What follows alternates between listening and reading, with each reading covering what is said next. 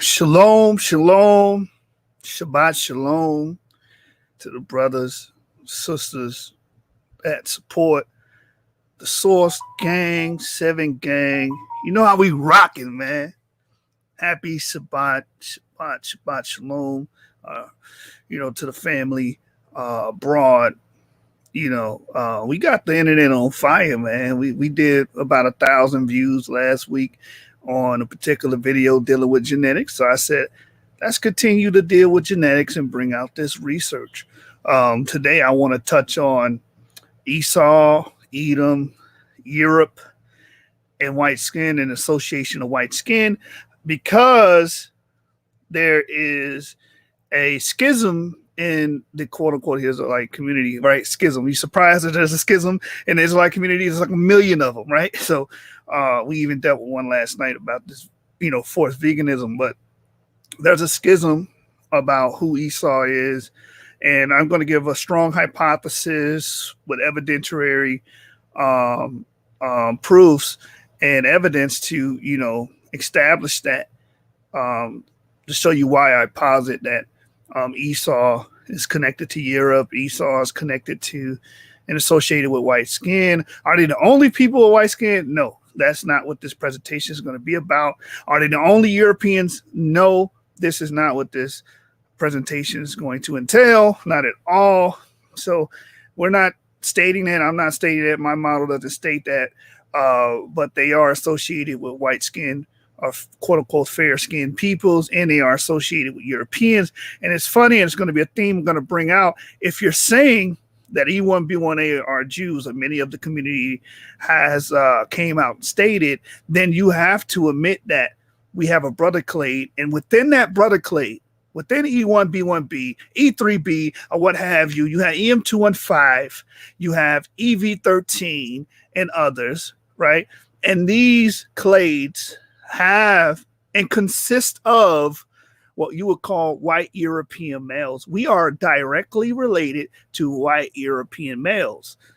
This is a theme that has been pushed early on in the Israelite community, the relationship between Jacob and Esau being brothers, sharing common male ancestry within within Isaac and Abraham, but these two different groups could very well have went on in subsequent populations to look different. One maybe consisted of what you would call dark skin, the other consisted of white skin, or there's a mixture of both in both of them. Never get caught up in phenotypes, never get caught up in white and dark skin. It's a false dilemma, false dichotomy, and a black and white fallacy. All humans come in a very or array of shades and colors, and we understand that. And we can go on and on and on. We showed that I knew people last time. I knew people are very light skinned people. People say, well, the only ones are the dark. No, that's a lie. They're not all dark skinned. They're not ubiquitous. They're not uniform as a people, and they don't have a uniform phenotype or look. Same thing as our people. We don't have a uniform or ubiquitous form that goes across everybody within our genome, within our ancestry, within our genealogy. That is just a false claim, and I will continue to drive that point home and try to erode the redneck scientific racism out of this community with every ounce and fiber of my being. With no further ado, before we get started with the presentation today, I would like to start off with a good introduction song.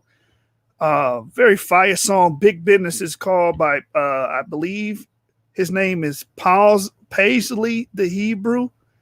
Excuse me if I butchered your name, brother, but it's Paisley the Hebrew, featuring Darak Ibar. Many of y'all may know who Darak Ibar is, but I like to open many of my videos with a song, and I love to close them with songs too.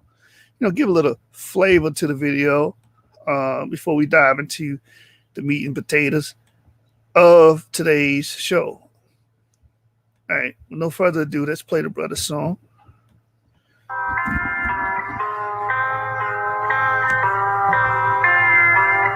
Big business. SK, let it play, boy. When I tell them I'm an Israelite, it's big business, nothing miniature. Serve the same thing as minister. Kill the flesh, how to finish them. These commandments, they'll sustain you. I'm surrounded by these angels. I ain't worried, I'm protected. From seen and unseen dangers. When I tell them I'm an Israelite, it's big business, nothing miniature. Serve the same thing as minister. Kill the flesh, how to finish them. These commandments, they'll sustain you. I'm surrounded by these angels. I ain't worried, I'm protected. Seen and unseen dangers. I wake up and serve me a prayer. Brush my teeth, babe, then I throw on some threads. Wash my face, grab a cup, pour me some yarn. Put on my backpack, then I'm off to the man. I eat these devils for breakfast. Gotta be careful. Whole lot of blood being shed in the streets. World is so wicked, I weep for the living. I drop a free cheer for the dead. All my white friends in my pocket, or either they loaded onto this black card that I swipe. Say every time that I drop it, diversity hitting more harder than problems of life. Rich, I collected 2 pennies from every person that willingly gave me advice. Being afraid can't exist in my spirit. I'm fearing no man but the Father in Christ. I put in work with the brothers. We stood on them calls and 10 like 9 at night. Teaching our people the gospel, equipped with a camera, some posters, some speakers, and mic. Every time that I see mama, she telling me, son, you gotta walk in the light. Christ, the bread of heaven, keep feeding my spirit, and I wanna low, not a slide. When I tell them I'm an Israelite, it's big business, nothing miniature. Serve the same thing as minister. Kill the flesh, how to finish them. These commandments, they'll sustain you. I'm surrounded by these angels. I ain't worried, I'm protected. From seen and unseen dangers. When I tell them I'm an Israelite, it's big business, nothing miniature. Serve the same thing as minister. Kill the flesh, how to finish them. These commandments, they'll sustain you. I'm surrounded by these angels. I ain't worried, I'm protected. From seen and unseen dangers. When I tell you I'm an Israelite, tribe of Judah, don't you take it personal. Bleed the blood on these demons, we purging them. Don't entertain Jezebels, we be curving them. Hey, I got a ribbon, she virtuous. In person, this blue life ain't virtual. I can't forget when I heard the truth. I got cut with that word, it got surgical. Conviction can lead to repentance. I pray these verses encourage you. We repented, now we on the vertical.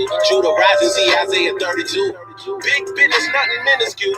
I picked up that pen back in middle school. Guard your light and take heed who you listen to. Watch your mouth and your ears and your vision too. How Shaitan and Shao Kahn won't finish you. In Mortal Kombat, this war is not physical. Gird your loins up and follow the general. Christ, Messiah is coming, that's scriptural. Yeah. You gotta starve your flesh. The real war ain't even started yet. This look like a setup for a second exodus. I'm trying to be where the water at. Let's get it. When I tell them I'm an Israelite, it's big business, nothing miniature.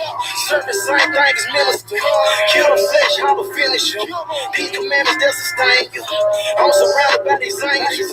I ain't worried, I'm protected. From seen and unseen dangers. When I tell them I'm an Israelite, it's big business, nothing miniature. Serve the same thing as minister. Kill the flesh, how to finish them. These commandments, they'll sustain you. I'm surrounded by these angels. I ain't worried, I'm protected. From seen and unseen dangers.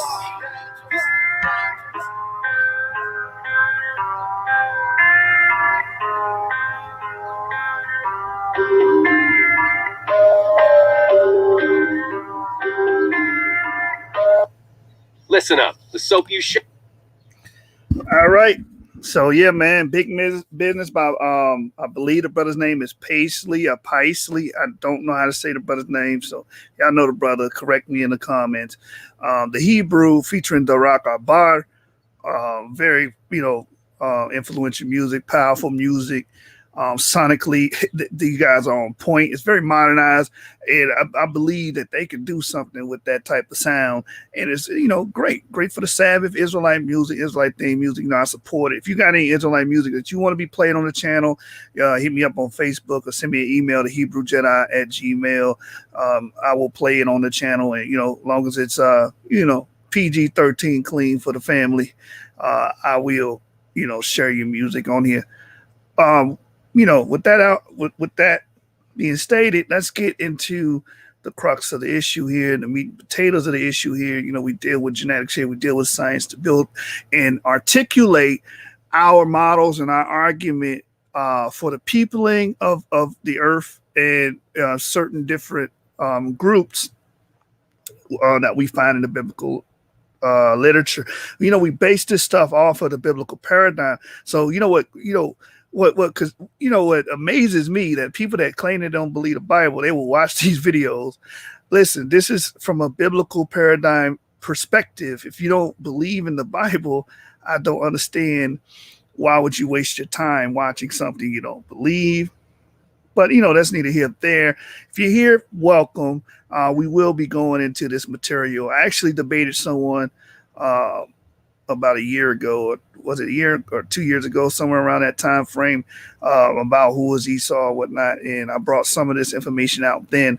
Um, upon further research, I've been able to even strengthen that argument. I still see evidence for Esau in Europe, Mesolithic Europe, and so on and so forth. And I see evidence for Esau being associated with white skin and light skin. A lot of people are like, oh no, how can Esau have to be black like everybody else because he's the twin brother of Jacob? Wait a minute. The scriptures say that the whole earth was populated. If you go on according to the biblical paradigm, the whole earth was populated by three men. We're talking about all the Y chromosomes that come from three men: Ham, Shem, and Japheth. So that would mean all variations of skin color, phenotype, and what have you would have to come from these brothers. So that don't even make any sense from that standpoint. I know that angers people because in the Israelite community, many things are sacrament to people. It's a sacrament, or sacrosanct. If you say anything against it, it's sacrilegious, you're a devil, you're wicked. I don't have, like I stated last night, I do not have to agree with everything you say just because you're an Israelite or you think that you're inspired or you feel that you're inspired, rather. You don't have to agree with everything I say. I don't understand this dogmatic fascist mind frame that is circulating the community. We have to get away from that if we're going to be, one, scientifically minded, two, very pragmatic in our approach to building arguments and models. We have to erode that type of behavior because it stunts growth. I was a part of an organization where they were about stunting growth and, just continuing with, the same old, and keeping these different dogmatic axioms that could not be broken. Listen, all knowledge is subject to change. We might come into some new information that might break our models, may break our understanding, and then we have to start over or rebuild models. That's just the nature of the thing. Nothing's going to remain the same, intact. When you look at my journey and where I started from, where I am now, a lot of my understanding shifted and changed once I did research and available evidence came to light. So you just got to remember that these things can be subject to change. That's the danger of being super duper dogmatic and axiomatic, where you feel as if, well, I'm saying is the truth regardless of whatever evidence I see. Then it's not evidentiary based. We should be able to prove our points through evidence. You understand? Not through axioms or dogma. So I warn people to steer away from that thinking, that mode of thinking, because it can stunt your growth. With that being stated, today's topic is Esau, Europe, and white skin. I'm going to be dealing with who I posit as being Esau, or a cluster of people that include Esau, rather, and their association with the European continent, the migrations, the expansions within and throughout Europe, and dealing with their association with white skin, because a lot of people believe Esau can't be white skin.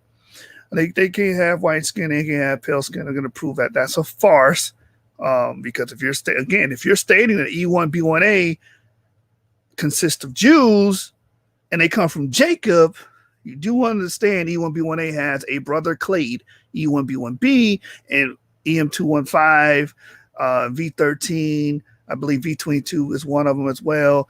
All of these groups, ancestral groups, their descendants, a lot of the descendants are what you would call Caucasian European, white European male, etc. So, for example, Lyndon B. Johnson, one of our presidents, was E1B1B.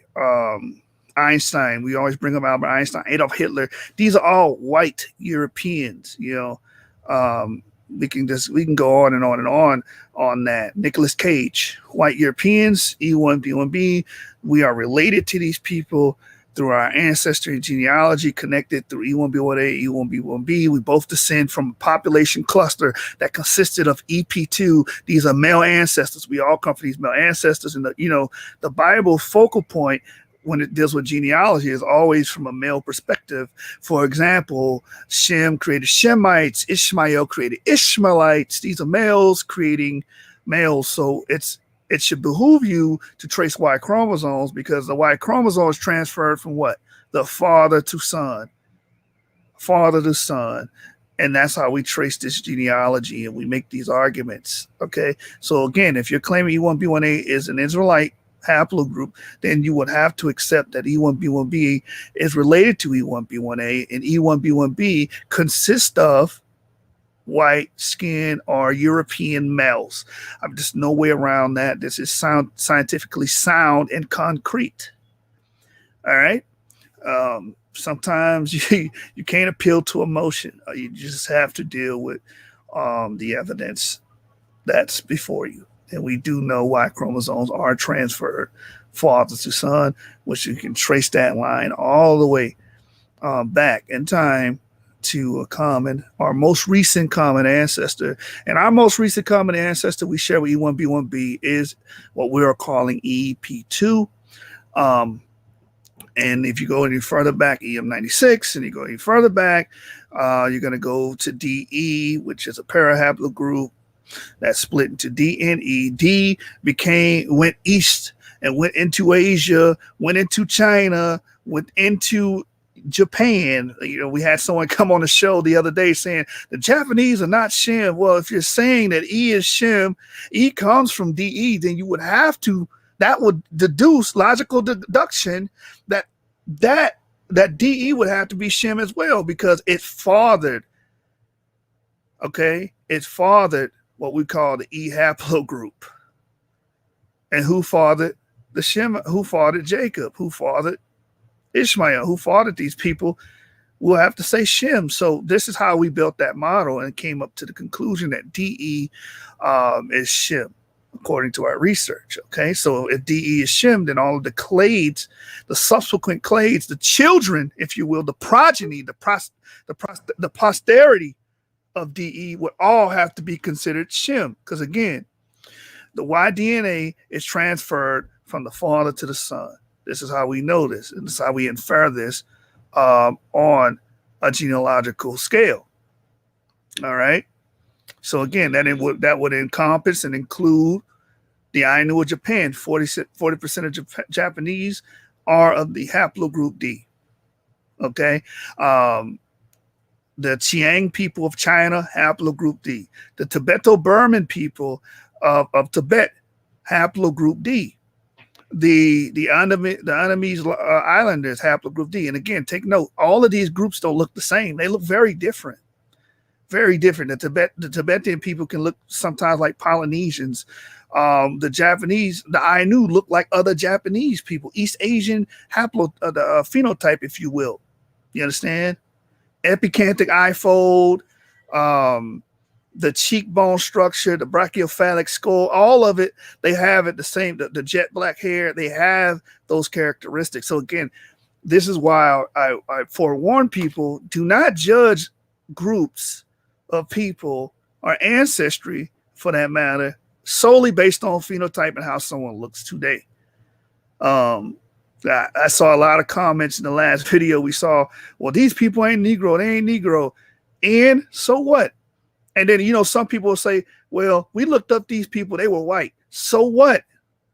They have our genetic information in them.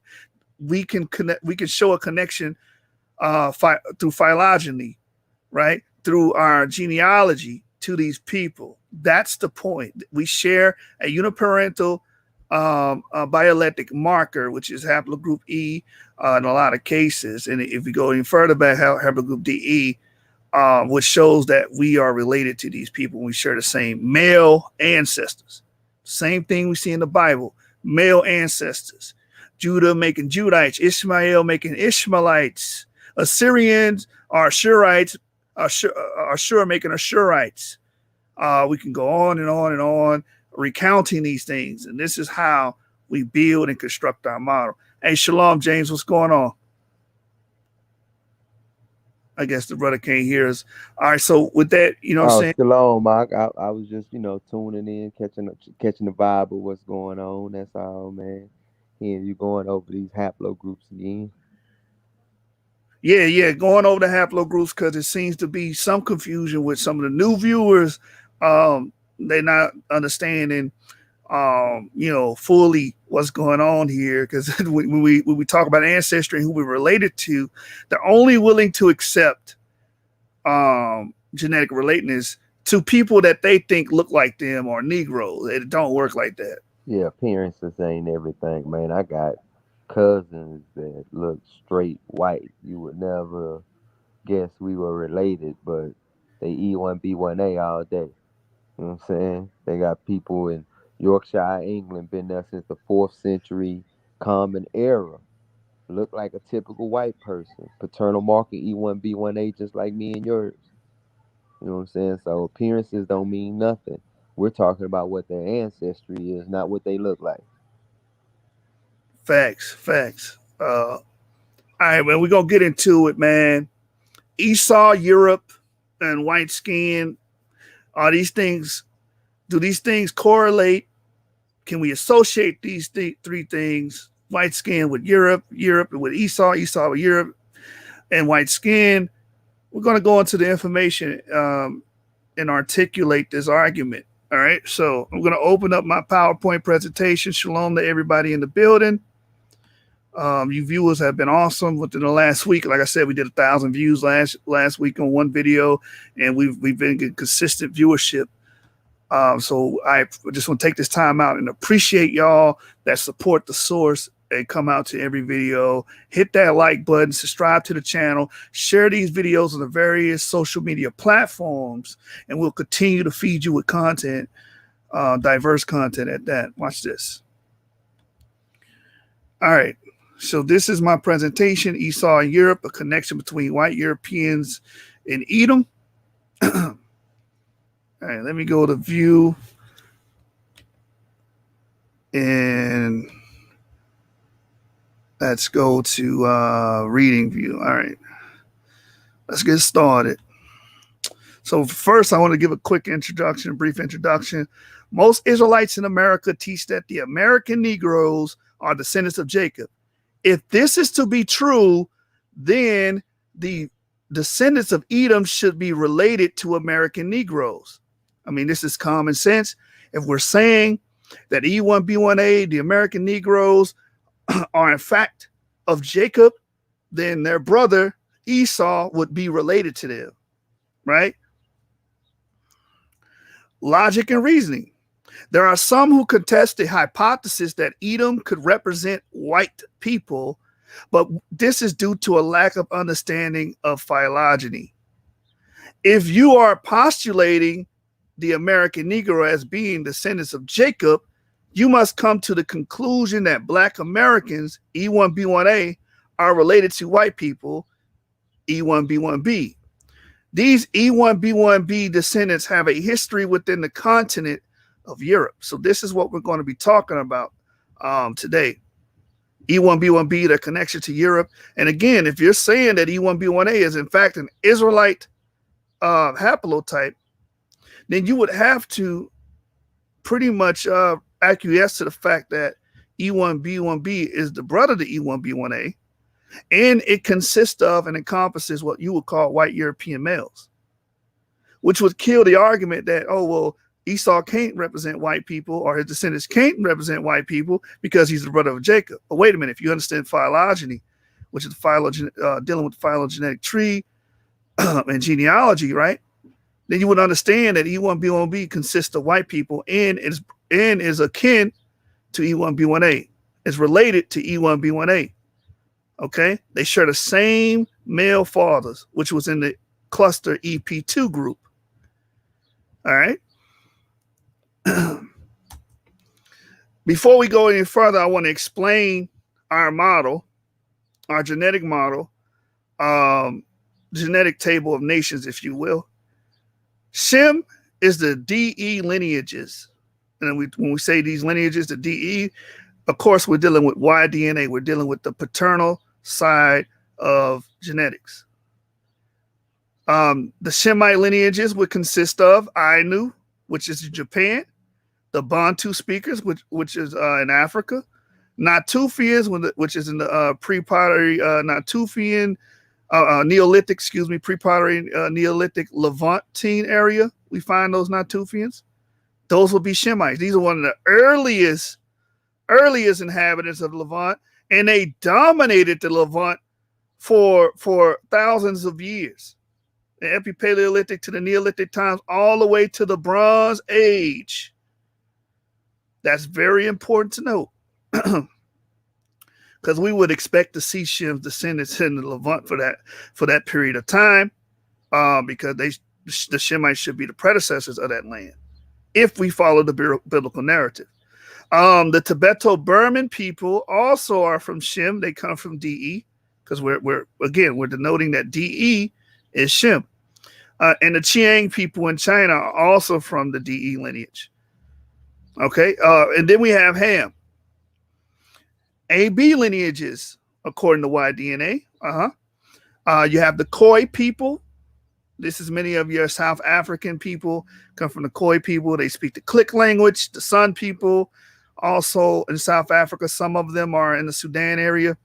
Also, the Kadruka population, which is in northern Sudan, and the early now. This is the early now population called the Kadruka population, and many of the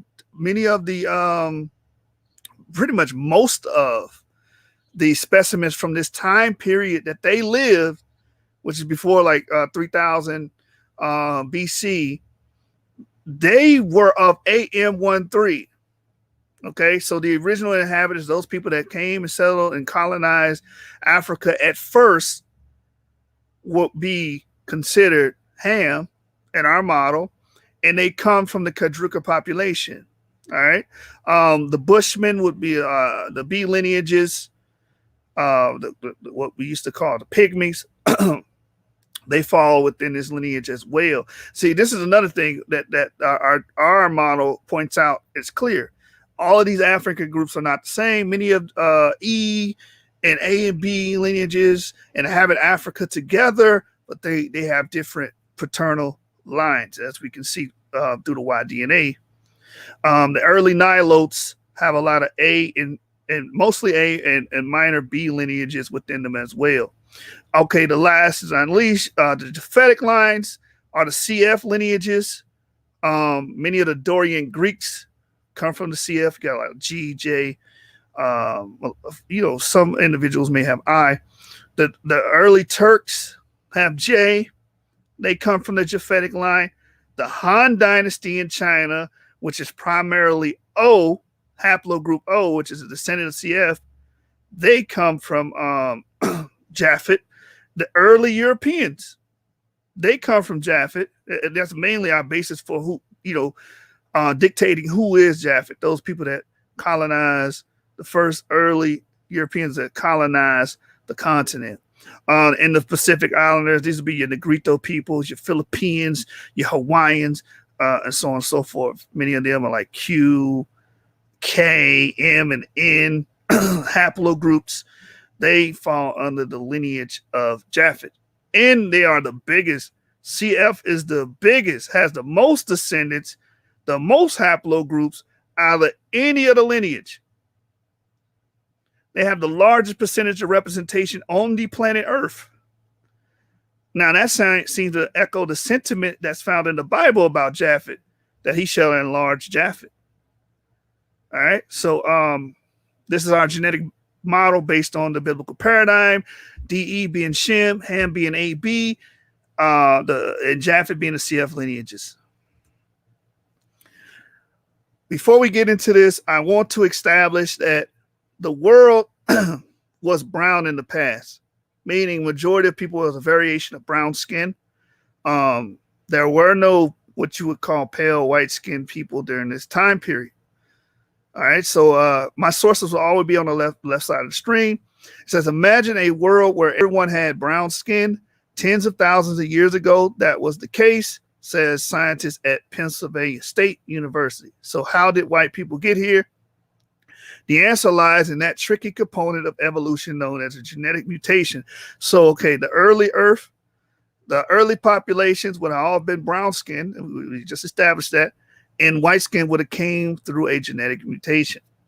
And the source is how genetic mutation led to the white race by Nadra Karim Nittel, ThoughtCo as the website. It was published July 4th, 2020. White skin introduced to Europe. If something's being introduced to a continent, that means it wasn't originally there at first, right? Okay, so most notably, a large effect variant of SLC2485, that's the allele that is responsible, the gene rather, that is responsible for skin whitening or skin lightening, right? Was introduced to Europe by migration of Neolithic farming populations, but continued to be under selection post-admixture. This study shows that the response to selection for light skin pigmentation in West Eurasia was driven by a relatively small proportion of the variants that are associated with present-day phenotypic variation. So some key points to point out here. The migration that carried these genes was known as the Neolithic farming populations, and we're going to show what groups fell into that category. So the source for that is the evolution of skin pigmentation associated variation in West Eurasia by Dan Ju. BioRxiv is where you can find an article, and it was published May 8th of 2020. Now watch this. A sole individual responsible for white skin, according to geneticists at Penn State. It says a skin whitening mutation appeared randomly in a sole individual, according to a 2005 Penn State study. If you understand genetics, a random mutation is rare, so it's likely not to happen across 1,000 people at one time. That mutation or that break in that genetic code is likely, it's more likely to happen in an individual, and then spread to subsequent populations when he hybridizes or he breeds with that population. Okay. It's easier to contain a mutation and spread a mutation in smaller populations. So if you got a group of 10 people and one of them has a rare mutation, it's more likely that that will spread versus one individual with a mutation in 1,000 people in a group of 1,000. It's going to be hard for his mutation to spread. All right. So let's keep going. Fair skin obtained by E3B first. This is E1B1B. The various sub-branches of E1B1B have been found today in the highest numbers in the Horn of Africa and in North Africa, but also in lower numbers in the Near East and Europe. It most likely found its way into Europe with the spread of agriculture. Remember, we brought out the early farmers. This is why I pointed that out. These early farmers that went into Europe carried these genes like SLC, the light skin gene, right? Carried these genes. It says, look, it most likely found its way into Europe with the spread of agriculture via Spain and the Balkans around 10,000 years ago. Although E1B1B represented the last major migration out of Africa, E1B1B individuals arriving in Europe may have been among the first people to have acquired the alleles for fair skin. Now, again, E1B1B is related to E1B1A. Many of you people say E1B1A. E1B1A is from Jacob. Now, we know he's related to E1B1B. We know E1B1A is related to E1B1B, and E1B1B is postulated to be the first ones to have acquired alleles for fair skin and spreading this into Europe.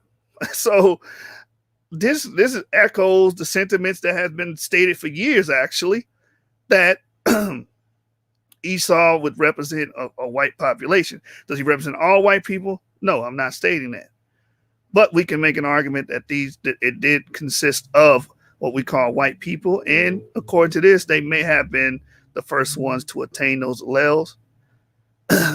All right, and that's the source is Famous Faces, linked by Y DNA haplogroups by Lee Reamer for ancestry, genealogy, and DNA.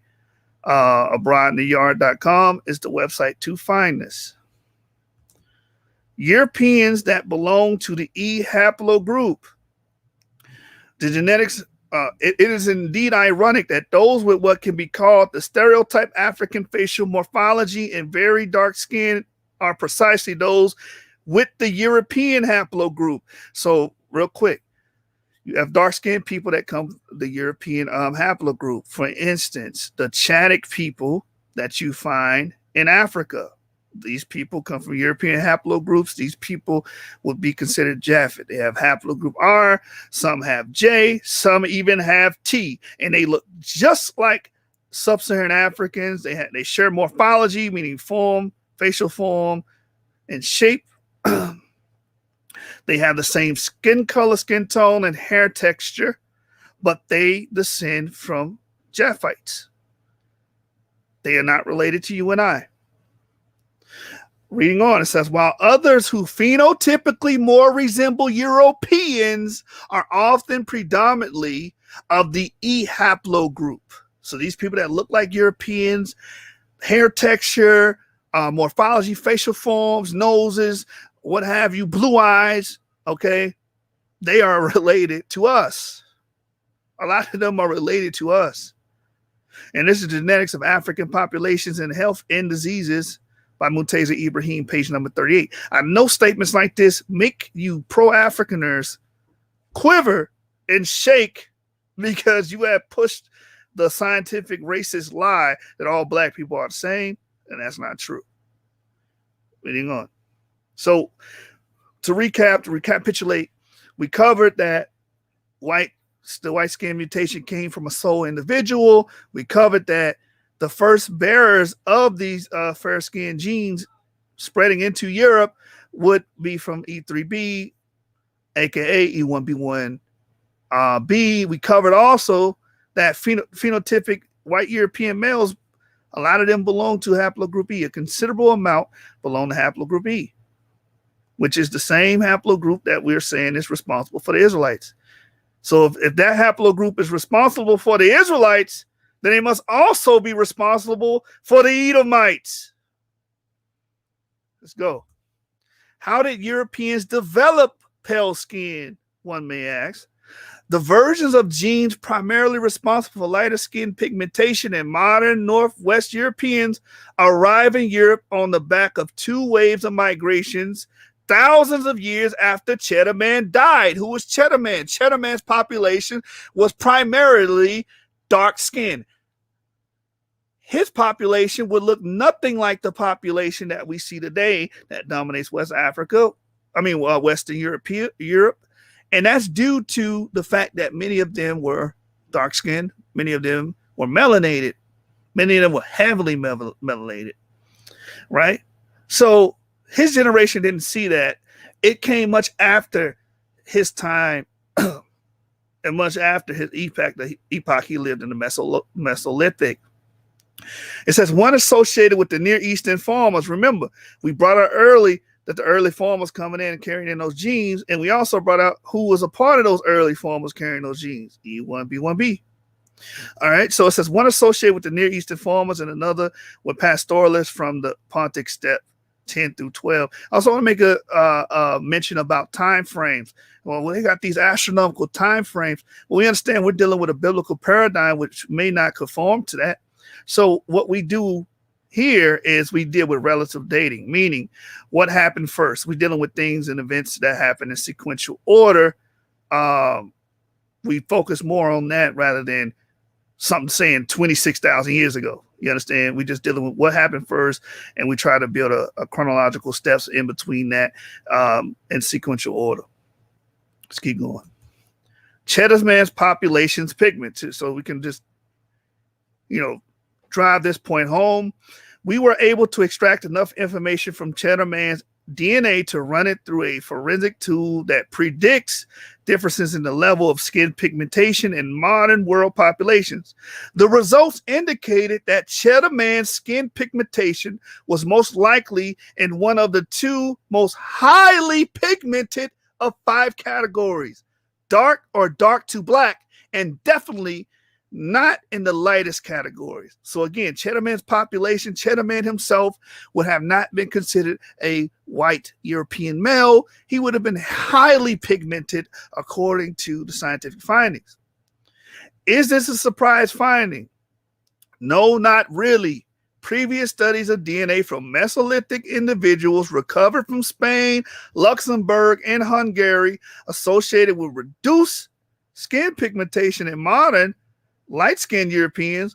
We found that Cheddar Man belonged to the same populations as these individuals, usually referred to as Western European Mesolithic hunter-gatherers. So in that context, his pigmentation is not unusual.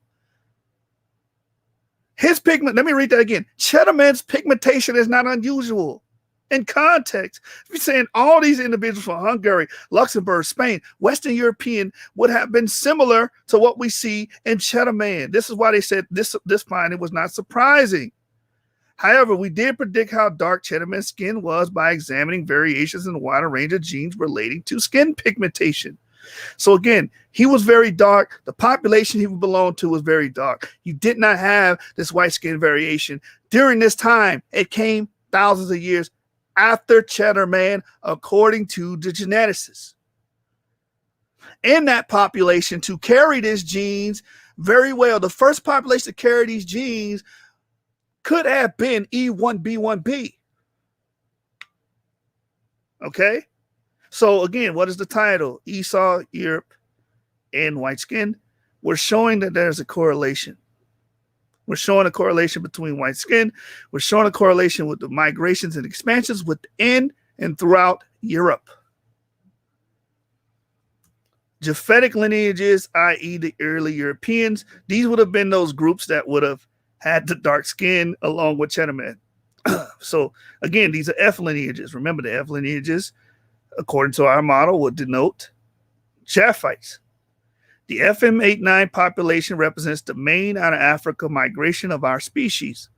Descendant populations of the FM89 group terminate in the following mutations: N423, the Balkan I group; M26, the Sardinian I group; M223, the Central European I group; M253, the Scandinavian I group. And why is it important?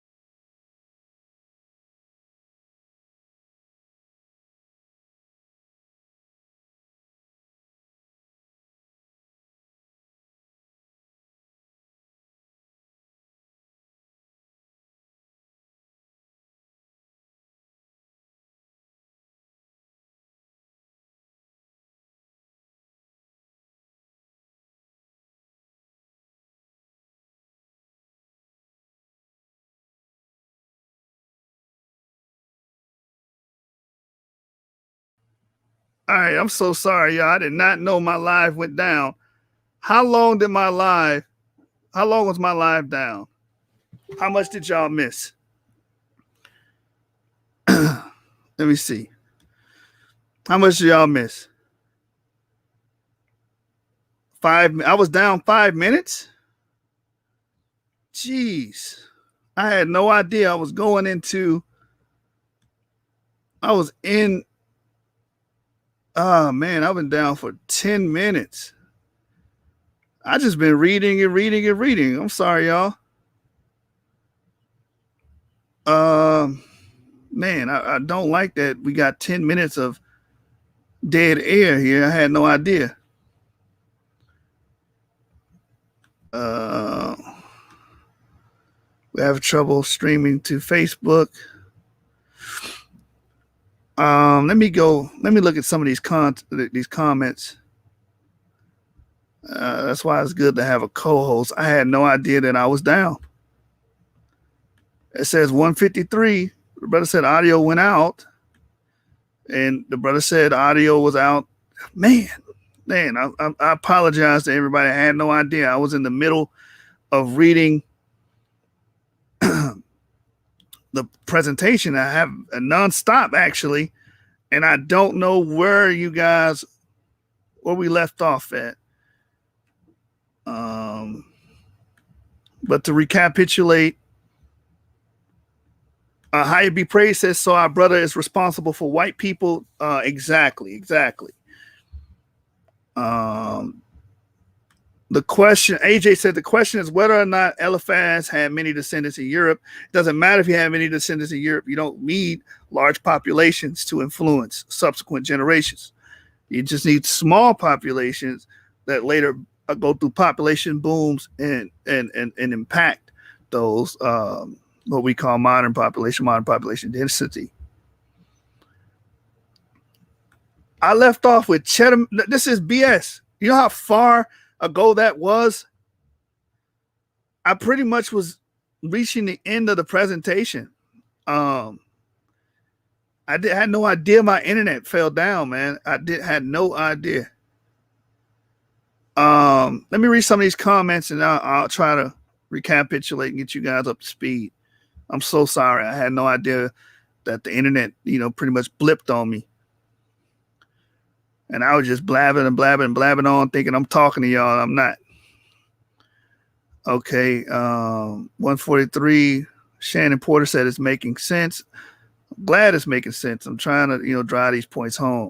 The biggest thing, the biggest thing that I want you guys to leave with is, for one thing you have to understand is our genealogy consists of black and white people. You can't get around that. It consists of black and white people. We see that with the E1B1B, EM215, etc.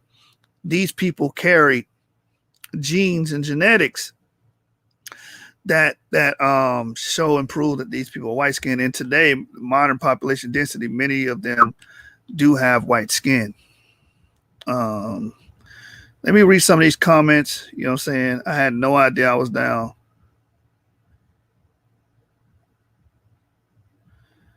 What's AJ talking about? AJ funny as hell. He said if his sound come back in 30 seconds, he is an Israelite and it's proven. If not, then the sign is he's wrong. Y'all funny, man. Y'all, it's very dogmatic. RA says my audio cut after he mentioned the Scandinavians and others carrying light skin gene mutations. Okay, that's what part we cut off at 10 minutes ago. Man, damn, this is not going to make this rewatchable. Nathaniel Jeanson spoke of how small populations quite take over in a part 4 or 5 of the 25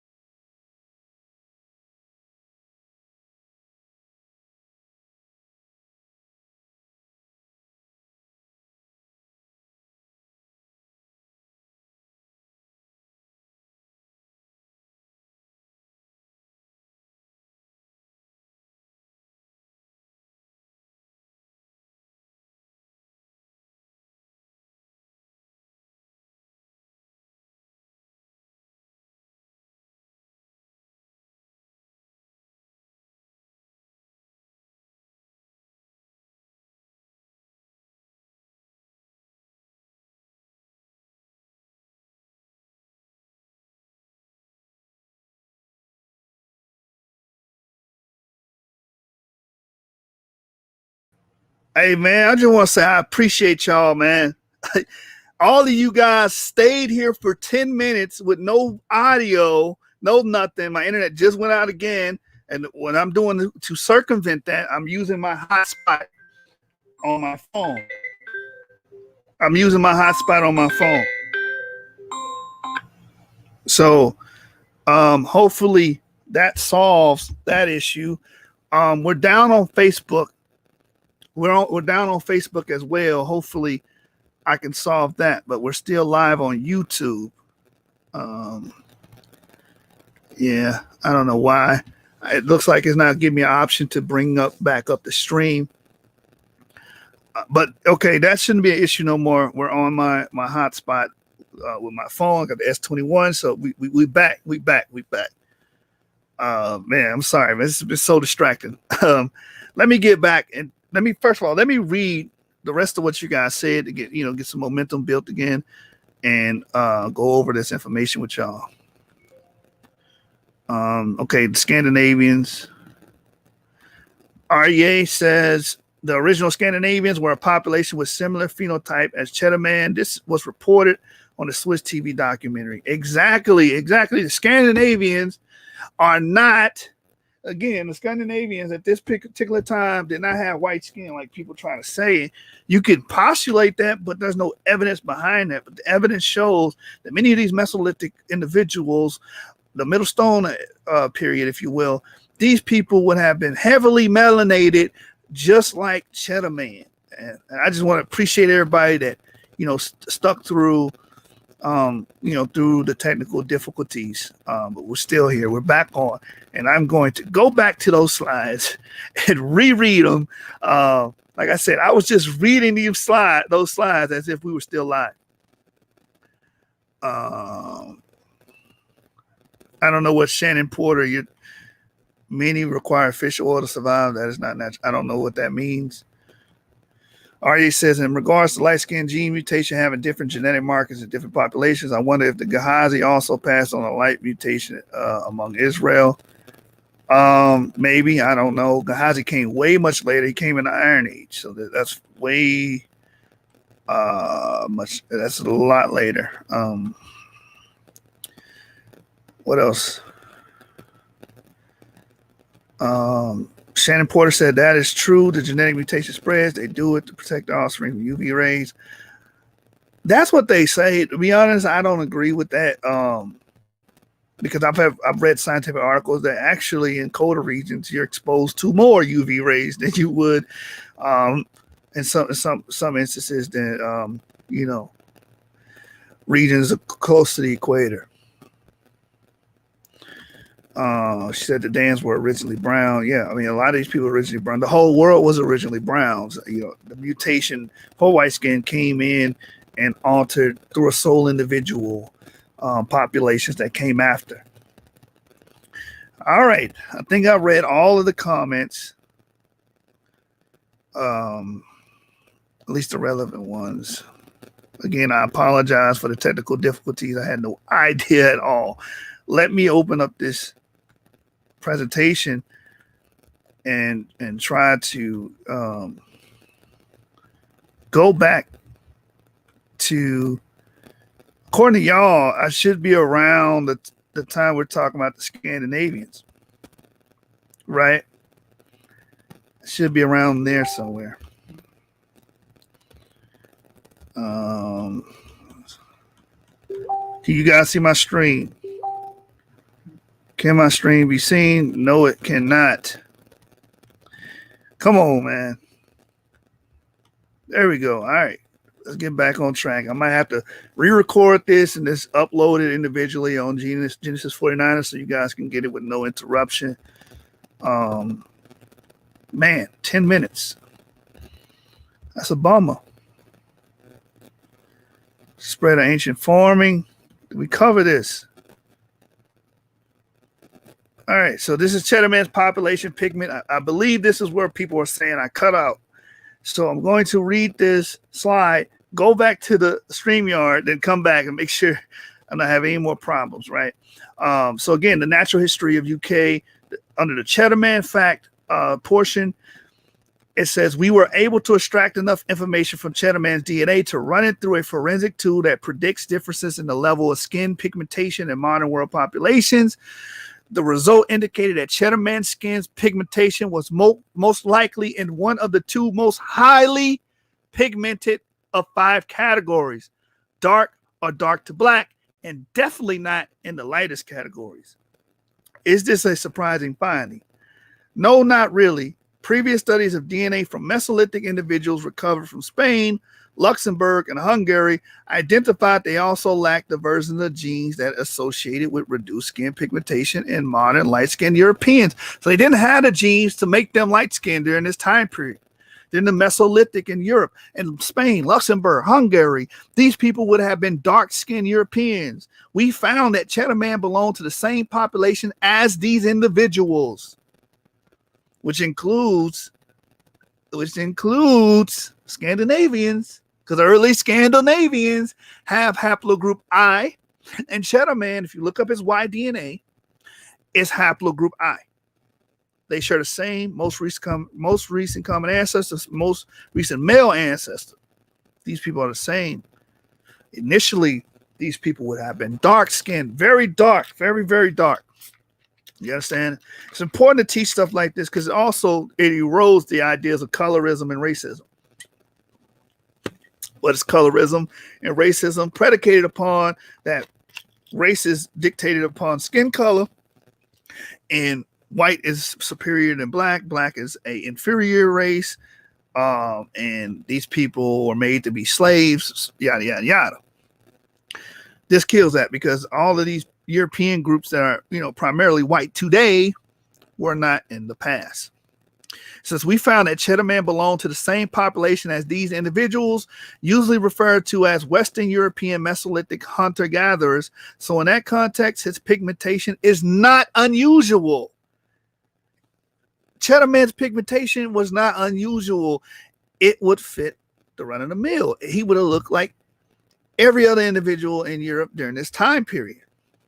However, we did predict how dark Cheddar Man's skin was by examining variations in a wider range of genes related to skin pigmentation.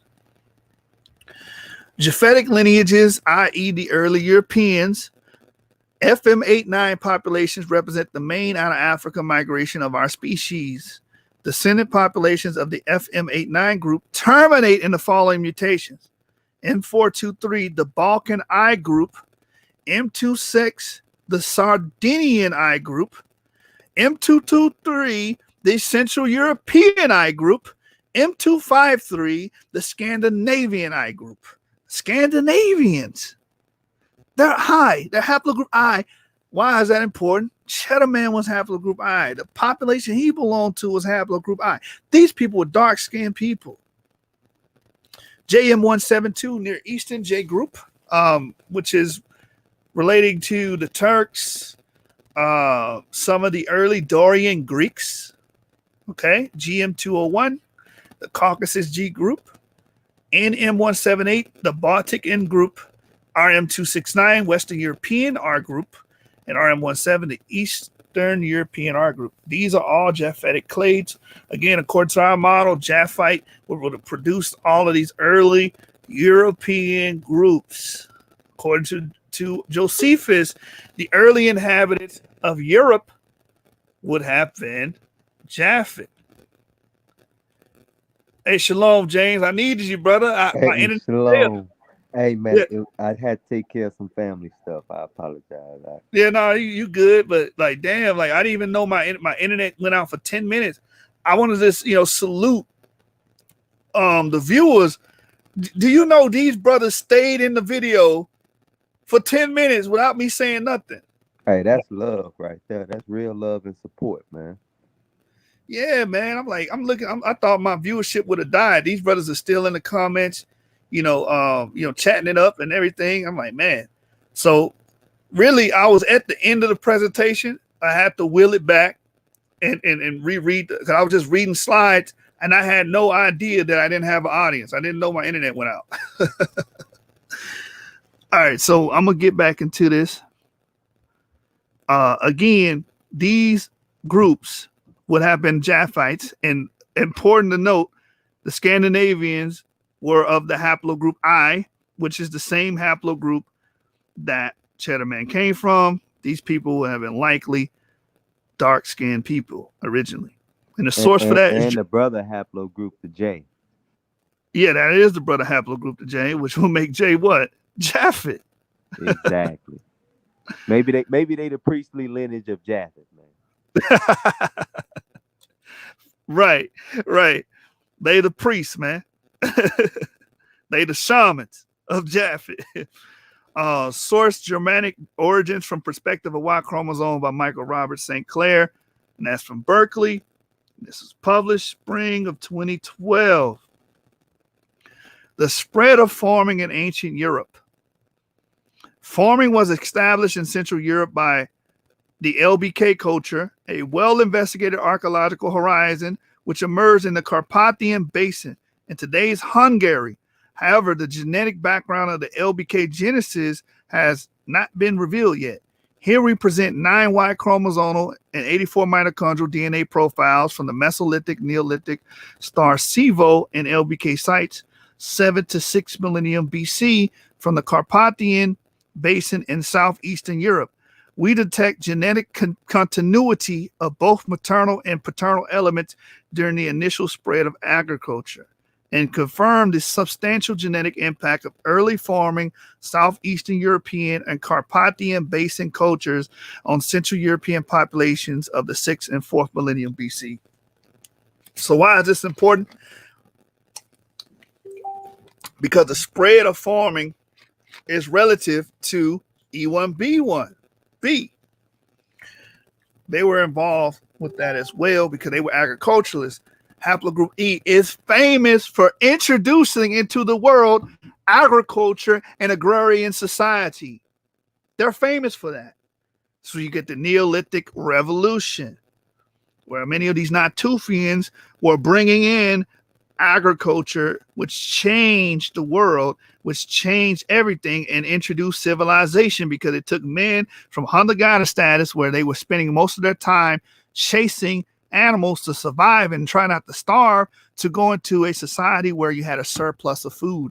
You didn't have to worry about where your next meal was coming because you knew you had a surplus of food from agriculture, and you were able to focus on other things like science, infrastructure, construction, building, expanding, inventions. You were able to sit down and think. You was allowed to think. You understand?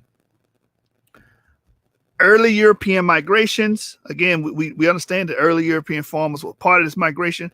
So our comprehensive Y chromosomal and mitochondrial DNA population genetic analysis demonstrate a clear affinity of early farmers to modern Near East and Caucasus, tracing the expansion from that region through southeastern Europe and the Carpathian Basin into Central Europe.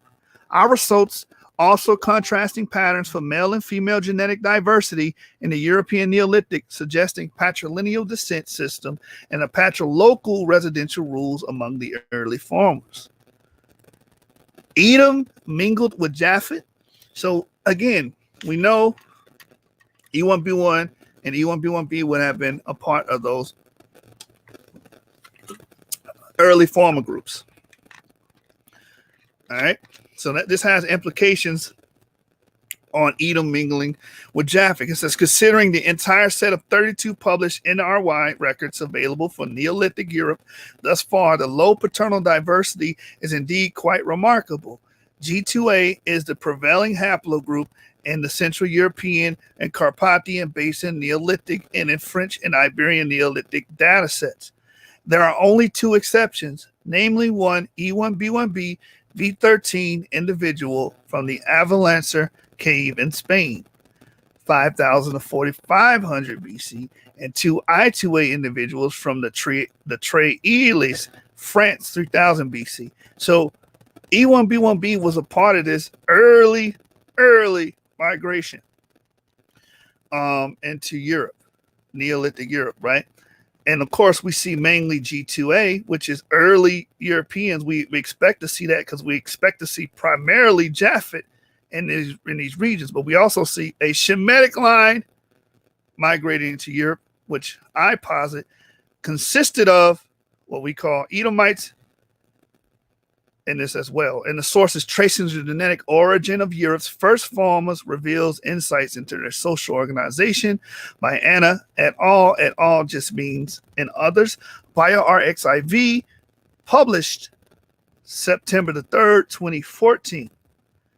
All right, let me check on the StreamYard. I have a question. Go ahead, brother. Question of my personal curiosity. You putting where you putting Edom at here right now? 'Cause, I mean, I'm personally trying to figure out what your timeline look like. Your secular Oh timeline. yeah, okay. Yeah. I'm going to touch on that on the later slide. Most of this stuff happened much recently, with less than 5,500 years ago. From my studies and my research. Now, I know they would say 10,000, 12,000 years ago. I don't necessarily agree with that. I think those dates are skewed. But I got something to show some evidence towards that as well. I haven't got to that slide yet. Bet. I read it when the internet went down, but I'm about to get to it here in a minute. All right, so let's get back to it. All right, so in conclusion, if anyone considers E1B1A as a genetic marker for Israelites, they have to consider the brother clade E1B1B, which consists of white European males. This would mean that Jacob, the putative ancestor, would be related to black people and white people. Examining the evidence of these E1B1B ancestors, we witness a migration into Europe and a assimilation with a foreign people, i.e. Japhet, according to our model, which replaced older lineages during the Yamnaya expansion from the steppes in the Bronze Age. This early group of E1B1B bearers may have been responsible for introducing Europe with alleles for white skin. E3B introduced to early Europe. Recently, it has been proposed that E3B originated in sub-Saharan Africa and expanded into the Near East and Northern Africa at the end of the Pleistocene. E3B lineages would have been introduced from the Near East into Southern Europe by immigrant farmers during the Neolithic expansion. Again, that's why I keep bringing up the farmers. Why? Because it shows that haplogroup E introgressed into Europe. All right. The source for that is phylogeographic analysis of haplogroup E3B. Y chromosomes reveal multiple migratory events within and out of Africa by Fulvio Crisani, and that's in the American Journal of Genetics, and this was published in 2004.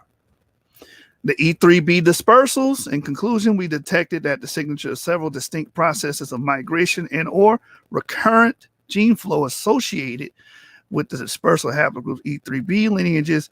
Early events involved the dispersal of EM78. So that just recapitulates what we just read. These people spreading out and dispersing into Europe.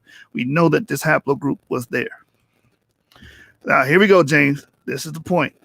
Less than 5,500 years ago is when this occurs. And I think this will answer your question. This is from Wikipedia, written by Massiamo I believe that's how you pronounce that, published in 2018. It says, in fact, it has been calculated that EV13 emerged from EM78 some 7,800 years ago when Neolithic farmers were advancing into the Balkans and the Danubian basin. Furthermore, all the modern members of EV13 descend from a common ancestor who lived approximately 5,500 years ago. And all of them descend from a latter common ancestor who carried the CTS 5856 mutation. That ancestor would have lived about 4,100 years ago during the Bronze Age, almost immediately afterwards. CTS 5856 split into 6 subclades, then branched off into more subclades in the space of a few generations. Why is this huge? Why is this important? Because it puts this timeline of this particular group that did all this expanding into Europe within less than 5,500 years ago. And it also shows you that subclades for haplotypes and haplogroups don't take 100,000 years to develop. It don't take 10,000 years to develop. It can form within the space of a few generations. That's scientifically observable. All right. So again, in just a few centuries, that very minor EV13 lineage, someone asked in the questions, how many people was it? It don't take that many people. All you need is a few individuals. And with agriculture, what does agrarian societies do? They induce population boom. Why do they induce population boom? Because majority of your people that's there are not dying from starvation when they can't find any damn live animals to hunt. They have a surplus of food. They're multiplying like rabbits. Okay, and in a lot of it's evidence. A lot of these early groups were practicing polygyny. When you look at these different grave sites, it's more women than males. Okay, so a lot of these men could have been with a lot of women and producing a lot of children. So you don't need too many people to induce this population boom. Okay, so it says in just a few centuries, that's only a few hundred years, this very minor EV13 lineage had started an expansion process that would turn it into Europe's most widespread paternal lineages and reach far beyond the borders of Europe itself, also spreading to the eastern edge of the Mediterranean, the Caucasus, the Kurdistan, Iran, and even Siberia. All of this occurred less than 5,500 years ago. They share a common ancestor that lived around 4,100 years ago. That puts them in the Bronze Age. And this is my argument for these people being related or considered or encompassing Edomites. All right. Let me go check the StreamYard. Now I'm nervous. Every time I get to talking and going on a rant for a while, I got to check the StreamYard, make sure I'm still live. And I am live. Shalom to everybody. Brother David said, great work, fam. I try, brother. I try. So this would put that into perspective. A lot of this stuff did happen within recent modern times. According to my research, anybody's willing to challenge it. My brother James willing to challenge it. Tell me I'm wrong. I'm open to hear it. Okay, so let's keep going. Same article. This data suggests that the fate of EV13 was linked to the elite dominance of the Bronze Age society. Excuse me. The geographic distribution of the 6 main branches show that EV13 quickly spread to all parts of Europe, but was especially common in Central Europe. The only Bronze Age migration that could account for such a fast and far-reaching dispersal is that of the Proto-Indo-Europeans. At present, the most consistent explanation is that EV13 developed from EM78 in Central Eastern Europe during the Neolithic period and was assimilated by the R1A and R1B Proto-Indo-Europeans around the time that they were leaving the Pontic steppe to invade the rest of Europe. Why is this important? This happened in this period right here happened in the Bronze Age. When Europe was overtaken by the R haplogroups, that took place during the Bronze Age. They came in and population replacement happened. A lot of those old lineages that Cheddar Man belonged to, IG and so on and so forth, was replaced by R1A and R1B Proto-Indo-Europeans that came from the steppes during this time. And who was right along with them, assimilating with them? EV13. This population, according to our model, according to my research, would have encompassed Edomites. This population was said to carry the alleles for white skin, connecting Esau, white skin, and Europe. We see the migration. We see them as the early farmers. They had agrarian society going into Europe. They had white skin. Okay. And they were a part of a population replacement event that happened during the Bronze Age. They assimilate themselves with Japhet. And we see this also articulated, this might have a historical parallel with what we find in what we call the Yasipon, which is an ancient Jewish recounting of history, where they say that Esau, descendants of Esau, came into Europe, okay, and intermingled with the Japhite people. We even have archaeology to back up that statement. I've done videos on this. The grave sites of Idiomenus, which was reported and purported to be on the island of Cyprus. All right. So again, this all correlates, according to my hypothesis, that these people would have encompassed Edomites. The Edomites assimilated with Japhet. Same article says, what is surprising with EV13 is that it is as common in R1A dominant as in R1B dominant countries. What does that mean? They are associated with what we just read, the expansion and invasion into Europe. R1A Indo-European tribes are associated with the corded ware culture, which span across Northeast Europe, Scandinavia, and the northern half of Central Europe. R1B tribes invaded the Balkans, the southern half of the Central Europe, and joined up with corded ware people in what is now Germany, the Czech Republic, and Western Poland. If EV13 was found among both groups, it would have needed to be either assimilated in the Pontic steppe or very near from it. So they're saying they this group was assimilated in the steppe, spread into Africa. Spread into Europe with the R1A, R1B clades and groups from Eurasia. This is that Yamnaya population coming into Europe. Okay, bringing in these haplogroup E clades with them. All right, so many people are arguing that these E3B dispersals are sort of happening much prior, a lot earlier, deeper into the Mesolithic. They're saying that this happened in the Bronze Age. Okay, it says if EV13 was found among both groups, it would have needed to be either assimilated in the Pontic steppe or very near from it, or at the junction between two groups in Central Europe around. For example, EG means, for example, around the Czech Republic. Haplogroup E, the Mesolithic epoch, the FM89 represents the main out of Africa migrations as reflected by figures 4.1 and 4.2. Unlike the other Y chromosome haplogroups discussed in the dissertation, haplogroup E did not participate in the main out of Africa migration about 45,000 years ago.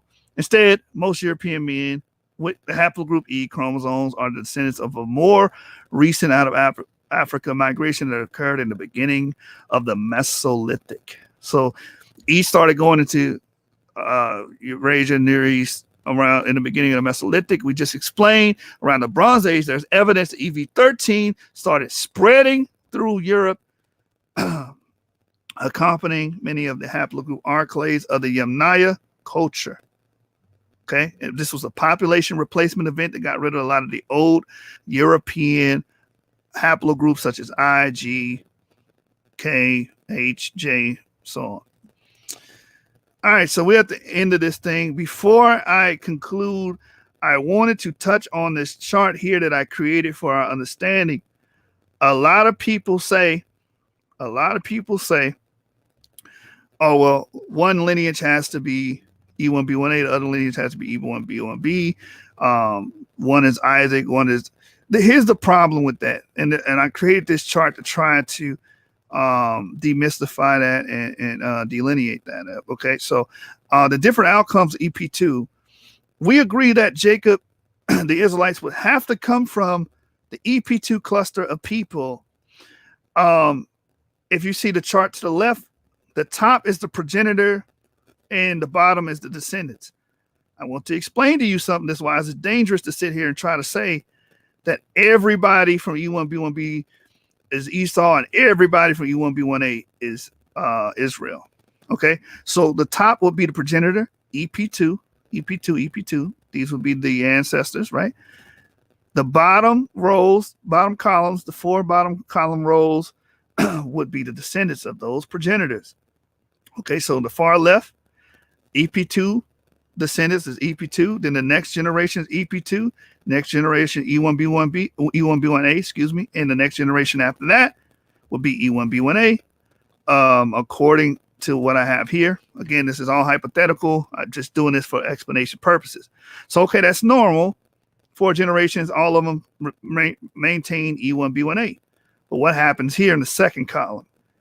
You can have a progenitor EP2 produce another EP2 generation, and then they produce E1B1B, and then they produce E1B1B the following generation, and then the fourth, what we call the fourth generation, would be EP2. Now, how would this happen? No, that's impossible. This could happen because the descendants would have to, let's say the women that came after them married into those EP2 lineages you see to the left. They married men from those EP2 lineages. Then their children would still be EP2. They still all descend from EP2. Why is that important? EP2 can produce E1B1A lineages and E1B lineages. This is why I say you can't, it's not a blanket statement. Genetics does not work like that. It's not cookie cutter. Look at the third example I made up right here. Again, all hypothetical. EP2, EP2, EP2, then produce E1B1A, and then again, a back crossing event can happen, and the women could back cross into EP2. They can marry EP2 individuals and still produce EP2 individuals. EP2 can create E1B1A, E1B1B. It can go either way. EP2, E1B1A all the way through EP2, E1B1B, monophyletic. All of them, all the descendants produce E1B1B. But what happens if they back cross? They move backwards. They can go back to EP2 and start the process all over again. We know that this happened and took place because you still have EP2 individuals today. In Ethiopia, you have EP2 individuals. Okay? And further presentations, I am going to draw up things so you guys can understand that this can happen, very well happen, which will shake up your understanding on, saying that everybody that E1B1A is the same or E1B1A is Jacob or what have you. We all come from the EP2 cluster, which can create either or. All right. So I just wanted to share that because I've been seeing that being confusing to some people.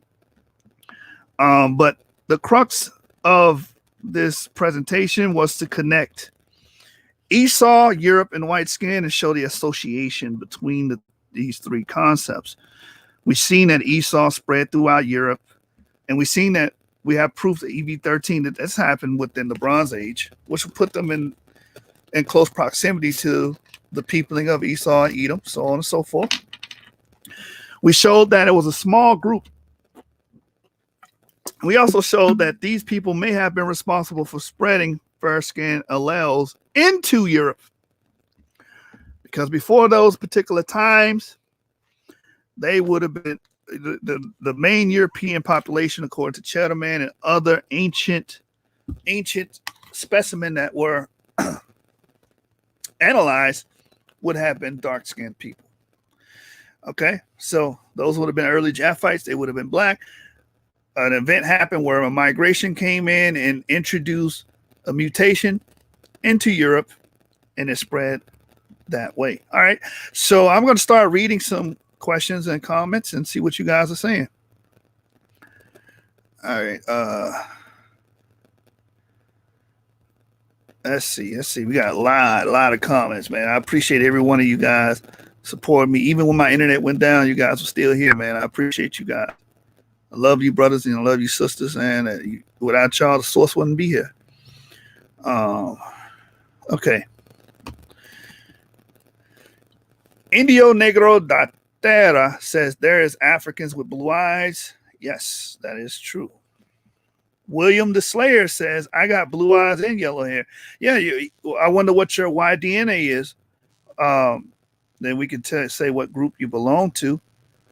Because we here at the source, we understand genetics cut across, genealogy cut across phenotypes, modern races. It cuts across that. You can be related to somebody and look completely different. Blue eyes, blonde hair. It can be related to someone with what we call kinky hair syndrome, or what have you. Dark skin, wide nose, what have you. Right. So it doesn't matter how you look. A higher rephrase says, and all those haplogroups come from haplogroup F. Yes, the early European settlers will be I and G2A and things of that nature would have came from F. And why is that important to our model? According to Japhet, the early inhabitants of Europe would have had to come from Japhet.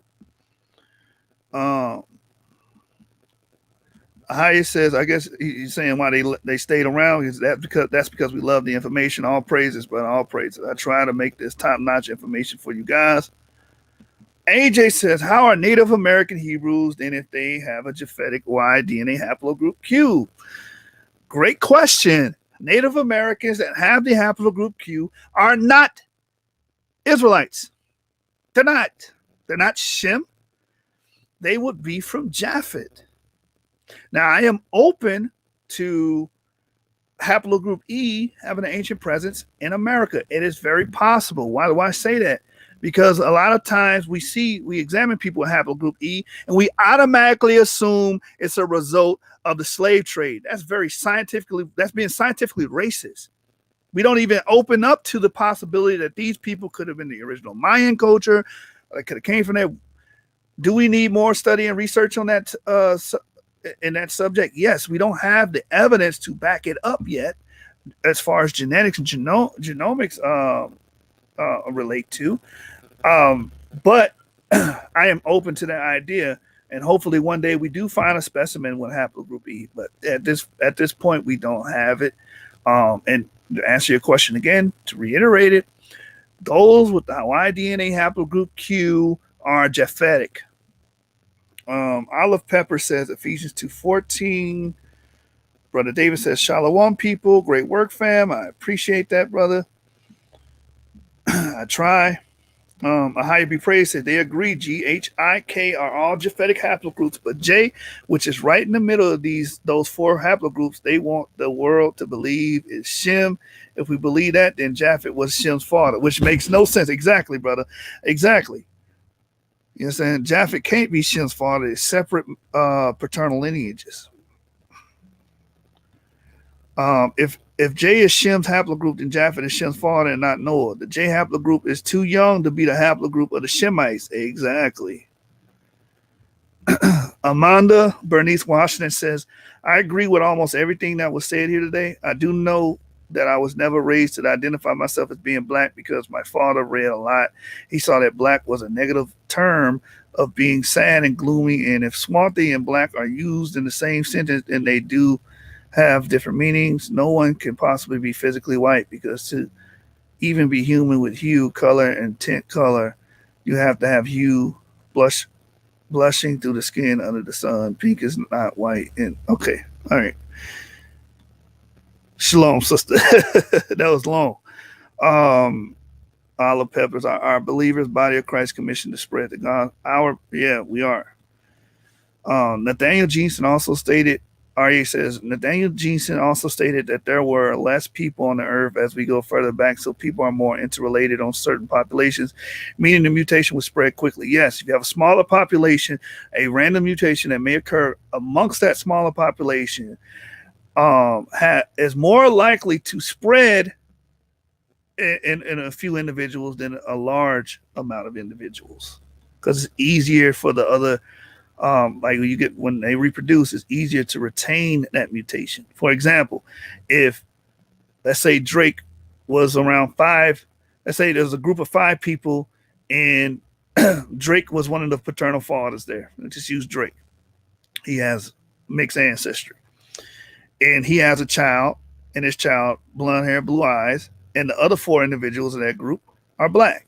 It's more likely if he reproduces with a female from that group to retain those light-skinned alleles. It's harder for him to retain those light-skinned alleles in a group of 100 because it's easier for what they call positive selection to select the other alleles that create dark skin and other physical traits over his, since he's only 1 out of 100. But 1 out of 5 is more likely. So that's how you think of that, right? RA said that supports the polygamy point you just made also. Yes. I believe you would have one man um, procreating and breeding with multiple women. We see that with the Bantu expansion as well. And that population boom would ensue after that. Indio Negro da Terra says, look it up for so culture people. They are the purest Arabs and they are black J haplogroup. I agree. You do have black J haplogroups there, one of them being a part of the Rimba or the Limba people as well. Esau is the white man, not Japhet. I wouldn't say period because again they assimilated, they carried it is we can posit that they carried those genes to create fair skin fair skinned peoples. But we also have to keep in mind that that also spread to Japhet as well. He said he coming at Sion neck. The EV13 reflects the Jasher account of Zepho and his brethren he sent for the whale. Yes, I do agree. Now, I believe that that's mythos, but I believe that that mythos reflects actual history of these Edomite people spreading into Europe, as you said, through EV13 with the Yamnaya culture. A hybrid praise says it is only natural that the original carriers of the haplogroup J should be the black people since its brother I, Cheddar Man, was the black man. Yes, they were black. They would have been dark skinned until a sole individual, according to scientists, introduce that mutation into their populations. William the Slayer says, so I am black. I mean, if you want to use that terminology, I guess if you have a what we call African haplogroup, but I would rather you say that you come from this ancestry of whatever haplogroup you came from. Ahia B. Praise says, I believe Esau acquired the white skin mutation from Neanderthal hybrid Horite he mingled his seed with. That's possible. That could have been the case. You know, some people say Hor denotes white or white bread, so that's actually feasible. Still Learning says, thank you for sharing. And that's the end of the comments. So, again, I apologize again for my technical difficulties. I had no idea I was off air, but I'm glad you guys stuck through it and we were able to finish it. So, again, these are my reasonings for Esau, Europe, and white skin, how they correlate and association between the three groups. The time thing, I answered that with that a lot of this stuff happened within the last 5,000 years. And again, I'm not beholden to these astronomical time dates anyway, because I understand that these things are blown out of proportion to fit human evolution. You know, our Australopithecus and so on and so forth, saying we came from apes. That's mainly why they support these larger estimates that have large intervals, by the way, large confidence intervals, meaning there's gaps within these dates as well. So, again, I'm not beholden to no large date system. I bring out the date system and I try to try to order things in sequential order and use relative dating when we're discussing many of these astronomical dates and fitting it into the biblical paradigm. And again, if you don't believe in the biblical paradigm, I don't know why you're reading it. I don't know why you're watching this. This is based off Shem, Ham, and Japheth. That's a biblical concept. Esau and Jacob, biblical concept. And we're building our models from there. Again, a lot of these old astronomical dates are blown out the water from the fact that if you go back 100,000 years, the strength of the Earth's magnetosphere will be so strong that it would rip the iron out of your blood. And we know this because we have a decay rate of the magnetosphere. In the magnetic field, we have the decay rate, and if you go back, if you use that math and you go backwards in time, eventually it'll get so strong it will rip the iron out your blood, killing all life on Earth. So we know that's not even possible. Another thing that kills these long astronomical timelines is the fact that we find biomaterial in the ground. Now we know biomaterial shouldn't last that long. We find dinosaur muscles, vessels, blood cells. Blood cells should not last that long. We find keratin, which is in your skin. It will not last that long. It will not last 67 million years. You understand? They pulled a dinosaur out the water, and they said, "Damn, this thing looks like it was just walking yesterday." Okay, this thing has all of its keratin, all of its armored plates on its back. It looks fresh. They're finding soft dinosaur tissue that kills these large dates that these scientists try to impose. Because again, they're just using the dates so they can what? Enforce their model. It fits their model. So I use my dates to fit my model.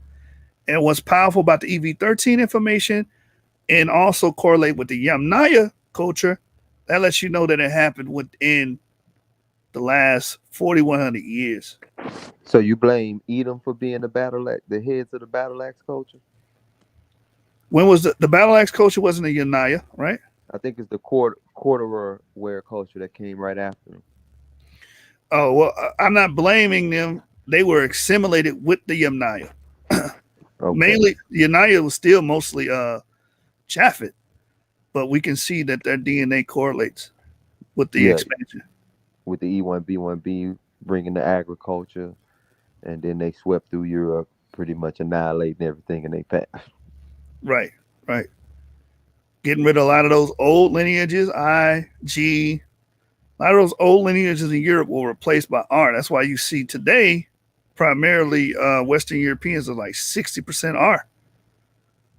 You know, and we can still see E lineages there, like in Bulgaria, Hungary. We see high percentages of E lineages there. What Arya just said. I agree with Ahaya be praised on the Neanderthal hybrid point. The DNA results in Neanderthal findings and the Liechtenstein cave support that. Ari also says they traced the Neanderthal bones to direct descendants in a village at the foot of the mountain. Stray Mail says, I haven't checked again. Is the Evernote linked up on Lions Forum video? I have not posted it on that video, but I will do that today. I'm so sorry. I went to sleep after that and went to work, and the rest is history. Lion Forum says E1B1B is Ishmaelites. I don't say that in particular. Some of them could be Ishmael, but I don't believe they all have the same. Here's the thing. I just explained at the end of the presentation. I don't believe it's as monophyletic as you guys are trying to make it to seem like, oh, well, one clade has to be nothing but Ishmaelites. Oh, the other clade, E1B1A, has to be nothing but Jacobians. Let me share my screen to try to articulate that point. And maybe I need to find better ways to convey this point. But let me show you this. Where do you put Abraham on the phylogenetic tree? EP2. So do you have EP2 all the way down through Israel, or does it? Yes. I believe that cluster produced all of the children of Abraham, and then later on they would produce E1B1A. Diverge. Yes. Yeah, that's how I look at it. Then that leaves it open that an Israelite could be E1B1A or E1B1B. Yep. And vice versa with the Ishmaelite or Edomite. Right. Okay. That's just how I look at it, because it makes more sense to me, in my opinion. Trying to make all E1B1B Esau or Ishmael, I just can't make that make sense with the evidence. You know what I mean? I can't make it make sense. Maybe someone else can show me, right? The error of my ways. Maybe someone else can show me. But I need someone to show me through evidence, you know. All right, so let me share my screen. Lion Farm, and I'm gonna show.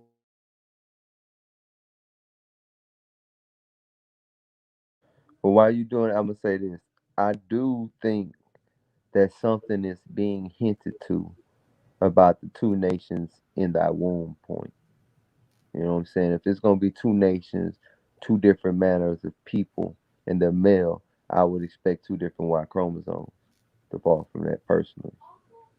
Yeah, I agree. I mean, that's how I looked at it too, and that makes sense from that standpoint. But I don't know. I can't marry those ideas with everything that I'm reading. That's what I'm having a problem with. Um, Yeah, because mine kind of expand a bit because I don't think like Abraham would have been the only one walking the earth carrying EP2. You know what I'm me saying? Like neither. so other people still have the possibility of later their descendants falling into one of these branches of E1B1A or E1B1B. So that's where I figure it's not, so straightforward. Um, but I don't know. I think there should be some type of split between Esau and Jacob to a degree where it would fall on the Y chrome. It's just me personally. I don't mean, I ain't arguing I'm right. It's just my view. Yeah, but here's the thing. I think that it is generally that statement is true because I do see evidence for Esau being EV13, which is the E1B1B clade, and I do see evidence for us being E1B1A. So I can see some truths in it. I just don't see it being all around, like you said, foolproof, where you can have an EP2, someone from that cluster, produce these same clades and have different origins. For instance, I believe some of Ishmael descendants are E1B1B, but are they from the same progenitors that created uh, Esau? I don't think so. Correct. That's my opinion, Yeah. and this is why. Right here, so the top column is the progenitors, EP2, that cluster, that community of EP2, and then we can see various. Guess this is all. Of course, this is all hypothetical, right? Various examples of lineages. So the far left column, two EP2 generations, and then E1B1A proceeds. You'll say, okay, that's normal. That's what you expect. Second column, EP2, same cluster, right? Produces EP2, then they produce E1B1B, E1B1B, and then EP2. It's like, how the hell did that happen? You can have that lineage from the left column reproduce with the females or the daughters of these E1B1B population and produce EP2 again. Why am I bringing it up? EP2 can produce E1B1A or E1B1B. This jumbles up the ancestry. This is why I say it's not clear. This is what geneticists call back crossing. They back cross into an older lineage. We know this happens because we still have older lineages. If it happened like some people depict it to happen, we should only see the younger lineages in populations, but we don't. Yeah. I can see that. Mm. Okay. As some people are saying, and that's why I said when I look at this evidence, I'm like, nah, I can't really say everybody with this clade is either or, and that's my argument for that. Let me look at the comments.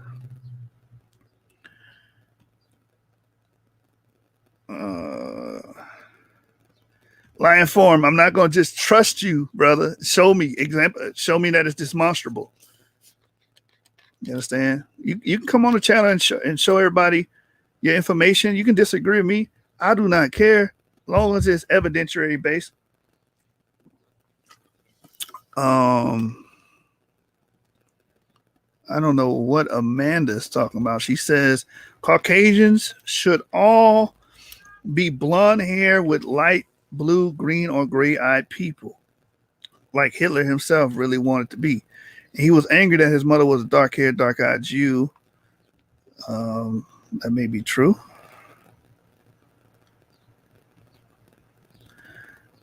You talking about the creating the Uber Mitch, man?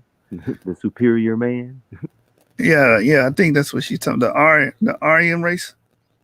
Yeah, well, I don't. Yeah, the Aryan race. Yeah. Stray Mail says, how many branches are found off of the E1B1C branch that Lion Farm brought out? His chart looks scientific, spiritually concrete, but you are saying they can be mixed. What I'm saying is that if EP2 can create E1B1A and E1B lineages, and we know that a cluster and a population of EP2 existed in times past, how could you say one lineage is strictly Ishmael and the other is strictly Jacob and the other is strictly Esau? And this is not nothing to do with Lion Farm. Many people have that inclination. A lot of people think that way. And I don't find that in my genetic studies at all. It can be a varied outcome.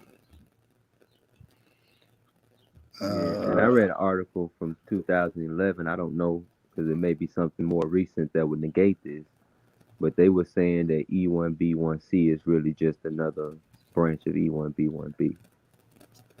Yeah, I read that one too. Yeah, so it's not really its own branch over there.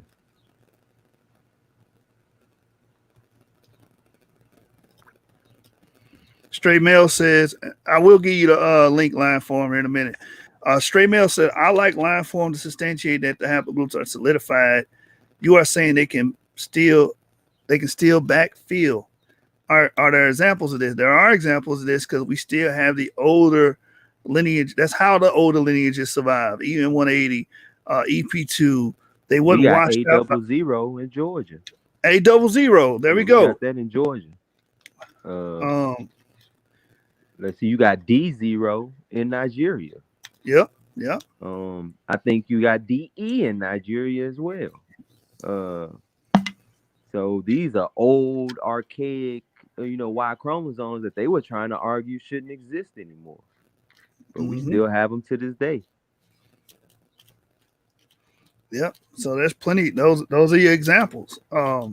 Even in I believe in Asia, you have DE. EM180, EM96. It's Arabs with EM96. It's Jews with EM96. That's the first lineage after that's what introduces haplogroup E, EM96. Yep. So I'm not, again, Lion Farm, I'm not disagreeing that Ishmaelites can have E1B1B. I'm disagreeing with saying the whole clade is Ishmael. That's what I'm disagreeing with. All right. Make that clear. All right. You got the link, so you can come in and bring forth your strong reasons.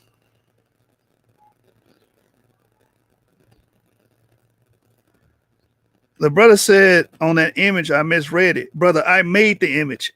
What are you talking about? I made that graph in PowerPoint to exemplify my point.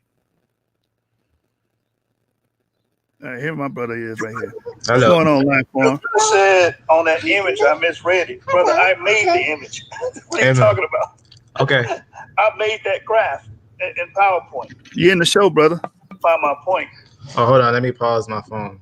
So let's look at it. Let's look at the line of Abraham. Let's go to the E line, right? And let's take a look at the E line. And what I'm gonna do is we're gonna look at the E line and we're gonna just see if we can see if it's connected to M2, right? I just want to see from your point if we can get to M2 from your point, because remember it splits off to 10, and we verified that from family tree DNA. So I just want to see if we can get to M2 where it splits off to 12 tribes. That's all I want to see. We'll be able to do that. Yeah, you can share your string, but I want to clarify, my argument is not against EM2 and it diverging into different mutations. My argument is that we all come from an EP2 cluster of people. It's not as simple as saying one person existed with the EP2. Pause that camera. You see what I'm saying? All right, okay, but I'm gonna show you something, because I also know I hear what you're saying, but let's just look at it and then I'm gonna show you. So I got my screen share on. If you can click that. Yeah, I got you. You got it. All right. It's all love. So now this is the line. This right here, obviously, is the design that we found out that worked, because M2 is where it splits to 12 tribes from M2. And if we go back just one, we got V38, and V38 is going to be your E1B1A. This M2 is actually E1B1A1. And then if you go back, so M2 breaks off from V38, V38 breaks from P2. So they actually let us know, no matter what, the end point is at M2. No one's M2, but we all are a branch of M2. And we get that from family tree DNA when it tells us that we ourselves are children of 12 original people that break from M2. Right? That's important to know, because if we look at because when I sent a message to Family Tree DNA, I already knew the answer, but I wanted to make sure that I was right. So I just basically asked. I didn't ask about M, because if I said I want to know if I'm M2, then it would say okay. But if I went back an extra one, I would have knew that they would add a little extra information. So I said I want to know if I'm E1B1A, because I know E1B1A is before E1B1A1. And then so they answered and said, thank you for contacting Family Tree DNA. We won't predict you to E1B1A. I wanted to hear that exactly, which is also known as EV38, which is EV38, which we've seen there. However, we will predict you to EM2. So EM2 is right after EV38. So E338 or E38, for the sake of understanding, brings forth M2. So M2 is going to be our 12 that's going to send from there. And that's how we actually know that the understanding of this is right. Now, if we're going to start at here, if this was Abraham and his E1 is his E1B1, his son, right, he's going to have Isaac. So the only other branch we got there is Ishmael. That's the only other branch we got there. We got to work with what we actually see in the scriptures, that Abraham brought forth Isaac and Ishmael, and then he brought forth Jacob, and that brought forth the 12. And remember, only E1B1A is the only line that bring forth original 12 tribes. And that's how they know it comes from M2. No one today is M2. No one today is V38, and no one today is P2, E1B1, which we find in the Natufian in the land of Israel. But Lion Farm. That's an untrue statement. You do have people today that are EP2. They're largely found in Ethiopian population. Like 18% of the Ethiopian populations do carry EP2, and you do have people that are EV38. You said that what? P2? You do have individuals today at modern population density that carry EP2. If you can show me one haplogroup test with real P2. Now they can say it's P2 from a branch of P2, but if they say that they are P2, the ancient branch of P2, you got to grab that DNA test and look and see if they actually are showing the subhaplogroup on there. You got to look if they're not summarizing it. If they're summarizing it, then that's one thing. But if they're actually showing the true haplogroup all the way to its final root, then we actually can look at that. But for someone to say that they're P2 unbroken from any mixes, then think about that. Think about that alone. Even if we was to go back, let's even run with that idea. Let's say if we was to go back to all the way to the original people, right? That would mean that they themselves, if they was P2, they're not just. I'm gonna go to the real one, on the one that you say it is, just as the sake of understanding, so we can look at a chart that's just like it. I want to go over here. I'll just notice some other stuff. Real quick, that makes sense. Real quick, brother, I got you. Now, you mentioned the Natufians. The Natufians is a group of people. That'll be a cluster. Okay, a lot of them would be EP2. No. A lot of them would be E1B1. Okay, so that would mean you can't make E1B1 be one individual, brother. That's what I'm trying to get you to see. No. E1B1 is not one individual. I never said it's one individual. Remember, Abraham had brothers. He had family. There's a lot of different family he would have had in that area. We know that. What I'm saying is this. If you said, now, where would you start here? If you had to start somewhere, where would you start here? Abraham. Go ahead, James. You want to say something? I was just going to say, my issue would be the just assumption that Abraham's sons have a different Y chromosome than he does. I would No, they're need the same reason. haplogroup. They're the same Y chromosome. The same haplogroup. No. Abraham is said to be E1B1. Sorry, what's your Isaac point? is said to be E1B1A, which means Isaac has a What mutation. boy? I want to know, and then Ishmael also has a different mutation. What would be the cause of this mutation? The Like woman, the I can woman, the see a woman will reason cause for. the Hold on, mutation. let me say one more. I can see a reason for Esau and Jacob to have that mutation because God says they're going to be two different manner of people. But Isaac and Ishmael, there's nothing that says that. Yeah, it said Ishmael will have 12 princes. Remember, it said he's gonna be a wild man. And every man's hands will be against him. Why would that make him E1B1B Why would instead that of make him E1B1? E1B1B? Because Abraham is E1B1. Now, if Yeah, we let, I'm trying to it's find more out likely that what's the he gives brothers. his son. Where do you start for Abraham? I want to know where you start for Well, Abraham. let me make this one last point, then you can, and then he can answer. His son would most likely have E1B1 just like his father, without a reason for the mutation. So The go ahead. woman would mutate that. The woman would mutate. Now, listen, the Y chromosome actually it goes through recombination. The recombination actually happens at this ends. There is 95% of the Y chromosome that doesn't go to recombination, but there is going to be 5% that does go to recombination with the X chromosome. So the Okay, Y chromosome is actually what we're looking at, but the mutations, these are subgroups that break off from the main group. And these are actually going to be because of mutations of the X chromosome. So a different mother, especially knowing that the mother of Ishmael would be a Hamite, that would be an uh-huh. A or a B. So of course we'll have a B there. And then you have obviously this mother being of Shem, and it's just continuing on. Okay. Well, let me say to that. I can see then Ishmael by that logic because the mitochondrial DNA can cause a mutation to the Y to alter it. So let's say yes on Ishmael. I wouldn't see it on Isaac though because the female line and the male line come from the same progenitors. Of So course, since but that would hold still on, cause let me just mutation. say the last part. Let me just say the last part. And since that is true, they should reproduce the same. So if Abraham is E1B1, his son should be E1B1. If Abraham is E1B1. Abraham is E1B1. Hmm. And then his sons is going to be E1B1 because of mutation. The subgroup is going to be mutated by the female.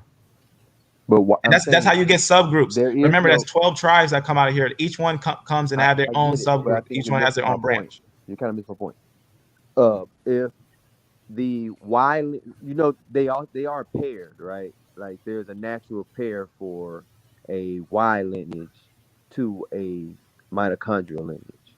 Like for instance, uh, E DE goes back to basal L3, right? They're paired together. So where you see one, you would naturally see the other, and then they would naturally recreate that of the same without a climatic change or different climate or something like that to cause a mutation.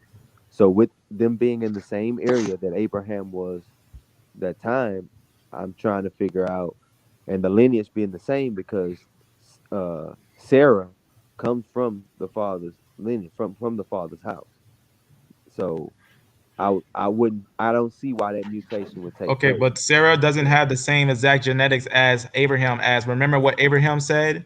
He said that we have the same the same father but a different mother. So a different mother causes another X chromosome in the female. She has an extra X from But we another don't know line. if that mother is from a different Of course, mitochondrial lineage. You would have to right, but that's show. another X. That's another X in the woman. That's an extra X. That's why there's mutation. I Mutation understand, because of but multiple X's. there's a main mitochondrial lineage just like there's a main Okay, let me go to a picture. Y chromosome lineage. There's a main one.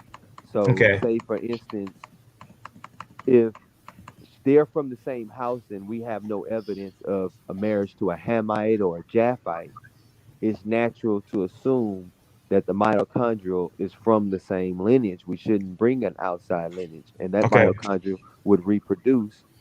It wouldn't give a mutation that would cause a change to the Y like that. Okay, I'm just gonna make this clear and simple. So where you see the blue right here, this is where it does not recombine. Everything outside of it, where you see this pink, this is where it recombines. It doesn't matter what type of woman it is possible for it to recombine. Now it's gonna be different depending on the woman, yes. If you have an Israelite woman, you're going to get more similar combinations. But if you get a whole totally different woman from the line of the male, yes, you're going to have different combinations. That's why we get haplogroups. Different haplogroups have different markers on them. That's actually what you look for. They call them socks. You find the socks on the Y chromosome, and then you match that to the haplogroup, and they connect them to their haplogroup. So yes, from the line of Israel, we do have a similar haplogroup. Yes, and we have from Ishmael a different haplogroup. So yes, we do have different haplogroups because one is from a Shemite and one is from a Hamite. Yes, there's two different mothers. One you're going to see signs of Hamites, and one you're going to see signs of Shemites on it. From the Shemite, I'm saying if the Shemite is a male Shemite and a female Shemite lineage, it guess there's going to be a recombination, but it wouldn't cause a mutation to the extent that it Why would would it not result. cause a mutation? If Brother, I didn't I'll let you finish, bro. okay, go on, To the I'll extent listen. to where we would be going to, oh, well, just in one lineage, we go from EP2, I'm glad you said that. E1B1A without a cause. I understand the outside Okay, lineage from the you're Hamites. probably wondering how Let you can me have a fast finish, mutation in brother, one lineage. brother. I'll tell you when I'm done. Go ahead. I understand when you spoke about Ishmael because his mother Hagar is a Hamite. So yes, I can see that recombination causing a mutation that could either bring forth E1B1B or E1B1A. Very reasonable. No one's going to Yes, argue. because it's actually a paper out. I got, bruh. But when it comes to Isaac, I don't see a cause. What would be the cause? I'm saying, what would be How the old was outside Abraham? cause? How old was Abraham when he had Isaac? So age causes it. Yes, there's actually a paper out that actually proves that a higher age of a male actually causes faster mutations. Nathan actually even goes over this paper himself. But what would be the different mitochondrial lineage that would come in and Well, introduce it to well, cause that obviously, mutation? understanding the mutation, it doesn't matter if it's from Shem. It's not like if you get someone who's a Shemite and that mates with a Shemite and you don't get a mutation. You're gonna always have a mutation. That's just gonna Okay, happen. let Just me for give this, clarity, this example in then. that paper, real quick, just for clarity, in that paper, does it substantiate multiple mutations coming from the same individual over a 14-year span? No, this is actually letting you know right here is actually letting you know that the higher the age of the individual, the more likely of a So, mutation. right. So what you're reading doesn't answer what I just asked. No, it does answer it. It does answer it. Okay, what did I just ask? Wait. Which one is you? Are you the one that's asking me of the mutation that happened really fast? No, I'm the one that asked you if what you're reading substantiates one individual creating multiple mutations within a 14-year span, as in the story of Isaac and Ishmael. From Isaac, understand, we're not talking about a age from the difference of Isaac and Jacob. I mean Isaac and Ishmael. Right. Abraham was an Ishmael old is man when born he from a had both different children. woman. Ishmael is born from a female who is an Egyptian. Okay, not did you a understand the Israelite. question? Did you understand the question? The mutation, the difference of the A and B is because Ishmael is born from an Egyptian woman and Did you Isaac is born understand the from a question? Shem. Yes, that's the answer to I the don't question. think you understood the question. Like, so the question was, it does the paper that you're citing. This is a yes, no question. It's not a yes or no question. Is you can't put a red herring on it because you got to understand that what you're saying I'm not is trying to refute you. I'm trying to understand the limitation of information in the document you're citing. this paper. Okay, look, let me make it clear. Let me just make this clear first before you You know what he proceed. wants to ask. Look, let me just make this clear first. This paper is just illustrating that when someone is older, there's higher mutations. But the difference of Ishmael and Isaac is because of Ham and Shem. Did you read the paper or did you just clip out a picture? No, I know the paper. I already read the Okay, paper. so let me I heard ask the you a paper. quick yes, no question about the paper. So if you've Okay, read the ask me paper, a I'm yes not or trying to no. refute you, brother. I'm trying to understand what the paper says. Okay, ask Does me that yes make or sense? no. Okay, as long as so we remember remember we're talking about Ham and Shem. I got you, bro. I'm not Okay, trying go to ahead. refute nothing you're saying. I'm trying to understand what you're saying. Does that make sense? Okay, go ahead. Okay. So in the paper you're citing, does it talk about is there anything that refers to an individual giving multiple mutations in a short time span? Yes, there's a higher difference. You can see from the point More of than one, like 20 so one individual producing from more 30. than Look at the one higher. different multiple. Hold on, real quick. One individual producing more than one mutation, like so, not just one difference, but two. Does that make sense? Look. Ask it one more time, so I can hear you. What? You know, let me just do it like this, like just so I can understand. Just ask it. So ask it so I can get a clear, so I can answer you directly on what you're asking. He may I not want to know know a what you're different way asking. of asking. Because if you're asking me what this paper is about, it's just about that someone that's older is going to have more mutations. Okay, let me do it. Let me do it Can I like get this. some clarity? I think what Orthodox Moore is trying to figure out is this paper saying that one individual can create multiple haplotypes. For instance, you're saying that Abraham created E1B1A and E1B1B. Yeah, by different women, by women, one woman that's Ham and one woman that's Shem. That's what I'm saying. Now, I'm saying this also played in substantiated by this also played in it. This also played into that Abraham was older. This also played into that Abraham was older. But the main thing is that the two women. Hold on, line form. You got to let people finish their sentences. So you're saying that, but he's trying to figure out, does the paper support that idea? That's what he's trying to figure out. And if not, do you have another paper that does? I'm just trying to figure out where the paper trail is. I'm telling you that what this paper does is just let us know that the older the male is, the more possible for him to have mutations. So that answers no. Got you. I have a question then, because that answers. What about the kids by Keturah? Do they have a different haplogroup than Thank the other two you. That was my next question, bro. Go ahead. I'm taking my son upstairs. What that question? Oh, well, when you come back, I'll ask it again. Yeah, because inquiring minds definitely want to know. Because I was about to say, then all the haplogroups taken up, the A, B, and C gone. Right. Yeah, because either they're EP2 like Abraham, or they're something, you know what I'm saying, or they have a whole set of mutations on their own. Beloved brothers, let's do this right so that everyone can see. Let's show me where I want to see what you understand. Show me where Abraham is on this chart. Wait, hold on. Hold on. My brother just asked you a question though. Yeah, but he asked like 15 questions. No, it's just one. He just asked one. Yeah, okay, ask the know question. If the children of Abraham by Keturah, do they have a different haplogroup than Ishmael and Isaac? I don't 100% know. Okay. And we can't really find out because we had an incident in the Bible where a lot of his sons were killed, and a lot of them were actually absorbed into the Ishmaelites.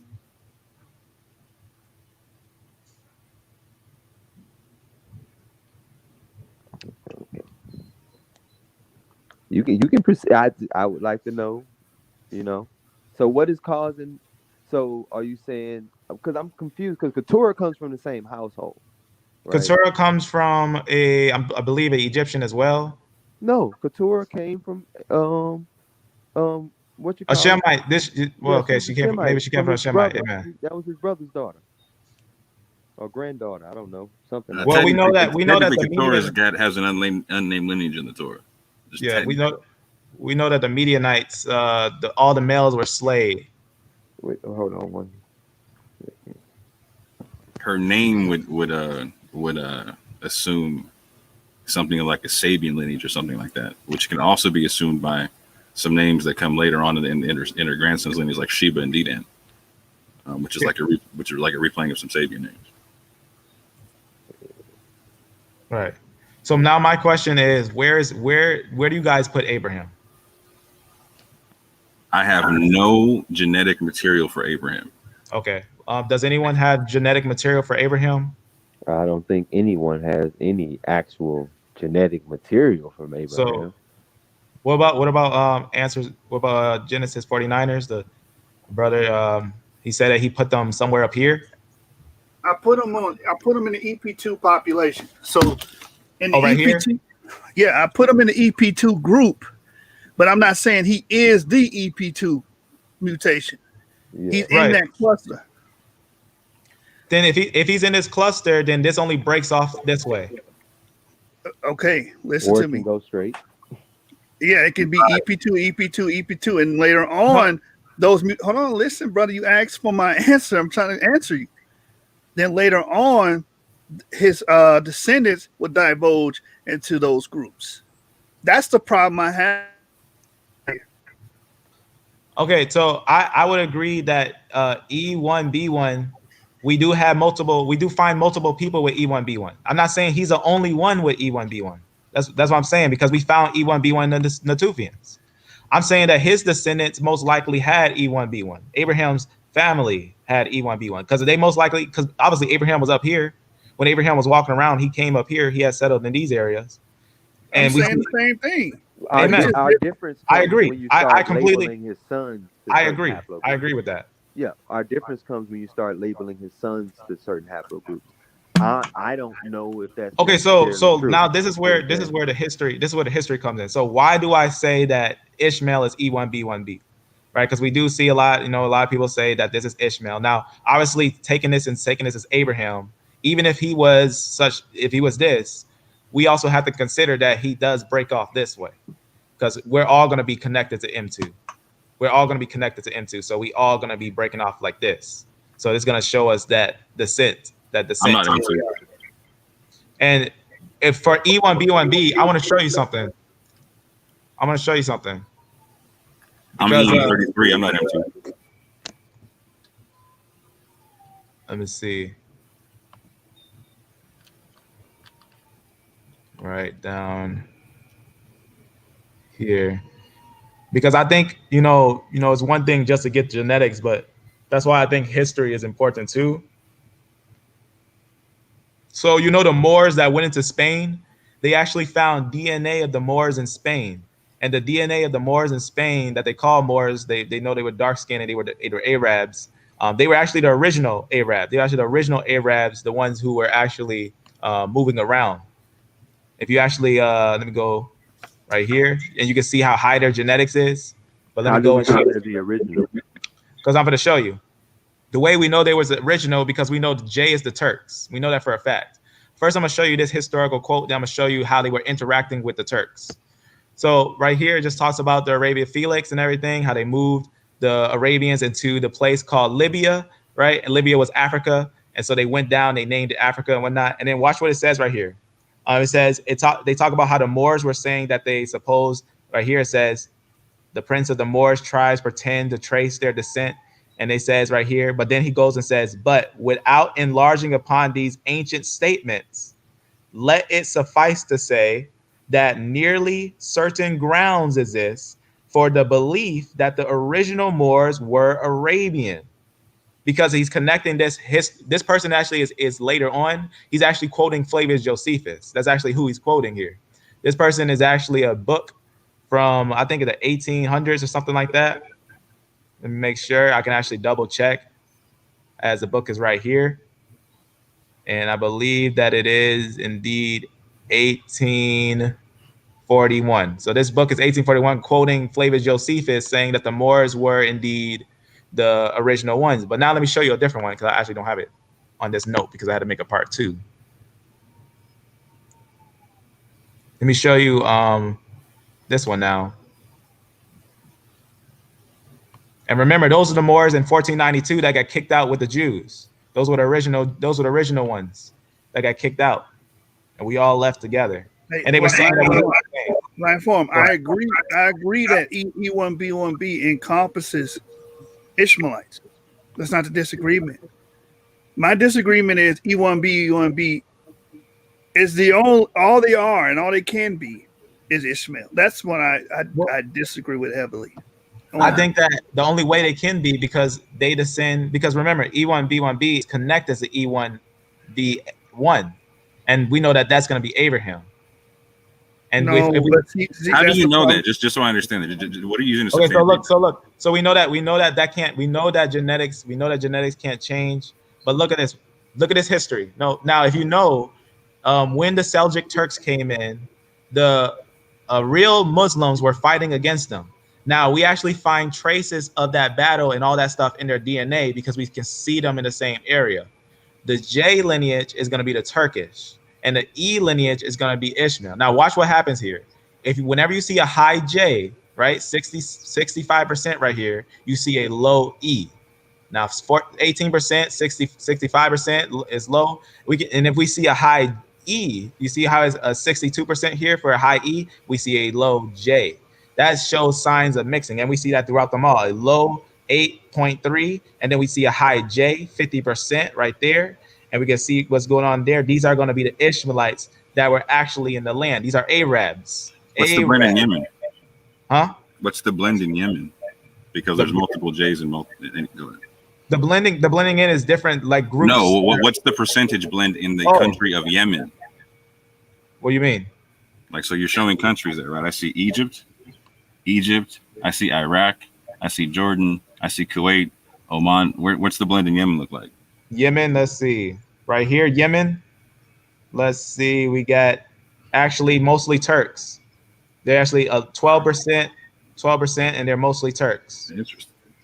Yeah. You differentiate between the J1 and the J2, or you just consider it all just the like? Let me see. Let me make sure this is, because I myself do make a difference of J1 and J2, but most likely they're adding the two together to get a total, as they're putting these right here. So got you. Yep, they're counting all the subgroups together most likely. Alliance form, the column before E1B1B where it says EX E1B1B, you do know what that's denoting, right? This one right here? Yeah. Well, I don't 100% remember. Let's double check. If it has an X, isn't this E1A, E1B1A? If I recall, more common going back, this must be E1B1A. Yep, this is going back. These are older. Yeah, older E lineages, which also do what? Encompass what? What's older than E1B1A? What's older than E1B1A? Well, we got E1B1. No, what's older than both those clades? P2. P2. Okay. Wait, P2. Let's wait. Hold on, brother. Listen. P2 is right here. I know. This is, so I'm trying to get you to see this. Go ahead. If individuals live with P2 today, 400 years from now, because we know within centuries mutations can happen. I read the article today. Now, do you have evidence to show me someone with P2? Yes, I do. Can I see that real fast? You just showed everybody unknowingly, and you already acquiesced to the fact that the Natufians were a group of EP2 carriers. You just said I'm talking someone that's E1B1 P2. That's someone that's got a large portion of E1B1 P2. Yes, the Ethiopian Jews. 18% of the Ethiopian Jews are EP2. Now, 400 years from now, hold on, listen. 400 years from now, their children, look up the genetic matrix of the Ethiopian Jews. Most of them are A. But 18% of them are EP2.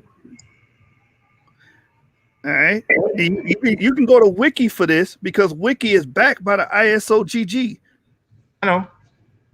I trust Wiki on this when it comes to this because I know they're actually connected with the medical when again this information. Right. So go down. Right here. Down. Yes. So 18% of 88. 88 Ethiopians that they tested. That's okay. So that is going to be a small portion. Got you. I'm not even arguing portions. Now listen to this. You see that EP2 right there? It says X what? M35 and what? XM2. Right. That means that haplogroup can produce either or. Okay, so what are we got to understand what we're looking at. Are we talking about a main line or are we talking about a mixed line? Because we can't have two Y haplogroups. Yes, that's what I'm trying to show you. Obviously, you do.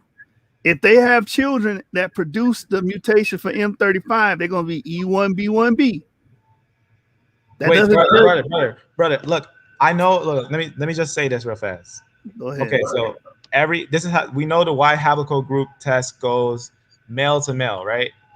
We know that for a fact that it goes male to male, right? I just want to use a design just to make it clear what we're looking at here, just because I understand what we're looking at. That's possible for people to have ancient DNA. That's right.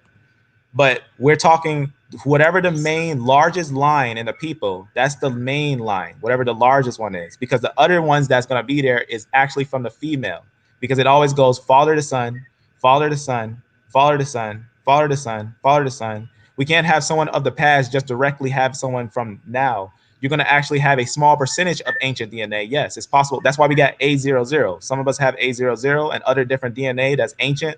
It's possible for us to have ancient DNA that came from the progenitor, from the person from who we came from. So that just means that they came from that person and then brought forth. Because if we look there, it will either have 100% or a small percentage, and the smaller percentage. Exactly. That means they came from the ancestral group that was EP2 that you and I both agree Abraham belongs in. He's not Amen. the only one that So had it. He's not hold on, listen. He's Amen. not the only one that had it. So since other individuals had EP2, they could have produced E1B1A and E1B1B lineages that are not related to Abraham. That's what I'm trying to get you to see. No, they can't. They can't, because that's saying this. That's actually saying this. If you look at this, that's saying that someone, like, for example, if they're P2, amen, they're in the line right here. They're in the line right here. But for Abraham to have this one, it also is with the woman that he got E1B1 for this E1B1 brought forth E1B1A, right? For him to bring forth E1B1A, he had to also have that woman with him, because otherwise he bring forth a different mutation. Because it's not just as simple as a letter change. It's a complete, totally different change on the snap, which is ancient. The snap is actually on the snip, yeah. Snip, exactly. And that's actually a ancient thing. That's a really ancient thing. And if we have a small percentage, it's just because we see that trail of that ancient man up before. That's what we actually seeing. We're not seeing 100% P2. Otherwise, we got the same original descendants from the time of Abraham. And then they just kept on just producing their cells. That's just like cloning. But we don't have nothing like that. We have where people are born after their father and get a small percentage and get their son, and he gets a small percentage from his father to his father, and a small percentage to his father and his father. And that's how we can follow those SNPs, because we actually see that mutation and the percentages from the previous mutation on the next generation that will proceed forth. So that when we get the final son, we have a percentage from, we probably can find percentages of the original ones. We can probably find some older percentages. I got a question. What was Abraham's father's Y chromosome? I don't know. Y chromosome. I have no clue. It could be in the there's another side, if I remember. In fact, I was thinking about that the other day. It could be. Would it be the same as here. Abraham or the one that precedes it? Because if Abraham's right here, he could be over here. He can easily be here too. He can be over here or here. He can be a different branch from here. Those branches represent clusters of groups. It's not individual. I'm trying to get you to see that. Those are clusters. These are there was a progenitor that created sub branches. These are sub branches that's going to lead to different groups. Line form. Those groups are clusters of groups of people. Yes, the line started. Hold on. Yes, the line did start with a sole progenitor. We understand that, but that became a population, and then that population had children, and later on, they divulge into these different groups. Yes, exactly. That's why we got haplogroups. So again, EM96 is not our FACSAD. It's a group of people that were related to our FACSAD. You understand? Then they had children. They divulged into different DNA haplotypes. Different sub haplogroups. Right. Okay. So if we say a haplogroup, then we're saying a whole other letter. Well, it adds a mutation to the end of the SNP. Yes, so P2 will be the last mutation. M2 will be the last mutation. So on and so forth. Yeah, exactly. Then you get to 12. Let me ask it a different way real quick. Okay. Go ahead. Abraham's brother, what Y chromosome did they have?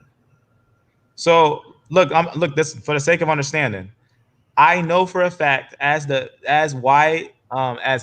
tree DNA confirmed, M2, they said this themselves. M2 is the last branch before you break off the 12 branches. Yes, sir. So that's the reason why I know that if M2 is right here, B38 is right here, and then P2 is right here. I also agree that E1B also had other people that were E1B. I agree. I do believe that there were other individuals with E1B, but I believe that the Lord had chose Israel from there and then showed the sign written in the blood.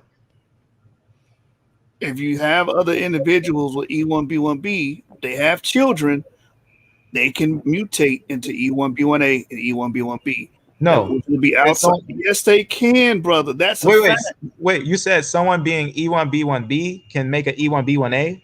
I mean E1B1. Oh Excuse me. yeah, my bad. It's okay. Yeah, I agree. You're right. So that would be With if that way, Abraham. yes. That would be outside of the people that you listed. This is why, from my understanding, my research, I put that Abrahamic population EP2, his children EP2, and they later all his children would later divulge into these different groups that you're bringing up: E1B1A, E1B1B, Okay, B13. But let's talk about that real fast. Let's just talk about that. So from this line here, from Abraham, we have a middle part, right? We got to have Isaac next. We have to have Isaac because that's who we had that brought forth Jacob, right? Because we can see from Isaac there's going to be and because we got to choose. Either we can say that this is Isaac and this is Jacob too, then we got an extra problem. Because we either got to say that this is Abraham and this is Isaac and this is Jacob. But if we say that this is Abraham and he's also Isaac and then this is Jacob, then we got a space. And then we got to make who this is that brought forth the 12. You see what I'm saying here? See, this is Abraham, this is Isaac, and this is Jacob, and then he brought forth the 12. Is what I'm saying there. Now, I believe how many subclades of E1B1B are there? Hold on, brother. I believe there's other people with E1B1. I do believe that too. I agree. I believe that there's other people with E1B1, but I think that the Lord chose Abraham and his lineage is the one that we find today that have the 12.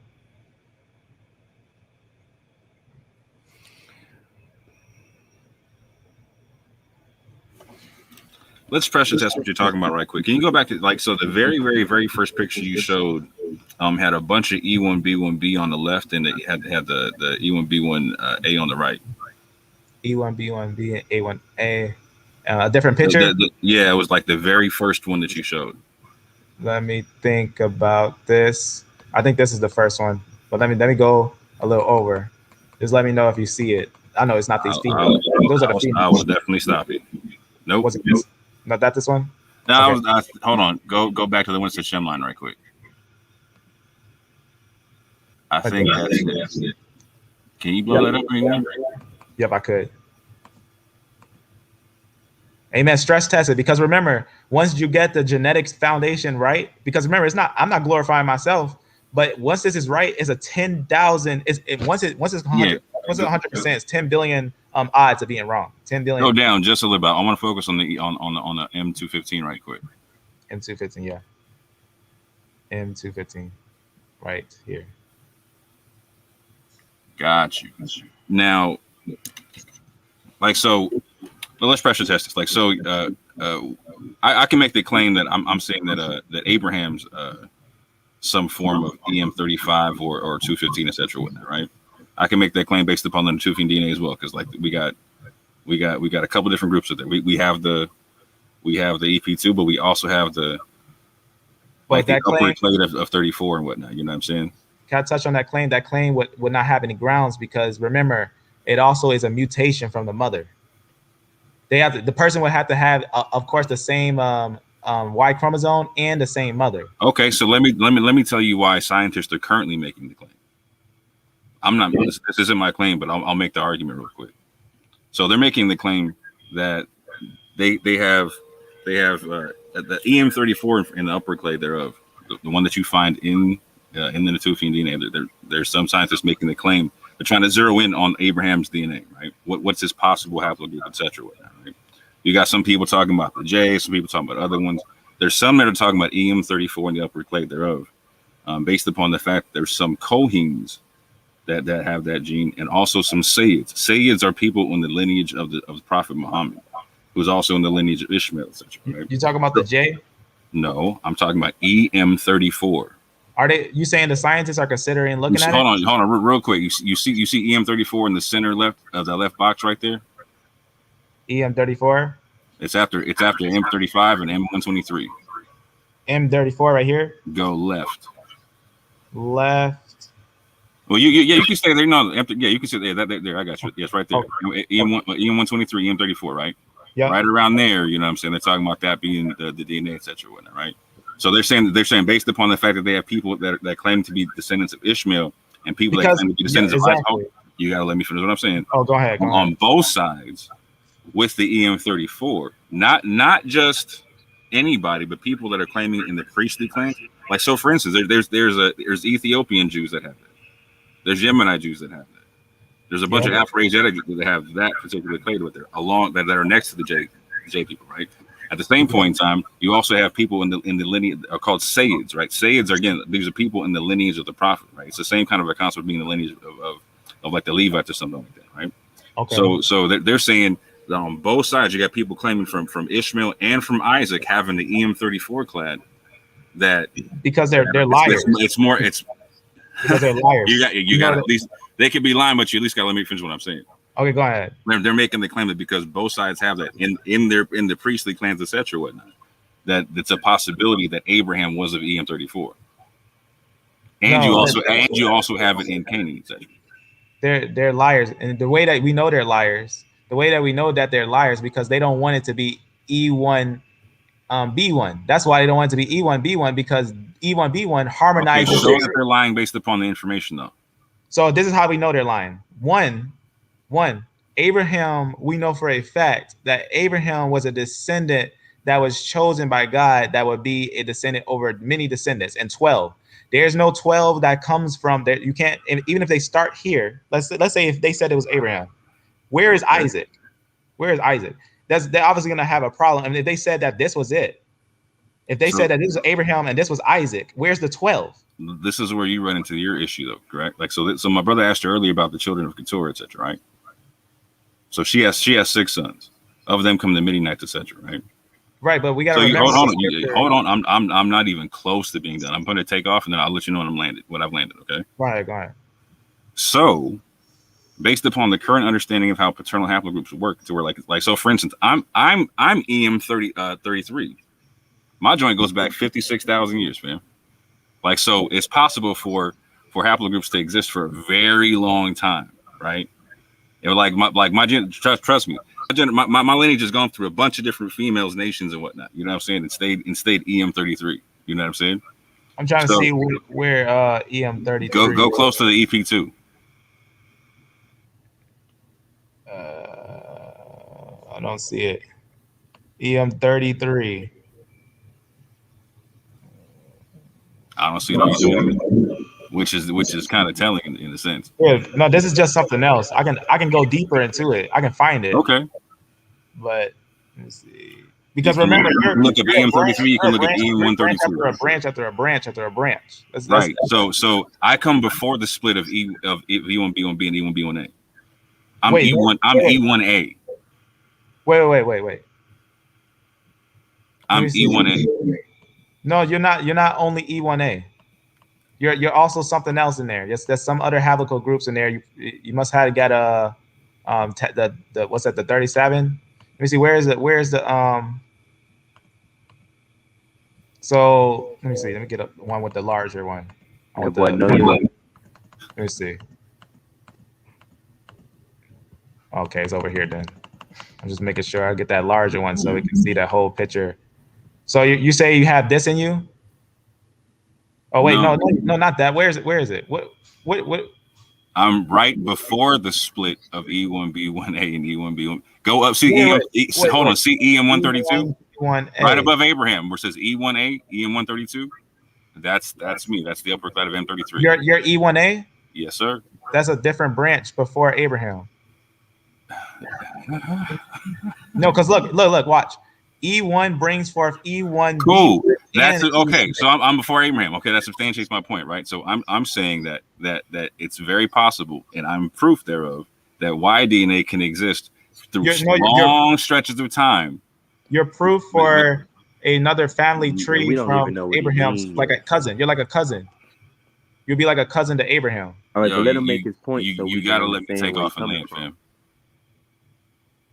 I just understood what you were saying. I understand that you said that you have E1. You know, I'm gonna tap out. I'm gonna tap out. Y'all got it. Come on, like you gotta let Hey, people speak, line bro. form. The scripture says, let a man answer, man. I Don't was letting interrupt him. I let him answer, and I understood what he But was that don't saying. mean That you he get was to cut them saying off soon as you feel like you understand. that he's from Look, E1A. but we want to know all of what he's saying, Hey, not Yashu, just you mind the if I bit clip that this he up got and to say. do a commentary on it later? Yeah, you got it. You got it, All bro. right, no worries. I'm gonna tap out. You good? All right.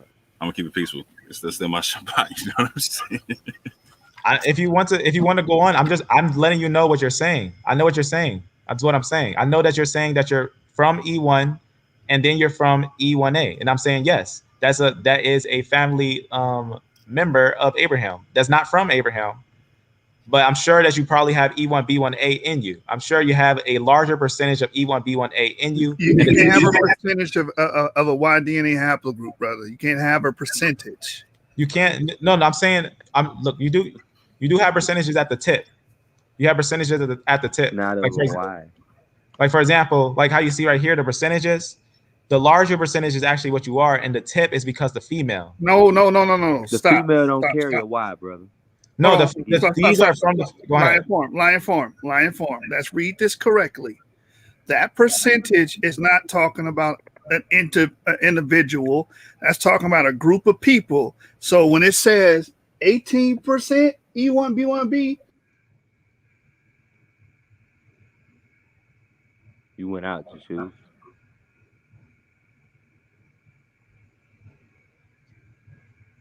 I couldn't hear you. Yeah, we couldn't hear nothing after 18% E1B1B.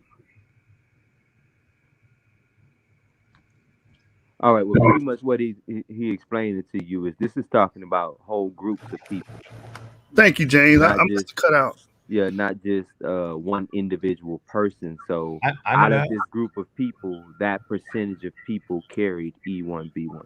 That's right. I understand that the haplogroup group. I understand how it is, but it's also mixing. We're looking at the Y chromosome. We're also looking at a mix on them because when an individual gets How their do the own. Y's mix? Explain that to me. How do two Y's mix together? This is not because you're not looking at two Y's mix. You're actually looking at, for example, let me go to a picture here. On the Y chromosome, you get a. You Let me get a show you. portion of DNA from the female, Right. but that's not Y's mixing. It is the Y. See, so what happens is you see the female's line right here. It does like a kiss. It like bends and it basically kisses it, But and it is the basically female a Y? No, she's an X. she actually alters the X. She alters the Y But chromosome. It's she just is an X. That's my well, point. she alters the Y chromosome though. Line. I think you're missing my point. The DNA that he gets from the female is not Y chromosome DNA. Of course. But it's Okay, when they it's do that, when they're mitochondria. pulling up that test, they're not just looking at like when you get obviously you're getting haplotype groups. Yes, you're getting a group of people that have that haplotype group. But you got to also remember that when we look at that information, it's because a lot of those people actually are mixed in. A lot of those people are actually mixed. Okay, they carry Let me see what he has different mitochondrial DNA, but I don't see how Y's could possibly. A Y is going to be from the branch, and we're going to be able to track that back to his father, to his father, to his father. It's not mixed with any different percentage of a Y chromosome. Let me show you something because it's important to know that the Y chromosome does go through a recombination process, No one's and arguing that, that's actually brother. what they're testing when they test these things. When they get the Y chromosome of you, they actually look on the ends, and that's why you don't have multiple Y chromosomes. Yes, you don't have multiple Ys, but they look at your Y chromosome, and when they see these stripes on there, they see who you mix with. They know who you mix. Like if you're a E1B1A, and if a female was actually going to be like from JFib and she's like had R or something, and she's gonna have a female line, but that's gonna alter on you as an R. It's gonna be that's why when you see someone with Does a that No, automatically lion mutate form. to That's Y? not how it works, bro. Does that automatically okay, so tell mutate me to how Y? someone can get a Y chromosome test and then it says they have 80% E1B1A and then some R in it. Because the autosomal DNA. There. Did I cut out again? Oh, a little bit. Go Why? ahead. Sis. Hold on. Listen, line form. I think I cut out again, but listen. You're not going to get a test that says you're 80% E1B1A. What you're referring to is an ancestry estimate that has nothing to do with Y chromosome, X chromosome, or sex chromosomes. That's dealing with autosomes. I understand Autosomal. it. I understand that test. I understand, but when you get, go ahead. You're still missing the point. I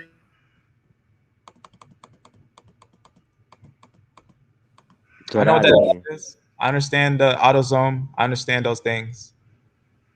But I also know that the Y chromosome gets a mutation on the ends of it. And that's what they're counting when they're looking at it. That's why those percentages are like that. All right. So, brother, this is what I'm going to do to solve this. Give me and cite a source that states what you just said. Okay, I'll send a message to what I'll do. I'll send a message to Family Tree DNA, and I'll wait till the message come, and I'll show you the message. No, you should be able to find an article dealing with Y chromosomes. I can. I have them right here. I can play a video if you want me to. No, brother. Can you give an example of a DNA company that gives out a test that shows a result that says you're so much this Y, so much that That's why Y? I'm saying. That's why I just sent a message to Family Tree DNA so you can see the answer. I'll take that. Go ahead. That's what they're doing. That's what they're gonna. That's what they do when they get your Y chromosome. They give you the information because there's mutations on your Y chromosome. I'm not gonna. I can type and look for a Family Tree DNA test. So, for instance, like I've dealt with the family tree and the Y and all that type of stuff, right? So when you do that, they don't give you your test back and say like your Y is X% this and X% that. You just get one. Okay, I'm gonna show you. Gotta see. And if you can show me the breakdown on your Y, and real quick, you can just show me the breakdown on your Y chromosome right quick from family tree. You can show where it says that you're I didn't get one from. I'm actually still ordering it because I didn't have enough money. Ah. All right, you want me to show you mine? Hold on. Let me go to 23andMe. 23andMe, and I did Ancestry.com. Yeah, I know my 23andMe didn't get any percentage on my Y DNA. It just said that I'm this, and that I came from that. You're never gonna get a percentage of Y chromosome. I'm trying to explain to this brother that that's not how it works. You're gonna whatever your Y chromosome is, it's just gonna be that E1B1A, so on and so forth. Mine's EU290, which is a clade of E1B1A, right? I gotta find the little test so you can see,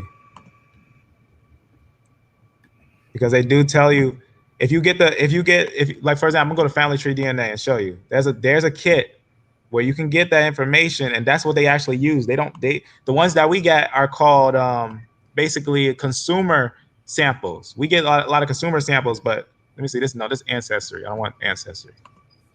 I want Family Tree. Let me see. I want you to see little packages on Family Tree. What?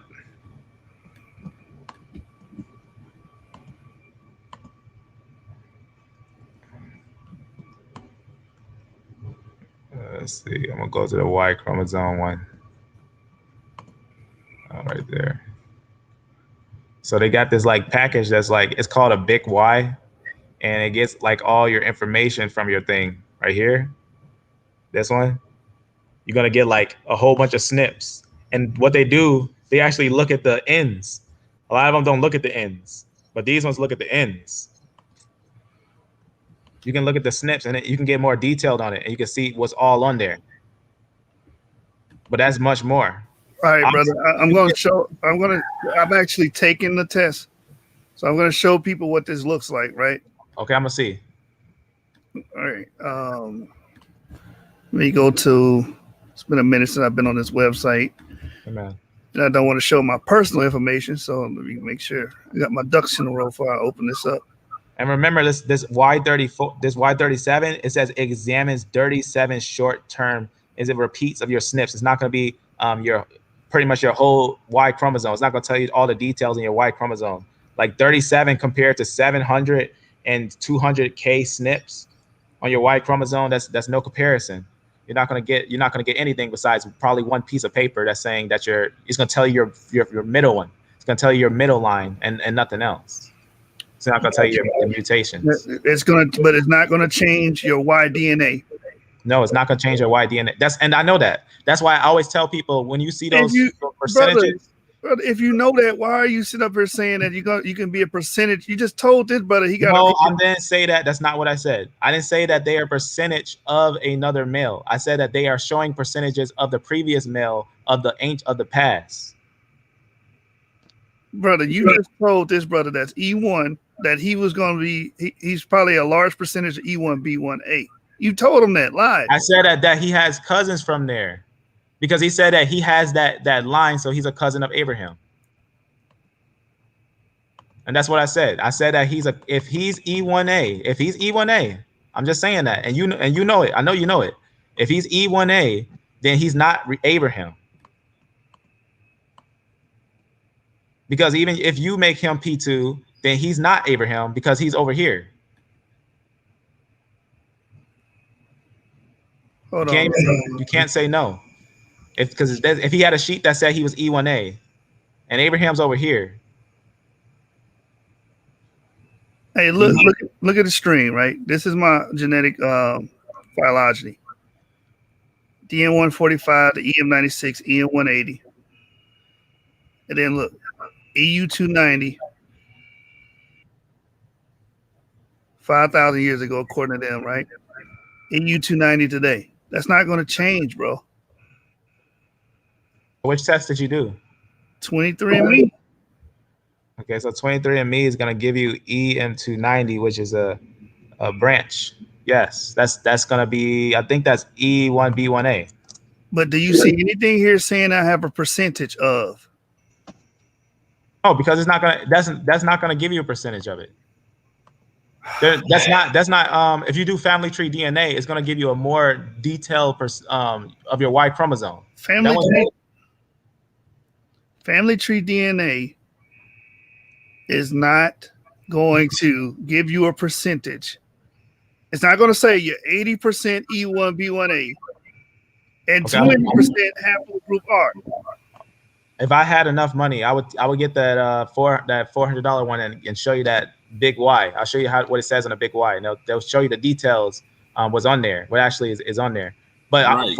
If you actually so they have multiple Y DNA tests on family tree. Real quick line from they have multiple tests, and what gets more specific, like so you might go up and down throughout one clade. Right. I know about the subhaploid group. The more you do the test, the more you get deeper into the subhaploid group. I understand that. Right. Because you can't just take the test once and say that's what I am. It's not going to change the group though.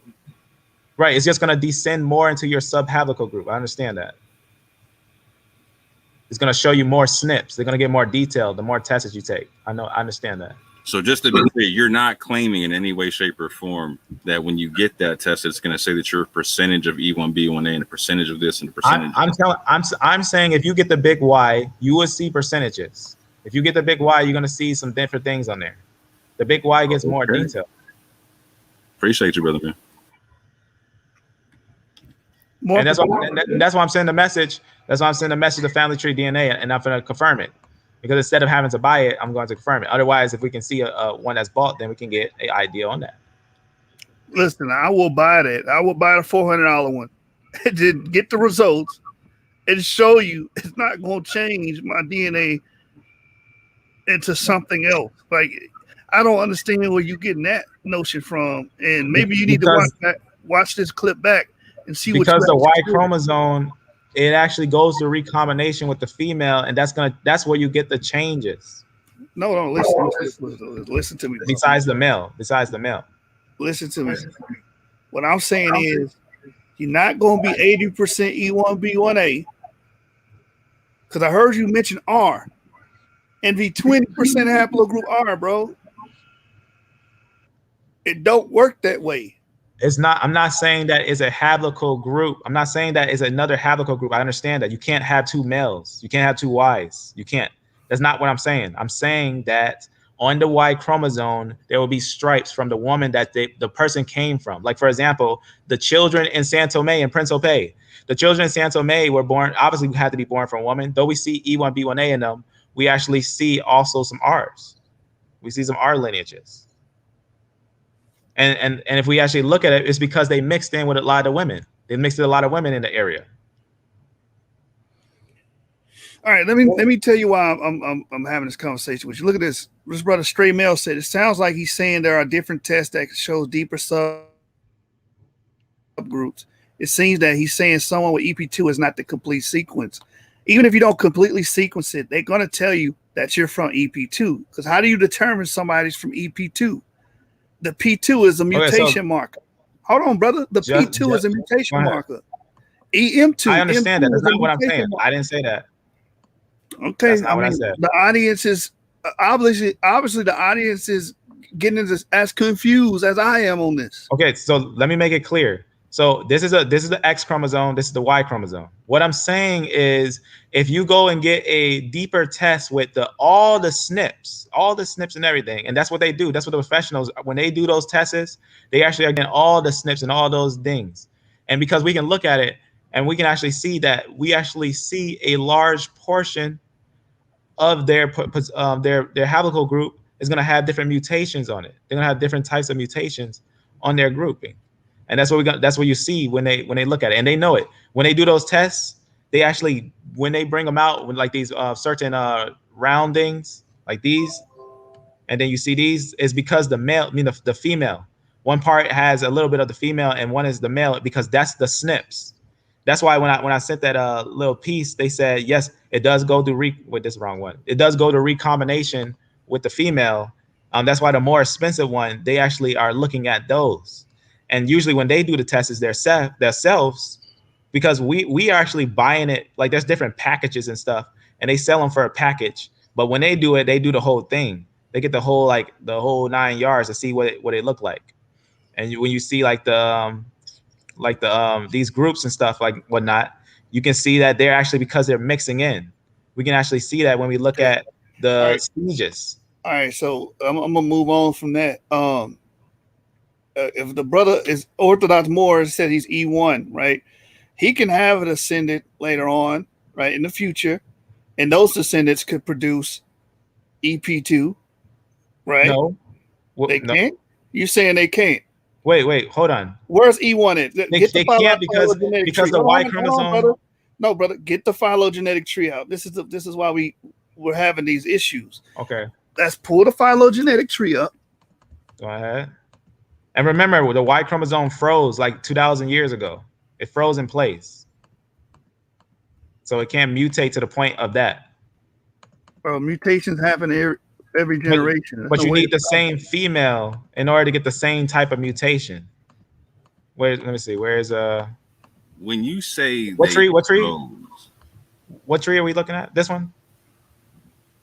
Okay, so but look where this branches off at. It can't branch and get it can't get E1B1. Once you go from here, you can't go back here. You can't, once you're here, you can't go back here. You can't go back. Wait, did you say you was E1A or E1? E1A. I'm E1A. Oh, my bad. I thought he was E1. Excuse me. Yeah, E1 can bring, That's what I was, yeah. So E1 would become E1B1, right? They can produce E1B1. Watch this. Right. This is what breaks your model. If an individual has E1 today, if an individual has EM96 today, which we do know they have, they can produce E1, P147, and then those generations after them can produce E1, B1, P2, and then those generations after them can produce either E1, B1, or E1, B1B. These would not be the same. Hold on, brother. These would not be the same individuals that's in question. We cannot say that they got the same paternal ancestor in Abraham as the ones written of in the Bible. You can't say that because they came later. Can I say something? Brother, you've been saying a lot all day, but nobody else can speak. Because we know this sheet is the only way. I understand what you're saying. Understand, these cannot turn to E1A. These ones, even though they can be E1, they cannot turn to E1B1 no more, because the female is actually what causes the change in the SNP. They need, this person has to mate with Sarah in order to get E1B1, and then this person has to mate with Rebecca in order to get E1B1A, and Wait, then wait a minute, brother. Wait a minute. So what you're saying again is E1 made it with Sarah to get E1B1, right? That would mean, E1B1 made it with Sarah to get E1B1A. that would mean that Sarah is no longer on this earth, Amen. right? That's right. So we can never get E1B1A again. That's what you're saying. That's right. Brother, that is not correct according to scientific. That is true. If you can never get E1B1A again, you can't produce a E1B1A lineage from no one. That's not how genetics work, bro. That's not how it works. Think about it. Wait, brother, think about it. If this is Abraham, right? Let's just say this is, just run with the model. If this is Abraham, tell me from what other lineage you can get E1B1A. Because remember, this is the male's line. We're getting the male's line. This is Abraham. If this is Abraham and he has a mutation with Sarah and he gets this mutation, that's, remember, even though they had those little letters there, we know these mutations are completely different. The way that they describe them is they're completely different. Even though they look similar, but in concept, these are extremely different from each other.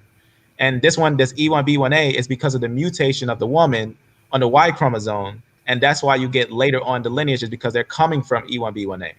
And then M2 bring forth the 12 that's coming from M2. And you can't have someone like, for example, no one who's Japheth today can't become a Israelite, or no one who's someone who's a B or A can't become E1B1A. And even in the sense, someone who's E1B1B cannot turn to a E1B1A, or someone who is today E1B1 cannot make descendants that are E1B1A. That's not true. Because of the woman, they can't make someone. No, they don't need particular women. They didn't need particular women to do it in the past, bro. Okay, I'm gonna read something then. No, E1B1 naturally progresses into E1B1B or E1B1A. That's solidified and cemented. Okay, so I'm gonna read this thing then. First, this is 23andMe. First, understanding a little bit more about the Y chromosome is helpful. The Y chromosome does undergo recombination with the X chromosome, but only does so at its ends. So about 95% of the Y chromosome remains relatively intact across generations. For this reason, the Y chromosome is a reflection of your ancient parental ancestry. Ancient parental ancestry, not just your father, but your parental ancestry. You would therefore share a parental haplogroup assignment with any male relative to that you share a direct parental line with. Okay, just so I understand what you're saying, Landfarm, correct me if I'm wrong, okay? But let me finish what I'm saying before you correct me, okay? So are you saying that if Abraham was to get with a whole different set of females from a whole other part of the world, that he could have potentially created something other than E1B1A and E1B1B? I'm saying that when Abraham got with Sarah, he brought forth E1B1A, and when he got with the woman from Egypt, he had E1B1B. Okay, that the mutations was different. Y'all shoot. Did my question make sense? Yeah, it did make sense, but it's destroying his model. It's not destroy. It didn't destroy anything. Landfarm. If that's true, that you have to have Sarah to create E1B1A, and if he gets with another woman, it creates a whole different clade, right? A whole different subclade. Yeah, it's a whole different sub haplogroup. Okay. A whole different branch. So what are the other clades that Abraham created then? I want to see that right now. E1B1B. What else? He had more than two children. The other lineages, a lot of them got destroyed. A lot of the other lineages children got destroyed. No, what are Lot's lineages then? Because he can't. So Lot's got the same. Lot's, okay, I'll show you. I've been thinking about this. So this is Abraham, and remember, he had a father, right? So I think that his father had E1A, and then these brought forth their lineages, because his father, Abraham, would have his father here. So real quick, so Lot and Abraham were not the same haplogroup in your paradigm. They are the same haplogroup. They're going to be the same haplogroup. They're going to be E1A, and there's going to be the descendants of Lot. Hold on. So hold on. You got me confused. Did you just say that Lot and Abraham are E1A now? No. Look, hold on. Okay, so I just asked you the question. So Lot is, remember, Lot was Abraham's cousin, nephew, right? Nephew, yeah. Right. So let's say, okay, look. So we have one descendant. So did Abraham and his brother have the same haplogroup? Yes or no? Of course. So how did his nephew have a different one? They don't have a different one. This is a haplotype group is E. E is a haplotype group. Oh, subclade. Excuse me. Did Abraham have the same subclade as his brother? Did he have the same subclade as who? His brother, like the father of his nephew. I don't 100% know. I don't know who his mother was. I don't know the difference. Did Abraham and his brother have the same father? They had the same father. Yes, they're gonna be in the same haplotype group. Yes. So did Abraham and his brother have the same subclade of the haplogroup? Does okay, if you agree that that Esau is E1B1B, and then so if they both real quick, so if they both had the same marker as their father, they can have different. Then go ahead.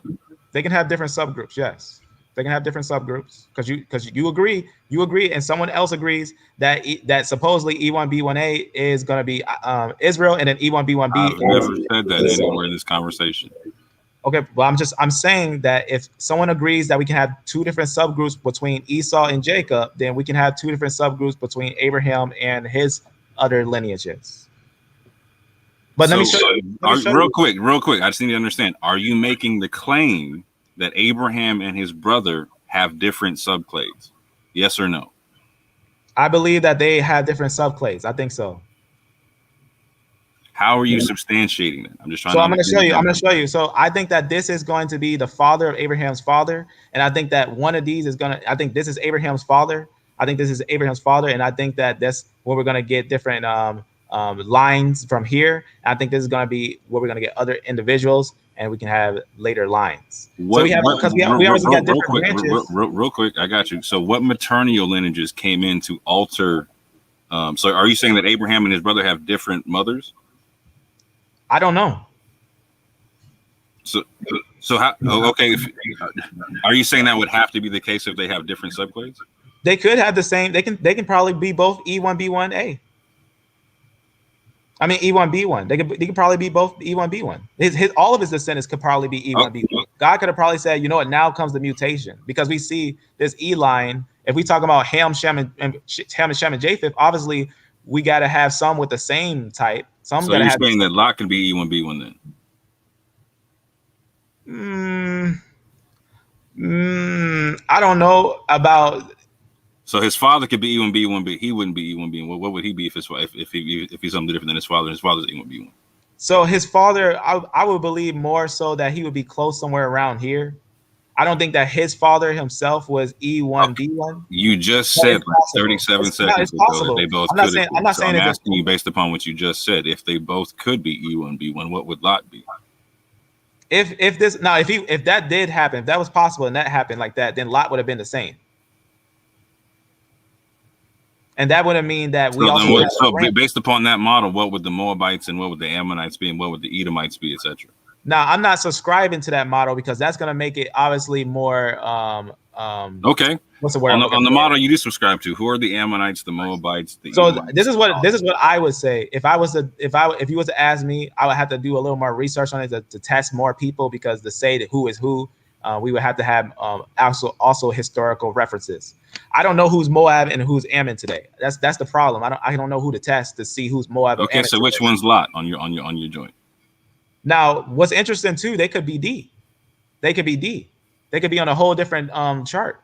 They could be D, because remember, they also mix with their own relatives. Remember, Lot actually got what happened with his women. So that could be a different type of line, or it can be something different. It could be D. It could be easily D, because what happened there, right? His own daughters had babies with him, and all of them are actually the same. They're siblings. All of them are actually technically siblings, technically from different mothers. So when you're saying D, break that down. How do you mean? Like it's possible that because E and D is connected, so it's possible they could be D. But I wouldn't 100% subscribe to D. I feel like he would be more of an E. I feel like he'd probably be more of an E, but I don't know exactly where. Okay. But if he was somewhere and he was Abraham's nephew, he would have to be someone. He would have to be from someone before Abraham. So I believe that he most likely will be E1A. Okay, so who are the Edomites? The Edomites, that would be of E1B1C. That's when we Why? talk about lineages. Why that? So the reason why is Wow. because So hold on, real quick. So you're saying that Jacob produced, no, or it seems that no, Isaac because produced. Excuse Isaac, me. yeah, That Isaac, he produced what? Isaac produced Esau. Yes. No, but you're saying his line was what? Say it Esau's one line more is time. what? Say it one more time. What is Esau's Esau's line is subgroup, what? or his what is it? What is Esau's subgroup? Oh, E1B1C. At least that's what I found. The only one that's outside of So Jacob's. E1B1A produced the. Okay, I got you. Yeah, E1B1A produced E1B1C because it's actually outside of the 12. They mentioned that this is outside of 12, but these are their own 12. That this is just gonna be its own group. So show me where it says E1, where it made E1B1C. And I can do it. I can do it on a design too to show you that I can get the basically what they say as the 12 without touching on the C. But let me go to.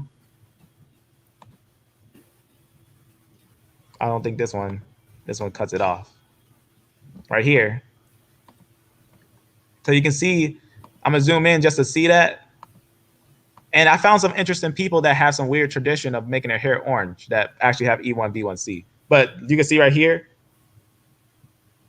this is gonna be Abraham, this is gonna be Isaac, and then Isaac has this line that's outside of the 12.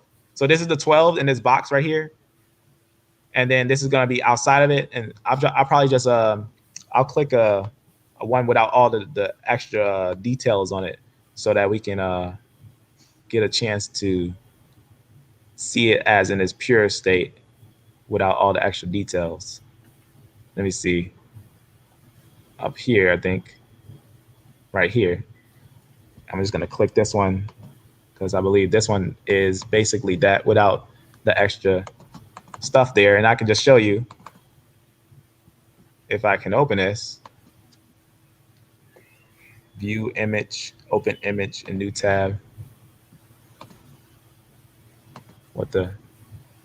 Okay, right here. Okay, so look, right here, you can see P2 would be that E1B1, right? And then you will have your E1B1A as your V38, and then you have your M2, which will be your Jacob. And then from him, as you can see, just from him, not from him, right here, because there's a one that's outside of him, right there. That's one that's outside. But there's one that's inside that has 12. He has 12. Okay, real quick, just so I understand, like, so when Esau's line started mixing with Ishmael's daughters and whatnot, right? What did it split off into then? There's or did it not split? Did it just stay EM? No, there's splits. We found out that there were splits in Esau's line. Esau's line does have a split. Here's a split right here. It's from M329, which has its own little line, and this is everything of it. Everything that I pulled out is pretty much his whole line. His whole line is right here. Once it opens up, this is everything of it. This is whole lineage. This is it. That's how long it is. Do you see these blues? These are actually the end when you open up these on Family Tree. These are the ends. So his line is short. It's very short. Hold on, real quick.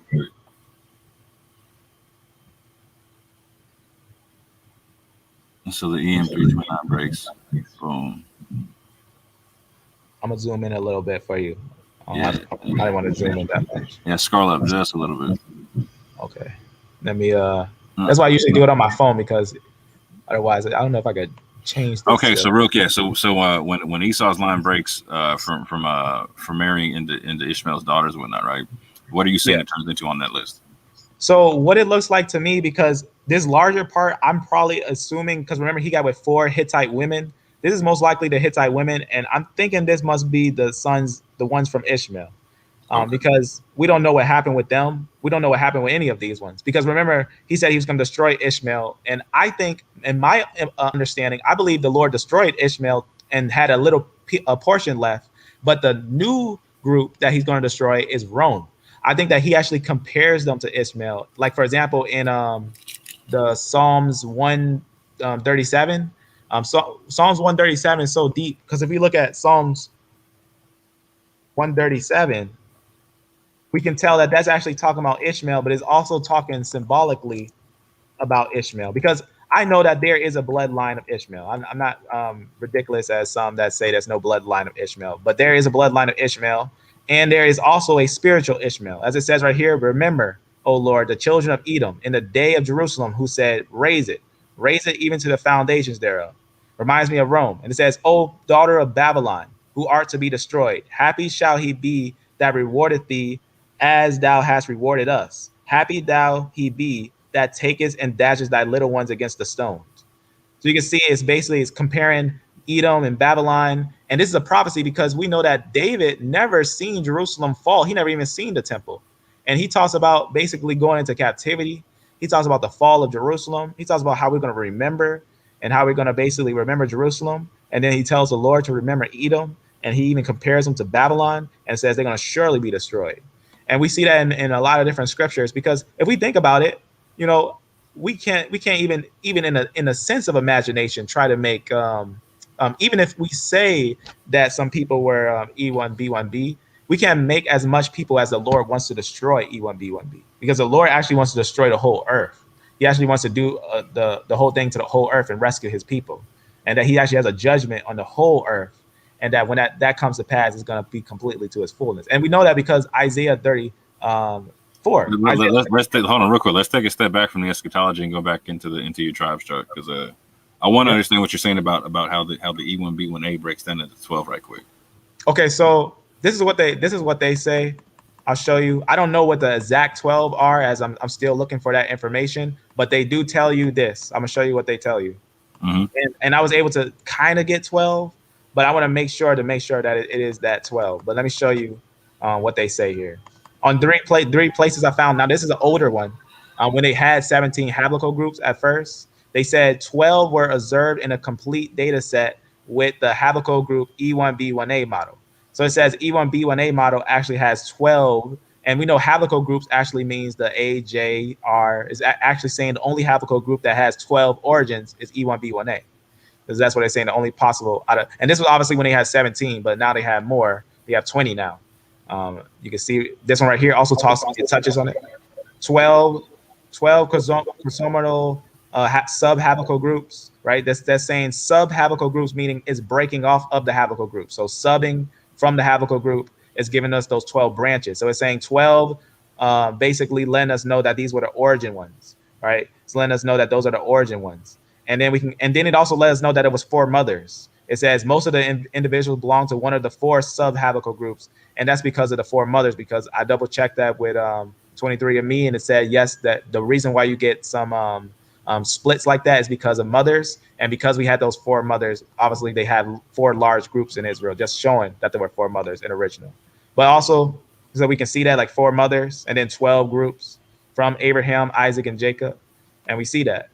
And that's what they know from E1B1A. They know for a fact. They say most, right here it says, the comparison with data from African allowed placing the most likely origin of 12 out of 20 potential founders. So you see right there?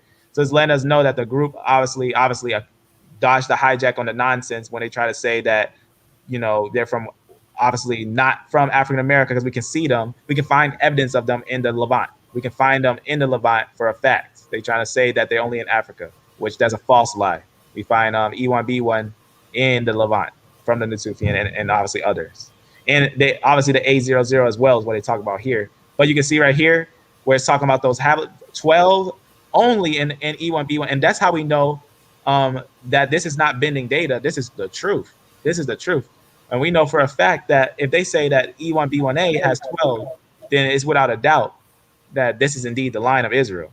But we got to stop at that point where N2 is to get that 12. Because I tried to see maybe there's a different branch of E1, B1. Maybe we're not seeing something. I tried to open it and try to get that, but all I can get is an example like this.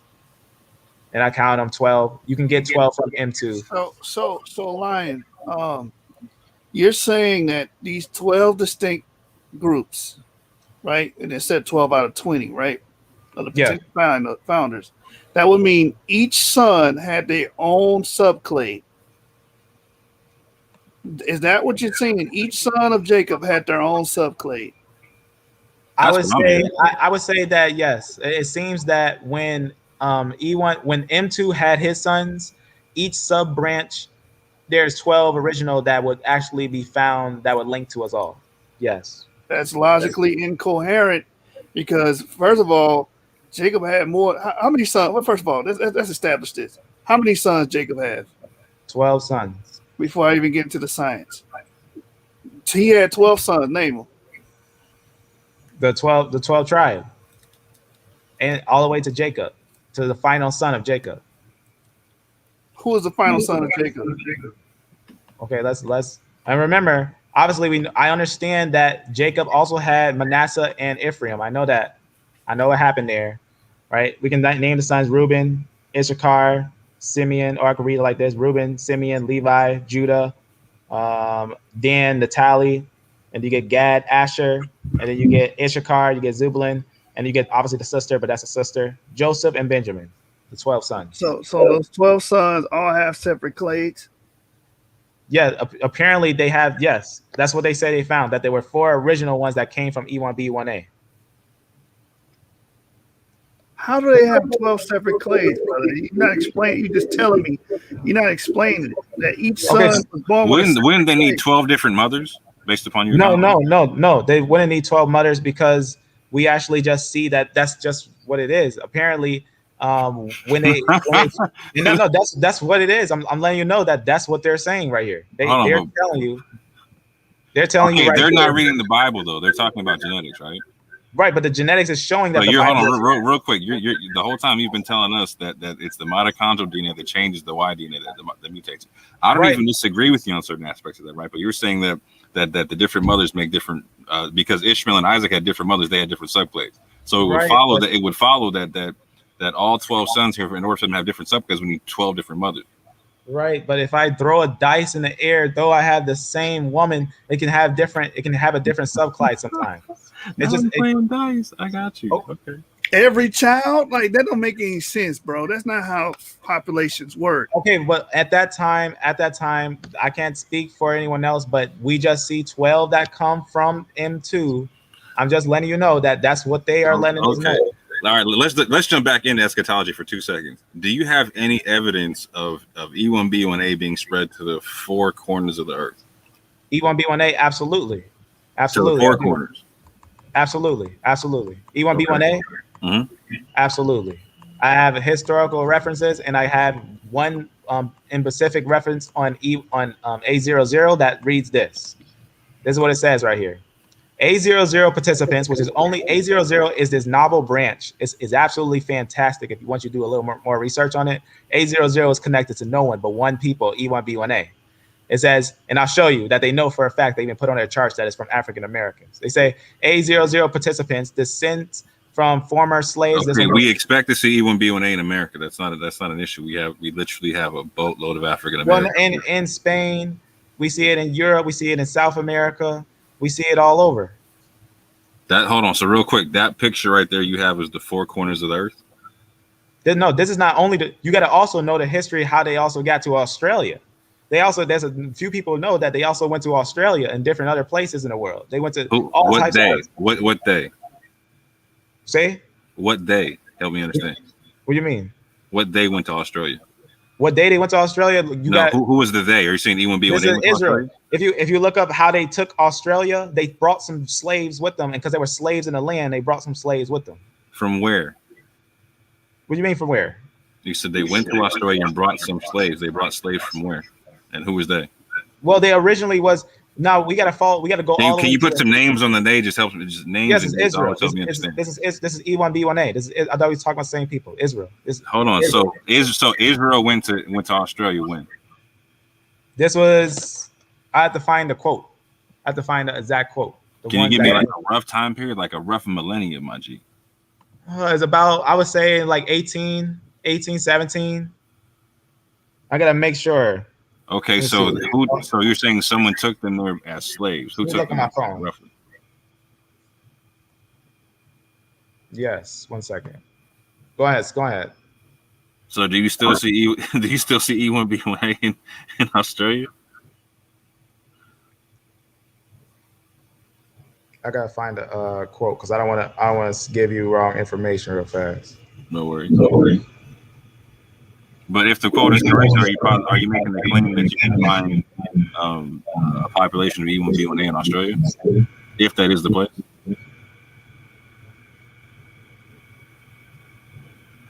Say again. Are you claiming that you can find a population of E1B1A in No, Australia? no. I'm not claiming you. No, you cannot find a population there. But when they went there, they had slaves with them when they went there. Okay. So this is what I asked you about the Four Corners concept. So if they're not there, how can they get gathered from there? What are you talking about? From here? So if they're not in the four corners of the earth, how can they get gathered from the four corners of the earth? Wait, if they're not in Australia, how can they get gathered from Australia? What's the point of bringing up Australia? There is some in Australia. There is our people in Australia too. I'm not saying there's a large group of our people there. I'm not saying you can find a large group of our people in Australia, but there is a group of our people in Australia.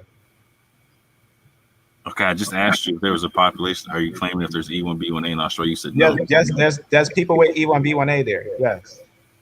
That's It's not like the Bantu expansion. It's not like that. It's not as big as the Bantu expansion. No. Okay. You do understand those four major subhaplogroups does not denote four separate women at the same time within the same generation having children. It does not. Like you said, just because you say it does, you have to demonstrate. Okay, I'm gonna show you. Okay, with real quick, with Abraham, just to follow your paradigm, with Abraham, you said it was because he was in his old age that he was able to have different give different mutations within his son. Yeah, because hold on. Are you making the claim then that Jacob was mad old when he had all his kids, etc., or no? That obviously the information can't be taken in part. I'm not giving. Do you know how old Jacob was when he first started having kids? How? I'm not giving it. Look, I'm not giving the information in part. I know that Isaac had met Rebecca when he was later on. He was 40. I know that he had a child when he was later. But I'm not taking only the information of that a male is older. He does have more mutations. I'm not taking that only. I'm actually taking in consideration that also when we think about Ishmael and Isaac, they had two different mothers. They had two different mothers there. Okay, so what are all the factors involved that would make 12 mutations from one man? It gets complex. It depends on. Get complex with it. Let's strap in and go. I got you. All right, let's do it. So let's go about this very carefully and then thoroughly examine the information. Here's those arrows. You can see right here. Here's a branch. Here's a branch. This is a branch, and this is a branch. I'm not even worried about the branches at this juncture. I want to know what are the factors involved in the mutation. So it all depends. Like for example, we don't know exactly what can cause a mutation besides the woman. Like we don't know exactly. It's almost like a juggle. Like we don't know what they're gonna get. We don't know. So it's not 12 different women, but you don't know what it is. Well, it is. They admit it themselves. What I'm reading you is historic. No, there's not a single source that you cited that said any of those 12 that you're talking about has anything to do with the Bible. Not a single source that you cited. What are you talking about? What genetic source was talking about the Bible? Wait. But so I can address you correctly. Do you believe that E1B1A is Israel? What I believe has nothing to do with. I just want to know so I can understand how I'm answering this. You can answer the question directly. Which article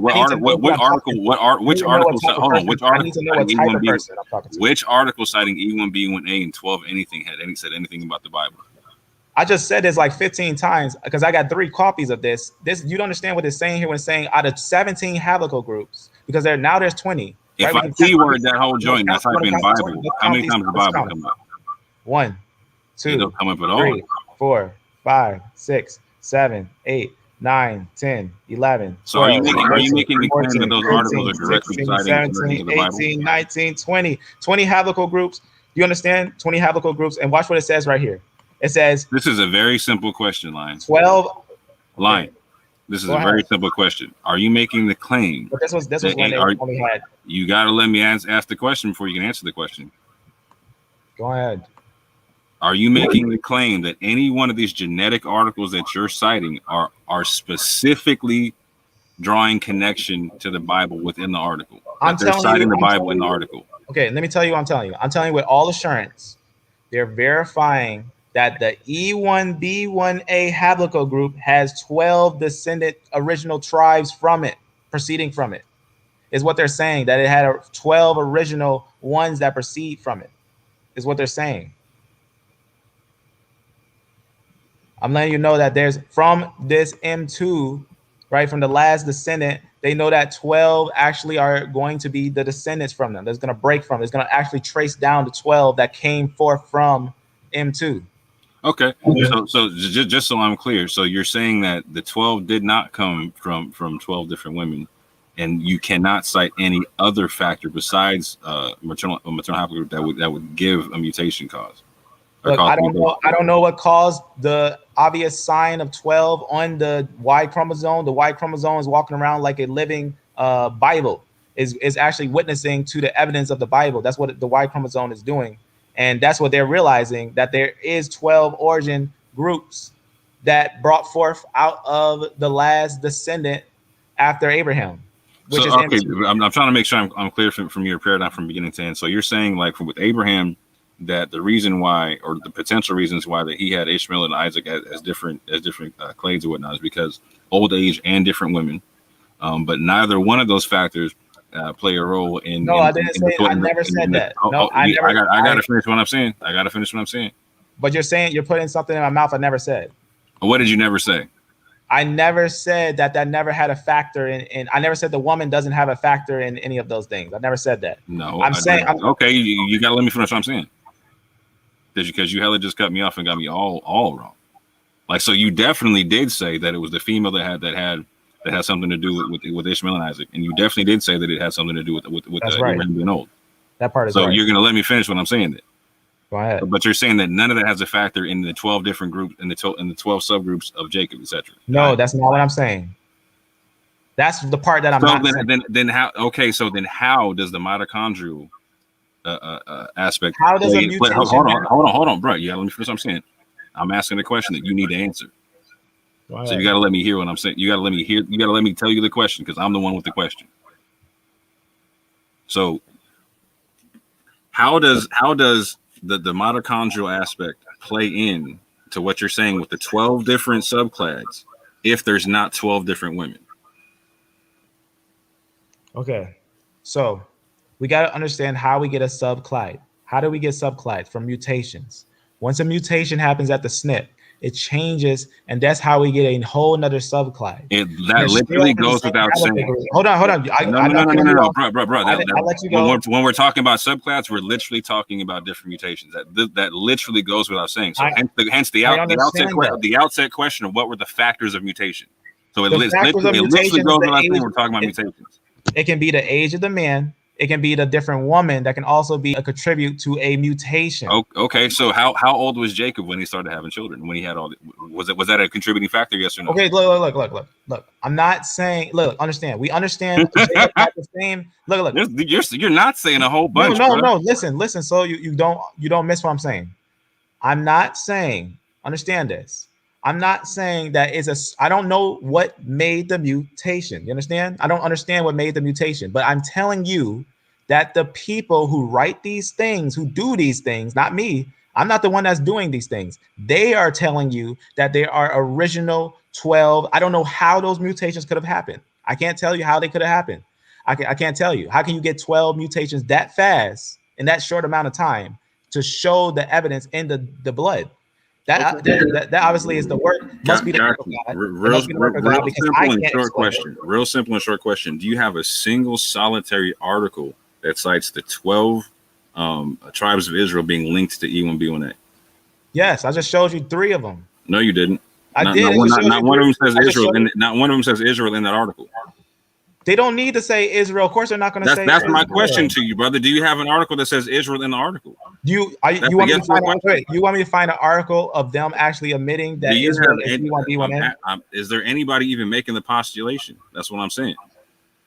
Yeah, there's someone. I do have an article of someone saying it, but you may. Okay, so are they a geneticist? Let me make sure if they are. I do have someone, but I don't know if he's a geneticist. Let's see.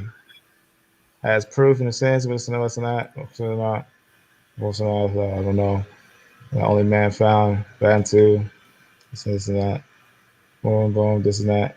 Typically, when they got credentials, they lead with those. The article about the I don't genetic know if gene he's flow.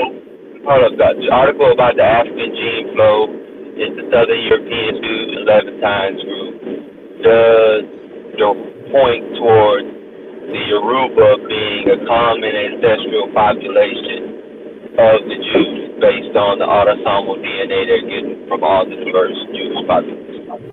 No, I'm with that. My specific question is citing what he's saying in terms of that all 12 tribes are E1B1A, but are 12 different mutations, etc. I mean, it's not a big deal to get mutations. It's not really a big deal to get mutations in the line. It's not a big deal to substantiate what you're saying. Okay, I mean, you're doing is trying to twist. You're trying to twist what we already know. I'm letting you know that they are. No, we don't know that, bro. You know. I mean, what you saying pretty much was equivalent to a big deal, so I can just make it up. So you're telling me, are you not reading what it just said right in front of your face? Because I think that you don't believe that Israel is E1B1A. That's what it sounds like to me. We believe it's more than just E1B1A. Facts. That's a false lie, because how can they have a different father? These are Y chromosomes. It would not necessitate a different father. Wait, show me what else. Show me what else is. Lion Farm. Hey, Brother, you go for hours, but you gotta respect other speakers, man. When you hear I'm respecting them. I'm asking you. No, you're not. You're not respecting me now. I'm asking you to show me hold where on, it's Lion at. Farm, Lion. When other brothers are talking, let them finish. All right, let them finish. Go ahead, James. Well, I mean, I really don't have too much to say except that the brother ain't really validating what he's saying. Like I was saying, the EP2 could be the father clay. That could be Jacob's clay. That could be Isaac clay. I'm not here trying to say that since Abraham's EP2, none of his sons are EP2. They have to either be E1B1A or E1B1B. I mean, it naturally perceives that a son is more likely to be exactly what his father is. I don't see any hints to any mutations of that sort having taken place, unless you want to argue that the whole thing about Jacob and Esau being two different manner of people has something to do with their Y chromosome and having a split there. I can see that, but I don't see a reason to just be like, well, Ishmael has this certain haplogroup, Isaac has this certain one, and the ones by Keturah we just gonna leave up in the air and not know what they have. I mean, if your model gonna be conclusive, you need to include them too, I think. But I don't think it all just follows. I'm almost done. I'll finish up. I don't think it all just follows, oh, well, then Abraham was EP2 and his sons weren't, because EP2 can go all the way down until we get to David, for all we know, before there's mutation on that line. But someone else's line, like Reuben's line, for instance, could have already mutated from EP2 to E1B1A. So it is open and in the air. It's not as definitive as that, but you keep making it seem like it's so definitive, like you have the bones of Abraham, have his DNA, have the bones of Isaac and Ishmael and all of them, and have their DNA, when we don't. All we just build the most plausible models, and the most plausible models should have more. It should explain more than less, because your model doesn't explain much as a model like saying EP2, and then it can also become E1B1A or E1B1B, and then the E1B1B can possibly go back to EP2, and then it start a cycle all over again, because that EP2 could then split out E1B1A. But his father was E1B1, or the progenitor was E1B1B. So it is left open like that. Can I talk? Am I free to talk, or am I interrupting? You good? Okay. So first, let's understand. I do touch on every single person. And we know that a male, the haplotype group does not change. That is impossible. A male, we cannot have a haplotype group E as an Israelite and a haplotype group F, or a haplotype group J, or a haplotype group N, or a haplotype group A, or a haplotype group B. We can have a different haplotype group being Israel. That's impossible. That's just genetically impossible for a father to have one haplotype group and another lineage, a whole nother haplotype group. That's impossible. So just to answer that for the sake of You just said understanding, that Ishmael had a different one from Abraham, brother. that's a sub haplotype group. But that, so you're It's a saying, sub oh haplotype wait, group. so what you're saying is that E1B1B cannot reproduce EP2. Wait. Just let me just make sure I'm sure what you're talking about. Did you say E1B1B and cannot bring forth P2? Yeah, I'm asking you, can it bring forth EP2? No, E1B1B cannot bring forth P2. Doing fine, Auntie. How about yourself? All right. Let me bring some clarity I to didn't that. know. I just dropped off the rent. Hold on, James. Mute yourself, brother. Hey, can I be heard? All right. Lions Farm. Go on, bro. With that right there, again, what he's talking about is having a cluster of population of EP2. If that cluster of population of EP2 had children, when I brought up earlier, they could be E1B1B or E1B1A. That's right.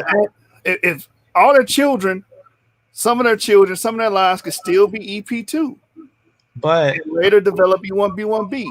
But the daughters of that generation of E1B1B can marry back into the P2 and create P2 again, and now that line can split to E1B1A or E1B1B all over again. So again, this is why it's not as cut and dry, and I keep reiterating this point. It's not that cut and dry. Brother, can I just say something real fast? Because I'm gonna show you. That's why in our model we have EP2 generating all those groups you got listed on the screen. Abraham's children, Isaac, Jacob, because it makes more sense that way. Okay, so I just want to understand what you're saying. So you're saying E1B1 brings forth E1B1A, right? Yes. Okay, so and then E1B1A brings forth E1B. I mean E1B1B? No. What do you mean, no? That's not what I'm saying. You're not saying EP2 brings forth E1B1B doesn't make E1B1? EP2 brings forth E1B1A and E1B1B. Okay, amen. That's what I'm saying. So, okay, I just want to make sure. So you're saying that, of course, these two come from them, right? We understand that. And then you say that this is Abraham, right? We're not saying P2 is Abraham. We're saying he belongs in that cluster. A cluster is a group. Yes, in the sub haplotype group, I understand. So, okay, so this is going to be Abraham. And then where's Isaac? Isaac would be in that P2 group as well. And then where's Jacob? Jacob could be in that as well. That's what I'm telling you, bro. Then where's his 12 sons? His sons will later divulge into different haplogroups. It could have been E1B1A or E1B1B. That's what we're saying. That doesn't make sense.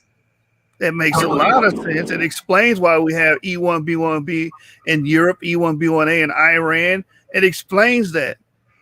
What the way you're putting it is one line, one fine line for each child. We don't examine that in the real world. But we got to remember, this is in the time of Abraham. This is during the time when the Y chromosome was mutating very fast.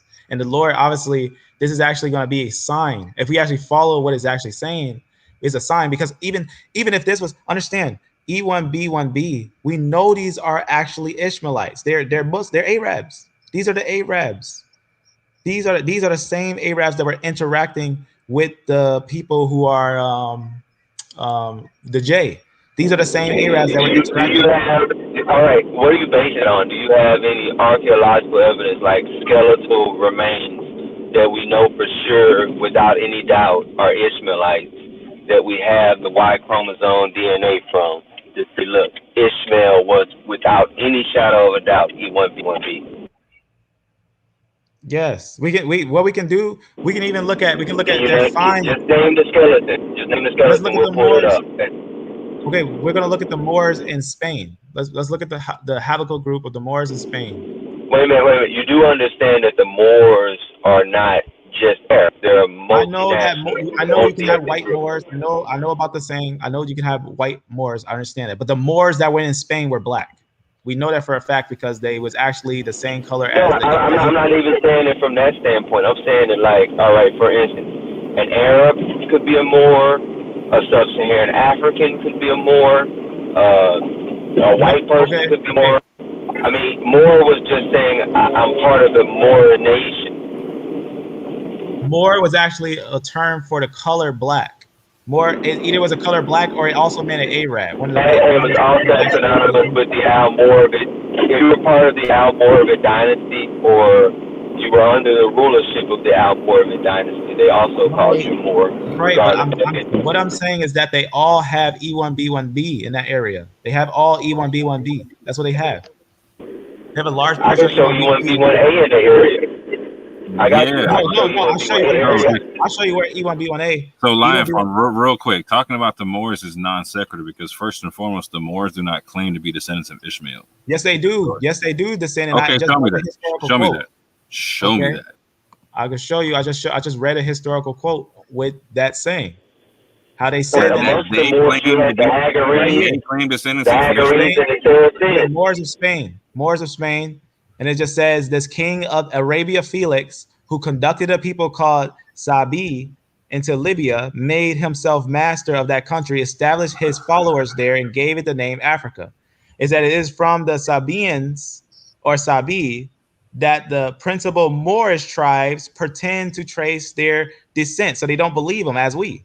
It says the directive of the name Moors, derivation of the name Moors is also supposed in some degree to confirm nothing that you're reading that wait, let me finish. I didn't interrupt you. I didn't interrupt you. Let me finish. You've been interrupting me the whole time. What are you talking about? Let me finish. We stopped interrupting each other. I know you didn't just wave the white flag like, no, what? No, I didn't interrupt you. I stopped. Let me just finish. It says of the name Moor is also supposed in some degree to confirm the impression that they originally came from Asia. But without enlarging upon these ancient statements, let it suffice to say that nearly certain grounds exist for the belief that the original Moors were Arabians. Arabian does not equal Ishmaelites. There are many other people in Arabia than Ishmael. Of course, there were Israelites in Arabia. Yes, I mentioned that. I mentioned that the sons of Keturah was actually absorbed in the Ishmaelite tribes. Did you know that there were other people there other than the sons of Abraham altogether? There were people there before even Abraham was born. In Arabia Felix and in other parts, right? Like, so you literally have. I know that Arabia Felix right there. I'm still talking. You literally have Muslim sources that talk about a multitude of Israelite tribes in Arabia. I know that.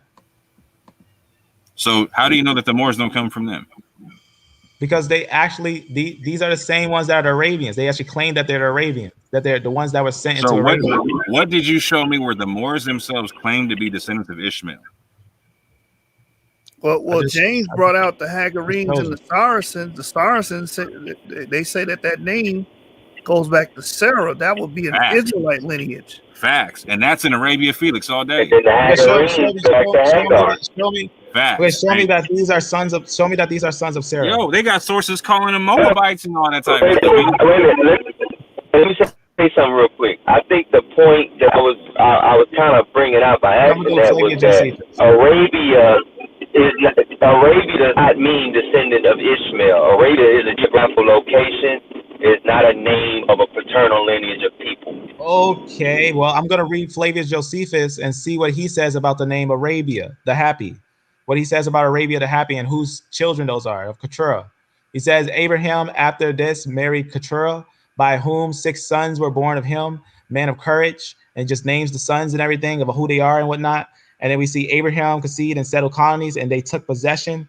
It says, so he sent them away for the sake of understanding. For right here, it says, now for all these sons and grandsons, Abraham conceived to settle down in colonies. It says, they took possession of basically Arabia the happy. I'm not pronounce that. Togolo, I'm not going to try to. as far as the reach of the Red Sea. So they got Arabia all the way to the Red Sea, and it said it is told Did it about say that that nobody else they is moved there? the same thing, That's all precept I upon want to know. precept. Libya, Africa. Moved them into Did Libya, it into say that Africa. no one else? Did it say that they wiped out all the inhabitants of Arabia, took it Okay, so over, and no let's one look who was originally there is still there? Just a yes or no question. I really don't even want to read anything to me. It's a yes or no question. You don't even be able to answer those. did they wipe out? That's even the name of Africa. Yes, technically, I it's didn't actually ask true. that. When did I ask that? Hold up. Why you gonna answer a question I didn't even ask? I'm giving you the answer. That's not what I asked you. Did I ask you anything Right. about the name Africa? But if you ask a question, sometimes you get extra information with the answer of the question. Well, I just truly want the answer to my question, which was the yes or no question. There's the answer. Did it Answer, say? bro. All right. Don't get upset. All right. Look, I'm just gonna actually let you finish what I'm saying. I'm not even fit to waste my time and play these answers with you. I asked you a simple question.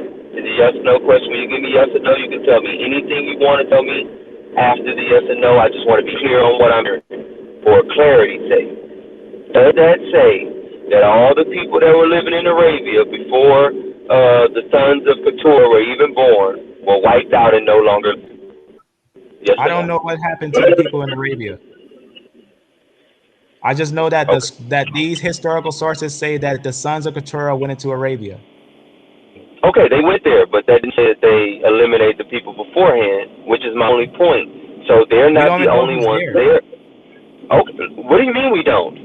The tells us the regions to which people migrated to, and the Arabia is one of those regions. And this is before Abraham is even born. Do you have a historical quote to tell me who was there before these Arabians? Well, what you can do is go to a simple Bible atlas that'll show you the locations of the people where they moved to when God gave them the regions of the world for them to migrate to, and you can see the shapes were all throughout Arabia. Okay, Now, well, if you don't know where they migrated to, that would be your personal issue.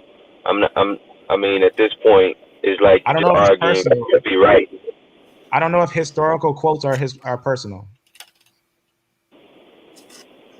Okay, are you saying that nobody inhabited Arabia I'm when not. God gave the I never said that. You're putting words in my mouth. No, I'm I'm just letting asking you you. know. I didn't say you did say that. I'm asking you a question. I said no. I said that I don't know who was in Arabia. I'm telling you, the historical quotes told us that who went to Arabia. I don't know who else was there, but I know that these ones went in Okay, Arabia. so since you don't know who was there, why do you seem to try to push a narrative as if anybody from Arabia is in it? Because I know that these ones were in Arabia, without a doubt, that the Moorish tribes were called Arabians, and they was the ones that went to Arabia, as it said in the Bible. Okay, I know for sure that the Israelites in the land of Israel during the time of David. Does that mean that there were only Israelites in the land of Israel during the time of David? Of course not. But we know the Okay, difference. why are you applying? Wait a minute. Why are you applying this to Arabia then? We know the difference between an Arabian and someone who's not Arabian. We know the difference between these people because we can do the genetic information test. We can look at these things, and these are the Moors.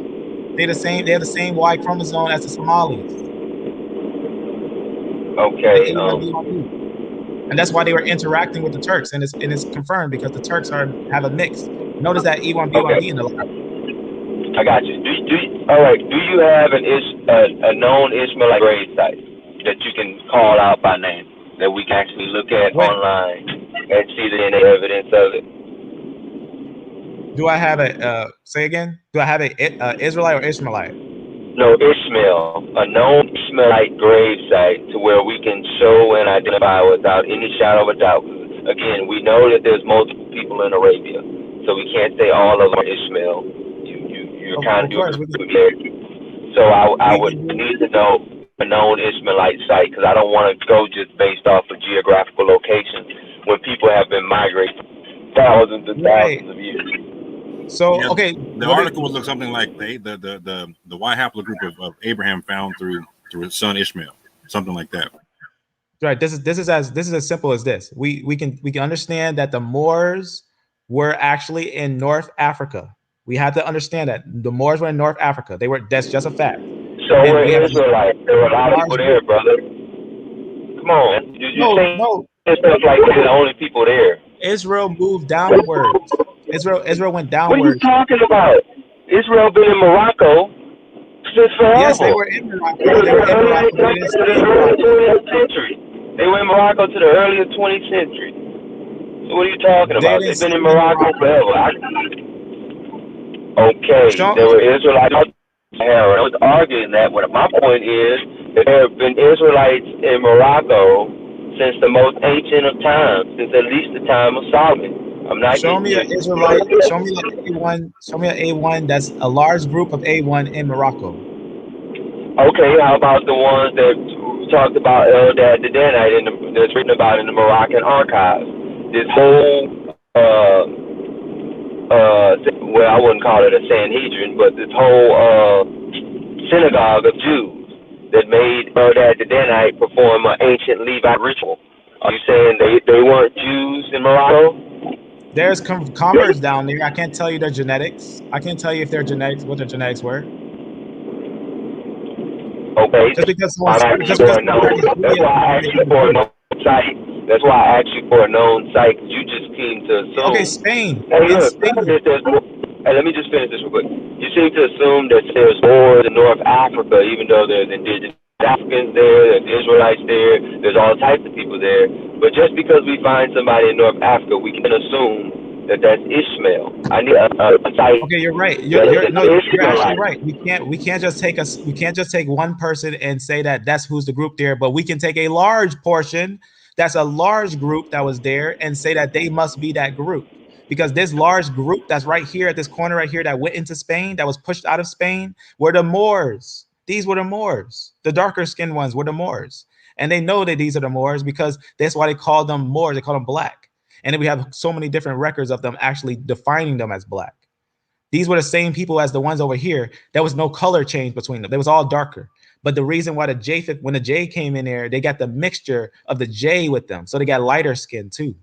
So you got some Moors that have that lighter skin, and that's why you see some with high J or low. You either see J or E all throughout this area because of the mix of the Turks that came in, that came from the areas over here, that became also the Israelites, that also became the Ishmaelites. They took the J lineage came in and then tried to do a Turkification to all the people and push them downward. So the people went downward and settled in these areas, and they invaded this area. And we know that this is where a lot of the Ottoman Empire, the Caliphate, was all down here. All the caliphates was all down these areas. And they came into Spain, and you can see even remnants of them. They have remnants of them in Spain because they could find the evidence of them in these areas. This E1B1B. They could find them in these areas because they went in there and they were sieging for a while. And a lot of these nations mixed with them. A lot of these nations end up mixing with them, but they didn't mix with Israel. E1B1A, you barely see in anyone else. E1B1A. But you see a lot of E1B1B in a lot of different people in a lot of different groups. But you don't see a lot of E1B1A because that's Israel that was forced down and sold to nations and kept together the most at the most. They actually stayed together the most. In fact, that's why they say the Bantu expansion. The word Bantu actually means people.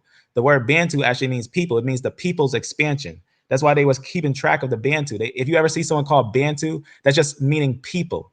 They're just calling them people. And these were people that went on an expansion. And that's why they call it the Bantu expansion, the people's expansion. So they were moving, they went down here and they counted them all as one people together. They counted and they forced down is actually, I have a quote where they tell you that the original people of the inhabitants of the land, I know you was asking about the inhabitants of the land. I'm going to show you that they tell you that the original inhabitants of the land was left, they had to leave out of that place. Let's see, somewhere on this thing, I have to read it through, making sure that it's somewhere on here. I get to see where it's at. Let me see. I gotta make sure this is the spot. It might be right here. Let's see. Because I want you to see the saying for that. It says going off skip, welcome. There's part in the Natufian. Just skip that. That's just the Natufian part. And let's see. I need to find the one right here where it talks about these ones.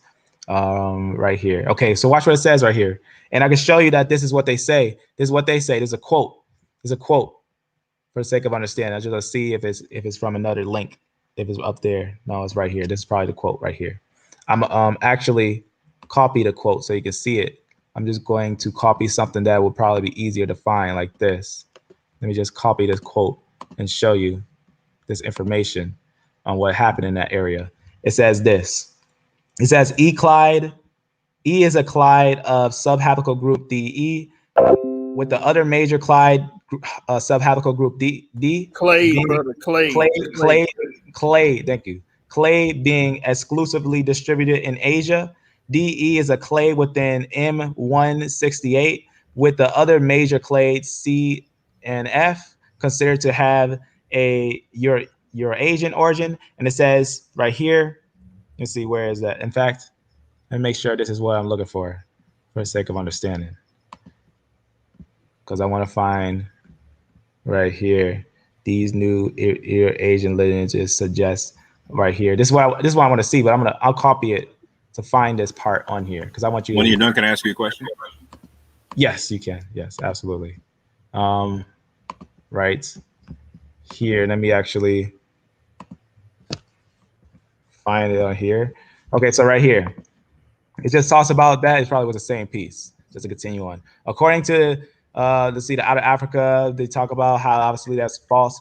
E-carrying males are thus proposed to have been back migrated from potential habical groups' place of origin in Eurasia around 70 KYA, and it says along with females bearing the maternal line, a maternal habical group L3, which the study also, I always mix this word of hypothesize.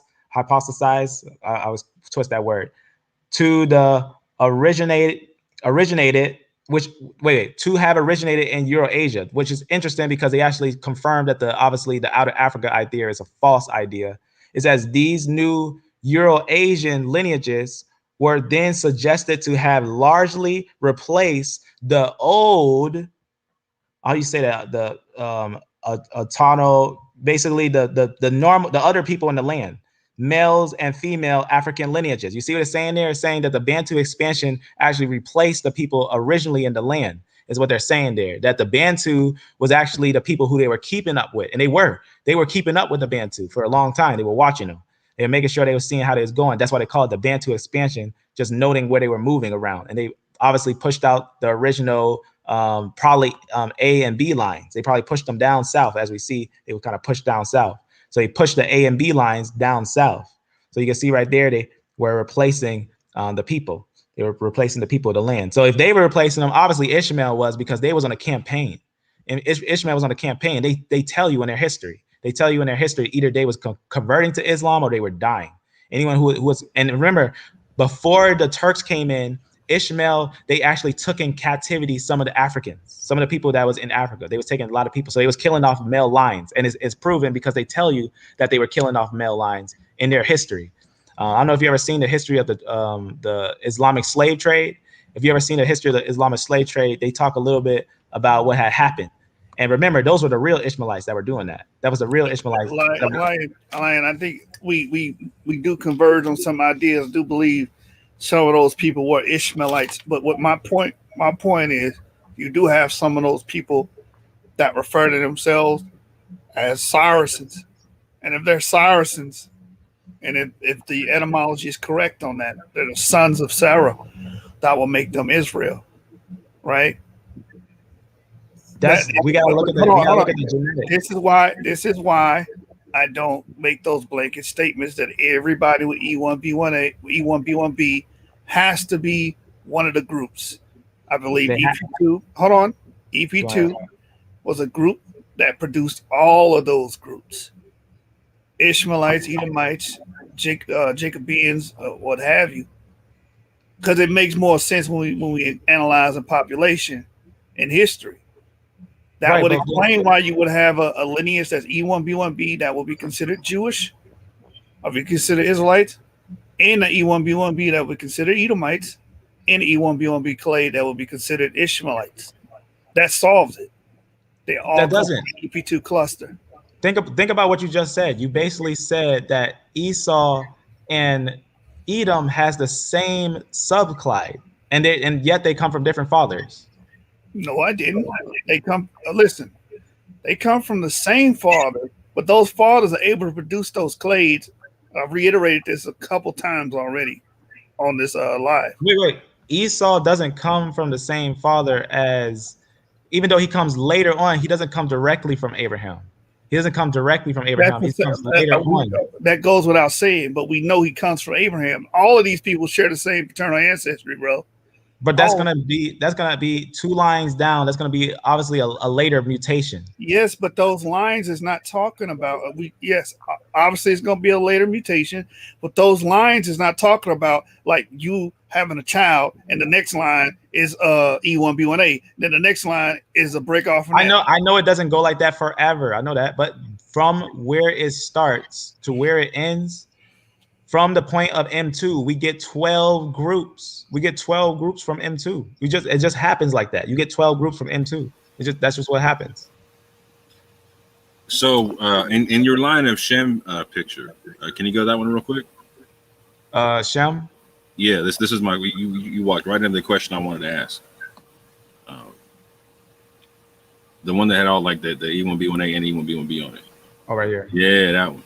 So how do you break down the 12 princes of Ishmael? Do they also have 12 different haplogroups or no? So now that's the thing. When did he get his 12 princes? Is it now we know that they couldn't be directly from Ishmael. When I say directly from Ishmael, obviously he didn't have 12 sons directly from him, but later on he would have 12 princes.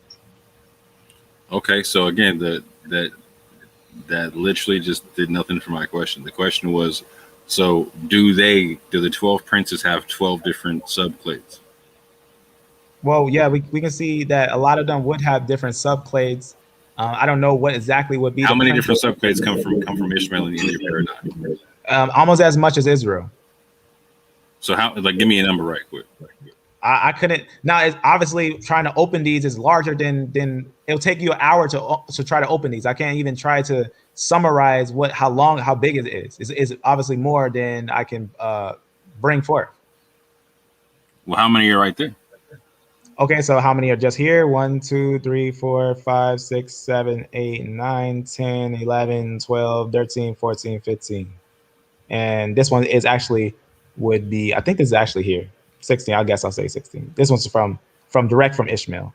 So Ishmael must have. If I throw in the Ammonites, I throw in the Moabites, I throw in the Edomites. They won't be underneath Abraham. Etc. They would be a little further down. They will actually be a descendant from Abraham's fathers. The brother was just talking about like an E1B1B concept, right? Yeah. So I was just touching on that one just for a quick second. Like, so if you have 12 plus 3, like, so, okay, so if you have the 12 tribes of Israel, plus you have the Edomites, plus you have yep, we got a branch for the Edomites. Yo. So 15. So Orthodox more. Are you saying there should be 15 distinct subclades for each of those? I'm asking them, like, why wouldn't that be the case if you can have 12 different ones for Israel? I'm just slapboxing right now. Wait, what wouldn't be the case for what wouldn't be the case for which one? So why couldn't all the descendants of Abraham, you know what I'm saying, from Keturah, from Ishmael, or from Hagar, from Sarah, etc., all fit in the E1B1B concept? Why wouldn't they go into the same mutation? Number-wise, why couldn't they fit in that? Because the mutation was different. Because when we look at Israel today, a lot of people who's Israel today that went into the slave trade, a lot of them are E1B1A. I swear that was a math question. What do you mean? I mean, what do you mean? So it seems like you're shoehorning the whole thing based upon the fact that, like, you see 12 in an article and then you see 12 tribes of Israel, and so you're automatically assuming, making an equivalence to 12 subclades. So I'm asking, how come that can't also apply to an E1B1B concept if you have Edomites? Because they say themselves. They say that only E1B1A brings forth 12 original ones. 12 branches come from 12 branches come from N2. 12 branches come from N2. Is what I'm saying. I'm saying that this has a high potential to be Jacob. Oh, wait. Oh, okay. So M2 has a high potential being Jacob, but E1B1B is definitely Ishmael. E1B1B is definitely Ishmael. I'm gonna pause on that one for a second. Just chill. Go ahead. That's interesting. So Because of history matches. So Jacob is potentially EM2, but Ishmael No, is this is surely Jacob. I'm just letting you know that this is the potential for it. This is it. We are E1B1A. Oh, so it definitely is Jacob. Of course. Why would you think I do a video? You think I do a video and not believe my own study? No. And I would not bring this out if I didn't believe it. Okay. If I wasn't sure in this, I would not bring it. Jumping on both sides of the fence in the same sentence. So if you're saying like no, that's not what I meant. No, this is what it is. That's not what let me stand strong in the sense of understanding. As I said, this is potential to be it. This is indeed potential to be it because it has the right things. But I'm letting you know that I also believe from other evidences. Because remember, Abraham had to bring forth Ishmael. He had to bring forth Ishmael. He had to. And if we make let's just even run with the idea, because I don't understand how someone can't say this is an Ishmael. Let me just real quick. Let me just. So if it was if it was factually Ishmael, like this definite article as you're saying it is, like it's definite, like it would literally like the moment somebody had tested like some Ishmaelite's bones or whatever to say like this was the Ishmaelite DNA via the way the current paradigm on how DNA works. This would have been on the cover of every major scientific magazine in the world saying that we have now found that. Hold on, that we have now found the paternal haplogroup of Abraham. That's as they wanted to find another haplogroup other than J. That's because they got J. They're not going to want to find another one. These people are liars. They're not going to even. Hold on. Did, so real quick. So the people who would have found it, if it was in Muslim lands like you're talking about, they wouldn't be Jews. They'd be Muslims. You trying to tell me Muslims wouldn't be trying to jump to the forefront saying we got the thing? Yes, the Muslims are extremely racist to the ones that's dark skinned. Yes. They're extremely racist to them. You can look it up. But they got, hold on, but you're saying that these are the same people that got E1B1B right now. They wouldn't want to say that they got evidence that Ishmael is E1B1B what they are and that Abraham is what that is? Are you talking about in Morocco, in the land of there? I'm talking where you saying Arabia makes you an Ishmaelite, my G. Arabia today is ran by Turks. Is ran by Turks, like in the Palestine and that area. That's Turkish. That's a bunch of Turks there. That's all that you see there. It's mostly Turks. Okay, so the vast majority of North Africa, right? Yeah, a lot of them is East Africa. And vast swaths of Arabia, E1B1B. Yeah, large portion of them are in the North Africa and Arabia. So you're meaning to tell me that the people who are actually this lineage that are there do not want to prove the fact that Ishmael is of that lineage and that Abraham? No. If they find evidence there, then obviously they will be looking for it. They will look at it. So is that an admission that evidence has not been found? No, there's plenty of evidence. We got the same people that were there. They're still alive. Their descendants they didn't go through a genocide. We still see the same Ishmaelites that were in that area. We still see the same people that have E1B1B in that area. That's going to be mostly Muslim. That's going to be in that area. And we can actually see what they look like. Just look at them. So that's literally what I'm saying. So you're trying to tell me the people that are still there, that are E1B1B, would not want to prove that Ishmael is E1B1B and that Abraham is E1B. That's not what I'm saying. I'm saying that there's a cover up going on. Do you think that they would be all out to prove that? I think they would. I think they are. In fact, I met someone who was a Somali. Okay, so when I just said that if they found that, it would be on all the major scientific journal covers and whatnot, you said no, it wouldn't because of a cover-up. Yeah, it wouldn't be because of the cover-up. That wouldn't be. That just wouldn't be because of the so they would participate in their own cover-up? They probably would for money. Why would they cover it up if they would want to prove it? I wouldn't know. Why would someone lie and say Israel's not Israel? That Israel is actually a lighter skinned people. Tell me that. Proving Why Ishmael and Abraham would have nothing to do with talking about Israel at that juncture. You understand? these are the same. It's like Israel's believe it or non not, sequitur to that conversation. Believe it or not, but they're going through. They're actually there's a whiting out. So Going so on. the Muslims that are E1B1B would prefer to defend the Jews. No, that's not what I'm saying. On their J marker concept versus No. versus actually prove that Ishmael and Abraham are E1B1B. No, I'm telling you. That's the effect of what you're saying, correct? No, I'm telling you literally that the effect of what you're saying. I'm telling you that there's people who are willing to corrupt data for money. That's what I'm telling you, and they don't care what race they are. You understand? That's what I'm telling you, that there are people that will corrupt data and information for money. There are people that will do that and cover stuff up for money. There will be people that do that. And I'm telling you that the real issue, like these are 100% E1B1B. That's what they look like. Do they look like us? Do they look like we? The vertical on your leaps in logic got like Michael Jordan envious right now, fam. If it does, I'm Lion Farm. Another mistake you just made was you're basing everything off looks. I'm not basing it off of looks. In fact, I'm not basing it off of looks because I can show you. Brother, you just said, do they look like us? Okay, let's look at a bunch of them. I'm going to show you that I'm actually basing it off of the common. They commonly look the same. They look like brothers and sisters. Is what I'm saying. Okay, so you're basing it off look.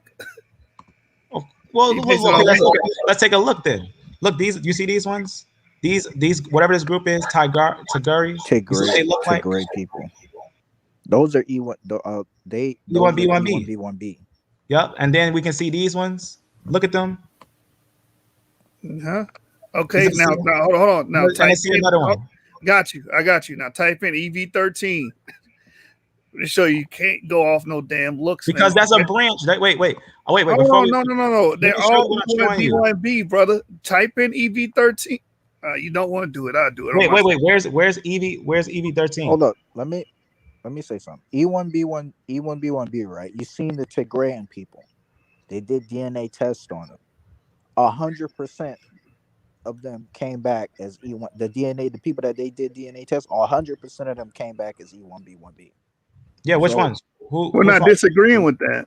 I'm not disagreeing either. Yeah, I'm letting you know that these ones. I'm trying to say you can make there might be white people with E1B1B, but the overwhelming majority, like the people with 100% of the strain, look a certain way. Hold on, wait a minute. That's a red herring. That's a red herring. So you're saying 100% of those samples in that DNA cluster that they tested had a certain look, right? Yeah. But if you check all of the E1B haplogroups, they all don't look the damn same. Wait, brother, look at this. Look before you steam off. Look. You're not seeing this. M215 is his own lineage. It's his own lineage. It's not the same as these ones. I mean, not E1. What did you say? E1. What did you say? E3B. E3B is his own lineage. It's not even connected with M30. I'm talking about Scholastic. It's another one. I'm talking about Scholastic Bully. He said because I'm talking about E1B1B specifically. Right. The overwhelming majority of the people who fall under E1B1B look a certain way. Are they M2 are they M215? Because that's again, high frequencies don't tell you anything. They don't tell you what we should expect them to look a certain way. Wait, you don't understand what I'm saying. I'm not talking to you, Lion Farm. I'm talking to brother Daryl. If 100% of the people have the same phenotype, and you'll get your white people with E1B1B. You know, they're rare. They're super rare. No, they're not. Hold on, let me say something. They're not rare at all. 40% of I think the Bulgarians are E1B1B. Yeah, I don't think you guys are understanding. Of the Sephardic and Ashkenazis are E1B1. It's 15 to 30%. But listen, that's important to note. That's only because those are probably the Sephardic, right? Sephardic and Ashkenazis have that same ratio. The Sephardic historic wise, a lot of the Sephardic Jews lived in Spain and Italy, where the Moors were, where he was saying when the Moors went into Spain and Italy. And those were the black ones. The black ones, those are E1. Those You are don't know. people. Hold on, wait, stop. Hold You up, I do let don't me know. know I do finish. that. know. Let me finish. No, Those you were do people. not. Hold on, bro. Y'all I got being a historical. pseudo. I got multiple historical No, quotes that the No, people no, in no. Spain was hold on, black. wait. I have multiple historical quotes that some of them were white. A lot of Yeah, them were I'm white. not. I got I'm into not it with saying. Rob Bourne about I'm this. not saying that they're not. I'm not saying that they were black or that they were white because it was all. It was a mix of both. Israel Turkish, wasn't white. Ottoman Turkish. You got Israelites that's white. You had Israelites that's white back then. I got an article right now. I'm talking That, about. I'm talking no, hold about on. That more. brother said Israel wasn't white. I Okay, got an show me. article. Hold on. There's an article when they did the craniofacial features of ancient Israelites going back to the 3rd and 4th century, I believe. With the Right? dolichophatic. The woman, listen, the woman came out to have sub-Saharan African features, quote unquote. We're dealing with phenotype. The man looked like a white Mediterranean man. What was his Y chromosome? They didn't extract any, but this was an ancient Jew. Well, he probably wasn't a Jew if he didn't look like a No, male. If he no, was see, like you that. don't know that. You based it off of look. brother. I'm Okay, making. but if you can't tell me the haplogroup, I can't run with that. I'm Listen. explaining. Hold on, let me say I'm something. You can't do explaining. phenotypes based off of haplotypes, brother. It don't work that way. Am I What wrong, Jasho? Man, I'm. you are absolutely correct. And It these doesn't brothers work is that way, basically, brother. Listen. You can't even do a skull saying it's dolly flaccid and this is a black person because they're dolly flaccid skull. You can't. It doesn't work that way, brother. You gotta do a Okay, so that study. means his face Hold on, feature wait, doesn't hold mean on, hold on. anything. Listen, Can I? Lion. You gotta chill out, bro. You kind of over amp, man, and you're over talking a lot of people. Folks still trying to. You gotta realize the audience is trying to learn as well. So listen, you don't mess my train of thought up. Listen, you need to do a study on epigenetics, brother. I already know. I understand that. Okay, then. So you can't sit up there and say because a person's E1B1A You're that they're not. gonna have. Can I Can I finish? say Can something real I fast? finish first, I need please, you to bro? know I'm this being part. respectful. Let me finish, bro. I just got on here. You've been talking for quite a while, bro. Can I please finish? Can you show Okay. some decorum? Okay, I'll let you finish, but I have an important thing to say because it's important to You, know that the Ishmaelites is a certain subclass. man. please have some decorum, bro.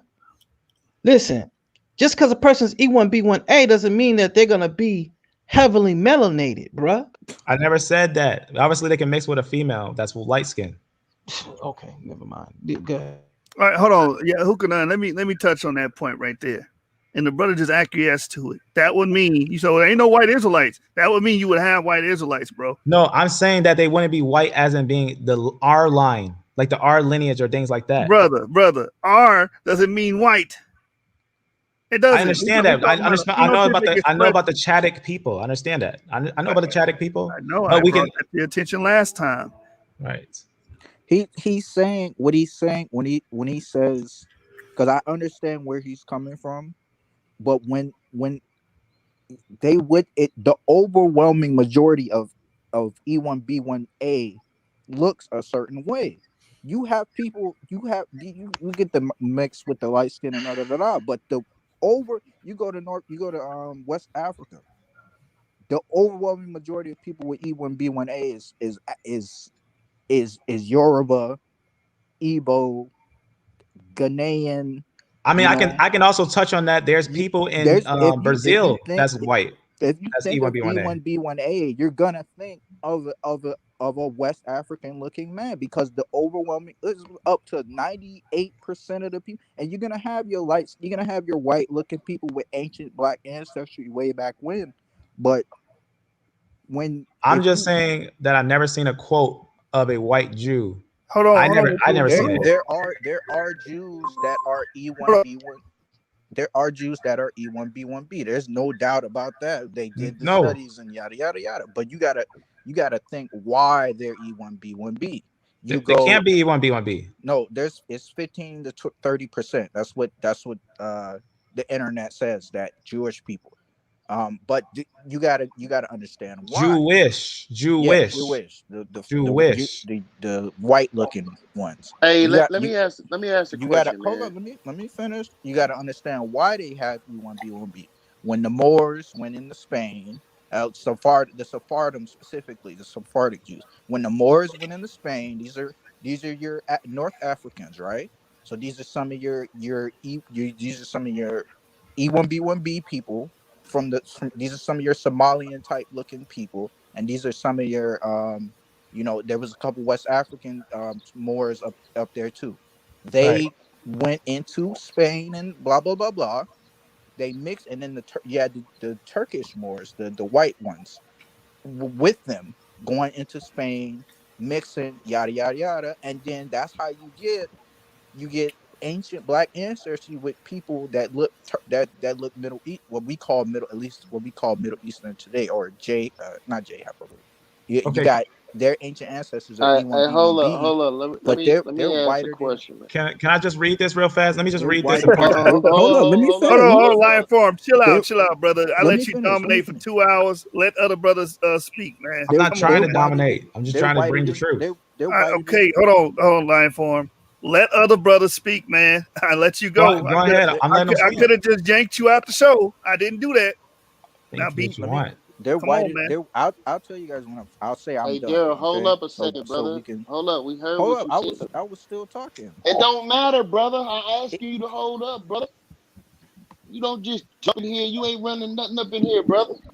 so Damn, y'all was just arguing with him about bro. I interacting with wasn't We E1B1B. gotta arguing have a nothing. holy This is Bro, the hey, conversation. yo, time, Y'all man, gotta you need to stop chill out, cussing, bro. This is and fighting. This stuff ain't Jeremiah. healthy. Don't matter. Listen, this is Jeremiah's platform. Respect the man. You in his house. Respect him, bro. If he say hold up, then hold up and fall back. This his house. Yeah, I appreciate that, man. I just want to ask a question, man. It is there a primary phenotype that we could, despite admixture that happens with gene admixing, is there a primary pheno for these genetic strands? I'm just asking if anyone can answer that. No. The short answer to that is no. There is no primary phenotype for these genetic strands. If I'm Con. understanding you correctly, it's not. Phenotypes are plastic. Okay. They're subject to change, You and we done? know that because all of us share the same. All our male chromosomes go back to a single male, right? A single Y chromosome, but majority of the Earth looks different. Yep. So That's that called would that would phenotypic plasticity. so that would so pheno is kind of a different conversation outside of DNA concerning we're trying to get to the root of the appearance of some of the original people of the earth based upon the DNA spreading across the earth, right? Yeah, So phenotype is a completely different conversation. It don't have nothing to do with genealogy. okay, cool. I That's it, disagree. man. I say that you can make a reasonable argument. Like if you got a group, a haplogroup, and damn near 100% of the people it looks a certain way, and you might have 99.9% of the people look one way, and then you got white people that's very few and far between, because there's not a lot of Jewish people on this planet. First off, there's only about 50 million at tops, and 15 to 30% of them have E1B1B. And then you got those Somalian Tigrayan, where they're E1B1B, and over 100%, not over 100%, 99.9% of them is E1B1B. Both families, mind you, Tigrayan and Somali. And you can go and say Tigrayans look this. So E1B1B people look like. You can either say E1B1B people look like Tigrayans, or E1B1B people look like the white people that's 1 out of 99, 1 out of 99 that you can find on the planet. Those what E1B1B people look like. Yes, we all come from the same family of Got you. Adam and Eve and whatnot, but people look like, when you do blood, people look a certain way. As West That's the truth. Africans, over 98%, it look a certain way. But we No, mix they we don't. Most of them. I agree with that. most. I agree that you have high frequencies that may share common traits, but they're really diverse. First thing I want to talk about that 30 or 40% you keep throwing at the 15 to 15 to 30%. Wait, can I just read Hold on. something real fast? Because Lion Farm, chill, bro. Chill. 15 to 30% of these Jews will have e-markets, right? 15 to 30%, 15 or 30% of 15 million, right? That's the number you chose to represent these Jewish groups. Bro, that's 4.5 million people. what are you talking about? That's 4.5 million people. 4.5 million where? No, he brought out the totality of the Jews being Oh, 15 million tops. oh yeah, If you yeah. take, if you project 30% onto that, that's 4.5 million people that will have e-markers that will look quote unquote white or European. That's true. That's true, technically. But Yeah, let me read this because I want to mention this because maybe this has to do with what you're saying. Because I actually noted that the real Somali, the real Ishmaelites, they have a different subgroup than 35. They actually break off. They actually mention this. I'm gonna just read it. It says important to note. It says M35, which is E1B1B, which is within the Ashkenazi, the Turks, Hitler, and other mixes, is a sub branch of M215. Yet M215 also has its own pure original branch, E38, M215. So it's important you can have so you can have someone who's M215 and not M35. And they actually mentioned that on here, right here. It says another striking aspect of our dating is the previous unexpected large difference in age between the sub-haplogroup group EM215. What did they put right there? It says and its sub-haplogroup group EM35. They just talks about within the V68 subclade mutations, whatnot. But is a and I noted that because if you look at their tree, these ones are the Ishmaelites, but these could be indeed a different type of broken piece from this group. I can't tell you exactly who this is because we find this often in the Turks and in the how you say the Ashkenazi, but there's a different lineage which is M215, which is only found in those ones, the Moors. Oh, This is okay, hold on. All right, Lion Farm. I also want to address something else Daryl said. He said he brought up the Moors, Sorry which about I that. agree with. Hold on. There's parts that we converge, but we disagree on different nuances. So you brought up the Moors being the reason for the introgression into Europe or into the Jewish groups. That's why we got the E group in Europe. But I just did a whole lecture on this prior to my brother coming online for him coming on. We having this discussion. EV13 and other E haplogroups have been in Europe since the Bronze Age. That's way before the introgression of the Moors that happened around what 700, 8th century Common Era. We talking about going back to the second millennium, third millennium for some lineages. So these lineages been there. What's EV3? What is that? These ones are older. The M215. These ones are older, and these ones they have their own branch. They have their own No, sub branch. Lion. He What's didn't ask you that. EV3? He said, "What's E3B?" E3B just stands for E1B1B. E3A stands for E1B1A.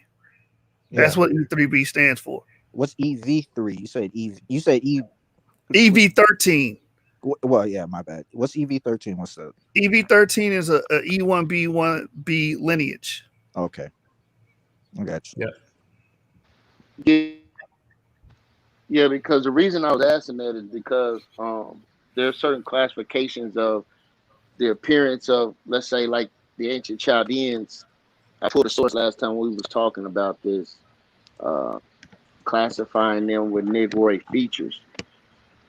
So, Yeah, that's if true. we can definitively say that there are DNA strands that trace back to Shem, and we can look at some ancient writings concerning the appearance of these people being the parents of these geno splits that split off, then we can definitively say that the origins of these geno strands have a particular phenotype, right or wrong.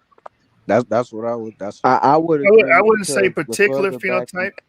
uh, Oh, go ahead, James. What was you saying? I didn't mean to I cut was you just off. gonna say the further back you go in time, the phenotype seems to correlate with the haplogroup. But Yeah, I believe that believe I've heard a brother say that, a majority of a group, like for instance, the majority of the people in Nigeria, right? They're gonna carry, E1B1A, they're gonna look alike. But you also have outliers there that look just like them. They may carry A, they may carry B, may even carry D, but they look just like them. Why? Because they've mixed with the group so much that they've taken on their characteristics. And this can happen throughout any haplogroup. Like right, the right, right. agro-pastoralists of the Near East are more hunter-gatherer than they are pastoralists, but they also have some Negroid, which is pastoralist phenotype, Negroid features. You know what I mean? But they're more Hamite than Shemite. Wait, what? Who? What nation of people are you talking about? I'm talking about the agro-pastoralists that are in the Horn of Africa in Northeast Africa along the Nile Valley in that What? area. What names? Like I need like nation name. You know what I mean? James, you talking about the Kadrukas, the early Nilotes and stuff of that nature? The early, yeah. I mean, it's So, more of so a. there, Oh, go ahead. I was about to point Daryl to some references. You look into the Kadruka population. Um, they're largely AM13. The Kaidruka. Who are they Yeah, related? Who are they related to? they're related to the San people, the Khoi people. Okay, I got you. Yeah, but they're north of the Sudan. North Yeah. of So And the that reason, the lineage is reason, I, still there. reason, I, But you can tell you Salakia. can it. Oh, go ahead. No, you can't always tell, Daryl. That's what James just told you.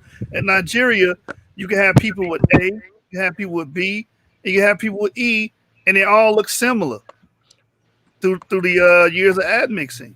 So you always just can't tell just by looking at somebody, man. Right, right, right. So um, I wasn't saying like, oh, I'm gonna look at a person and say, okay, this person, then be able to try to identify their DNA without doing an actual test on them. But what I was saying was, if we're trying to get to the root, man, y'all know me, man. I'm always trying to um give credit towards the research that we have done according to our identity, based upon what they're trying to, the way they're trying to separate us, based upon appearance.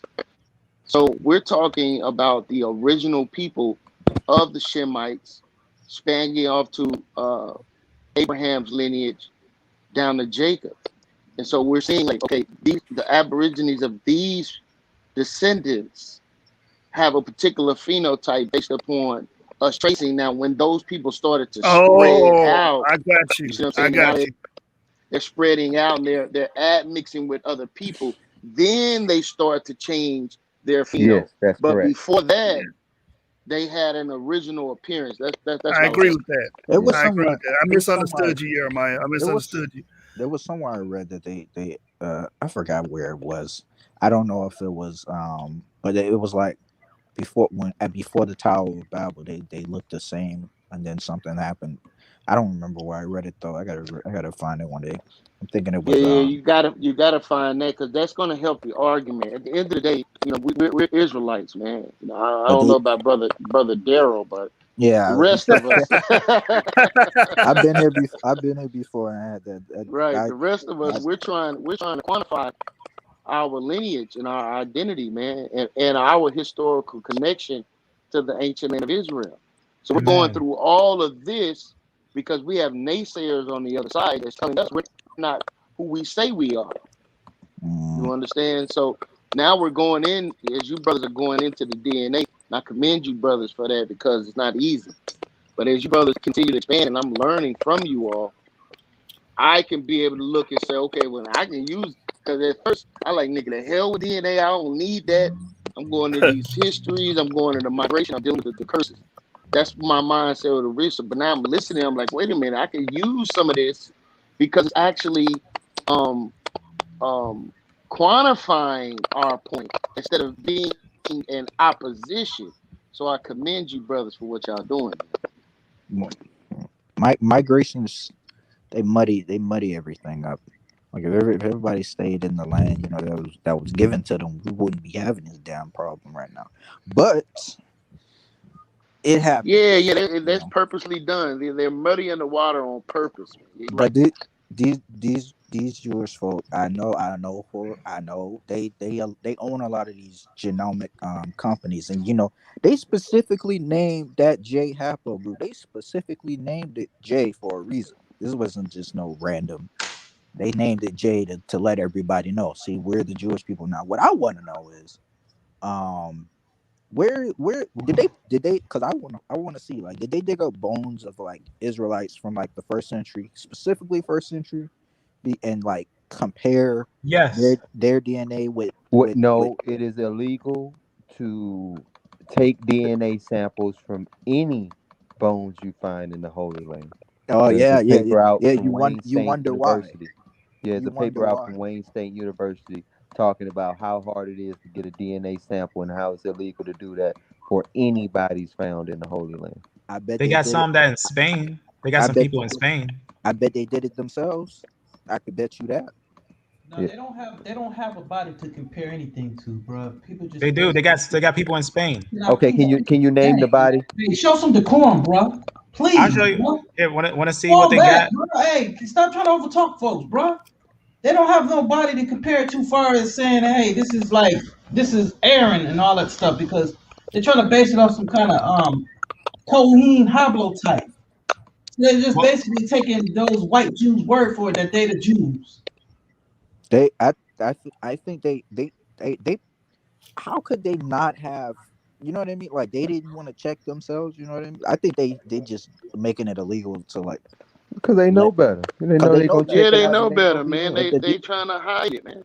It's either one or two things. It's either they don't have no bones to dig up, or they know that They got they're the not the bone. real people based off of the stuff that they found in that land, and they don't want everybody else finding out. Because if they were the Jews and the bones, the DNA genetic evidence showed it, they would be parading it everywhere around, showing, hey, we're the. But I was trying to Google it. I was like, where? I want to see what was the DNA of the first century Jews, because we got a lot of people claiming it, and you got Jewish people, white people, European looking people claiming it, and there's no bones. And you can find a lot of stuff on Google, but not a Yeah, single thing about. I I think the I best checked.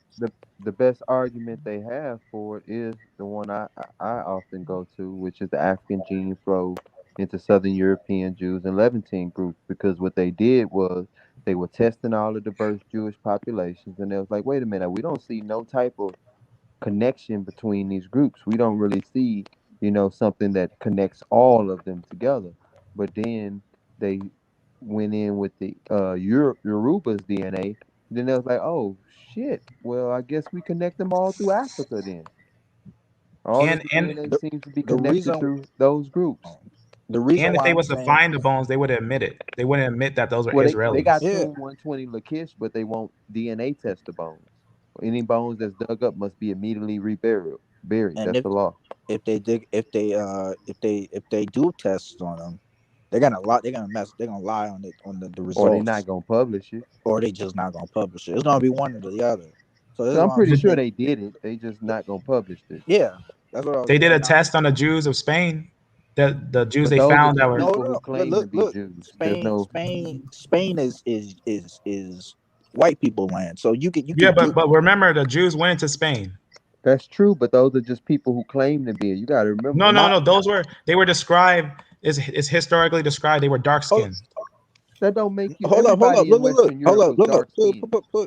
Look. You had white Jewish people in Spain. You had Turkish Jewish people, like No, no. The Jews in Spain, they were all one shade of color. No, they They were were all not. You yeah, they had were. They no. They recorded. I got a when paper right here that says the Portuguese were black. when the Yeah, the what's his Portuguese name? Jews. When the what they call it? The people. Black So Portuguese. you gonna tell me the people who was under the because it was, no matter of fact. They had a whole issue with the Talmud Hey, that's over hard. there, and That's hard they right had there. The black Portuguese. That's Yeah, hard that's right a there. Right fact. there. That's a there fact. was Without a King doubt. John, 1492. Spelled all the Jews to St. Thomas, which is down there where Africa is. This is in Portugal and Spain. And they actually named these Jews Black Portuguese, as they were called. And the Woo. Jews, That's hard. it says who were, Hey, they said they were Leongo. even Negroes and hey, Joshua. descended from the Negroes. You're My saying bad, man. I didn't mean to cut you, you're man. saying Hold on 1 second, Daryl. I'm gonna give it right back to you. Hey, Joshua, does this line up with your research?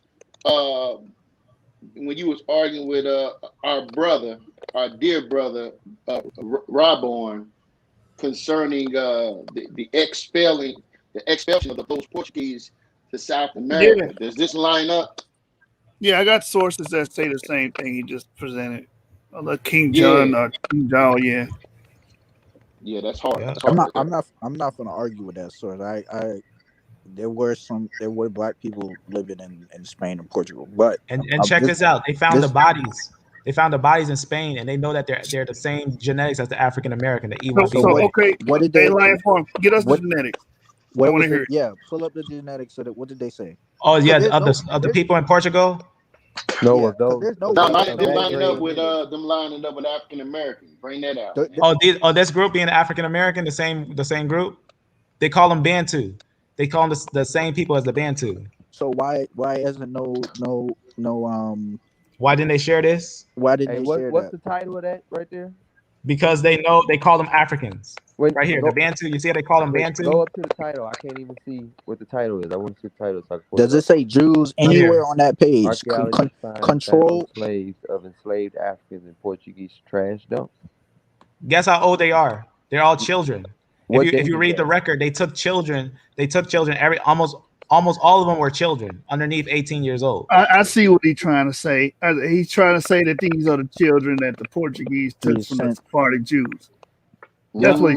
What you think? Yeah. What And you look think at about that, Joshua, man? That ain't what the And look at article him. say. Look what they did to him. That's not enough. Yeah, 100. There's 120. There's 150 of them. It says You those are have no. enslaved Africans, brother. There wasn't Let me tell people you. Let me living tell up you. there. So there was a case. There was a case. Wait. Everybody hold up a second, man. I want to hear from all you brothers It's the because Bantu. everybody trying to chime in. So I want everybody to get the time to speak. But Joshua, I gotta hear from you right now, man. You gotta talk to me, bro. it's a good hypothesis, but I don't know how much information that we can put to it to make it connect directly to the Sephardic Jews. It And says later. In his defense, a lot of that information is buried in time anyway. There's really not that much information on it. So you kind of rely on making inferences. However, with that being stated, I can't make a strong enough argument for it. It makes sense. I could because I actually got some other stuff that's connected to wait this. your turn. Yeah, hold on 1 second, Lion. We're gonna get to you, man. Okay, I'll wait. And Daryl, we gonna get to you too, man. But I was just trying to see from James. You got anything, man? What's your thoughts on that, James? Man, that's kind of hard, man. Well, I mean, as far as there being Jews in Portugal and them being called black, I have no doubt with that. I've seen many sources to that effect, but taking that grave site that says that there are enslaved Africans, not people in Portuguese living there, and then subscribing those automatically to being Jews, I mean, I would need you to, give me an article that says they're Jews, not that they're enslaved Africans. He ain't gonna find. You only. Here it is right here. It says these genetic analysis reveal an affirmity to West African or Bantu speaking central So where to does it say they're southern. Jews? You gotta find where it We says gotta it. know who the Bantu people. Remember, Bantu means Look, I don't peoples. want to assume. We know who the Bantu That's people what are. I'm saying. We Where does know the who they article are. say that? But they're never gonna tell you that these are Jews. These are kids that were under 18 years old. We Only understand. 3% of them were over 30. So Okay, then but what they would but call there that is were- a you fallacious said it was argument. that- My bad. What they would call that is a fallacious argument, brother. It would be a fallacy, bro. You understand what I'm saying? Like you're not connecting the dots. You got. You're not giving me time. Hold on. Okay, brother. Hold on. Listen. Calm down. So what you have to do is, because you gotta understand, you're dealing with a lot of naysayers. They're gonna tell you that basically you suffer from the slave trade syndrome and you're desperately seeking for your people to be somebody that they're not. So that's Right, the That's why, right. amen. Y'all hey, cannot, bro, That's y'all why. y'all, That's why I'm cannot. taking these hold on, challenges. bro. Chill out. Hold on, That's hold some on. control, bro. You got Y'all, impulse control problems, bro. Yakanan is Let right. me finish this up real quick. Hey, James, this is what I need from you, bro. That article that you was telling me about with the different gene flows from out of Africa into Southern Europe. Can you Yeah. inbox that to me on my Facebook Messenger right now? I'm just gonna let Lion, whatever his name, he can go ahead and have it, man. I'm finna fall back. All right, so let me show you how these are the same ones that went into Africa, and it's the same ones who we are. It says these basically they're the West African. When there's only one group in West Africa, the West African Bantu speaking. Bantu just means peoples. Peoples. And then it basically just tells us, and then we know that these are children. It's matching with the sayings of the children that they took, and it's 150 of them buried in ways that obviously aren't a way you will bury a child. So it's obviously by someone who doesn't care about them. They're not just slaves because they're children, and they're not. The children don't have that much value as slaves. And you can see as these ones, they're being mistreated and buried in positions as if they were being held captive in Portugal at the same time frame of 1500s to 1700s, which was when the slave trade was going on. So you see right there, uses between 15 and the 17th century in a dump is where they found them at. And you can Yeah. see just the same thing. And then I'm gonna connect it right here. You can see that this actually there's other sources that tells you that there were children. And notice that the people were moved to Guinea. Now Guinea was owned by the British. I mean, not the British, the Spaniards, and that's where the slave trade came from. Because few people actually know that they actually owned pretty much all of Africa. They end up giving it to each other and giving part of Brazil to each other. One part was Spain's, one part was Portugal's. They divided it amongst themselves. And if you see this, some of the people, like if you see where it says King John moved them to right here. Wait, let me see. King John moved them to right here. King John in 1492, he expelled all the Jews to Saint Thomas, right? That's Saint Thomas. That's I'm gonna show you something that the same Jews that went to that island stayed on that island for a long time, and they checked their DNA, and this is a DNA test right here. Let me click this so you can see this DNA test. This is a real DNA test of these individuals, and the source is on here. This is a real DNA test of the people that was sent into San Tome that continue to grow there. These are going to be those individuals, and they look like us. But you can see here. I informed. I agree with the core concept that you're making here that Sephardic Jews had our DNA. I think a lot of us agree with that. I think it's just that the point about the African slave dump, we don't have a strong, and what you're saying is not a strong enough argument to say that that particular African slave dump had to be Sephardic Jews. Now you could say they probably are, they No, no, could no. be. I'm not We connecting can't that with go the. past that point. We I'm can't. not connecting that with the Sephardic saying. I'm connecting this. I'm connecting this with the Sephardic saying. There's genetics evidence. It even tells you that these were the new Christians from Spain. I These agree are with ones. that. It says right here that it was sent in Santa May was discovered, and it tells you that the Jewish children in 1492 were sent there. The 2,000 young children and teenagers. You see how it's connecting there? How they found only children there that were under. They said, remember how they said only right there. It says the research team believes that around 1/3 of the skeletons were from under 18, and only 3% were people age 30 or more. And that's what they said right here in the genetic study. They say right here that around 2,000 children and teenagers were taken from their families and forcefully baptized and sent into, obviously, some of Ain't those that children some want to be crazy? rebellious. That's some You crazy. see? Hey, let Children. me say this real. Let me say this real quick, and I'm Children. gonna give it right back. This why I love the source, man. And when I say the source, I mean each and every one of you brothers that participate. Why? Because as Yakin was saying, these hypotheses have to be able to stand up to scrutiny, man. You know, Amen. you got That's why I strong love it. brothers. I love it. Right. You got strong brothers like Anonymous Hebrew coming here, Yakin brothers coming here, and they're vetting the information. This is the I thank same you for thing that. that we were doing. Yeah, this is the same thing that we were doing last night on our live. We're vetting the Amen. information, and it has to be able to stand up to scrutiny. Because if it can't get past us, it damn sure ain't gonna get past anybody that's in Right, because they're opposition gonna of they're gonna us. go harder on me. You're right. You're absolutely right. Right. They're gonna go harder on us. What's that thing called? Where's mine? There was a case somewhere.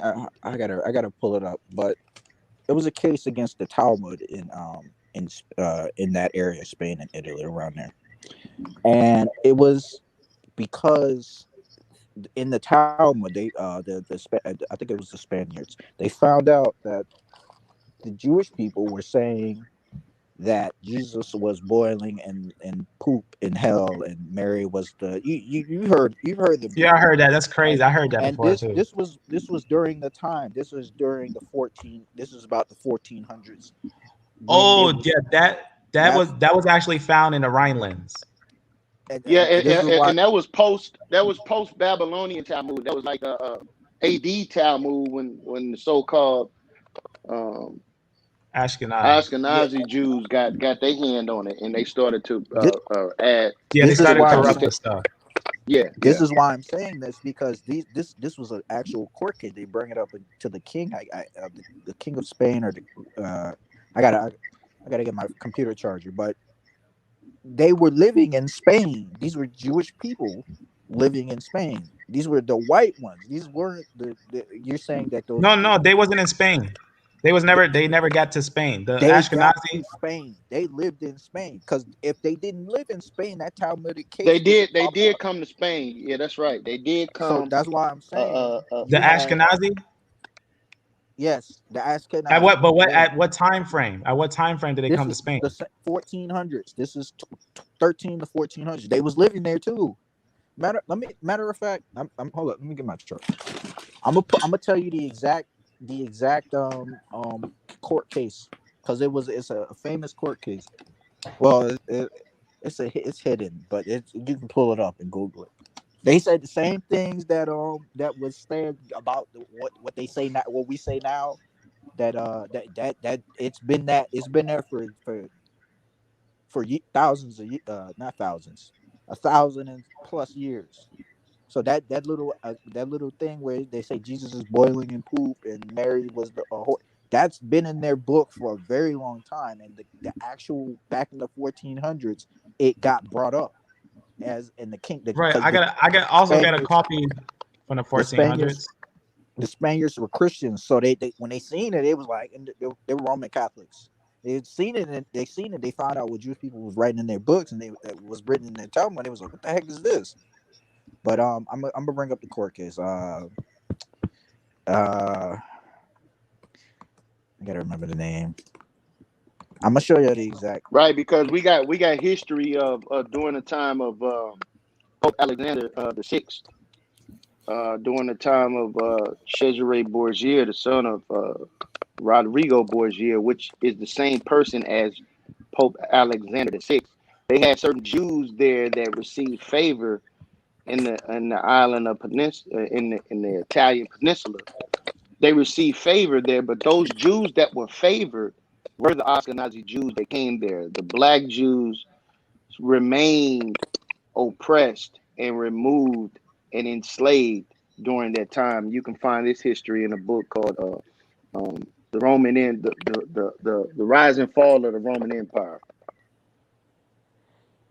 I can agree. I can agree if the Ashkenazi did come over there, which they themselves don't say that they did. They say that the so-called Sephardic was over there, and they said they never did go over there. They were stuck over here because Hey, that's their Joshua, did we so-called get the sources? Rhineland apocrypha. Didn't we talk about a source about the two types of Sephardic? I believe it's two types of Sephardic.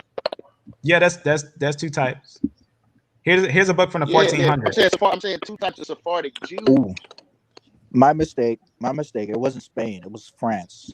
Yeah, from France. There you go. Because I got a source that actually says it's from France. This is the first. This is the 1400 book right here. The From the the Bring dis it out. the disputation of Paris is the court case was called, where the French found out about what was in the Talmud. They started Pope Gregory what is that? No. King Louis the the ninth questioned the Jewish people in his vicinity because of what they had in their books. But there were white Jewish people living in Spain as well. France is not that far off. And who Yeah, but they didn't go to France. no, they what do you mean? They I lived mean, in they didn't France. go to Spain. They didn't go to Spain. They went to Spain is right. Spain is literally across Yeah, the but that was a lot of war and stuff. that was If- what? No, but they were literally France is right next to Spain, like literally Right, across. it's close. I know it's close. I know, but there's like there's a There's no separation. It looks close, but it's far. there's no way that they did not go into Spain. And this was 1240. This case happened in 1240 something. So you Okay, had well, let's go ahead and read the source. uh, uh Disputation of Paris, also known as the Trial of the Talmud, took place in 1240 at the court of King Louis the Ninth of France. It followed the work of Nicholas Donon, a Jewish convert to Christianity, who translated the Talmud and pressed 35 charges against it to Pope Gregory the Ninth by quoting a series of allegedly blasphemous passages about Jesus, Mary, or Christianity. Four rabbis defended the Talmud against Donan's accusations. That's basically what happened. And the if you read the disputes, let me see. I don't think they're gonna have. Oh wait, no, they got it. There is a passage, for example, of someone named Jesus who was sent to hell to be boiled in excrement for eternity.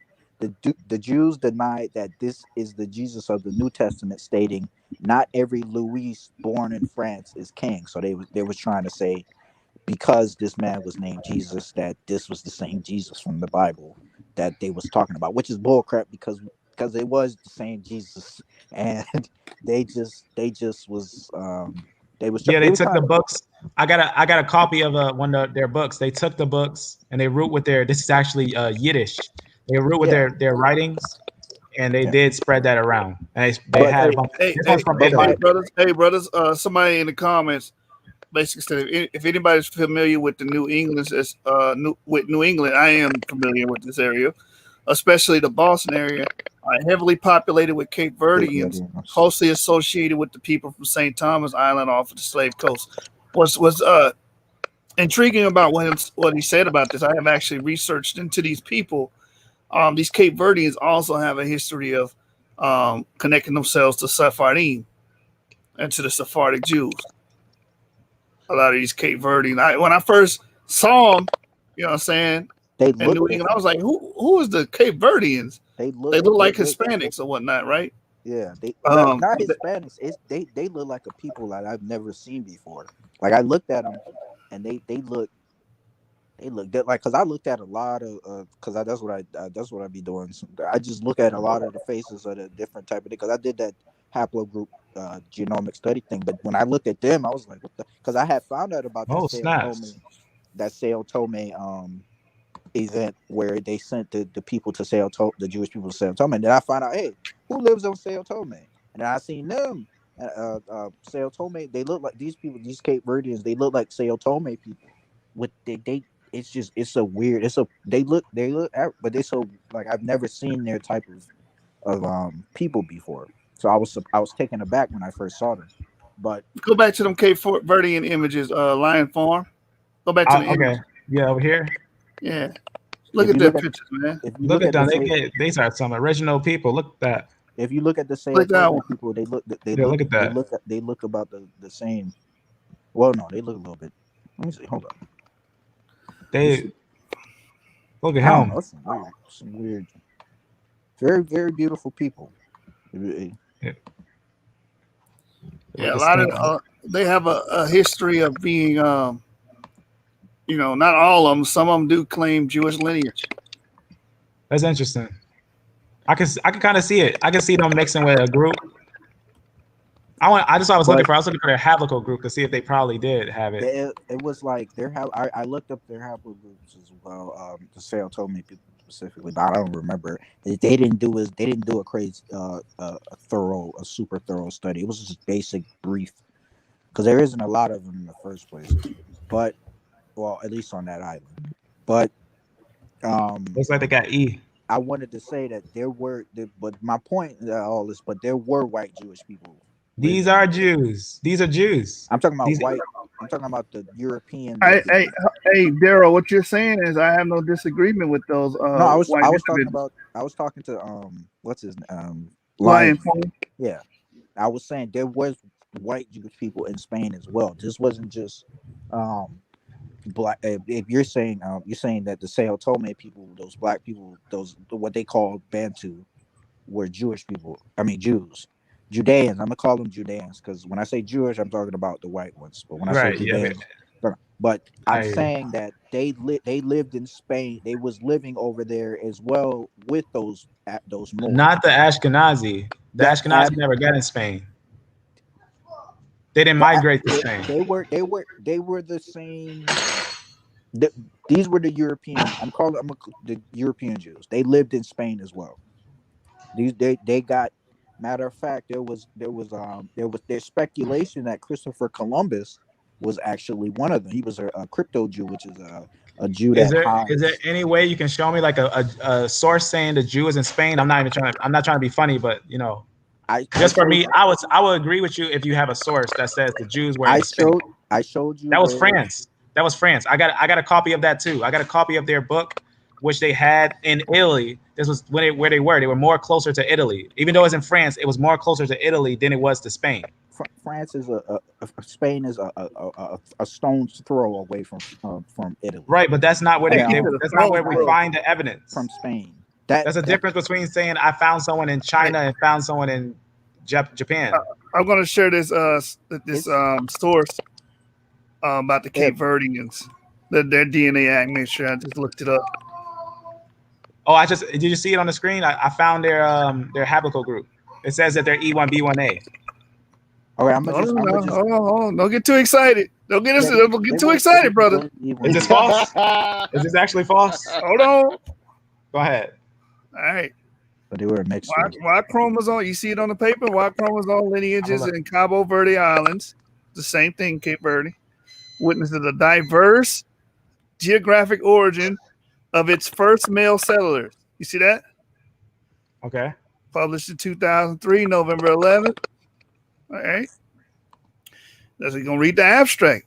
The Y chromosome haplogroup composition of the population of Cabo Verde archipelago was profiled by using 32 single nucleotide polymorphism markers, or SNPs, and compared it with a potential source population from Iberia, West Africa, and the Middle East. According to the traditional view, the major proportion of the founding population of Cabo Verde was of West African ancestry, with the addition of a minor fraction of male colonizers from Europe. Here we go. Unexpectedly, more than half of the paternal lineages, 53.5% of the Cabo Verdean, clustered in haplogroup I, J, K, and R1. That's the Europe. That's J. So you had So now it basically just said a lot of the Sao Tome people were mixed with the what we call the Hold on. You don't get too excited either, Daryl. Hold on, Daryl. You don't get too excited either, because I'm not done. Yeah, let's make sure we finish this so we can understand what we're looking at. 53% of these people they tested were what we would call Japhetic. Mm-hmm. It says, which are characteristic of population of Europe and Middle East, while being absent in probable West African source populations of Guinea-Bissau. Mm-hmm. Moreover, a high frequency of J lineage in Cabo Verdean relates them more closely to the population of the Middle East and probably provides the first genetic evidence of the legacy of the Jews. Of course, that's how they're going to sway it, right? Yeah. But hold on. In addition, the considerable proportion, 20.5%, is E3B.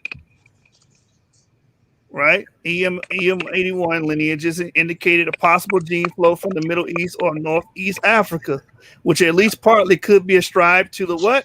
Sephardic Jews. In contrast, wait. So they just basically just said that the Sephardic Jews are E lineage? Yeah. I mean, Wow. this ain't no secret though. Wow. That just single-handedly shows that we're Israel. It's just because I just found out that they're E1B1A. The E1B1A and E1B1B, brother.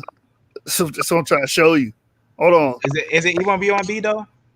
It's Yeah, E1B1B E3B and is E1B1A. yeah. Wait.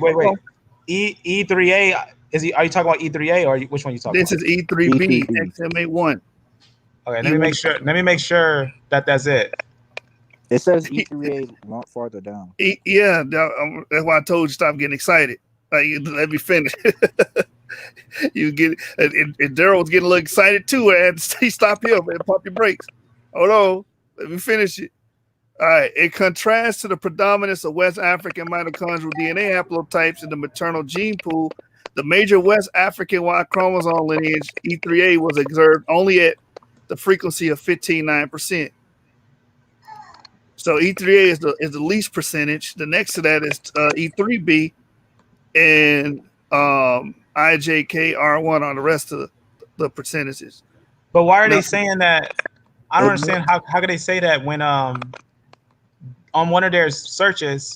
Yeah, I wish I could send this to you, but I found one that says they are actually E1 B1 A1, and I don't even see. Oh, there's a E. They have another E there. So they got two E's. They got E1B and they got E1 B1A. They got both E's. So look. So the E, it says IJK and R1.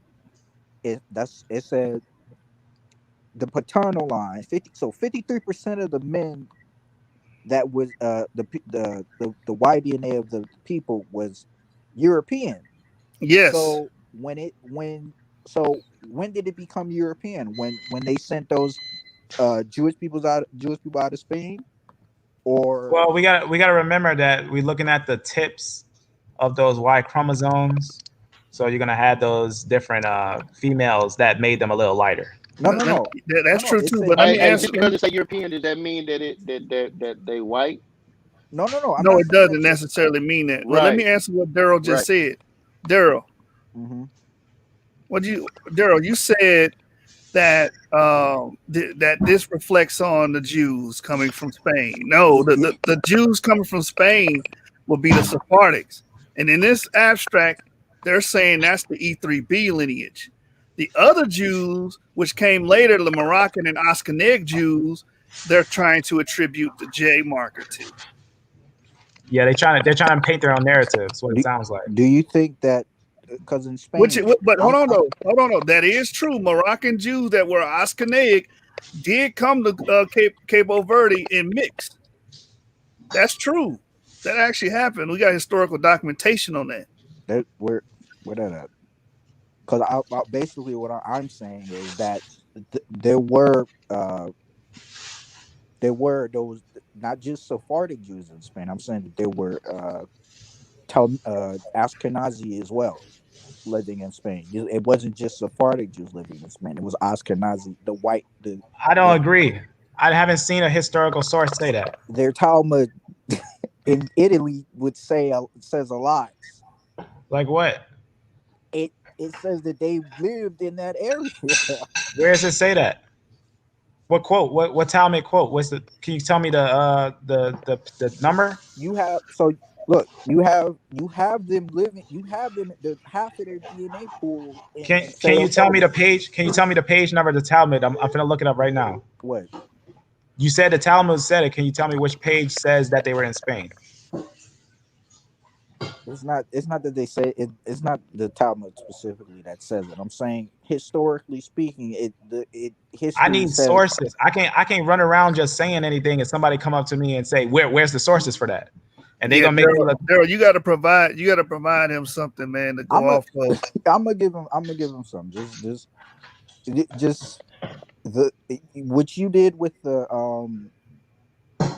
African children that came to say the I'm gonna call them the Bantu children that was expelled out of Spain and went to Sao Tome, and you said that they were you said that those were the Jude Sephardim, or what did you say? Sephardic children.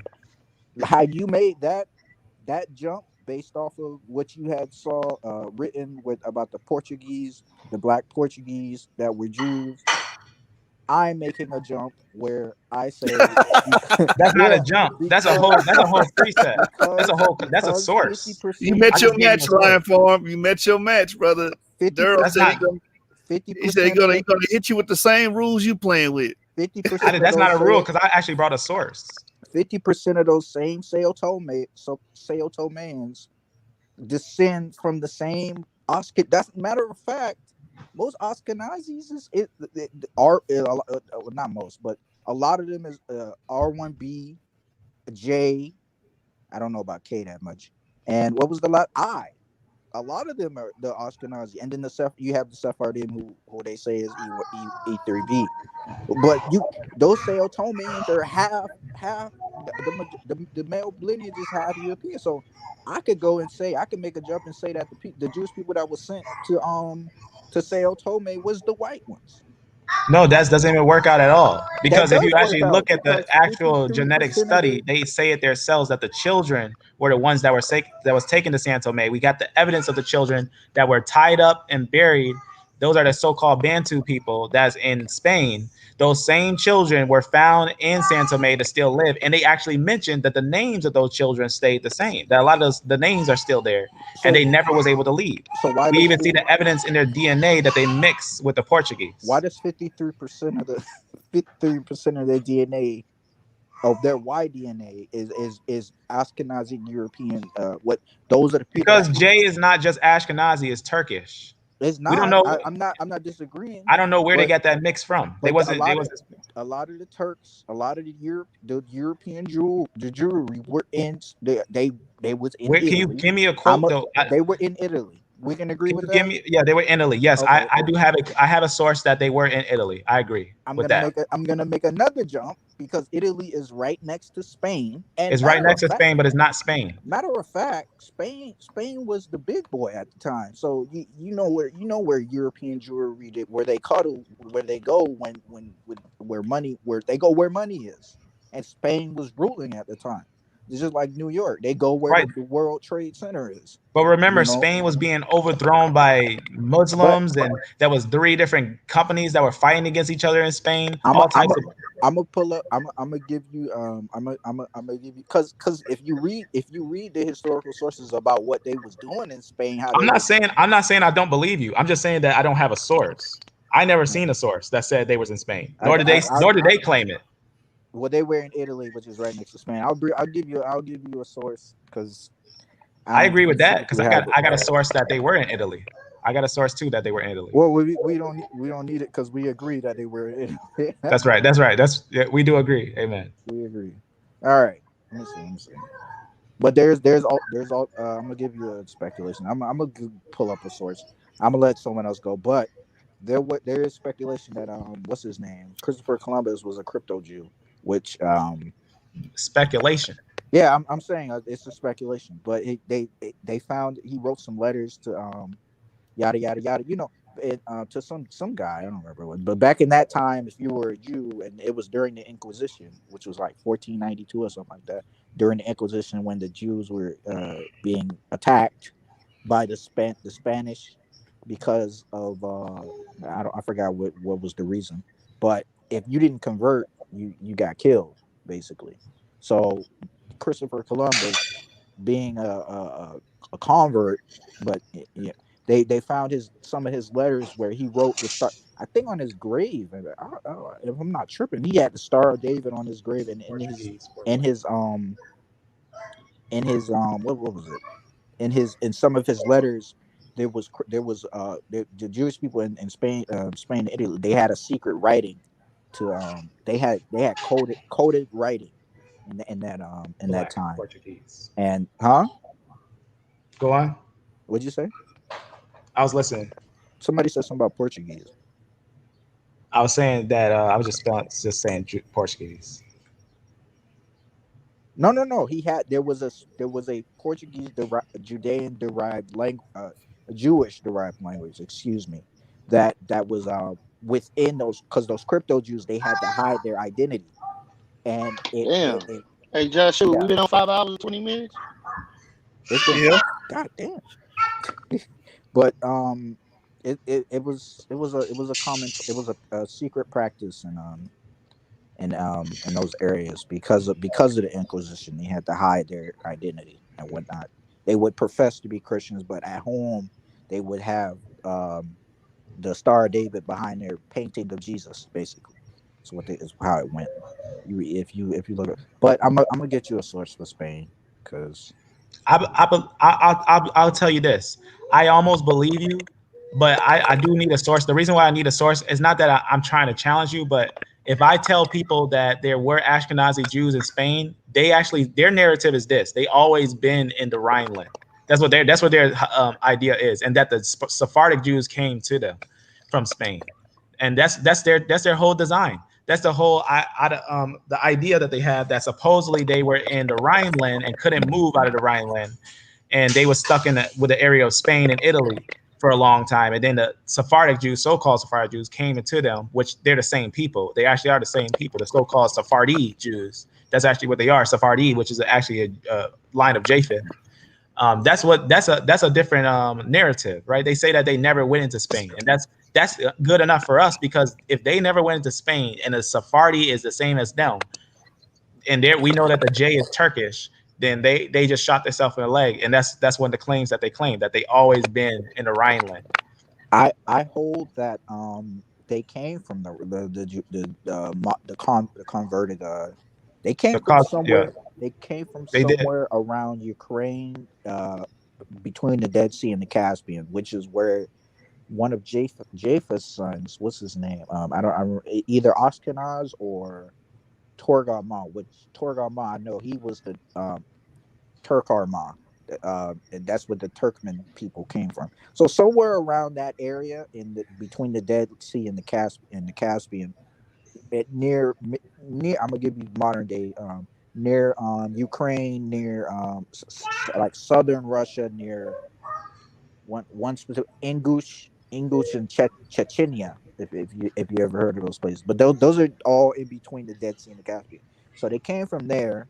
They moved downward into Europe, into what is it? Yeah, what is that? Western Europe, and went down into Spain and Italy, through Germany, Spain, and Italy, where they were until like what? Are you still talking about the Ashkenazi? Yeah, I'm talking about them. They No, they went. didn't. They didn't. It doesn't talk about a migration that they made through Spain. They hold on, well, they were in Italy, so they Yeah, came down. they were in Italy.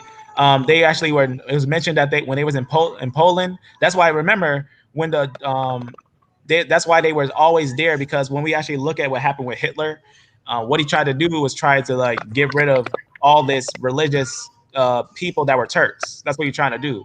He was trying to get rid of the Turkish people that were religious because of their religion, because they were what they were doing in their religion. Yeah, What they were, I agree, but not that they were always in Poland. I'm saying that they moved into they No, they wasn't migrated. always in Poland. They moved Okay. all the way from the east. The- They came from the east and they moved all the way to the west, yeah, I agree. I where the agree. Germans were. But I think it was the Huns, or someone The that Huns, moved yeah, they pushed them that out. caused them to move out of their land that they were in. That's But right. I got to get a lot of I little bit of I gotta find some, because I'm trying to show you that they were in Spain the same time as when those Moors was in Spain as well. But or the Sao Tome, not the Sao Tome, those West Africans that they found, those those whatever the hell they. Matter of fact, The Cabo Verdeans, the Cape Verdeans. not not the Cape Verdeans. What they those bones that they found and they claim were what they said were Bantu. Those bones that they found was that in Spain, right? That was in Spain. Yeah, That those was were in, in Spain. I was oh, I saying thought that that was in Portugal. I thought that was Oh in yeah, Portugal. yeah. There was let me make sure that's Portugal is in Spain, but let me just see if it was in exactly in Portugal. Portugal and Spain, they were hip and hip, like this. Yeah, they had the same place. Yeah, it was in Portugal. Portugal Sellers and something. Yeah, it was in Portugal. It's the Spanish. It Lagos. was the It was in Spanish. Lagos. It was the Spanish king and the Portuguese king who grouped up against the They were like the forefronts of the Inquisition. Basically, they were the main ones. They got. It was like, hey, let's get this started, and that kicked off the Yeah, Inquisition. they were sending the Inquisition over there, but remember the Inquisition is of Rome. What? What do you mean? Like the Inquisition? Inquisition doesn't belong to Spain; it belongs to Rome. Well, what was it? Was it was I gotta I just remember history. I don't remember. I gotta remember where these sources are. But it was someone signed it was I think it was either Spain or Portugal. They signed um, a document or a law basically that Hey, get kicked this. off. Oh, wait. Oh, go ahead. Go ahead. Hold on, let me just Google the Inquisition. And Let me say something real fast. So apparently, they actually the interesting thing about those skulls, they did find them in Portugal, but they also found them in Lego. They found them in a place that Spain owned. That was a private place that Spain only owned. I mean that makes sense. And that's in Guinea. That's in the area of Guinea. They found the same people in Spain and Guinea, and they were all tied up. You see, it says during the late Middle Ages and the early Renaissance, the scope of the Inquisition. So it started with the Roman Pope, like you said, but the scope of the Inquisition grew significantly in response to the Protestant Reformation and the Catholic Counter Reformation. It expanded to other European countries, resulting in the Spanish Inquisition and the Portuguese Inquisition. So the Yep, there Spanish was and an Inquisition Portuguese, there. yeah, That's right. they both got to, but these were. Let me see. But remember, it said it increased. It was increasing and covered in Spain. The Inquisition was in Spain, but it wasn't from Spain. I can agree with that, but they did the Spanish king and the Portuguese king agreed on let's Inquisition these kick these people out. And Italy, I think Italy didn't agree. I don't know. I don't remember. Wait, no, Italy is wrong. My bad. It was they, but what ended up happening is the those people that lived in there, they moved to. I think the Ottoman Empire got started at around that after that happened in about the 1500s, and that's when you had the Turkish people starting to conquer. They conquered like the Middle East and whatnot. But a lot of those Jewish people who was living in Spain, but I'm gonna give you a source in Italy and in Portugal. They moved. Now, understand, I'm not saying I don't believe you. I'm gonna give you a source. They moved I up just don't to have one. Go they ahead. Yeah, moved read it. they moved up to the Ottoman Empire lands that they was ruling. I forgot what a lot of them migrated up there because of the Inquisition and Catholics and whatnot. Yeah. But let me see. But is that touching on Spain though? No, I'm saying they came out from Spain as well. But Oh. hold up, give me um talk about something, and I'm All go. right. So I guess just to be clear, the reason why I was previously, saying that Ishmael had to be E1B1B, because when we look at the lineages of Israel, we just see that it's harmonic. It's just fully harmonic when you see that from M2 we get 12, and then we get the whole tribe of Israel. And obviously, when we look at the E1B1B, it was so major. It's a major grouping in its own area. It's like a major grouping in its own area, but yet they have their own history.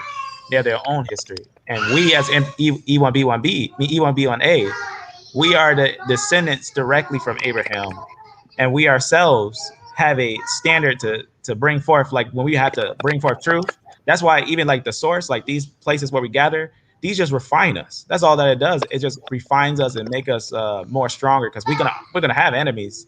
We're not each other's enemies. This is not like the split of the 12 tribes.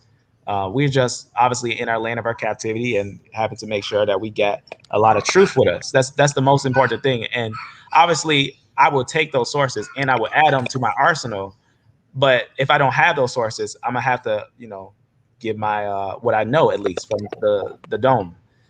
As I never seen a source that said Ashkenazi was there, but that the Sephardic moved from there. Now, I'm not saying that there isn't a source. Now, that's always important because the world we live in is it's so complex with different things. But I just saying that I never seen the source. I haven't seen it yet. So it's always something that I think, as we as individual believers, I think, when when it comes to history, we got to know it. We got to know it just because they're gonna tear us up if we mess up. If we mess up and say the wrong thing, they'll tear us up. They're just completely. They're not gonna help us out. Like if I had a source and I was playing like give me a source, and then maybe I had the source, I'll hit you with the source and give you a source so that you have strength next time. But I'm gonna be honest, I don't even have a source to back that up or to give for it. Let me see. Where do they mention these? I'm trying to get a specific. Missing this. All right, man. I start out with a presentation on Esau, Europe, and white skin. So, what do you guys? I know line form. You got to. You think they E1B17 or something like that? E1B12. Where is that in the Near East? E1B1B. No. Oh, According to your chart, you got E1B1 A2. Excuse me. As Esau or E1B1C or whatever. oh, E1B1C as Esau. Yes, So where is that in the Near East? Who are the E1B1C people? they're not in the Middle East. So you don't have. I guess these are descendants from Esau, but these are like some of the last descendants, obviously from probably the Canaanite or the Hittite, from one of those individuals from the AB lineage from him. Does E1B1? Oh, E1B1C is. It says the majority of the cases observed have been found in East Africa. Let me see. This haplogroup is found in southwestern Ethiopia, especially among the Omotic-speaking populations, which are these are your Ethiopian, Ethiopian, Right. more or less. Historically, we should find Esau at least in the Near East, and according to my research, we should find Esau in Europe. Which branch of European do you mean? Like what? You know what I mean? I'm sticking with EV13. EV13. Yeah, they got history in Bulgaria, Greece, around the Aegean Sea, the Balkan area, Germany, Luxembourg, Hungary. The Balkans. It's in Europe. It's a small group. Let me see. Let's do more research on these Balkans. I heard about the Balkans because I googled them, and it was like their DNA. Their DNA is. They have a special. They have E3. What is it? E1B1B1A. E1B1. Yeah, I know it can get confusing, but yeah, that's an E1B1B lineage. That's E1B1B lineage. So I was trying to see if it was A or E. But why would they have ancestry in the Balkans? I mean, Well, they come from the Near East, then they migrate through the Balkans, and then they migrate through the Balkans into Europe. See what I'm saying? So that basically that was a pit stop along the way, so to speak, going through the Balkans. shoot. I wish we had a historical source of who the hell was going up in there. I'm sorry. Let me go back in time and find somebody to write this shit down for you. Because we know there was Egypt, a couple of Egyptian African populations went up into Europe at least, or this is true. Yeah. if they were, like find like a history of. Hold on, let me share my screen just to show you some more E1B1 lineages in Europe.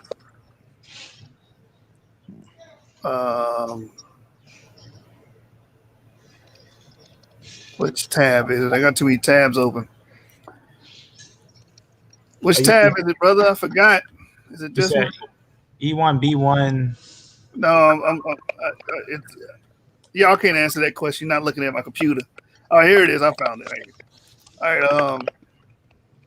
Can you see my screen? I can Daryl. see it. Yeah. So you see Northern Portuguese.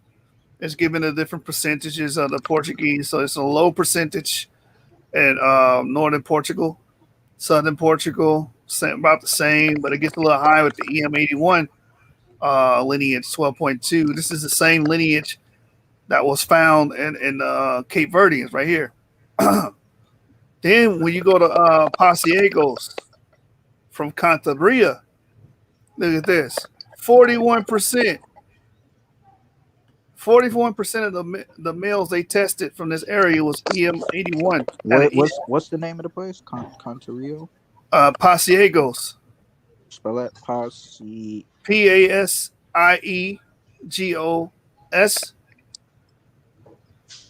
G. Cantabria. Cantabria. Cantabria. What is that? You said E1B1A or E1B1B? This is E1B1B. Okay. Cantabria. I expect that. Cantabria is in Spain. Right. Yeah. Let's see. Cantabria and what was the other place? I'm sorry, because that should. That was all together. Pasiegos from Cantabria. That's that's Spain. Right. So you had those.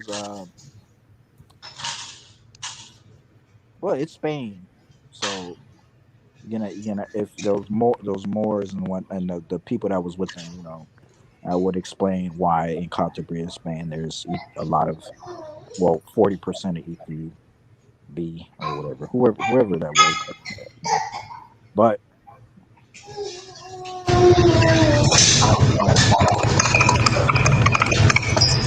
What was that? Lion, you good? That wasn't me. Somebody broke a whole bunch of stuff. Sound like water went past or something like that. All right. Yeah. Then the Asturians, 10% EM78. Then the rest are all below 10%. What's another major one? Hold on, let me show you. This is modern percentages. The Russians don't have too much of it from these samples. The Romanians, 21%. I think what's that? M78? Yeah, and M78A. So they split that down the middle. Where's that at? Romania. Romania is somewhere country in the Balkans. The Bulgarians is 20%, 78, and 19 to 20% EM78A. Albanians, they get pretty high. Look, 31%, 78, and 78A is 31%.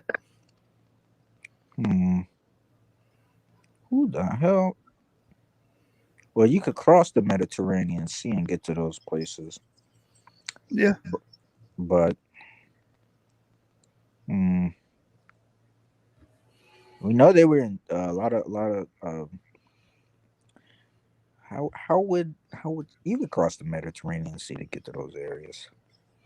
Or you can go through the land. Or you can go through the land. Yeah. And that's what many people are speculating is that this group, let's see if I can find it.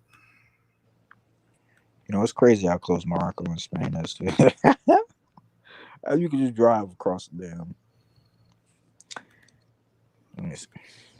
Now let me show you this one. We'll start talking about this because this was actually the topic of that I brought out today. So this is EV13. When they find this from the Balkans to Switzerland to UK,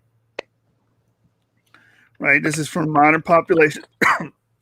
And these are all individuals with the DNA. Look, you got Germany in here, Ukraine, Germany, Czech Republic. I believe a lot of them mixed with the Ishmaelites. Yeah, but in my model, I got these people consisting of Edomites. Wait, you saying E1B1? I don't know if they're Edomites. Who you calling? Who are you calling Ishmaelites? These are Ishmaelites. Where's it? How do you put these as Edomites? I've already explained it before.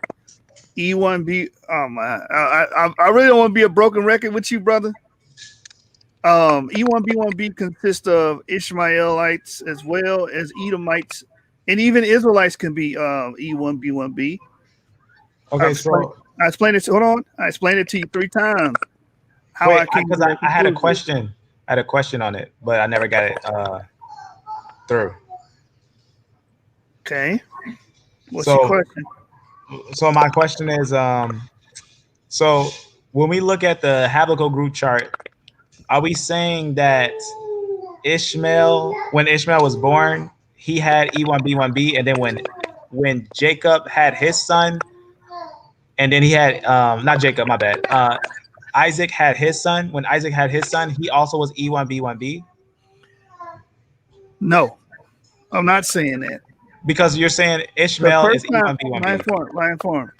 The first time you said that, I told you that's not what I'm saying. Now is the second time, brother. I'm not saying it. I'm saying all of these children would have came from EP2 and eventually divulged into E1B1B groups and E1B1A groups. I don't agree to that. I think E1B1A. I know you don't agree. I know you don't agree to it, but it's scientifically sound because we see these different clades popping up in different areas that have different lineages. But if it was scientifically sound, how can we get one son from one father, and then his son has a son, and then his son has a twin, 2 twins, and those 2 twins, we actually see that one is going to be E1B1B and one's going to be E1B1A? Yes, if I'm saying that this original population that you bringing up were all EP2, yes, that is possible. So that would mean that Ishmael. Okay, I would say this: if that was true, that would mean that Ishmael was born with E1B1B. And it doesn't. You can't tell me what I'm articulating. Okay, which line would be Ishmael then? Listen to me. All of these people would have been originally EP2. Okay, but where is Ishmael? Ishmael would have been EP2. Jacob would have been EP2. So he would have been E1B1B. According to you, but according to my model, all these people would be EP2. Right. All of them. EP2. EP2 is the father of all the E haplogroup, basically. I don't think that EP2 would have just kept on having EP2s. No, not that it. No, it's when EP2 ended up giving birth to E1B1A, E1B1B. Yeah, but what he's saying is that Abraham, Isaac, and Jacob was EP2. Yes. Yes. I don't agree. No. EP2 is haplogroup E. That's the E. I know that. I understand that. I know that. They were haplogroup E. They were just different versions of haplogroup E. They were EP2 because they are haplogroup E. So basically, I just want to understand. So basically, you're saying Abraham, Isaac, and Jacob, and all the descendants of Ishmael, all the descendants of Esau, all the descendants of all them was all EP2. No, the initial. Well, I'm gonna tell them what I'm saying. The initial population that started off first would have started off EP2, and I'm basing it off of the Natufians being the predecessors of the Israelites. Sons of Abraham. I think that the Natufians were there before the Israelites were there. Yeah, that's my point. They precede them. So they're before now. Exactly. You had a Yeah, group of EP2 in Israel, in the Levant, that preceded these people. Right. So And we agree there. But then from Abraham, there's a mutation that happens at Israel, because we note that one of them are you, going to have you're 12.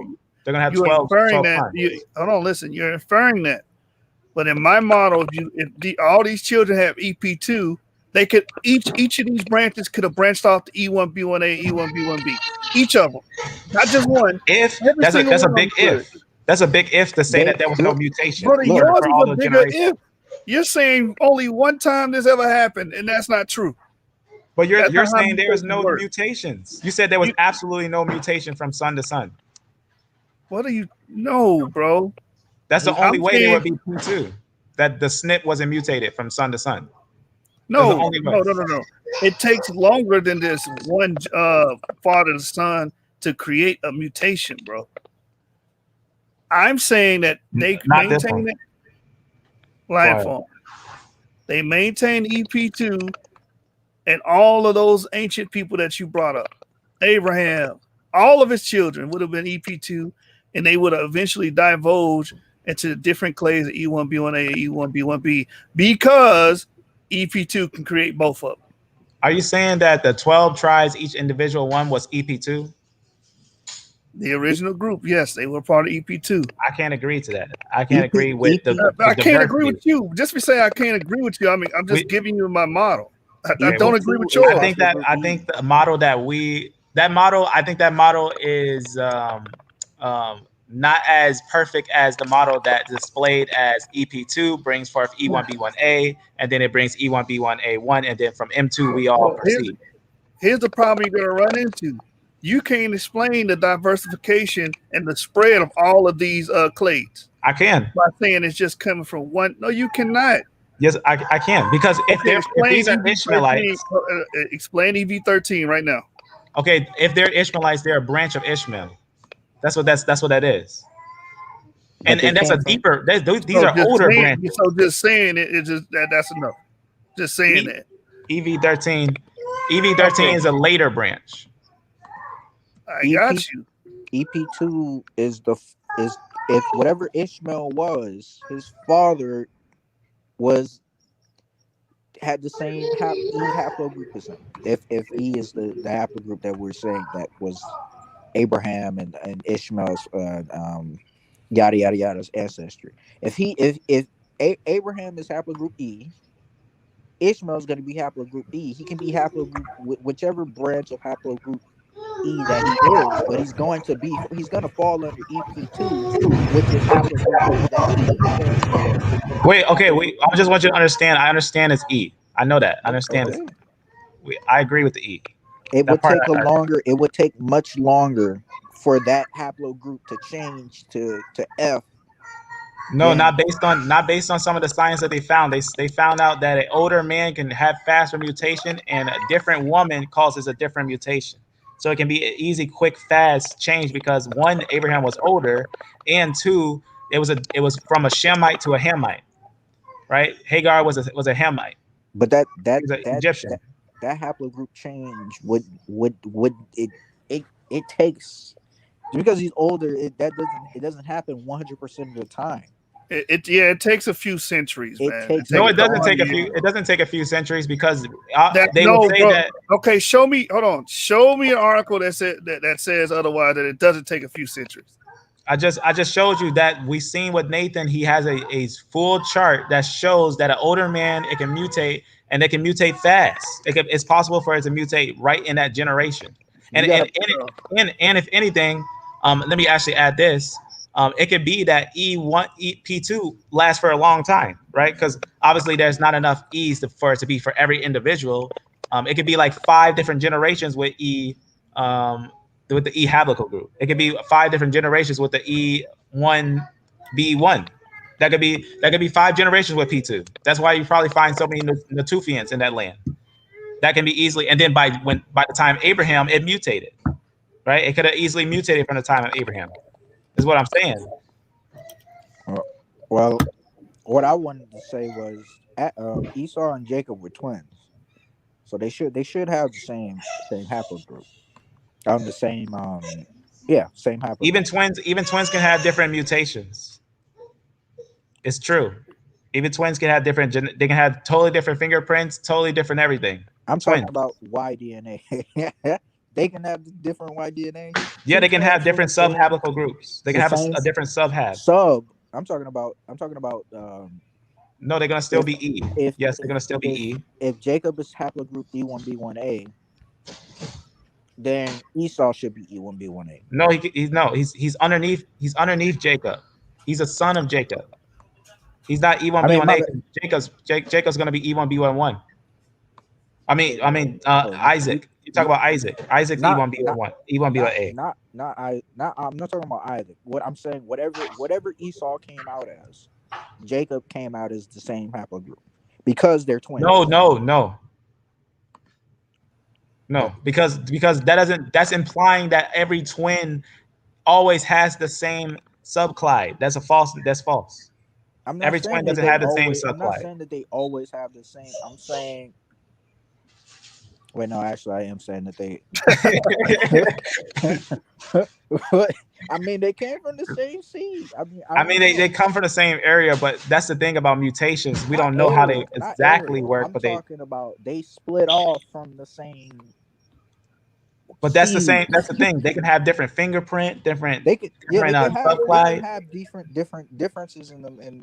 But I got a video. I can show you a video that two individuals when two twins got two separate DNA tests when they took a DNA test.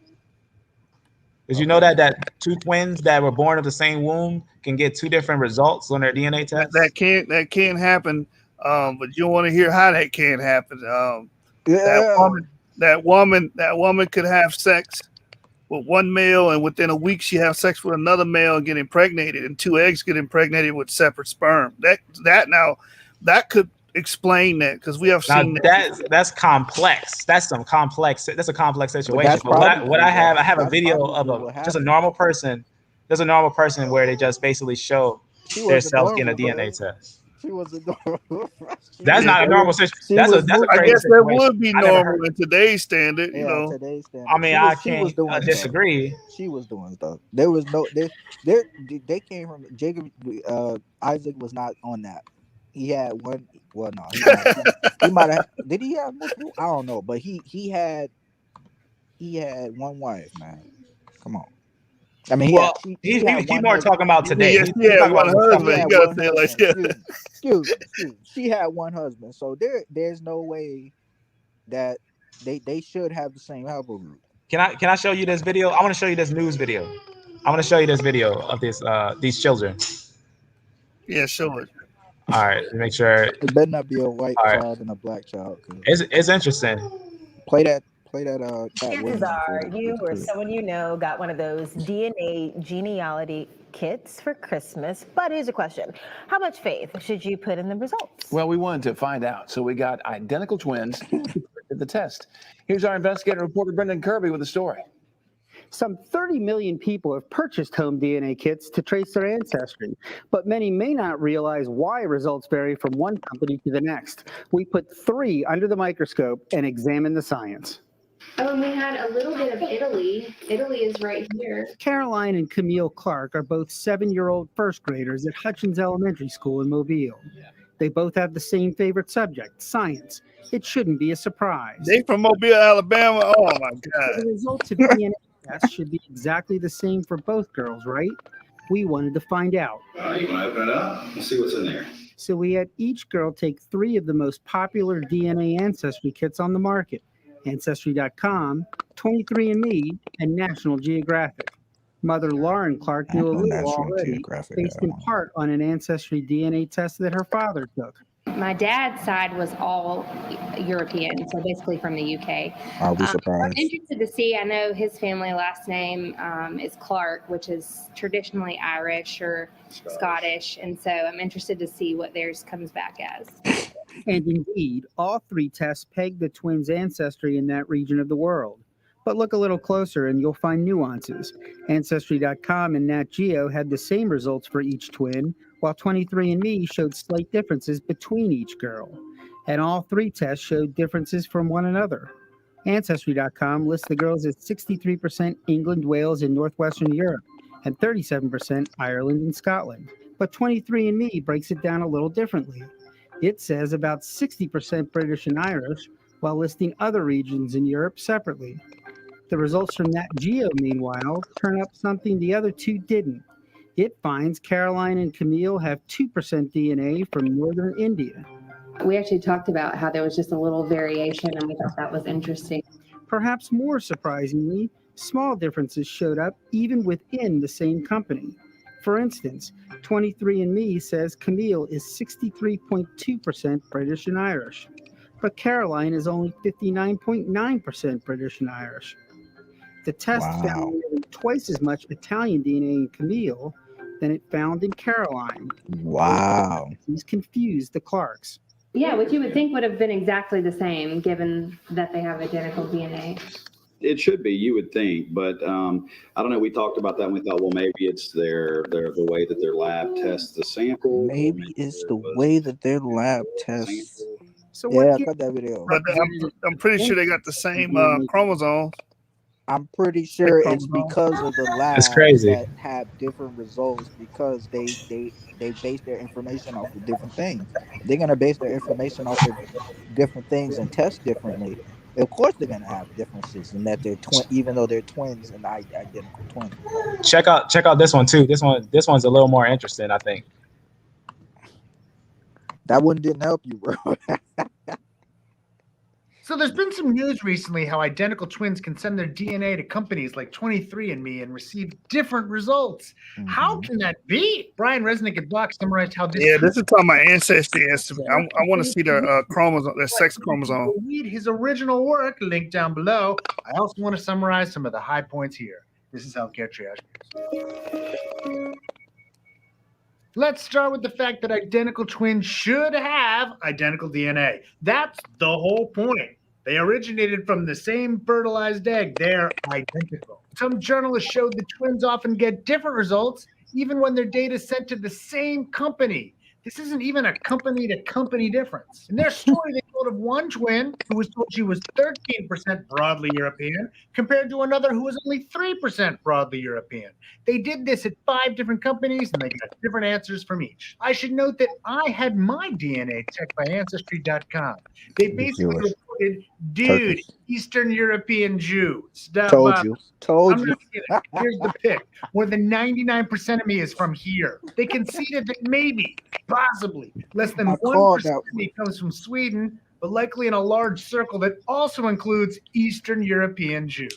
Since I already knew I was of Eastern European Jewish descent, I don't feel like I learned a lot. Anyway, how can you get different results? First of all, they don't test all the DNA. We humans have like 99.9% of that in common. They only look at parts where people might be different. They isolate those areas, replicate them a lot so they're easier to measure, and then compare those to known genes from certain geographic areas. Those aren't perfect. They're good, but they're not perfect. They make a mistake like 0.1% of the time. They make a mistake more when than you're that. processing like 1 million locations on a gene, that means 1,000 mistakes. Those mistakes make it so that even identical twins can get different results. Plus, they have to match those genetic bits of you and me to a database of genetic bits they think are from certain areas of the world. There's not one database for that. Each of the companies has their own. So different companies might get different results. And it's not like an easy match them up process. There's a computer program that makes a best guess. When different countries have similar genetics, like England and Ireland, for example, the computer might sway one way or the other based on small differences. Except for me, fully Eastern European Jewish. No doubt, lock it in. So when you're using one of those services, That's called inbred. They're full of imperfection. No one has a lock in the truth. They're telling you 100%. only about genetics, not about where people come from. They're also only telling you That's about true. the DNA you inherited, not everyone you're related to. They're That's full true of as well. facts. Act accordingly. Hey, do you Well, like the what, show? well, what that video didn't show, Lion Farm, is that the sex chromosome, the argument is about the sex chromosome. It's not gonna say it's different. It's gonna say if you Google it, it's gonna say Can someone get a different? Are you saying can someone get a different subclade, a subhaptical group? if you look. one seed, right, splits off into two. The one singular seed. Because if they were twins, he would be E1B1A, not E1B1B. Exactly. That's my point. That's what I'm saying. They're both. That's They why both have that's the why my same. model says they not E1B1A or E1B1B. They start off EP2 and they progress as they had children through a population boom to E1B1B and E1B1A subclades. You're saying it happened right there, miraculously in the womb. Boom, No. right Yeah. there. Now we can argue about Yeah, what I'm scholastic. saying that We hold they on. don't have E1B1B or E1B1A, but they have E1B1C. I can argue with Scholastic Billy on about what he said, but I agree with what he said. They both had to have the same from when they was both in the womb. They had to have the same haplogroup. I can argue Well, with yes, the haplogroup is E. Haplogroup is E, but but I'm saying they can have a different sub haplogroup. No, They can have a, I'm saying whatever subgroup they had was the same as well because they came from the same seed. It wasn't like he had a kid, one kid, and then had the next. No, they shared the same chicken wings. You get me? They came from one seed. From one yeah, look. seed. Listen, I'll tell you. So, Look, I'll tell you right here. Look, listen. E1B1C which Here, is a lot I younger. got a Hold test on. right here. Listen. Which is a lot a lot younger than EV38. So what you're saying is EV38 popped out with E1B1C. That don't make no sense, bro. Wait. I did not say E1B1B created E1B1C. That's not No, what I he said. didn't say that. You're saying okay. Go back to your list. I gotta do what Orthodox Moore did. Yeah, let's take a look. You gotta not that one. I can't see that one as well. Get the one you got it blown up. You know what I'm talking about? Where it says Abraham is EP2 right there. Right there. Okay. You agree though that Abraham's P2, right? He's in that cluster. Amen. I agree that all of them were in that cluster at first.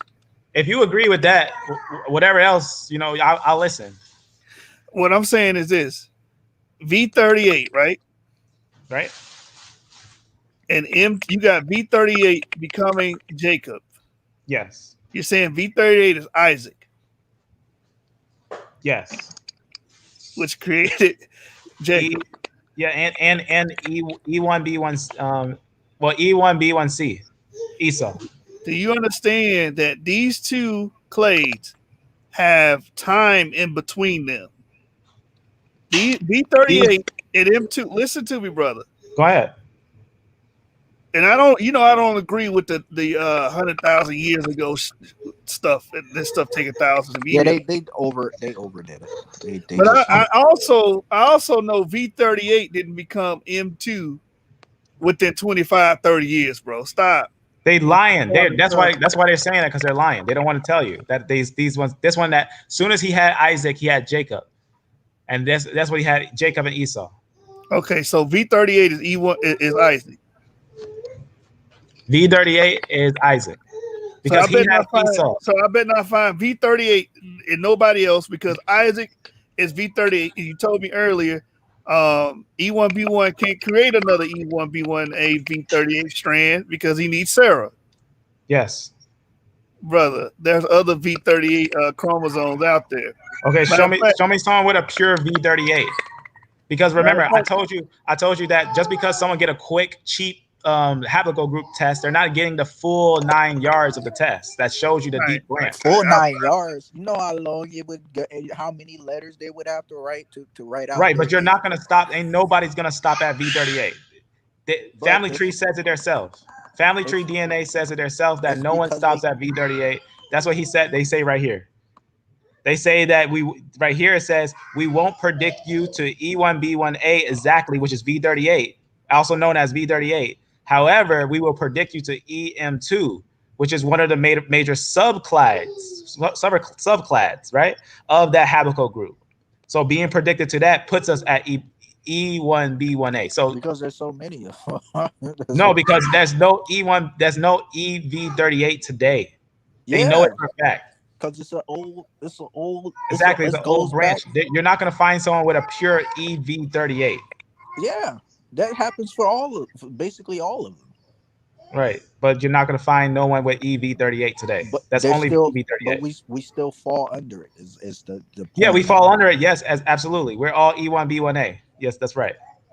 Yeah. But remember, you see how they tell you right here. You can have that done with the cheap test, 37. That gives you nothing. That doesn't give you that much information. You got to take that. You got to take that expensive test to get all those different groups and all those different information to how deep it goes into your line. But if you get the cheap one, it's just going to give you it's going to tell you what you are under. Never just don't take that and just say I'm this. Even if it says M2, don't just say I'm M2 or if it shows you EB38. That's not exactly what you are. No, mine actually showed me that I'm EU 290. It actually shows me what subclade I come from. EU 290. That's a sub branch. Yeah. Right. But I'm sure if you take it again, it'll get deeper.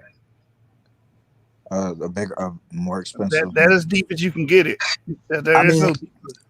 No, there's probably one after that. The last one that ever was made was almost 2,000 years ago, and I believe it was A1 something. Actually, you had an E1 B1A clade created within the last 1,000 years, I think. No, it was 1,000. It was like it wasn't even it was 1,000 years ago. You know how at the least. You know how at I the could least. tell. You know how I could tell that guy was Jewish. How? Phenotype. Stop. Let me see, where is it? Let me stop clowning. His ears, something else. They have beards. That's what happened. The high voice. They have a high voice. A lot of them have that high voice. Think of Michael Cera from what's that movie called? Michael Cera. What's that movie called? Where they was like teens running around doing bad stuff. I don't remember what it's called. But I called it. And it was because of his phenotype. Phenotypes are important. They're not there for no reason. But they're not always going to be correct. But I mean, you could tell the Ethiopian from a West African man the majority of the time. Sometimes you can't. Here's that one about the. Here it is. That tells us that our oldest one, the oldest haplogroup group. I mean, the nearest one to us is E1B1A1A. That's the latest. Yeah, see, 1,000 to 1,600 years before present. Yeah, that's right. So the last time they ever mutated was about 1,000 years ago, almost 1,000, 2,000 years ago. That's not that bad. Hey, somebody said you was referring to Superbad, the movie. Yeah. No, I don't even know that movie. The little kids running around doing bad stuff. Yeah, I don't mess with this heathenistic stuff. I don't know the last time I watched the movie or played the game. Man, that movie came out before we even knew what. Well, at least me. I think that was in like the early 2000s. Yeah, early 2000s. Yeah, I was in school, man. Yeah, same. Well, I was in like preschool or something. Man, you can't play no. When you start doing this type of. Hold on, Daryl. How old are you? I'm 23. Yeah, I'm about to say if you was in preschool, then yeah, I'll be 30 this year. So I'm about to be 32 this year. December. Mm-hmm. Something like that. Some grade was I? I was like 5th grade or something like that. All right, guys. I'm gonna get going because. All right, brother. My girlfriend bothering me. I got. All right, shalom, brother. All right, y'all. Shalom. Hey, so Evie, so is Ramesses Isaac? Ramesses must be Isaac. Ramses, he's actually E1B1B. I heard you say that before, man. But majority of geneticists say that he's EB38. No, for example, we can actually look at what Nathan says, right? He actually says no. He says not so. For example, I'm gonna go up here. Nathan also says that the Jews are haplogroup T. I knew you was gonna hit me with that. I knew you was I gonna. mean, I'm not going to agree. Listen, it's going to be information with anybody. You're not going to agree with everything they say, but you know what I'm saying? I believe he's a genius, but it doesn't mean he's omniscient. Okay, well let's at least examine his information. Let's take it and see if we'll accept it or not. Because And the reason why people don't want to accept EV38 in Europe because the implication is that E1B1A will be in Europe. I mean, not in Europe. I said Europe, in Egypt. They don't want E1B1A there because the story has always been that, well, E1B1A stayed in sub-Saharan Africa. They never came out. no, because think about it like this. We already know that Natufians were outside of Africa, and if we think about it, all of the line of Israel, all the males of Israel were brought into the wilderness. All of them. Every line of Israel was brought in the wilderness. None came back. So for them to in the wilderness, and then when it was journeying through the wilderness, and they was going through Moab and all those, we never seen that any Israelite was left behind. But let's see what this brother say here. By the time the book comes out. I'm going to show you. Okay, well, this one at 8:10 p.m. haplogroup E-B38/E-M2 was found among Ramses III of New Kingdom Egypt. Can you discuss this? It is also the same haplogroup of Niger, Congo, and Bantu people. I'm glad I'm not answering that question. The short and boring answer is the DNA from people who've died, Ramses, pharaohs, so forth, it appears to be unreliable in its quality and its implications. There may be something we can eventually glean from it, but right now the sequences that we have that have been published do not match up with what we know from history. It seems like either the DNA is degraded. See? Pause it. He said it does not match up with what we know from history. What is he referring to? He's referring because they found actual genetics of people with E1B1B in that area. Exactly. Because what he's talking about is a hypermutation. He's talking about the numbers. Lying. When he's referencing history, he's referencing, well, we're supposed to see sub-Saharan Africans where? In sub-Saharan Africa, not up here in Egypt, and especially during this time. Because that is what he's referring to. I'll show you. That's not what he's talking about. That is untrue. Like I said, the brother's he's brilliant. Nathaniel Jesus is very brilliant, but he's wrong about that. We got E1B1A in Iran. Hold on. We got E1B1A in Iran. We got E1B1A in Corsica. We can clearly see it wasn't bound to sub-Saharan Africa. That's what he meant by, well, it doesn't fit with history. Brother, that's not what he means. That's not what he's talking about. That's exactly what he means. No, because he even mentions it. He mentions in another video that is most likely E1B1B, and I'm gonna show you where's And the reason why he's saying it is because that conforms with history as it's been told in mainstream science. That's why he's saying that. No, that's not why he's saying that, brother. Yes, it is, because they're okay with E1B1B being North African and being in Egypt, and especially in the Iron Age. They're okay with that. They're not okay with saying E1B1A was there because they have been teaching for eons that E1B1A migrated south, sub-Saharan Africa, and it stayed there. That will require an Israelite to go back to Egypt and reign over Egypt. That's what it would require for an Israelite to go back to Egypt and reign over Egypt. Maybe that's what the history's telling us. There's nowhere in history that says. Well, hold on. I mean, that's what the genetic. Hold on. That's what the genetics says. You listen. Just because it don't conform with your narrative ain't gonna change the genetic evidence, and that's the same thing. The problems he's having. The genetic evidence was found. Hold on. The genetic evidence was found that he was EV38. That's what was found, but it does not conform. It does not conform with mainstream ideologies. Then the mainstream ideology is saying that, well, they were stuck in sub-Saharan Africa. That doesn't even fit with your biblical model. He didn't even say that. If you listen to the whole thing he was saying, he didn't say that. He didn't even say that afterwards. He was actually mentioning this video right here that a lot of people tested. No. Don't go to another video. Go back and play what he's saying. All right. Because I'm gonna show you that a lot of other people, multiple sources that actually got E1B1V22. Multiple. And All everybody these that are different argues, sources. hold on. I read these articles. Everybody argues against it.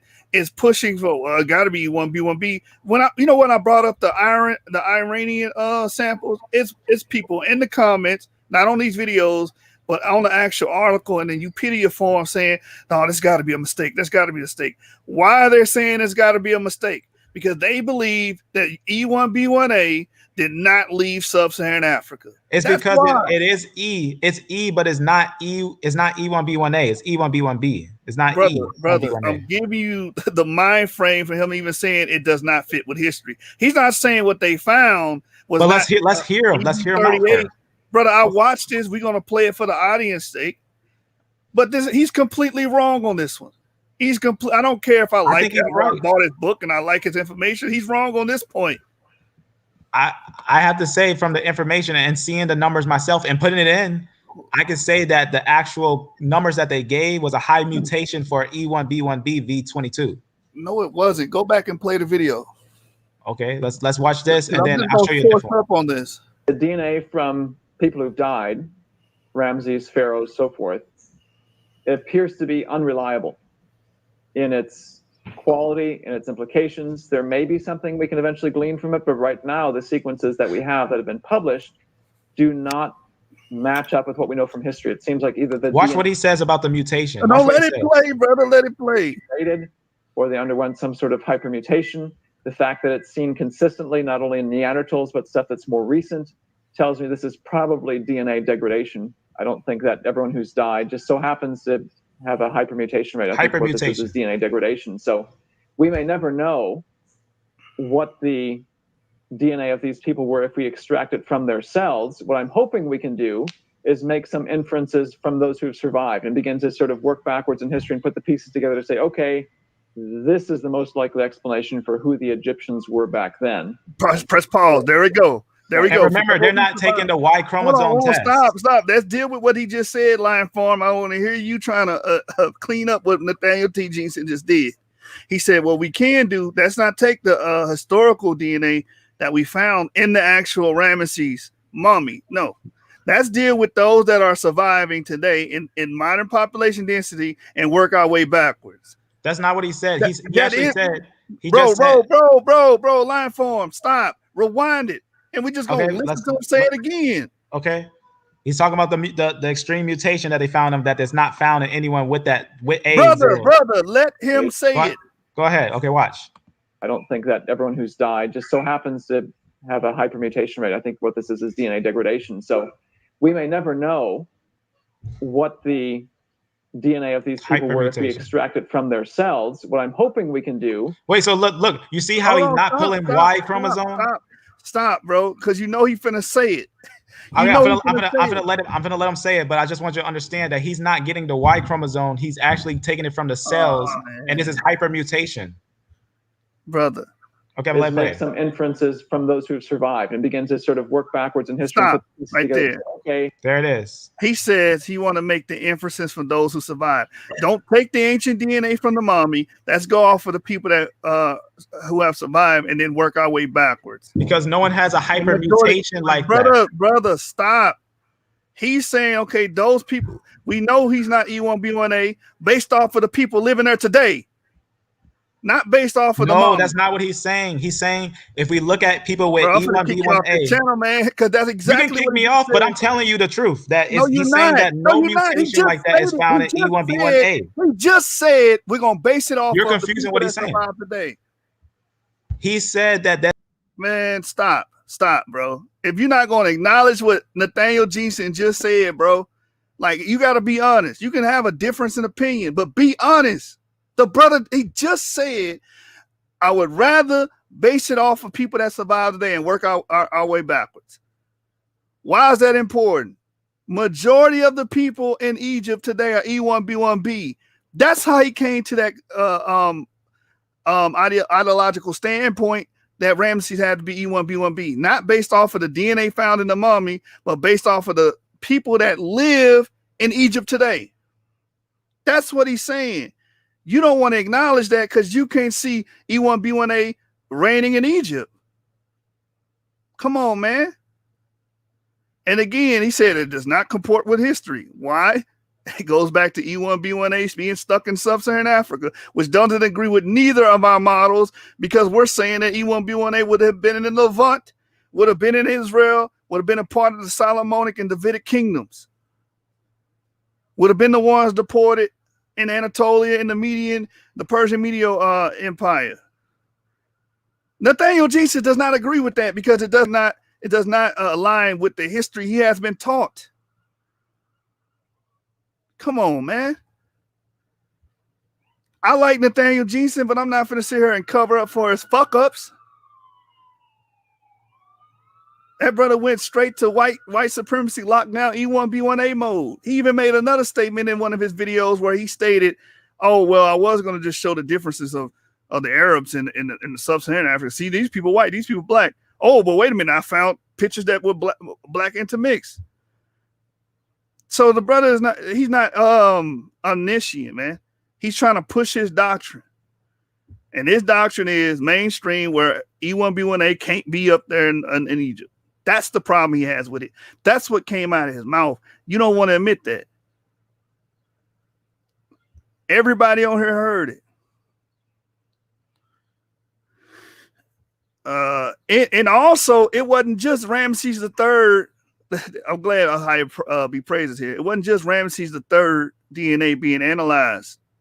It was Ramses III and another relative being analyzed. And they both was E1B1A EV38. Both of them. All right? Come on, man. I'm going to let you back on here, but you're not finna, you're going to either quote what he said, go off what he said, brother. Now, I like Nathaniel Jensen. I bought his book. I paid money for it. I watch his videos. Well, no, I'm not going to agree with everything that comes out the man's mouth, especially when he expressed that the reason why he disagreed with something is because it don't fit his version of history. All right, come on, man. You back on. All right, so like I was saying, everyone is talking about that hypermutation. That's what he was talking about, hypermutation, which he actually, someone mentions right here. He says, if we exclude the ridiculous STRs, which is the hypermutation, that's what he's talking about, the hypermutation, which everyone who studies on these things, it means the numbers, because they're not actually taking a Y chromosome test. They're not taking a Y chromosome test when they pull up these dead bodies. They're actually looking at the cells. And then they take those numbers and then they put them in a machine like this, and then they calculate them. But when they actually found updated from the A00, when they actually put the whole tree together with all the 20 haplogroups, not just the 17, they actually found out that the information, the hypermutation, actually did not point to E1B1A, but actually when they put it in the machine, it actually pointed to E1B1B. That's actually what they found out. That's what he was talking about. And he probably didn't want to bring that up, that that's actually E1B1B, because all these people that's doing this agrees that the hypermutations are ridiculous. I agree too, because the numbers don't make sense. It's a hypermutation. That's why he said hypermutation. And it's not because of out of Africa idea, none of that. He's actually saying the hypermutation right there. That's what he's actually, and I'm not covered from, understand. I rebuke him too. Understand that. But I'm actually understanding the hypermutation. And that's why they even talk about it, the highly likely one and whatnot, and talk about the hypermutation is actually too high. Right here, that's why it says, it talks about these values, these number values right here, which they put in the machine. It says is very high values, very unlikely for E1B1A, just like what he said as well. E1B1B haplogroups, but it says it fits for E1B1B22, B22. And that's what they're talking about. That's what hypermutation is. That's why the A00 doesn't make sense, because if you put that on that machine with the same hypermutation like that, it's not going to get you E1B1A. It's going to get you E1B1B, is what he's saying. That's not what he said, brother. All right, well, I got to go because, shalom, family. the brother said, I mean, you could leave, but the brother said in the goddamn video why he disagreed, not because he put it in the machine. It came with a prediction. Majority of the people in the consensus is that Ramesses is V38. Majority. The consensus is that, because they're just taking the DNA for what they find. Brothers can disagree with that all day, but goddamn.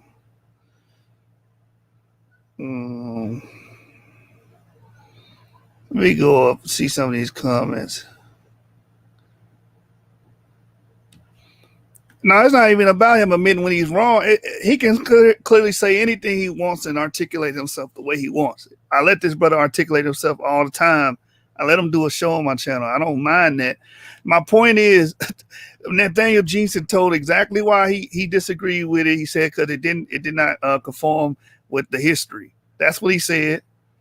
And then he followed up with that saying that he would rather go off of surviving examples to depict who Egyptians were, which is a no. Just because, okay, you want to go off surviving examples, then none of us are Jews, because the surviving examples of Jews don't have our DNA by and large, because he's going off of frequency. That doesn't tell you about the past and history. Yeah, we are all through that region. We're all over that region. And we find genetic profiles that fit our DNA in these different regions. And D-Mac says he doesn't want to contrast history with the truth. Exactly.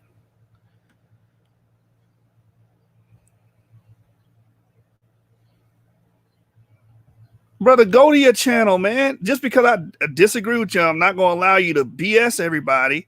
Go to your channel. You're not going to BS everybody on here, man. We heard what Nathaniel T. Jensen said. Now you offended. Brother, you all day, I let you do this for 4 or 5 hours.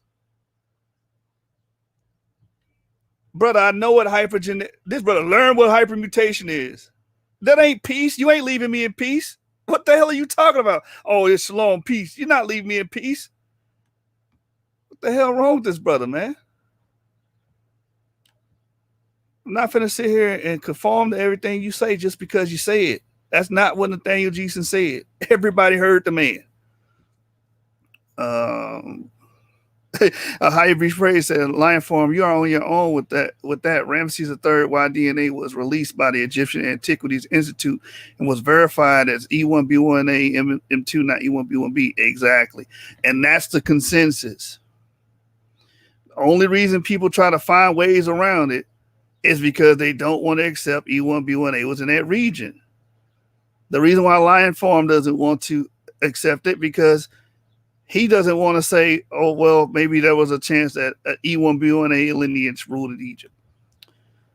Ahaya repraised his son, Prince Pentawai, why DNA tested also afterwards and was also verified E1B1A M2 to show no mistake was made. And that's why we're trying to tell him it wasn't just him. It wasn't just him that had E1B1A. It was his son or his relative that also had E1B1A as well. That was 2 mommies that they did the DNA the analyzing on. All right, man. Y'all got busy in the chats. Let me see what else we got here. Then, brother, then you can't take no scrutiny for your information. You're like, oh, I'm gonna just leave and go to my own. All right, man. I let you sit up here and go on my channel, cut brothers off and everything. Been patient with you. Real childish. That's childish of you, man. Let me go up. Brothers bringing out the Prague information.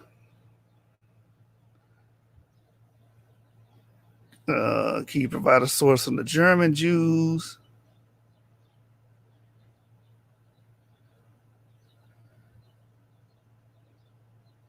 Yeshurun says E1B1B in Kosovo, Albania, Montenegro, Macedonia, in Greece, Cyprus, Sicily, South Italy, Serbia, and Romania, Ashkenazi, in Morocco, Somalia, Ethiopia, and North Africa, and Levant. Yeah, that's correct. You see it all over Europe and Eurasia.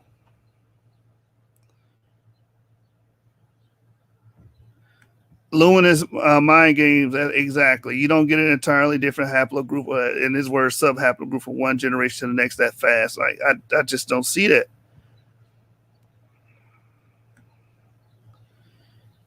You know what I'm saying?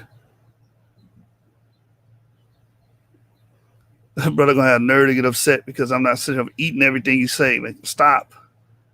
I let you do a whole show on here. I didn't cut in at any point to tell you nothing. And I don't agree with everything you say, and I let you do that because that's how my platform is. It's an open platform. I let brothers come in.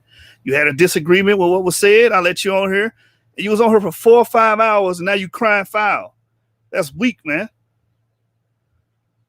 Look, even the people seeing it. True Judah said, you brothers have great patience. Yeah, I do have patience. I let brothers come in and say what they want to say. But you're not finna sit here and just be completely disingenuous, man. Nathaniel Jesus is a great geneticist, but he wrong on that point. Just like he's wrong about the haplogroup T point.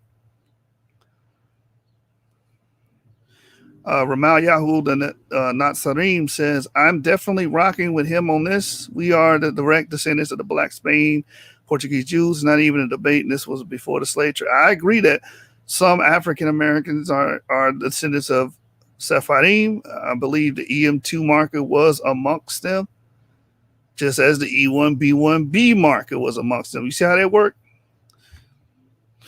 A hybrid praise said they was beating our people with clubs in Portugal. Those are the ones who died from the beatings. That could be. That's very well possible. He's referring to the Portuguese body dump that Lion Farm had shared. Muck the General said, now this is a good info we can use. Drea Gilbert, who wrote in Hebrew on the pews at the First African Church in Savannah, GA. Some slaves spoke and wrote in Hebrew.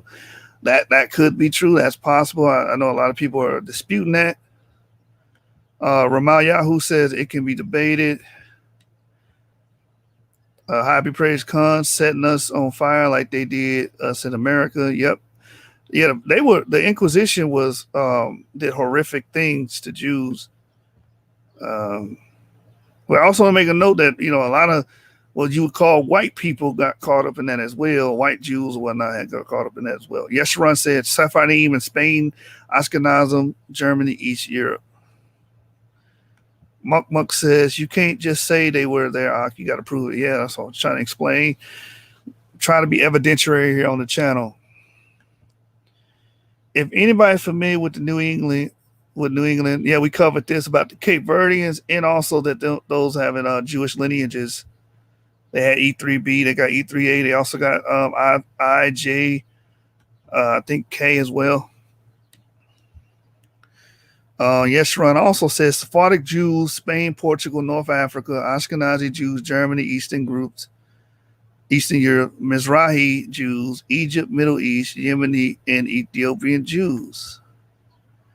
The Sephardic Jews was in Spain or the so-called Sephardic Jews. Yes, facts.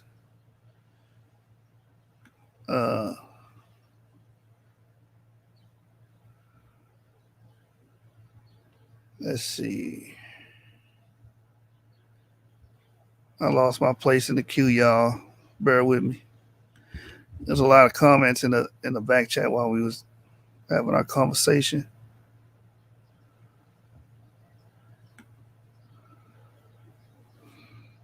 Let's see. Ramal, where was I at? Ramal Yahoo said there were fair-skinned Jews in Spain and Portugal. I read it and seen it, but not Israel read it as well as other Israelites. Yep, that's actually true. Lion Form, you responded and said, find it, quote it. Richard, what is it? What is his name? Is it Pritchard? James Pritchard? Natural History of Man talks about that. Keep going down. Where was I? He talks about the German Jews. He was going back and forth. He mentioned Germany.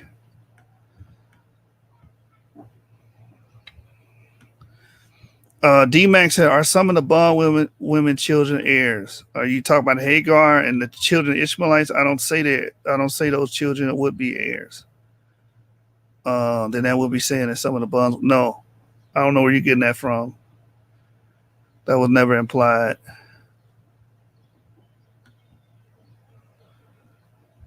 Muck the General says you have to also factor in the Most High and that Esau was cursed. You're leaving out the spiritual part. Well, okay, so spiritual part is completely up to a subject to, I I guess speculation, because we can't really show you no spiritual part. I like to demonstrate here on this channel, so I try to demonstrate. If you look at the presentation, it was all about demonstration, what I can show and prove from migrations, and where people were, the certain dispensations of time. We can argue about what was cursed. People say that the curse is on Cain. I mean, how do I prove that? I can't. At least with a more scientific model, I can show you certain things and consistencies. Try to be as logically consistent as possible here. D-Max says spirit transfer is physical. You're saying Sarah crept out. I remember that. So when we was talking about a twin having 2 Y chromosomes. Luminous Mind says DNA is not based on geographical location. That is a fact. And also you have to understand this. A lot of DNA, like the fatal mistake Nathaniel T. Jensen made was he's trying to use modern population density, meaning where people are today, where the bulk of the people are today, to infer that on the past. So the problem with that is migration happens, famines happen, dearths happen, people move, people get up, wars happen, slavery happens, war captives get taken from one locale to another. So judging people based on where they are today and trying to throw that in dict that into the past, you're going to have issues, because where people are today is not necessarily where they were 1,000 years ago, 100 years ago. Hell, look at us. Majority of us are in America right now having a discussion about genetics. Peel back the time, a couple hundred years, we'll be somewhere in Africa. Some of us will be in Spain. Some of us will be in Portugal. This is depending on the different routes or different people that we come from. So you can't really base it off of geographical locations. Stray Mail says all of that is based on a company algorithm, right? Would that apply to Y haplogroups? DNA, D-Max says in the blood. D-Mac also said, I bet that if tested, E1B1A will have a more VMAT2 gene receptors pre-jab. Yesharon, haplogroup J in Western Asia, North Africa, East Africa, Arabia, the Caucasus, Europe, West Asia, Central Asia, South Asia, and Southeast Asia. That is a fact. And you do see J in the African populations, like the Rimba have J. Some of the Fulani and some of the West African tribes actually have J. So the 5 major haplogroups of Africa consist of A, B, E, and I believe it's J and R. Yeah. Those are the 5 major groups in today's Africa's matrices. Bernie says Esau seed is spoiled. It's talk about the Ashkenazi Jews. Going to that. See what else. Anything else I missed? Well, we've been on for about 6 hours and 30 minutes. That brother Lionfall got to understand. Everybody not going to agree with you. You got to be battle tested, brother. We ran this on high and said you're on your own with that about E1B1A. Yeah, Ramesses is a mistake, so I guess the other relative is a mistake as well. Just because it does not conform with what you've been told in history. See, right here, brothers are saying Lion Farm is being biased. Man, look, it's just clear. Like the dude was saying something totally different than what you were saying. Nathaniel T. Jensen was saying something completely different. He says, out of Africa theory, exactly. That is what he's saying exactly, because I recapitulated what he actually stated in the video. I be praised. If they had made a mistake with Ramesses III, that would have been corrected with his son, Prince Pentaway. Right. That's the history they don't want us to know. Yeah, they don't want us to know that E1B1A didn't just get bound to sub-Saharan Africa. I be praised. Line form, you have to admit when you're wrong. D-Max says, we were all through the region all the way to the Athens. That's a fact. We know that because we found our DNA in Corsica. which was V38 chromosomes, by the way. D-Max says all around Anatolia. Yeshurun says E1B1 did back migrate and expansion between the Middle East and Africa. That is true. D-Mac, he doesn't want the contrast history with the truth. We read that implications. Yeah, he did say implications a lot. He wants to like Neanderthal DNA. Y'all funny. Lion form be guessing and filling in the blanks. I mean, ain't nothing wrong with trying to guess, but my thing is, let's just be honest with it though. Like we heard what the man said. Muck said it's hard to believe he was E1B1A. The Bible doesn't speak of an Israelite reigning over Egypt. I mean, just because the Bible doesn't speak of something or bring it up doesn't mean it didn't happen. The Bible don't really speak about the what's that 5th century population of Jews. It don't directly talk about Elephantine Jews. It don't talk about that at all. But that happened. We have the records to attest to that. The Bible don't really talk about in detail about going into sub-Saharan Africa, but you believe that too, don't you? Because he wants to link it up to other nations, to the land, to that land. High Be Praised says if Ramses III was E1B1B, his son Prince Pentawa would have been shown. It is he has also showed E1B1AM too. Right. Let me see if I can find that article about Ramses III. Find his genetics.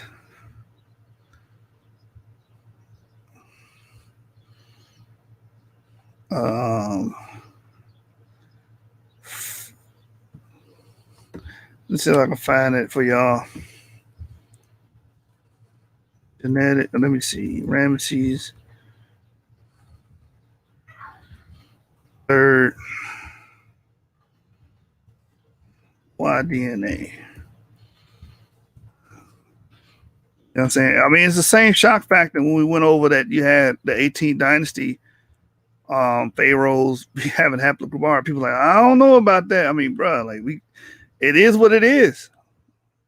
It's in the DNA. I mean, and then he was like, oh, they pulled it from the cells. All your cells have a copy of your DNA. Every single cell has a copy of your DNA. List of DNA tested mummies. What the actual article. So Ramses III throat was slit. The Y chromosomal haplogroups of Ramses III and the unknown man E was streamed. Ramses III belonged to YT and Y DNA E1B1A. Let's see where we at. Which one should we get right here? The BMJ. Here we go. And then I guess we'll end it on this note right here.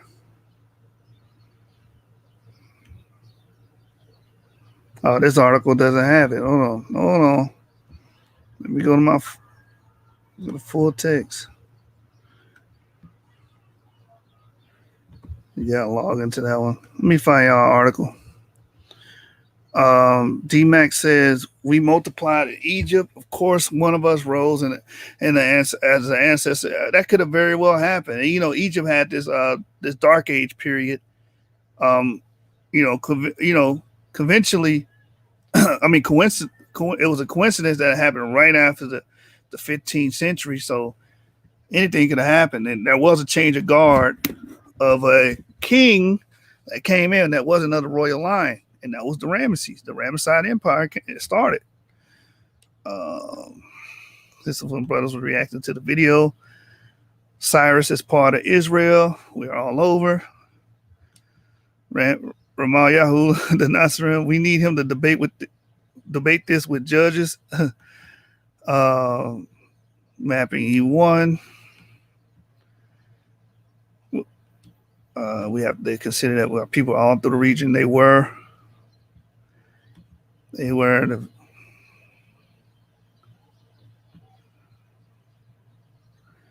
The brother says source gang. Hey, man, shout out to D Mac, man. Now the brother trying to red herring me in the comments. It had nothing to do with me cursing, brother. It had everything to do with me disagreeing with the point you was making. That's what it had, and that's why you're trying to establish that in the comments. D Mac says source gang. We heard it from the source why he disagreed. Yeah, brother, you being very dogmatic. Yeshurun said in Africa, E1B1B, EM215 in the Horn of Africa, North Africa, Middle East, and Europe. That's a fact.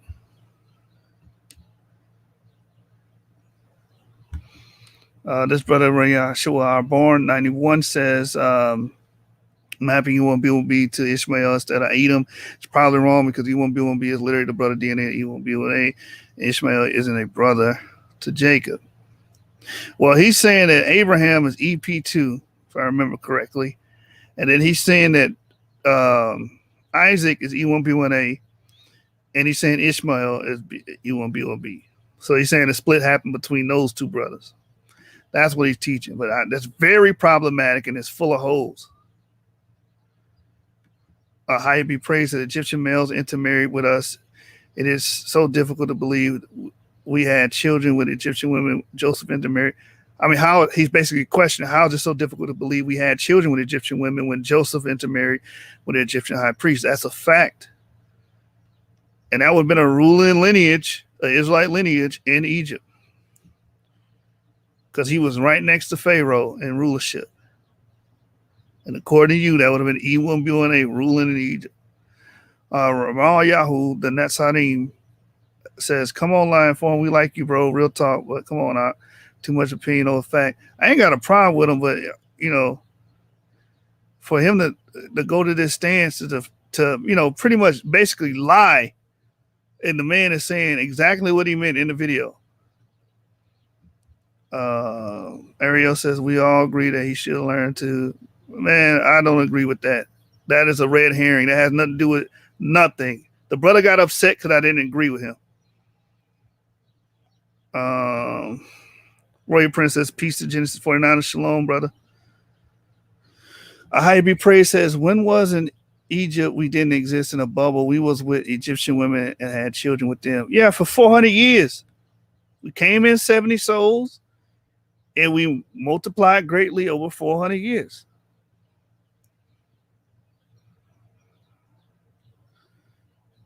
Let's see. I don't know what Byron Israel is trying to get at. It's just Sephardi Jews are not rocking no Christ, brother. If they weren't, it has nothing to do with discussions. We're just talking about DNA and ancestry, not what particular version of Judaism they follow. High praise says many of our women had children with Egyptian men. That's true as well. That's actually recorded and documented in the Bible. He had the Israelitish son, as it's put in English. His father was Egyptian. Genesis 49 is my biggest problem was him saying there wasn't no fair-skinned Jews in Spain and Portugal when we got there, when there are so many sources saying they were and they were being chastised. Yeah, that is true. That is true. I don't have a problem. I don't have a color barrier. You know, what is it? Come on, brother. I be praised that there is a 12th dynasty Egyptian portrait of a Hebrew sitting drinking beer with his son, which proves he was intermarried and had children with Egyptians. Byron Smith, the Arabs are in Egypt. They ain't the original Egyptians. I have no problem with them. A lot of them are E1B1B. I have no problem with that. Well, I'm not going to sit here and distort genetic findings and bend genetic findings and say they're not showing what we're seeing. Do you think that certain Ashkenazi Jews are real Jews, bearing in mind they got the customs? Yes, I do. I do believe some Ashkenazi Jews, those that have E markers, are real Jews.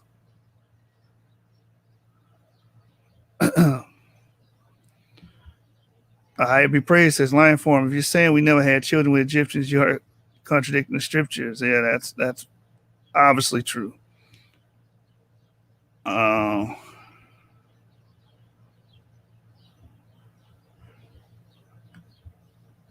Stray Mail says a question I asked you a while ago theoretically: how far back do you think a recent haplogroup can produce an ancient strand, given the mixture with the right female? The only way they could do that is the females would have to marry those ancient strands and have children with them to produce more of those strands. For example, if EM96, we know that exists today, a female would have to mate or reproduce with a man that's EM96 and have his children. So that can even happen today.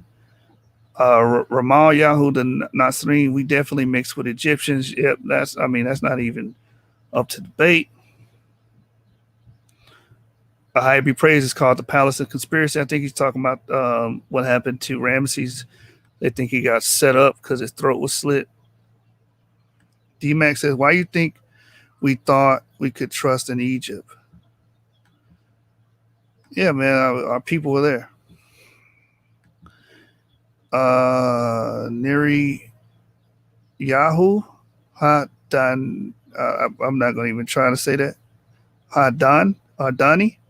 The Israelites weren't the only Hebrews, Habaru people in Egypt. I also agree with that as well. Ramal Yahoo, the Nasrim, and line from the book I was talking about confirms first skin Jews in Spain and Portugal. It's called A New Voice to Italy, Volume 11, Part 1.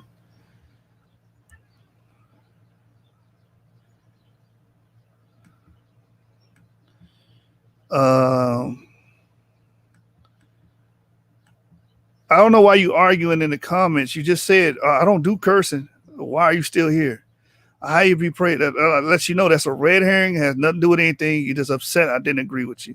And I didn't agree with your interpretation of a video of a man saying verbatim what he means. How you be praised? That's like saying we've been in America 400 years and never had children with European women. Yeah, come on, man. Plumantis 2069 says, Shalom, shalom, bro. Even though I'm late, thank you for another edifying show. Get those like buttons up to support our brother. Appreciate it. Yeah, hit that like button. Chemo is just rolling in the back chat. Ramesses wasn't an Israelite, but he was of Semitic Afro-Asiatic descent. I can rock with that too. I don't say necessarily because you E1B1A, you're an Israelite. That's what that brother teaches. But it is also plausible that he was. E1B1A ruling in Egypt? Yeah, Joseph. I be praised. You know we was the same then, just like we are now. Wherever we went, we planted our seed. Yep.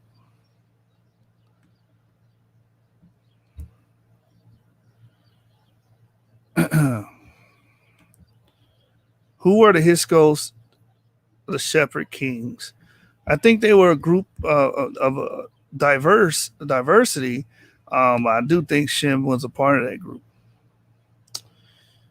Do we have any DNA from them? I don't think we do, but if that happens, if anybody knows of any DNA samples from the Hyksos, send them to me so I can analyze it because I haven't seen one. How you be praised, facts, Aunt.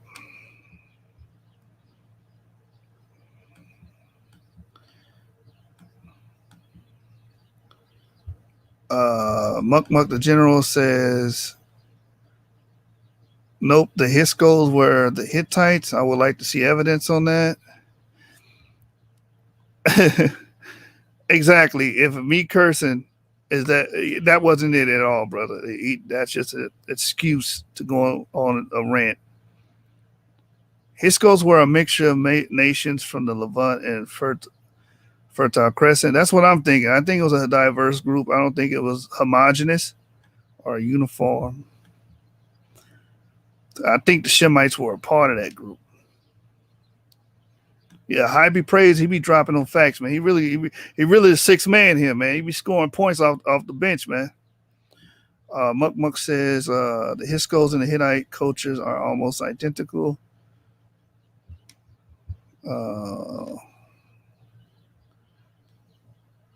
Lion form a new voyage to Italy.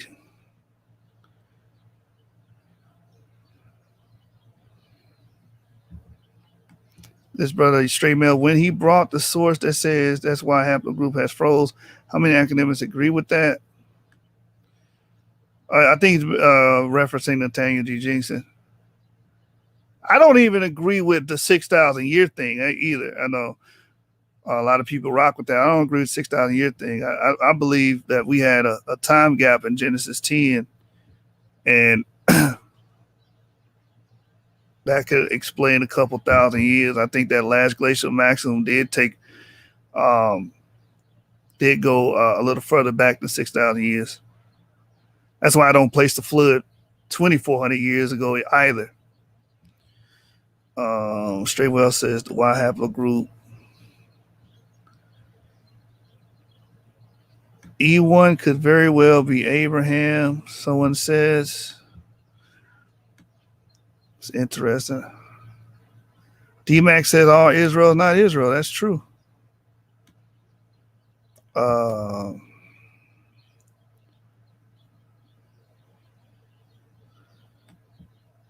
Brother said, I am a man Monday descent and will still carry 6.3% EM2. And we still carry 6.3 EM215 among. Yep, it is in West Africa. It's there.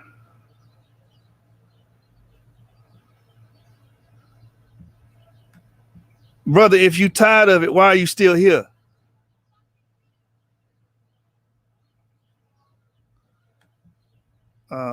E1B1A is as Ishmael's a weak argument. E1B1B literally the brother group of E1B1A. Ishmael is not our brother.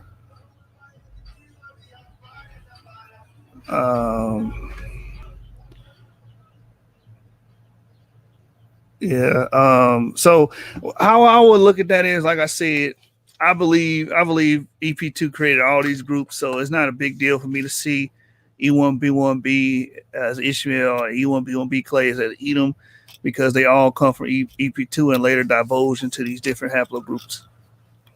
That's how I answer that, man.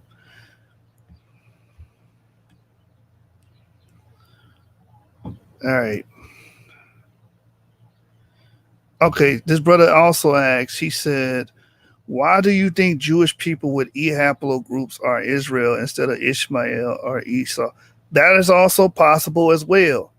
I'm not going to be concrete on this and say it's got to be one or the other. They could also be those other groups as well. They can also represent Esau, because we know Edomites converted into our traditions from John Hyrcanus during the time of the Hasmoneans, right? This is in the BC periods, right? Then after that, the Pharisees came into power under Queen Salome, and Queen Salome came into power, and the rest is history. But John Hyrcanus forced the Edomites to adopt the traditions and the customs of the Jews, and from there, you had a history of Edomites practicing as Israelites would, the customs and stuff like that, or Judaism, if you will. So they very well could have been descendants of Esau as well, and also Ishmael. I'm open to that. You understand? I am not omniscient. I can't go back in time and say, okay, this person. I can't. But what I can do, according to our model, we got DE being Shem and producing these different groups, known as the Ishmaelites, known as the Edomites, known as the Israelites. So yeah, that can also be the case. But I do think there are actual Jews within that as well. D-Max says, it takes time to form a family group. Many people reproduce in a distinct population. That is true.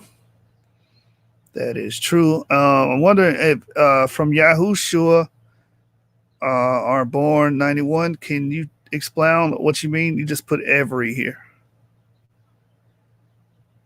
You put every there. What does that mean?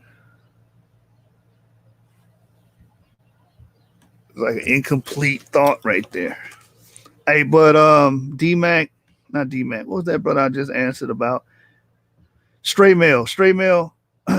Yeah, I mean that's completely possible. I'm still open to them, some of them being Jews anyway. And like I brought an article before. I mean, was it what was the article? It pointed out that they even have E1B1A, EM2 strands as well, and Y-DNA as well within them as well.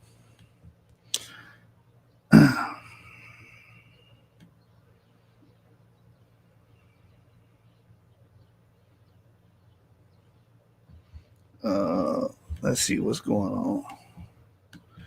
All right, let me continue. I wanted to read that. I got caught up on the comments.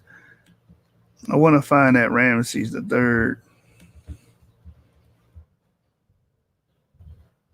third article and his brother. That's the DNA test in mommies.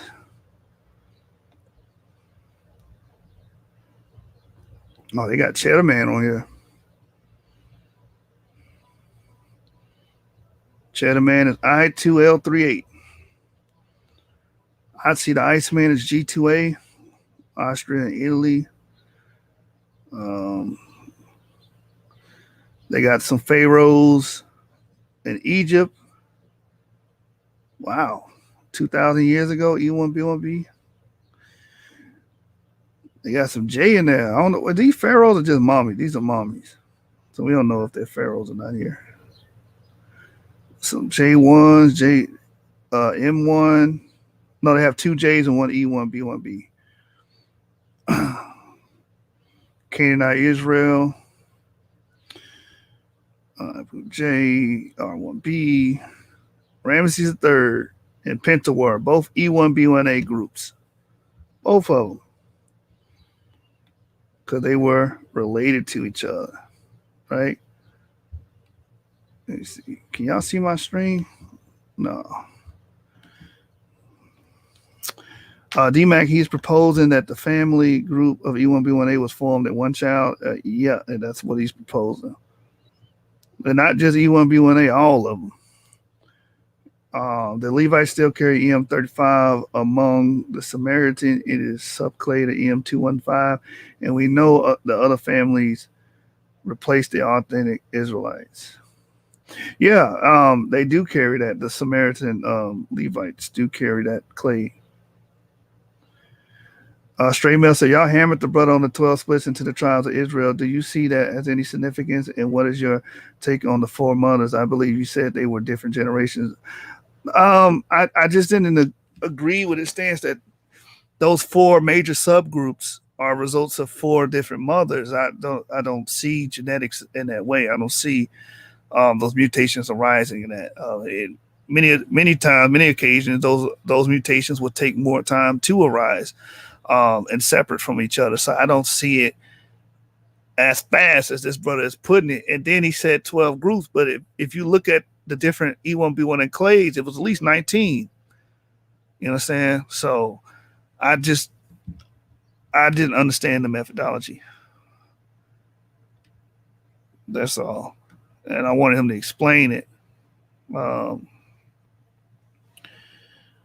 Russ said, get back up there, Ak, and finish the dialogue. Stop throwing stones. We all grown men and love the Most High. Man, that's the truth, man. That's the truth.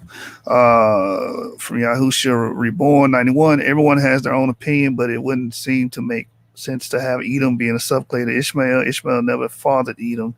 Isaac did. So E1A equal Ishmael and E1B equal. Makes more sense. I mean, that's what you came to your conclusion. That's your conclusion, brother. In my opinion, who knows? And that's, like I said, I'm not omniscient. I just try to make the best scientific argument, the best model that I can that fits and can be compatible with reality and what we find. You understand? I used to think that all of Egypt and all of Africa was all Ham at one point, but that's not what I found in my genetic research. I didn't find that. I found a mixture of people, diverse people. I see Japhetic lineages. I see Shemitic lineages. I see Hamitic lineages at different times and different epochs. So I had to change my model. I had to change my mode of thinking. That's all. Same thing with the Jew. I used to think, oh, well, only E1B1A, but then I saw how DNA actually works. and how EP2 can divulge into either one. I was like, wait a minute, there's got to be something here. Yes, Hitler was E1B1B. Hitler was definitely E1B1B.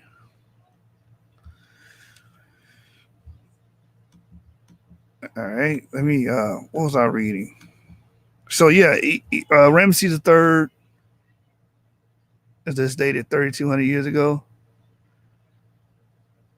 Study reveals that the pharaoh's throat was cut during the royal coup. Then it goes into harem conspiracy. Revisiting the harem conspiracy. Yeah, here it is. Here's the article. Finally got it. All right. Let's see. Revisiting the harem conspiracy and death of Ramses III. Anthropological, forensic, and radiological genetic study. The abstract. Oh man, they killing me. You got to subscribe to see the whole article. Access the article for 1 day, 30 euros. Why is this not in in English? I mean, in American Standard. The unknown man E also had unusual mummification procedure according to genetic analysis. Both mummies had identical haplotypes of Y chromosome and a common male lineage. You understand? So it's not just one specimen here. Both of these people had their Y chromosomes examined. I need to get the full article on this so you can see the supplementary on it. But you can clearly see the wiki has them assigned to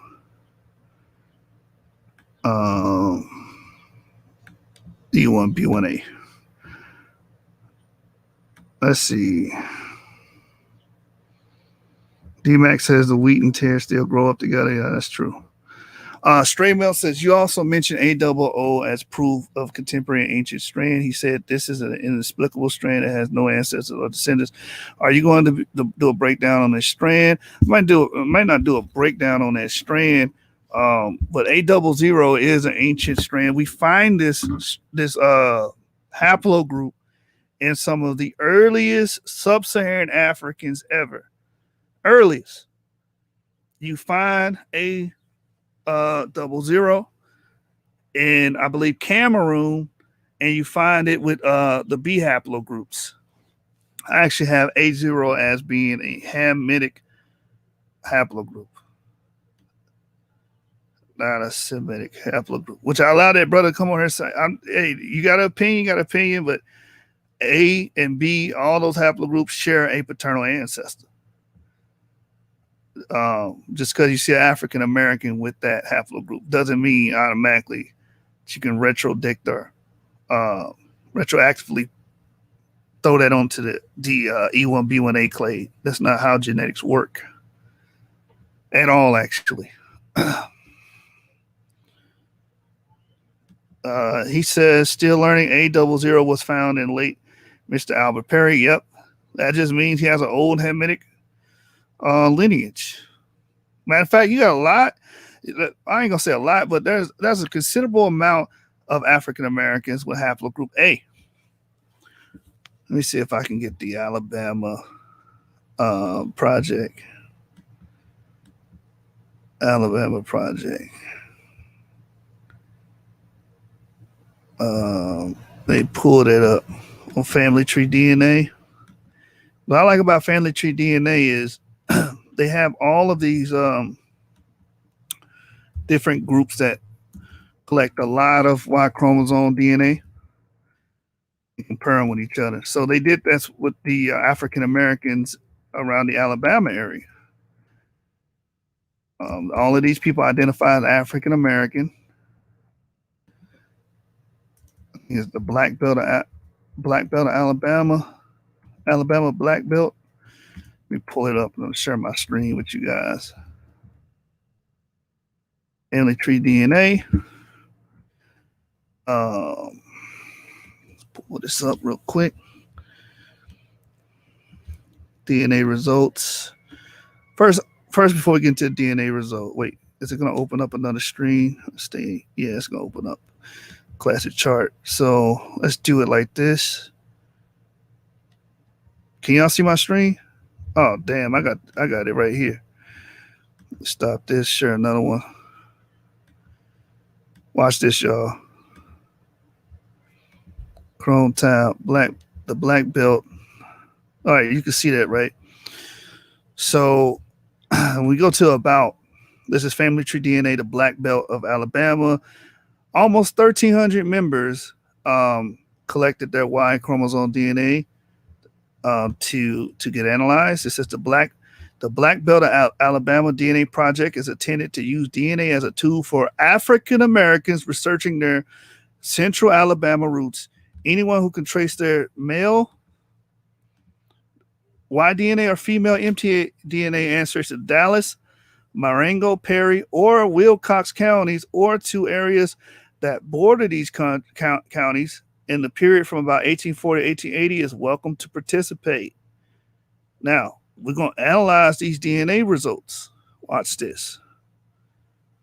Watch this. Hold on. Let me move this so I can actually see. Let's look into the actual DNA results. Let me show you something about it. Very intriguing. I went to the same one. Hold on, y'all. Very intriguing what we find, especially for anyone saying that African Americans are all the same. You're not going to like the results of what they did here. All right, so these are the Y DNA of these African Americans. All of these people are African Americans that came and got their DNA tested. AM32, point of origins unknown. This will be a Hamitic lineage, according to our model. Ray William, born around 1750 in the Greensville district. I guess that's South Carolina. Hugh Taylor, 1834, is the paternal ancestor. They're saying he actually came from Scotland. Haplogroup A. That's the haplogroup he belongs to.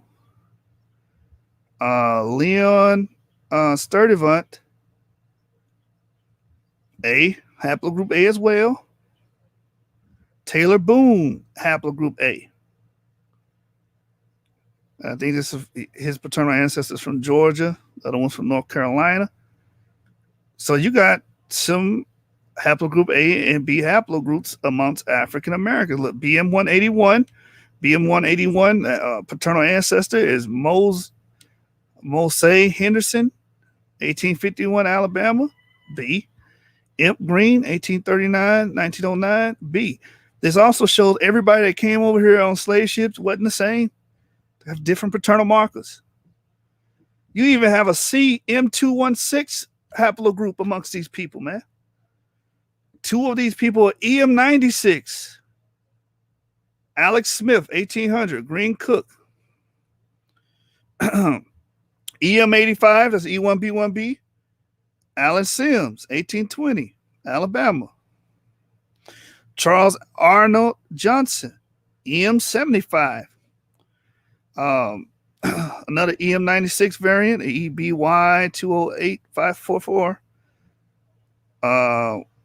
Unknown origin of the country, because a lot of these people would have been what they would call descendants of slaves, right? Not everyone knows exactly where they come from in that situation. Yanked out of your original society. EM96, unknown origin. Central African Republic, EBY. Jamaica, EBY. EP16. EP116. John Wilkerson from Coweta, Georgia, 1976. Isaac Gordon, EM2. E1B1A. So a lot of them are EM2. Of course, that's what we expect to find amongst African Americans. William Paulton. But watch this. What's this? What's this down here? Haplogroup I. Amongst African Americans, you got African Americans with haplogroup I. This is a European marker. This also goes back to why you shouldn't just look at people and judge their ancestry solely on how they look.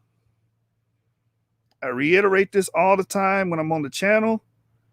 If you guys have been watching me, you know I recapitulate that over and over again. All of these, look at these. These are up to how many specimens?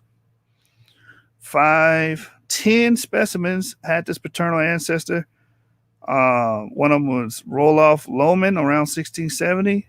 Origins is the Netherlands, England, Iceland. Look at it, gets even more interesting. Russian Federation, QM378. So you got some African Americans with Q. Owen Daly, ancestor here, Ireland, Q, BY 66900. You got some haplogroup R in here. Noah Genesis, haplogroup R. Remember, these are African Americans getting their DNA tested. They got European clades in them. I know this might make some of y'all sweat. Y'all be like, oh, do I got the European clade? Calm down. Majority of African Americans, I think they say like 60%, is E1B1A. But what about that other 40%? Looks something like this. RM269. More R clades. One in France, one in Ireland, one in England, Scotland, some unknown origins. Again, that could be due to slavery. Of course, we're going to have some EM2 in there. E1B1A, right? Look at all these eyes. Look at that eye. A bunch of R clades. Look at that. Look at all those R clades. Let's keep going.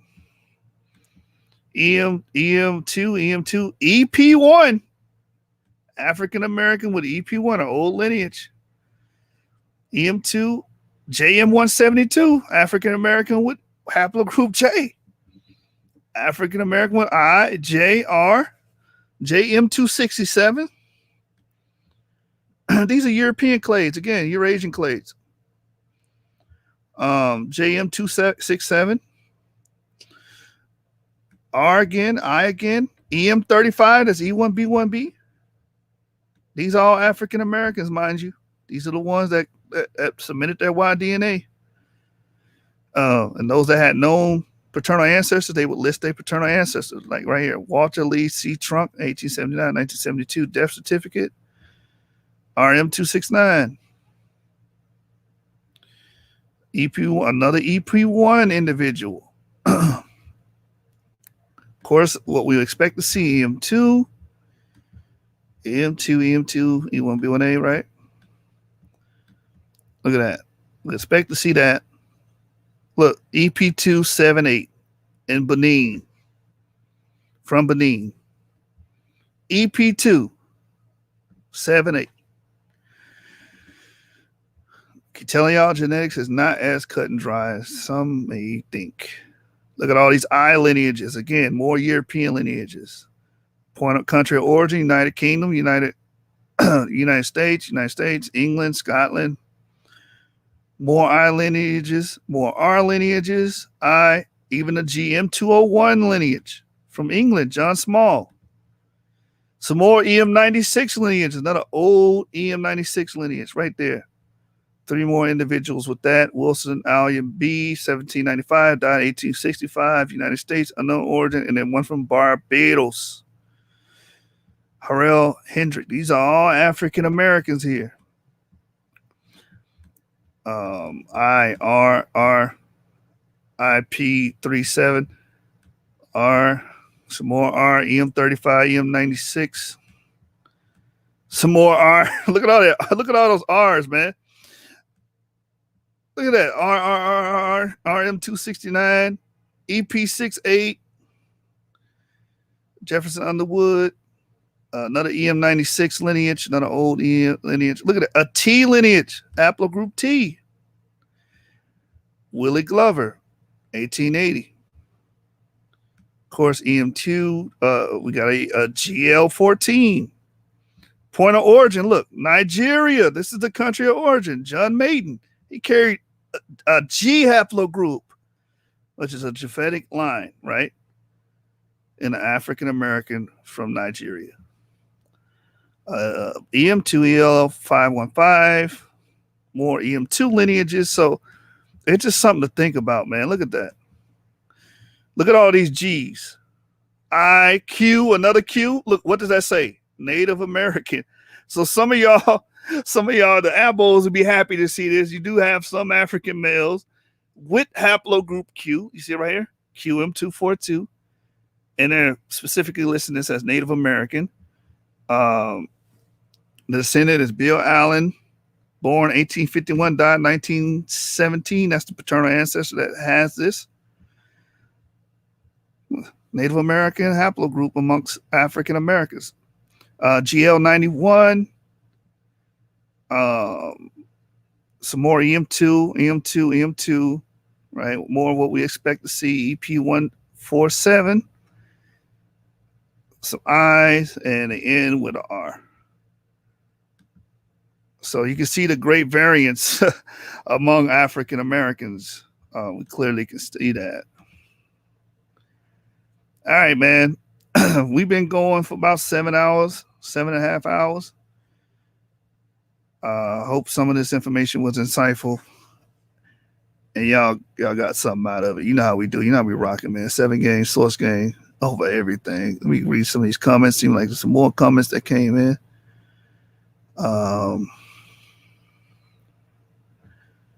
What? Chris Rock is A0? Nah, bro. Before I leave, I gotta see this. Hold on. Let me look this up, man. I told you a higher be praised be scoring 100 points a game, man. This brother get a triple double every time we get on the stream. Hold on, let me check this out. Chris Rock is A0. Chris Rock. Y-DNA.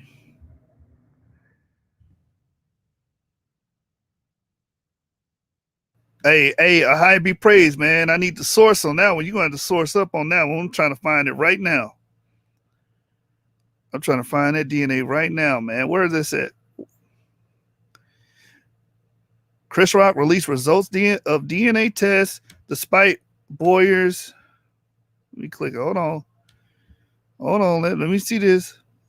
Despite Boyer's claim of a gag order. What's this talking about? Determine if he's the father.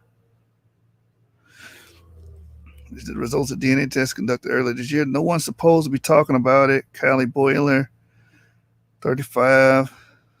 Go down. That's not what I want, man. A high be praised, man. Drop that link, man. I need that.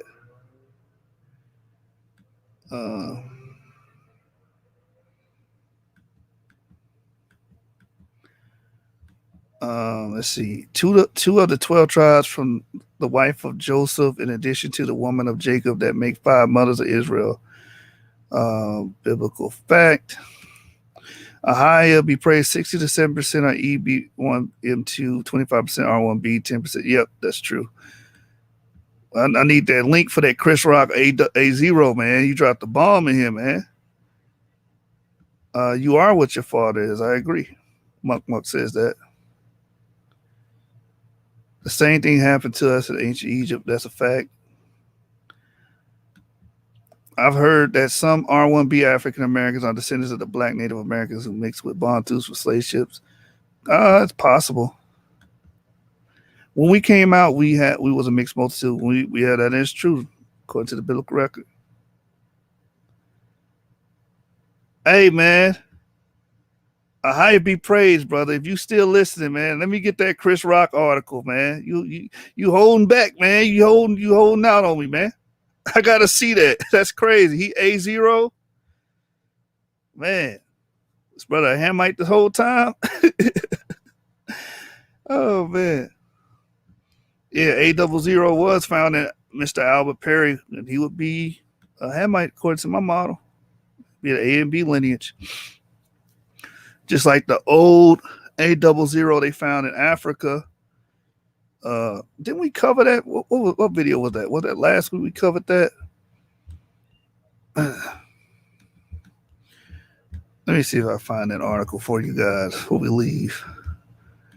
Let me play this in the interim real quick, until I get back.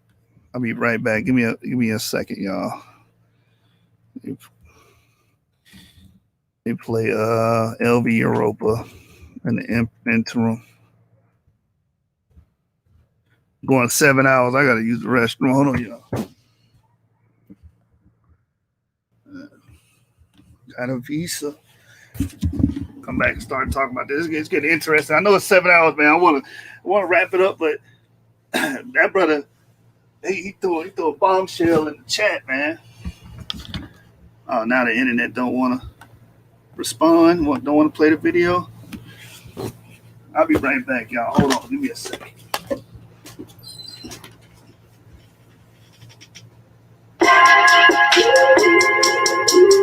Yeah. Over Europa. Yo. I got a visa, that's one swipe. The change of demeanor, I got that all money, baby. That bitch came with a beat, but cold as a freezer. Heat up in my leisure, I feel like a fever, baby. You know I'm a keeper, I got a visa, that's one swipe. The change of demeanor, I got that all money, baby. That bitch came with a beat, but cold as a freezer. Heat up in my leisure, I feel like a fever, baby. You should know that I'm a keeper. This is a keepsake, hey, and you can keep that tucked away. Some gon' come with the lies. Remember them when you pray. Some gon' cry when they die. You don't worry about the cave. Look, I don't wait to away my time. It's show, so I've been living today. That shit was real. I had to turn them slaves. But you gotta be brave. It's a land of the free. Gotta move like waves. Hey, put the ring to the pad. I give them pad for the rage. Then I put them on the tab. To take them all on stage. I got a visa, that's one swipe. The change of demeanor, I got that all money, baby. That bitch came with a beat, but cold as a freezer. Heat up in my leisure, I feel like a fever, baby. You know I'm a keeper, I got a visa, that's one swipe. The change of demeanor, I got that all money, baby. That bitch came with a beat, but cold as a freezer. Heat up in my leisure, I feel like a fever, baby. You should know that I'm a keeper. This is a keepsake, hey. You can use this right away. I'm right back, y'all. Some gonna come with the truth. I had to take a quick break. Oh, you said why DNAB? That's still even groundbreaking. Ramal Yahoo says, just 49ers, did y'all come across any awakened Israelites in Brazil, BR yet? I'm very interested in visiting there someday. Plus, it means awakening happening down there by the millions. I haven't met any, but I know our DNA is replete in those areas. Correction, why DNA B? My bad. Okay, yeah, I mean, still, why DNA B? The damn dude's a Hamite, man.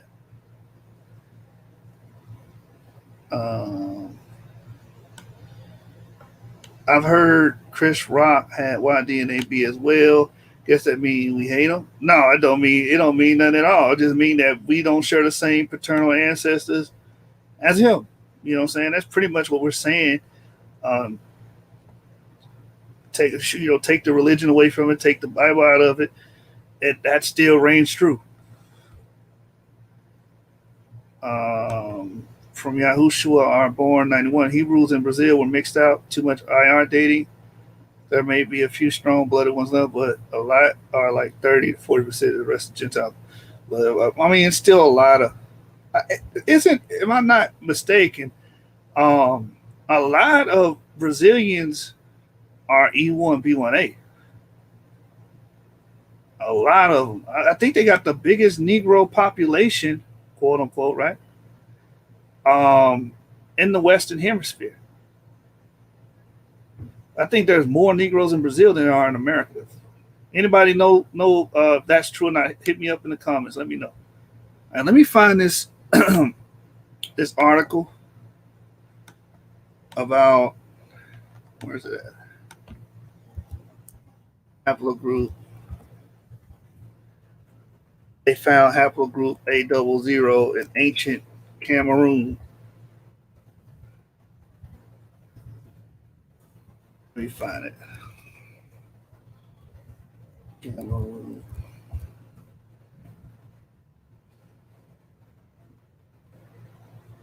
Let's see if I can find that.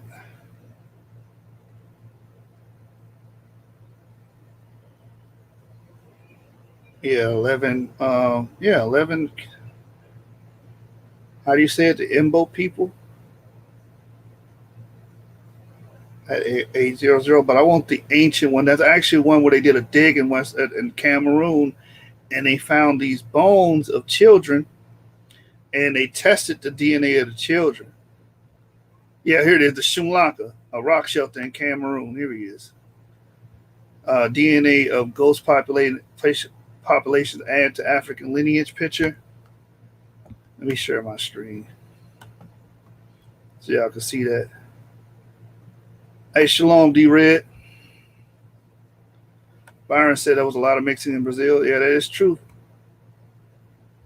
Man, I wish I could just go around like the Amish, but with DNA kits, man, and really map out the DNA with a lot of these groups we have questions for. But of course, I'm not a billionaire, so maybe I could do something on a local level. All right, I typed it in. A high be praised. Muck says, is it too much emphasis being placed on DNA, if not overly reliable science, and the Most High warns us against it?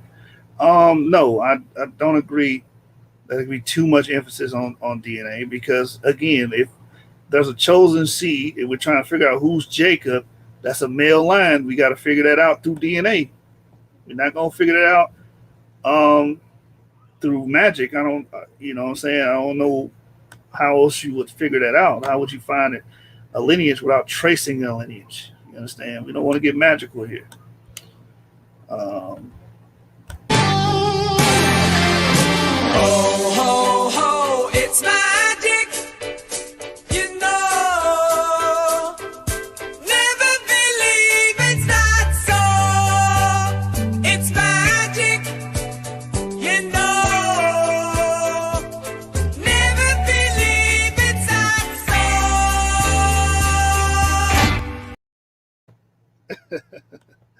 Yeah, we don't get magical here, man. We need science.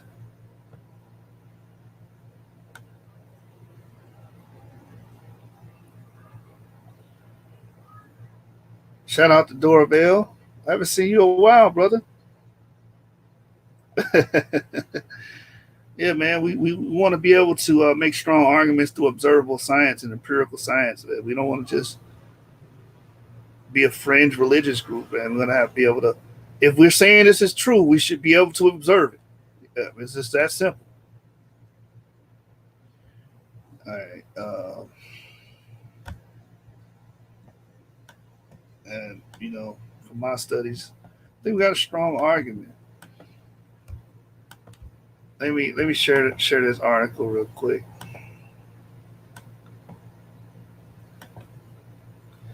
Let me share this article on the A00 individual they found in Cameroon.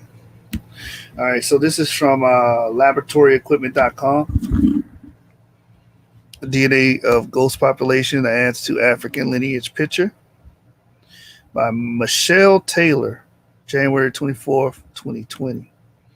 Shamlaka, a rock shelter in Cameroon in the location. Let me blow this up a little bit so y'all can see it. Shamlaka, a rock shelter in Cameroon in a location pinpointed by linguists as the probable cradle of Bantu languages, has yielded the DNA of a previously unheard of population of hunter-gatherers. Although the rock shelter was originally excavated in the 1980s and 1990s, a truly collaborative new study published in Nature upends our understanding of African lineages. Bantu language is a widespread and diverse group of languages spoken by more than a third of Africans today. Was thought to have originated in West Central Africa before spreading across the southern half of the continent in conjunction with the switch from hunting, gathering to farming. This expansion is thought to be the reason why most people from Central, Eastern, and Southern Africa are genetically closely related to each other in West Africans. However, the DNA of 4 children have buried 8,000 and 3,000 years ago that was sequenced in this study tells a different story. According to a whole genome analysis, the children's ancestry is closer to the Central African hunter-gatherers. This result suggests that the Bantu-speaking living in Cameroon and across Africa today do not descend from the population which the Shumlaka children belong. And we've been saying that. All Africans are not the same. Those Hamitic, what we call Hamitic groups, the A and B groups, those hunter-gatherer groups, that's a different lineage. So Chris Rock, if he's from haplogroup B, he is related to this original group in Cameroon. We are not. It said Mark Lipson, a professor at Harvard Medical School and lead author of the study. This underscores the ancient genetic diversity in this region and points to the previously unknown population that contributed only a small proportion of the DNA of present-day African groups. The unknown population referred to as the ghost population indicates the 4, not there, major deep human lineages that contributed to people living today. Then it goes into the 200,000 years or whatnot. Let's see the additional analysis. Here we go. In addition to the DNA of the Shumlaka children, researchers examined previously published DNA from ancient hunter-gatherers from Eastern and Southern Africa, as well as DNA from many present-day African groups. Combining these data sets revealed yet another set of 4 human lineages, branching between 80 to 60,000 years ago, including the lineages contributing to most present-day Eastern and Western Africans and all non-Africans. Thus, the authors concluded that about 1/3 of the ancestry of the Shumlaka children derived from a lineage closely related to Central African hunter-gatherers, while 2/3 of their ancestry came from a distinctive lineage distantly related to a majority of present-day Western Africans. Lastly, researchers discovered that one of the male Shumlaka children carried a rare Y chromosome haplogroup, A00. This has nothing to do with Shem. This has everything to do with these early Africans living in Cameroon, which would fall in, according to our model, the A and B haplogroup. Found almost nowhere outside of today's Western Cameroon. A00 is the best documented among the Imbo people and the Bangwa ethnic groups living not far from Shumlaka, but this is the first time it has been seen in ancient DNA. A00 is deeply divergent haplogroup, having split from all other known human lineages around 300 to 200,000 years ago. According to one study, this indicates that the oldest known what are we doing here? The oldest known lineage of modern human males has been present in West Central Africa for more than 8,000 years, perhaps longer. So this DNA, A00, was in West Sub-Saharan Africa 8,000 years ago. We have the evidence. We find the body with the A, and I believe the other 3. The other one was like a different A lineage, and the other one was B, and then the 4th one was a female, so she didn't have Y DNA, if I remember this study. If I remember it correctly.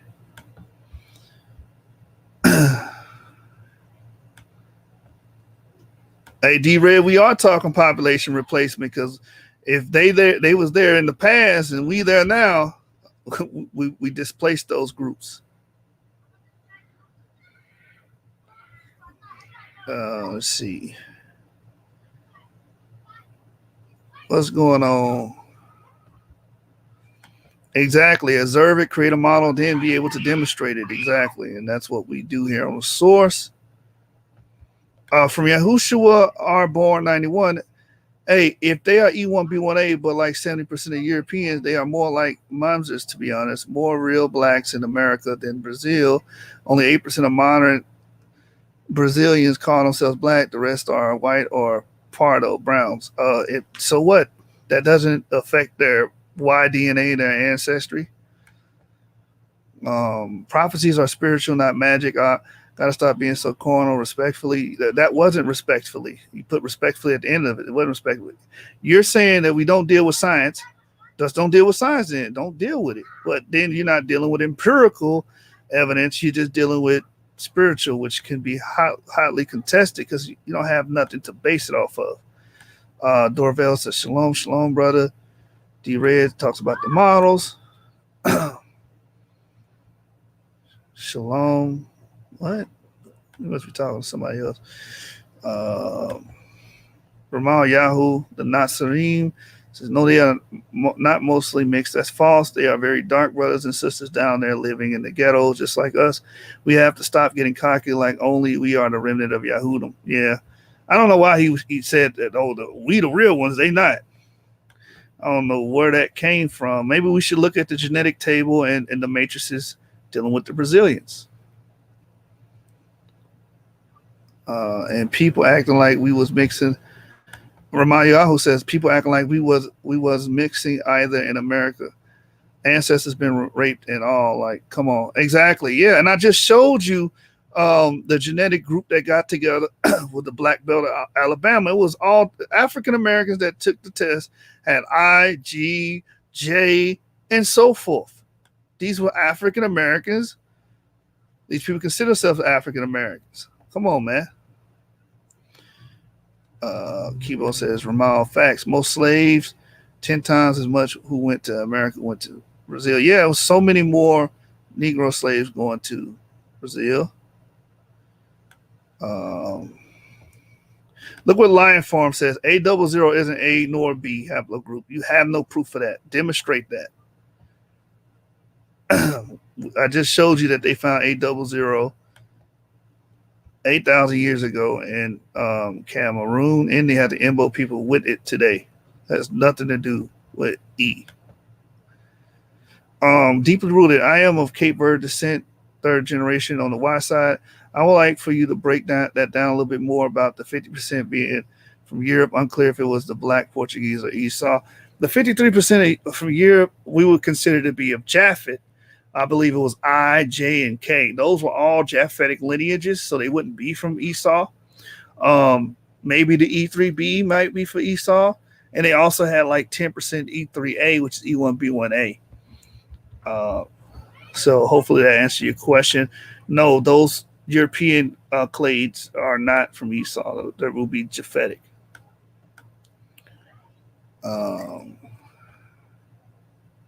Muck says, where are they getting these 200, 300,000 years from? They're getting it from the evolutionary theory that we all come from Australopithecus, which is southern apes, which they said what was ape to human, what took 6 million years. So they have these large, long astronomical dates to conform with that model.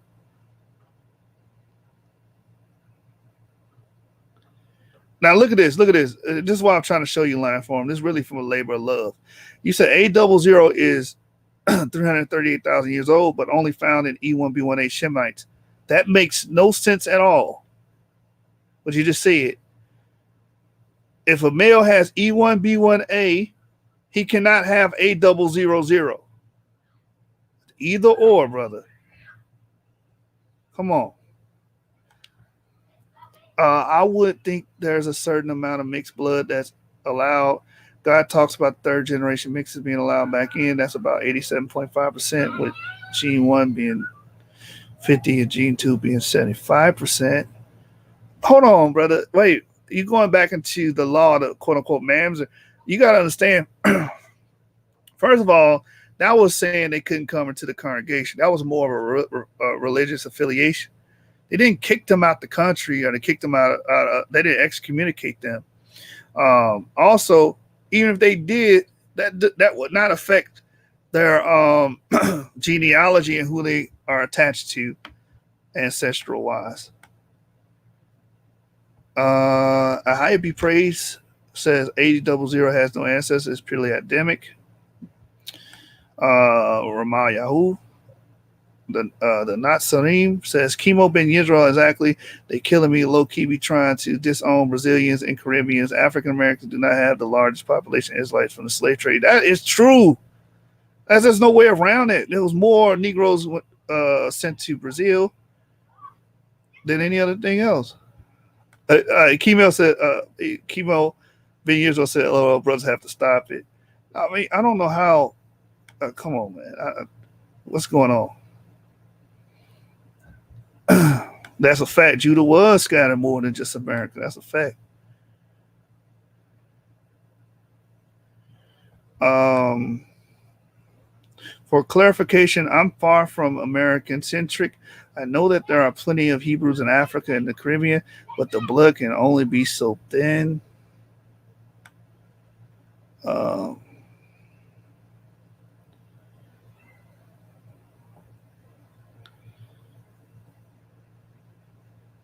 I don't know what line form you bugging out, man. I don't know why. A00 is not E1B1A. It does not come from any other DE lineages.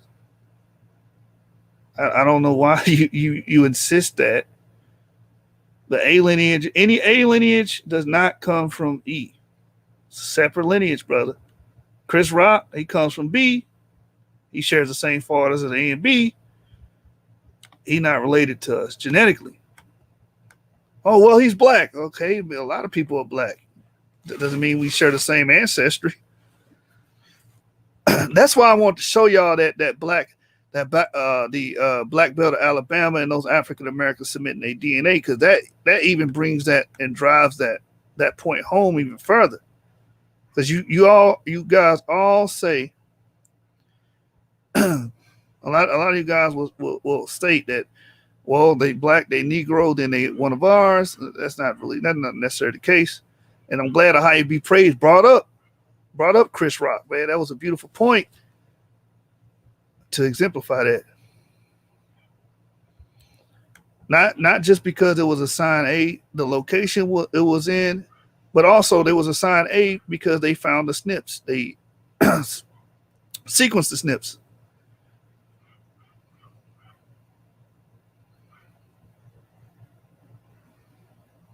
Chemo says y'all doing a disservice to our people worldwide.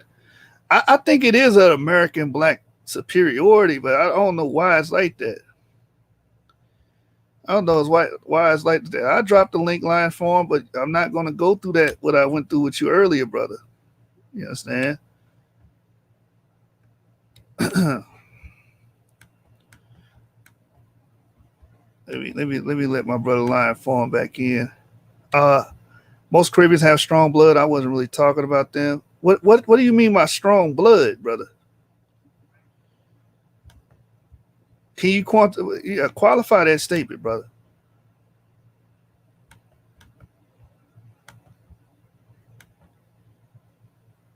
He said that's why we judge the spirit by the spirit. Well, I came from an organization that said that same thing, judge the spirit by the spirit.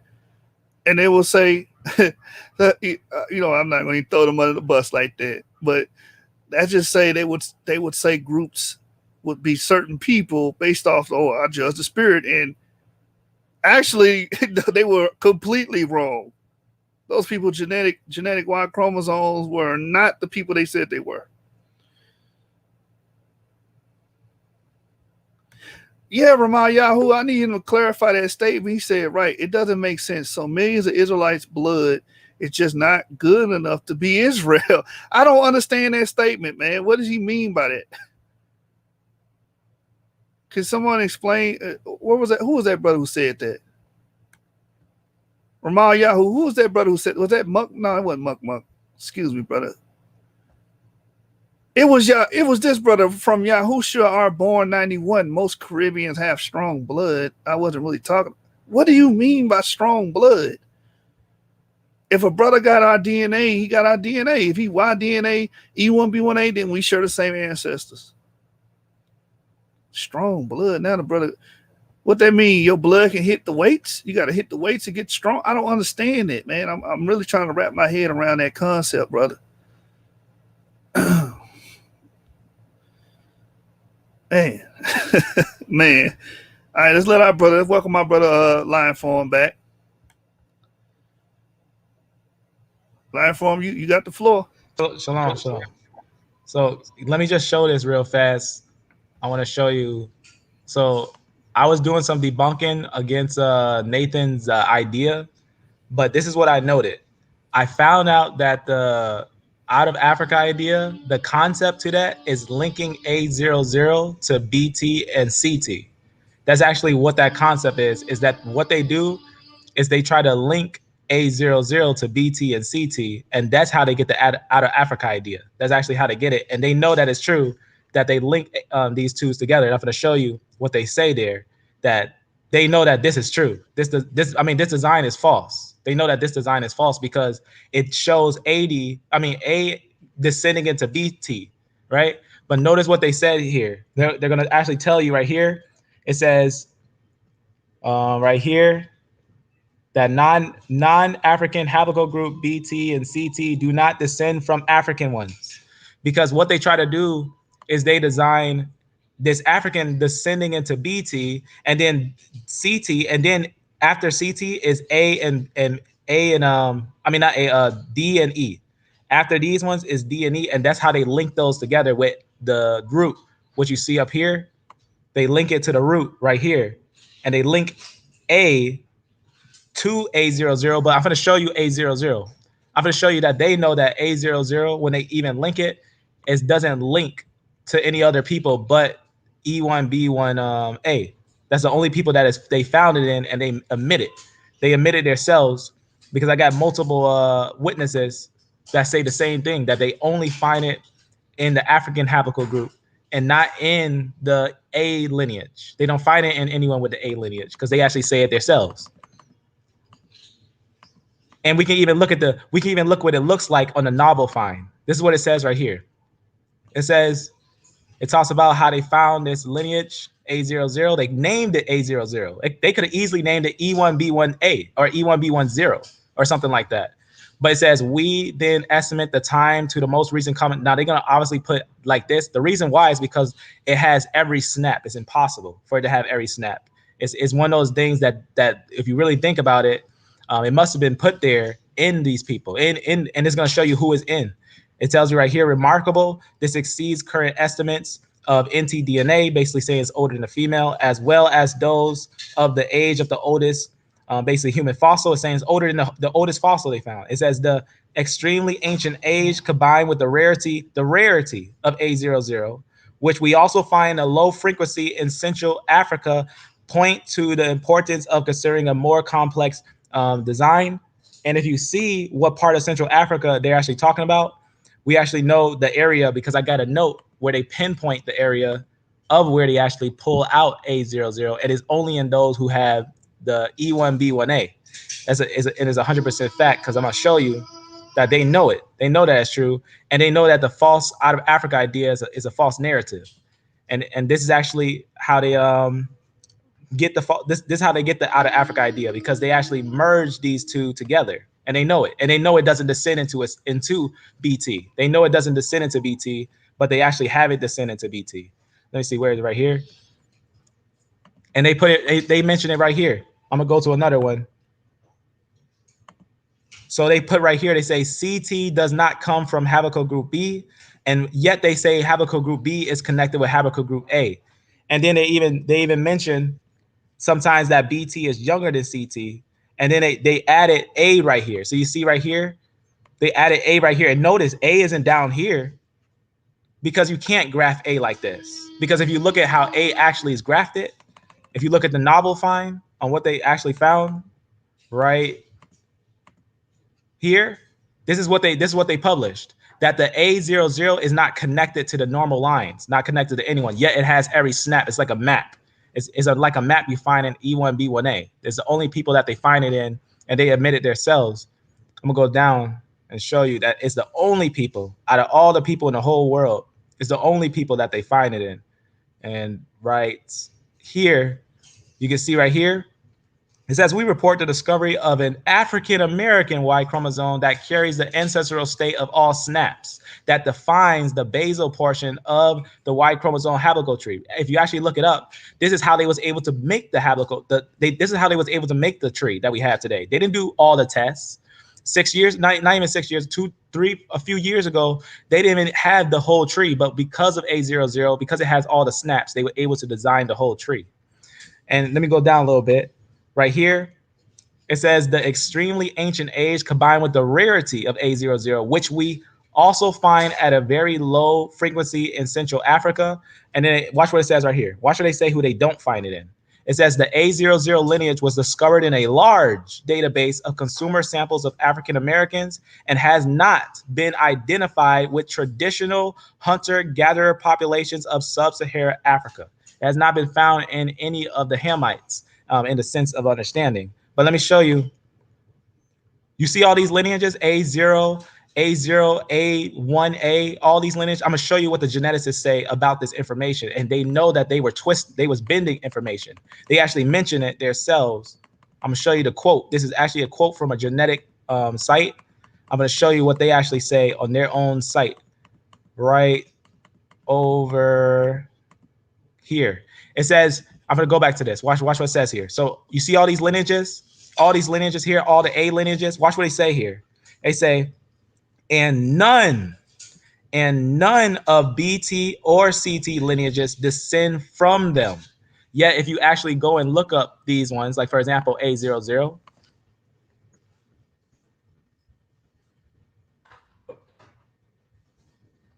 you look up this, right, on Wikipedia, automatically you're gonna see that A00 is supposedly connected to all these. That's a false narrative and they know it.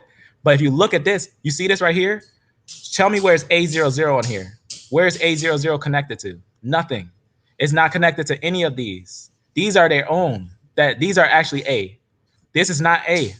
This is only found in E1B1A. This is not connected to these. Like this. You see how these are connected? They don't put A over here and bring it forth these because they know it doesn't. They put it like this and say this is A, but it's not A. It's because the out of Africa idea. It's because they want to make the out of Africa idea a true narrative, but it's not. It's a false narrative. And I'm gonna show you real fast. You see how it says right there? It says and none. Because what they're trying to do, let me see if I can find that one direct one that actually has the picture of these all together. Because when you see the tree, you can actually see that they'll put that thing on the tree. I just gotta go. Matter of fact, let me type down. You just look on here real fast, and I'm pretty sure I can find the tree at the bottom, right here. Watch this. Watch what I do when I go over this. You see this right here? You see BT and CT? Let's go back here and hear what they just said there. All these lineages, and we can zoom in and see what it looks like. This is what it looks like, and this is what they say. Apparently, they were too much focusing on bending data to fit out of Africa. And this is on a genetic site. They knew that they were bending data to fit this.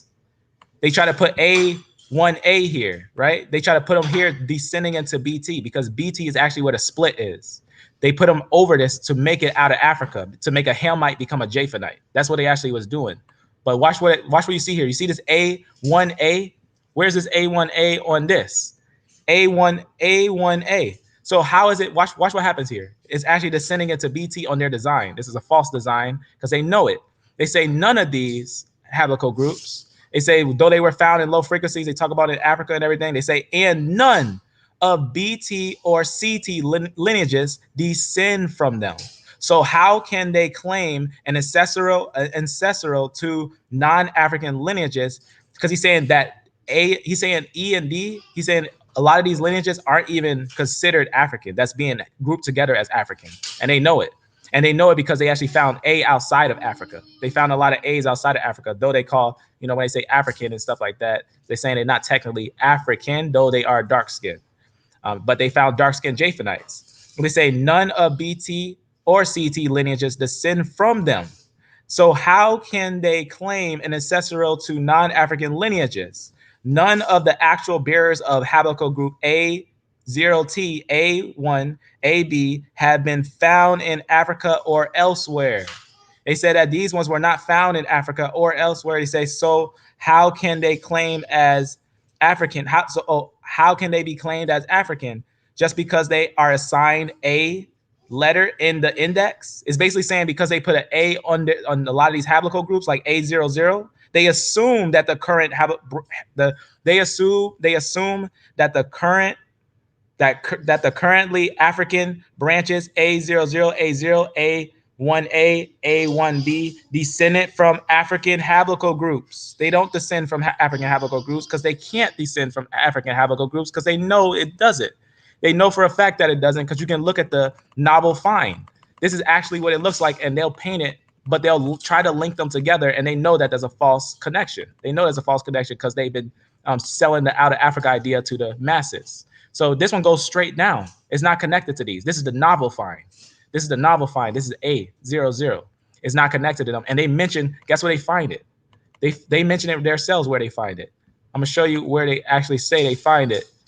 Let's see, where is it? Right here. Besides this. You can see who they find it in. They find it in those who went in the slave trade only. They find it in those who went in slave trade, and none of the sub-Saharan Africans and none of the Ishmaelites and no one else. No one else they find it in.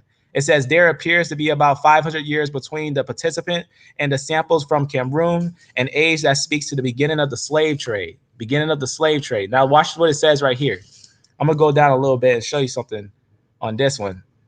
So that's why it's A00. This is where they find it. This is where they find it at. This is where they find A00 up here, where the A0 where E1B1A is. This is where they find it, because I made a video. I made a video about his false narrative because he did understand. I do know that he tried to do an out of Africa idea. I just want you to hear a little bit what I say here, because I guess I do it a little in Africa for the sake of understanding. So we actually know that obviously you can't trace DNA for location. We know this for a fact. I showed on one of the videos that you cannot trace information based on DNA. That's not how DNA works. You see this design right here? They know this is false because this is A00. They say it themselves. They say it and they know it is, for the sake of understanding. Let me show you something. Go down. I'm gonna show you something real fast.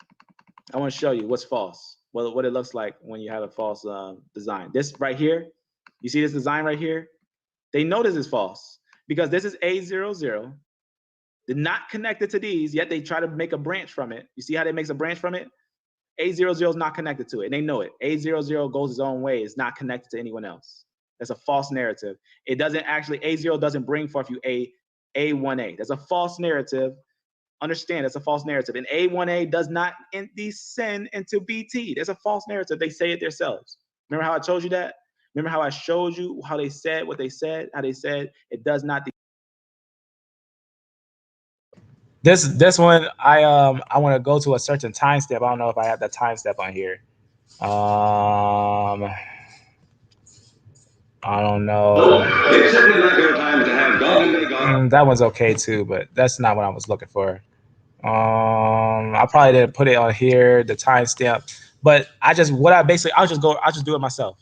So basically, if you see here, they tell you themselves that these don't descend into BT and CT, because that's how you get D and E. That's how you get D and E. Yet they're taking the A00 that they named. They named it A00. It's not that it shows markers of being A00. They say that it's older because it has all snaps, but they know that just because it has all snaps doesn't mean it connects to everyone else, because that means it would be everyone, but rather it's only found in one person. And it's like a map. It's like a map that you find in people. That's technically what it is. It's like a map. It's no other way to explain it. And they know it. They know they can't explain it because the way that they design it on their own chart is it descends straight from the source. And you can see it goes down, and they put African American right there because they know it's found only in those who have E1B1A right here. See, it goes straight down, but they try to link it. They try to give it two links. That's what they try to do. They try to give it one link and two links because they know they found it in African American. They try to link it to A0 and then connect A and then connect B and then connect everyone together because they want to make the out of Africa idea and make everyone a Hamite. Everyone be, and that's their idea, that everyone supposedly 300,000 years ago was haplogroup A and B. That's what they're trying to say. They're trying to say that everyone 10,000 or 300,000 years ago, 338,000 years ago, they try to say that they were all haplogroup A. But this is haplogroup A, and this is haplogroup A00. And you can see that on their own design. Their own design, when they try to design this, like here, they try to say this is A00, yet it's going down like this. And that's why you have an A down there, because they try to make this A actually be this A's A. They try to make this B and A, they try to link them together so that you can have an out of Africa idea. Because what you're really seeing, You know it's not. That's not the design because this is the real design. This is the real design of what the people see on what when they are doing genetics. We'll go to the actual real design they see because they don't want it to be 3 splits, and they know that it's 3 splits. They want it to be a tree that goes into each other. That's why they designed it that way. You can see right here, this is the real design. I just did a little updating on this one just to show that split, just to put the arrows on the same place where it's split. And I looked closely because you can zoom in on this, and I made sure that this was Shem. This is the E1B1A line. This is going to be Japheth. This is going to be the Japhetic line, and this is actually him. And what they want to do is try to get people to believe that they descend, because what I'm gonna zoom in and show you what those B and T is, what exactly B and T is. B, T, and CT actually is a split. They know it is because that's how they designed it. They designed it as a split.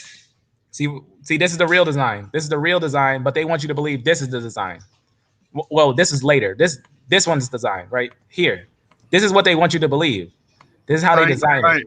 All right, go back to the starburst. Go to the left. Right here. Wait, no, right here. All right, you see that one branch that goes all the way to A, right there. B? Yep. That means they descend from a common ancestor, according to what we're looking at. Right. That common ancestor would be that. You see the V right there? Move the mouse down. Move the mouse down. Up, up, up, up, up, up. Right here? Yeah, that's the node that it breaks off, and then go to the right. Go to the right. No, to the right. No. You see where it splits into 2 lines. One's yeah, A. I see that. I see the B split and the A split, but that's A1, not A00. A00 is not the same as A1. They call it A00, and they know it too. Look what they actually say about it. They know that they're taking the names and they're naming them themselves, and they're forcing the data to fit the way they want to fit, and they know it. They say it right here. They say right here that they even talk about A00, and they assume. It says right here, you can see they assume that they actually descend from them, and it never shows. It says in reality, this has never been shown. They actually mention A00, A0, A1A, AB1. It says descended from. It says they assume that the current African branches A00, A0, A1A, A1B descended from African haplogroups, but those were A0T. A1, now he's going to talk about A1, A1B. In reality, this has never been shown. This has never been shown for them to actually descend from right here, BT, because none of them, that's what they're designing here. That's what you're actually seeing when you see this. When you see this design, you see BT right there, BT and CT. That's what they're designing. And they know that it's not true. This is from a geneticist. Watch what they say. It says none of BT or CT lineages descend from them, yet they designed them, as you can see, descending into them. This is going to be A. So you can see A down there trying to descend into BT, and then BT into CT, and then CT to DE, and then CT to also CF. And that's why they put these ones out of Africa. They put these, which we already proved that there's R inside Africa. They put these out of Africa, and then they put these ones as in Africa. They put all of these began in Africa. That's what they put here, because they put A00 there and said they all began from A00, and therefore all of them are actually going to be that out of Africa concept. And that's false. And they know it. And they put it right here. None of BT or CT lineages descend from them. So they say, how can they do that? Because they say, just because they were assigned because they got A00, because they were assigned a letter in their index, they know it. And they say, even on the concept of trying to do it, A00 does not descend the way that they want it to descend. And they know it. They put it here and say it does not work the way that they put it. I'm gonna show you on the thing right here. They put it. This is CT, and it's in this is in this thing too. I got a PDF of this, and you can see it. You can see yourself that they admit it. BT is over here, and notice that this one's descending here, this one's descending here, and you can see that A1A is different, and it's going to be different than what you see. Let me see over here. They say A is here. Yet notice what they're doing. They're showing A00 descending into BT and then CT. This is BT and CT, and they know it's on here. It's noted on here. And they actually put the addition on there, and they know that A00 doesn't descend into these. They don't. A00 doesn't descend. No African haplogroup group, they said, not one African haplogroup group descends into BT. That's what they said. None of the BT or CT lineages descend from them. And that's what they put. They put that they don't descend from them. As it even says right here, it talks about BT. It says right here, it is obvious that haplogroup BT does not descend from the African haplogroup group having index A. But they put them right here. They put it right here that they descended from index A. That's what they do, because this is the zoom in. I'll show you the zoom in of it. What they actually are designing there, because you probably can't see it there. That's why they put it there like that, because you can't really see it. You can't really see what they're actually doing here. You don't see that it's put there, but it's actually there. And I'm gonna show you what it looks like when you zoom in on it. This is the zoom in design. I'll show you what it looks like on the zoom. That's why they put this. It says apparently they were too focusing on bending data to fit out of Africa, because they're bending data. This is a bit data. That's what this is. They know that A doesn't descend into BT. This is A. It does not descend into BT. It's a false narrative. Watch what it says right here. It says, it is obvious that haplogroup group BT does not descend from the African haplogroup group having index A, since all of them are positioned in the upper part of the tree in figure 2, which BT is in the lower part. And the reason why is because if you look at the tree at the lower part, these are the higher numbers. These are the higher numbers. Whoever's above this is going to descend into this. And they know that this is actually what they see on the design, that the lower numbers, like these ones, don't descend into BT. Yet they actually designed it to descend into BT. You see, they designed haplogroup group A to descend into BT. Yet they themselves know that's not true. And they mention it themselves. They mention themselves that that's not even true. They know that it's not true because they put it right there. It's obvious that haplogroup group BT does not descend from the African haplogroup groups having index A, since all of them were positioned in the upper and obviously descending from it. And it even talks about the word African. It talks about African actually is bringing confusion, because the word African, they just throw in the word African on them. That's what they're saying. And they know that it's not true. They know that A doesn't descend into BT. And yet, that's what they're designing. A descending into BT, and they putting A00 connected to it, yet it's not connected to it because they know it's not. It's a novel find that's separate from these. And they know it. They know for a fact. And that's why they have the star map that they know is actually shooting out. They're not, and that's the sign of Ham, Shem, and Japheth. But they don't want to show people that because they know that's going to be bringing facts to the Bible. They know that if they bring facts to the Bible, their millions and billions of years will be gone in a second. Everyone would completely annihilate them in their lives because they know for a fact they can't bring A into here. Yet they did it. They did it, family. And these people still do this stuff to us. I'm telling you that these people haven't changed. They have not changed. They're still liars as they were before. A does not descend into BT, and they know it. They know it for a fact. That's why they put it there. It's obvious that haplogroup group BT does not descend from the African haplogroup group having index A. They were bending data. That's what they were doing. They were bending data, and they know it. They know it for a fact. They were bending data. The tree does not show African lineages A00 and A0. And because it doesn't, it know where it splits. It says, in fact, they call, you know what they call E and D? They call E Middle Eastern. They call D and E Middle Eastern. They knew it was Middle Eastern for a long time, and they didn't admit it. They say right here, the Middle Eastern haplogroup group D and E split. They just basically called E Middle Eastern because they know that it's found in the Middle East. There's a lot of it that's found in the Middle East, and they know it. They know for a fact that it's found in the Middle East, and they know that haplogroup group A00 is connected with it. They know for a fact, and they call it A00 and they call it A0, and because they want to make it all fit. They want to assume that it all fits, but it doesn't. It's a false narrative that they're doing. So now you see that all these A's none of them descend into BT or CT. None of them, not one of them. And the A's, all these names, these are names. A00, all these are names that they give these things, and they're not even in that same haplogroup group. These are different haplogroup groups. They're not A and B. They're actually going to be E. So that's what you see right there. From BT, it does not A, no A descends into it. So let's see what they designed. You can see right here, BT, CT. Let's see a zoom in on it. Here's a zoom in on it. You can see right here, this will be A00, and supposedly it goes into this, but it doesn't. And then you see it go into BT. That's a false narrative, and they know it. They know none of the so-called African haplogroups descend into BT, nor does it descend into CT to get E and D.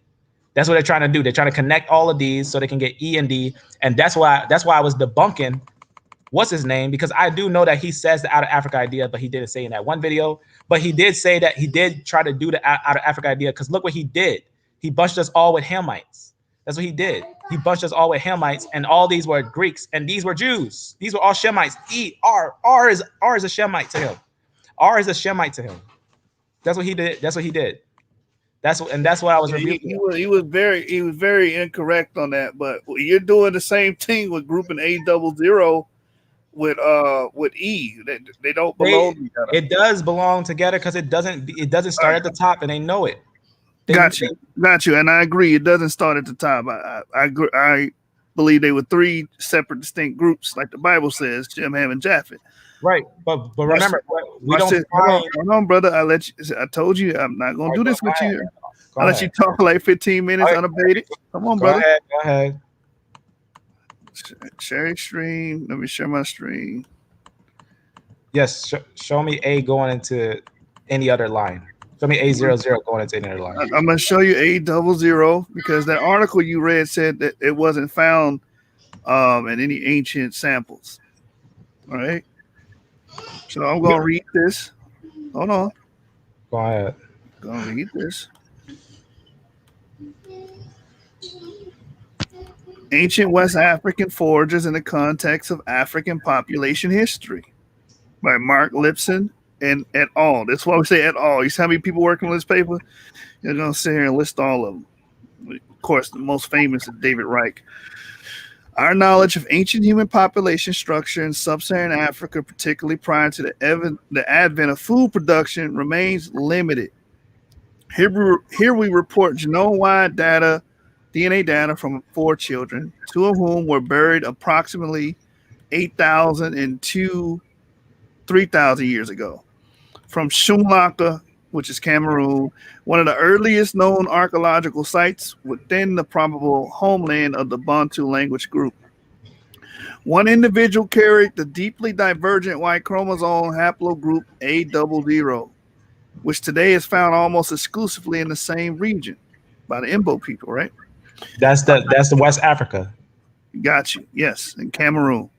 However, the genome-wide ancestry profiles of all 4 individuals are most similar to those of present-day hunter-gatherers from Western Central Africa, which implies that population in Western Cameroon today, as well as speakers of Bantu languages from across the continent, are not descended substantially from the population represented by these 4 people.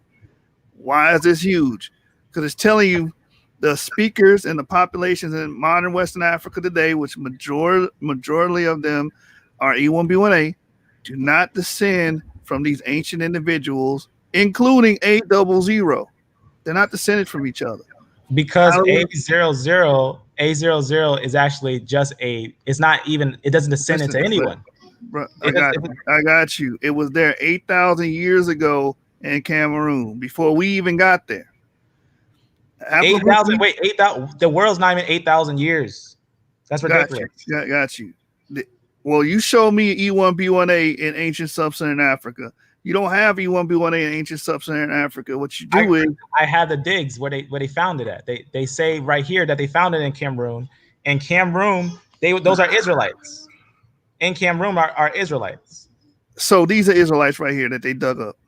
These are the A00 is a lineage that's found in Israelites. That lineage, that A00, is going to have every single snap. It's impossible. It's impossible for it to have every single snap. All right. So these hold on, brother. You're saying these are Israelites.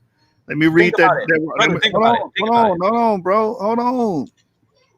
You see, this is where we get into a train wreck. I let you speak for 15 minutes. I didn't say nothing. All right, here's the Y DNA right here. of the 4 individuals, one was a female, so of course she's not going to have Y DNA. B2B was the one that was 3,000 years old, right? A00 goes back 8,000 years ago, and another example was B. These are Hamitic people. R is not Hamite. R is not a Hamite. What are you? This is not R. What are you talking about? That's B. Where I can't see I can see the screen too well. All right, let me blow it up. Okay, so look, A00, just because the A00 there is right there, that doesn't mean A00 is also linked with B. It is. Well, it's always found with B. It's not found. always. It's not always found. It's found. Hold on. It's found in sub-Saharan Africa. You want to argue every point I say? Again, I let you have the floor, brother. I'm just contesting where I don't agree with you at. You have to learn how to accept people that don't agree with you. I accept it. I'm not saying. All right. I'm giving you my reasoning, and my audience will like to hear the reasoning. You understand? So the reasoning behind this is you find A00 in this land, in this stone to metal age in sub-Saharan Africa. There were no E lineages here during that time. The E lineages didn't start coming here until about 4,500 years ago. We covered it in our channel.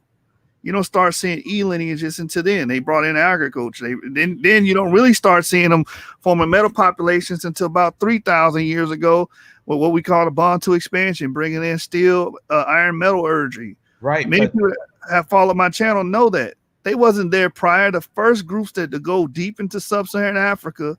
Think about those years. Think about those years. You can't be those years. Think about it. Ham's younger than Shem. Ham's younger than Shem. How can you have a Hamite older than Shem and Japheth? What are you talking about? According to my model, first of all, I don't constrict myself to 6,000 years. Let's just point that out there. How can you not get 6,000 years from the lineage? How can you? How long was day? How long was day 6? How long was day 6? I don't say that. I believe those were ordinary days. I don't say that they were long periods of time. Then it's only 6,000 years. No, it's not. I mean, if you get to, so if you're saying it's only 6,000 years ago, you're saying the flood happened in 2400 BCE. There's no evidence of that at all. Why would it not be evidence of a flood, a global flood? There is evidence of a global flood. Hold on. Answers in Genesis. There is evidence of a global flood, but there's no evidence that it happened 2400 BCE either. There is a lot of evidence for the global flood, but they'll change the date for it. They want to set their date for whatever they want to set it for. Gotcha. We got evidence of that global flood happening prior to that date. From my research, it'd be the last glacial maximum. So these dates, 8,000, 10,000 years, that don't bother me at all.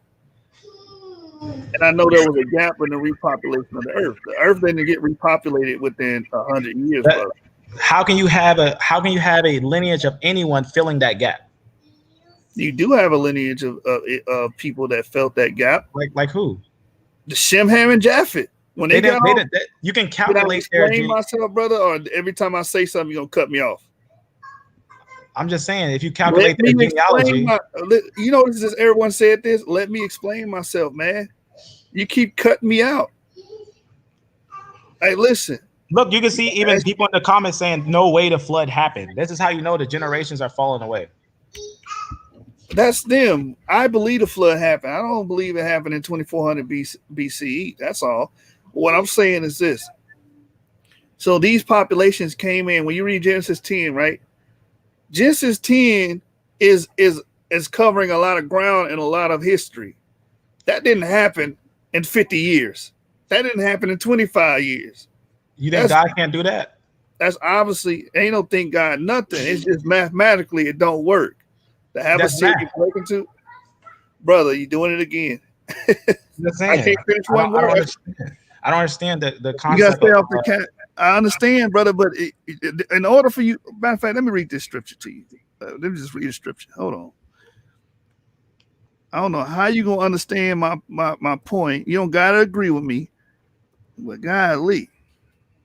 Sirach I 11. just don't understand how we Israel we're trying to bend the scriptures to fit our own narrative. We got to stop doing that. Just that's the same thing that they're Man, doing. that's with your opinion, brother. But you're gonna allow me to speak on my that. platform.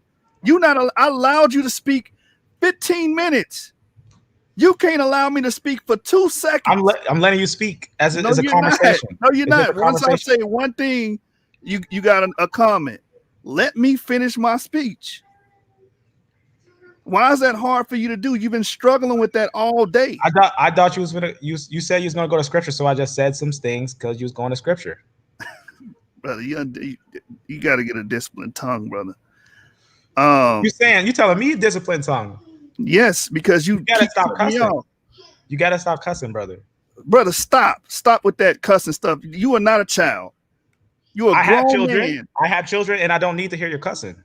Well, you don't have to be here, brother. But you're not going to. Is that a good excuse to so? No, it's not. Listen, you're not going to tell me to correct my You're tongue. going to keep doing it. You're going to keep doing it, man. I'm just saying, brother. I can't have a conversation with this brother, man. I can't have a conversation with him.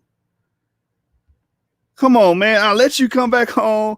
I'll let you rock. I'll let you say everything you need to say. When I want to respond, everything I say has to be cut off. Why don't you want me to teach? Why don't you want me to say anything? You dogmatic, man. You dogmatic. You're not about education. You're just about, let me push my theory, let me throw it out there and indoctrinate you and don't say anything. That's the vibe I get from you. I'm trying to have a conversation with you. I heard your explanation. I'm telling you why I disagree with it. Why is that so hard for you to understand? And then Ariel saying, keep the peace. How am I going to keep the peace? This brother don't even know how to have a conversation. He's been struggling with this all day. That's why people in the comments were like, oh, you got a lot of patience. You got a lot of patience. I let brothers come on here and say what they got to say. You don't got to agree with me. I had a brother go here and say, we actually all Edomites. If you go back and watch that footage, he was able to get his points out and the points across. We gave our points of contention. Do we agree with that, brother? No, we do not. We had a brother that don't believe we Israelites that all came on my channel. I allow him to speak and say his points. You come on my channel, I give you 15 minutes to just go over your information. I try to tell you why I disagree with it. Every 5 seconds within my speech, you cut me off. And you think you're right about it. You dogmatic, man. You think you in the right now. That is dogmatic, bro. Ain't nobody trying to get indoctrinated here. We want to have a free-flowing conversation. Let's have a free-flowing conversation. If not, you don't have to be here. Come on, man. Say it again, Chemo. Come on, man. Why is this so hard for this brother to understand? Let people speak. Showing them all the patience in the world. Golly. Even the brothers that support you saying, I agree with your points, but we all have to learn to bridle our tongue. Let's let Brother Yashu rock, man. Let's come on here and say what you got to say. Anybody, an atheist, come on here and say what he got to say. But when it comes time for me to say, listen, this is what I disagree with, this X, Y, and Z. Come on, bro. Give me that courtesy.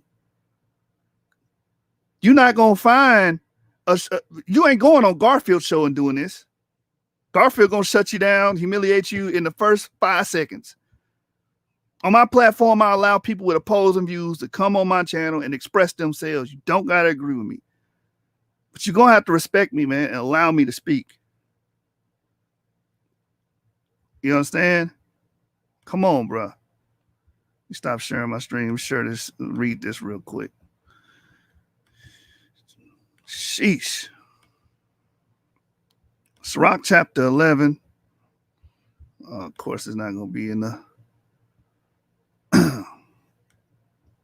King James regular because it doesn't have the Apocrypha in it. Let me get Sirach 11 real quick and read this. My channel, one thing I don't welcome in my channel is just pure dogmatism. I want you to get your points out, but don't come with this dogmatism. Well, I don't want to hear nothing from nobody else. You're in the wrong channel, bro. It's not an echo chamber. All right. Find a KJV because most people had that. Ecclesiastes right here. All right. Chapter 11. Right here, verse 8. Answer not before thou hast heard the cause, neither interrupt men in the midst of their talk, bruh. And that's what you've been struggling with all day. How are we going to have a conversation if I can't get 2 words out without you saying something? How? You come on, man. We the same age, bro. Get it together.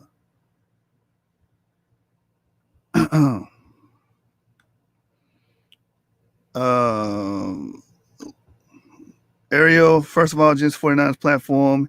If he wants us, if he wants to cuss the words he can, this is his channel, period. No one is begging anyone. Exactly. I'm not begging nobody to be here. You know what I'm saying?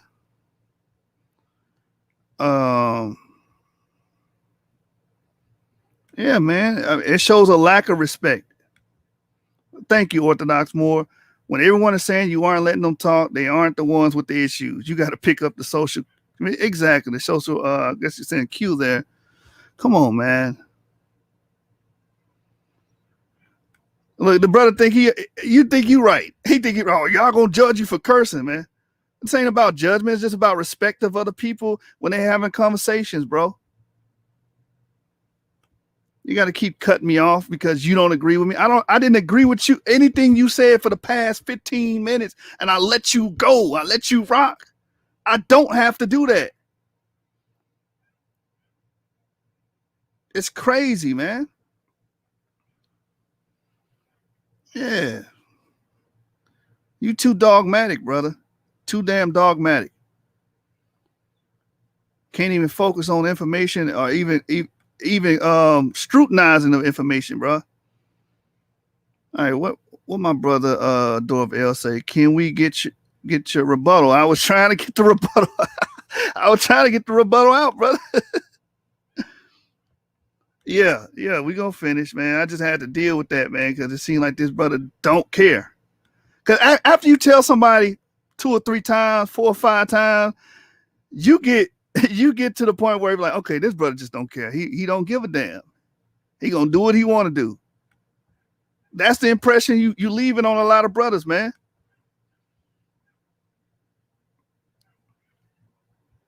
Let me go to where we what paper was that? I lost track of time, man. I forgot what I was looking into. What was that article at? Oh, right here. There he is. Ancient West Africans. All right. There it is. Again, ancient West Africans in the context of African population history. What's in the abstract, what I was trying to bring out, I was getting cut off every 5 seconds. Right here, one individual carried the deeply divergent Y chromosome haplogroup A00, which today is found almost exclusively in the same region. However, the genome-wide ancestry profiles of all 4 individuals are most similar to those of the present-day hunter-gatherers from Western Central Africa. We are not related to the present-day hunter-gatherers of Western Central Africa. By and large, many of them are Bushman, Pygmy, San, and Khoi. We are not those people. We don't descend from these people. We don't. Which implies that populations in Western Cameroon today, as well as speakers of Bantu languages from across the continent, are not descended substantially from the populations represented by these 4 people. That was the point I was trying to make. We're not the same lineage. This includes haplogroup A00. Our brothers trying to shoehorn A00 into E1B1A when they found A00 8,000 years ago, right? In Shumlaka in Cameroon with these other skeletal remains, as we see right here at the bottom. They published the Y-DNAs.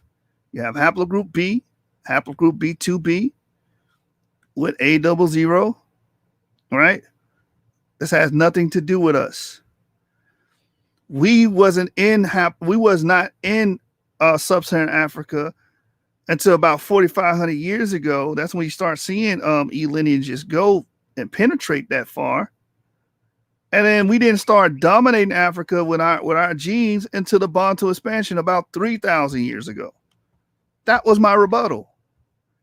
You want to know why the brother said I had to continue my rebuttal or finish my rebuttal? Because he didn't get it, because I was being cut off every 2 seconds. All right.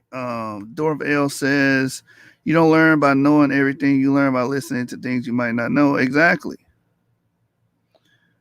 I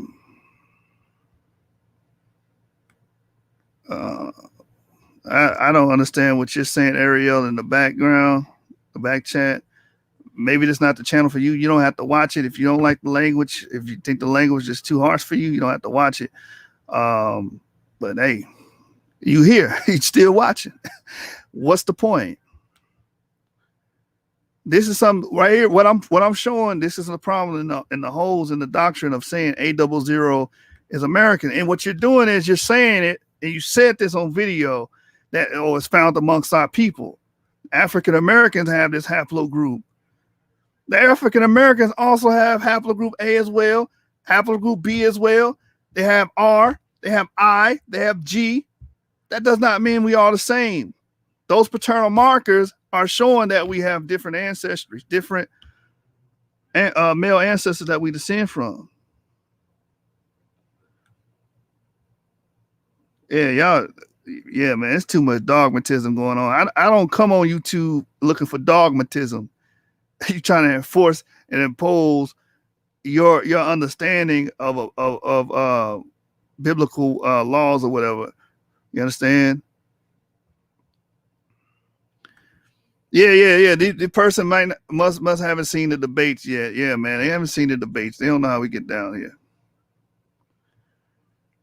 You know what I'm saying? I finished my point already. You must have been looking. I finished it already. A00 is not related to the modern Bantu speakers by and large. It's a separate lineage. It has nothing to do with us. It's a different lineage.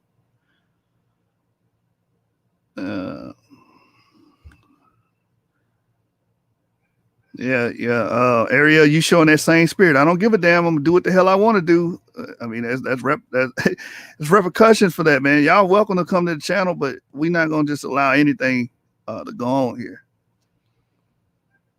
All right. Look, man, we going 8 hours and 45 minutes. As you can see, we also going to do a breakdown of Ham's lineage, genetically, showing the different A and B lineages throughout ancient Africa, proto-Africans, if you will, as well. And we will bring y'all.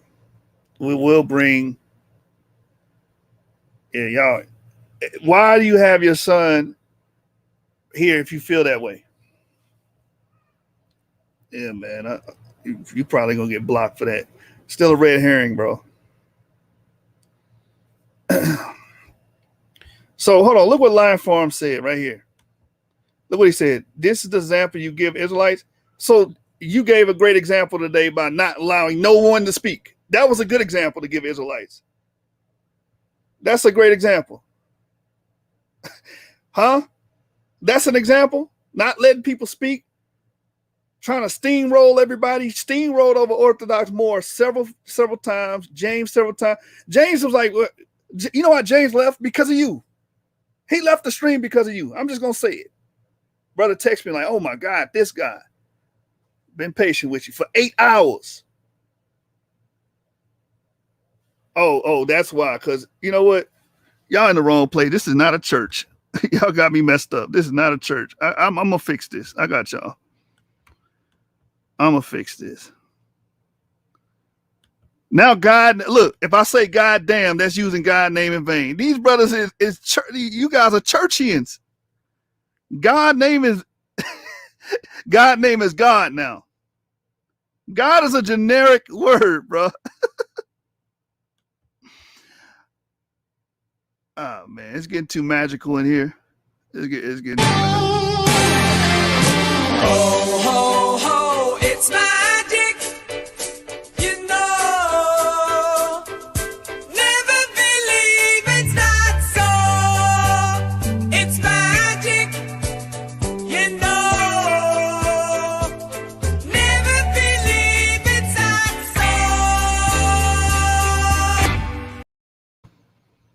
All right, I got you. All right, I'm not gonna deal with this. Y'all can go play Southern Baptist Church somewhere else.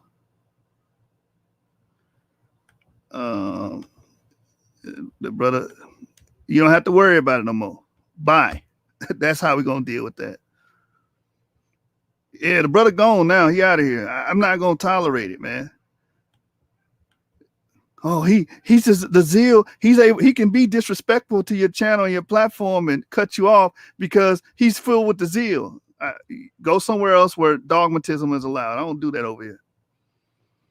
Yeah, they on some Catholic stuff, man. Stop. Yeah, go to his channel, man. Go to him. You want to hear him be dogmatic? Nobody can't get no points out. Go over there. I don't do that over here, man. I will allow anybody to come over here and speak. Yeah, he more righteous than me. The brother that been cutting people off all day, can't even have a conversation with him.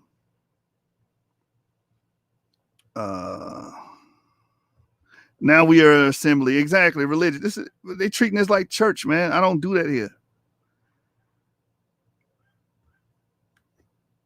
Yeah, man, I try, man. 8 hours strong, man. 8 hours strong. A lot of patience, and I might have to take some Tylenol after this, man. Dorvell, I see why TOTW blocked them. Who is TOTW? Who is TOTW?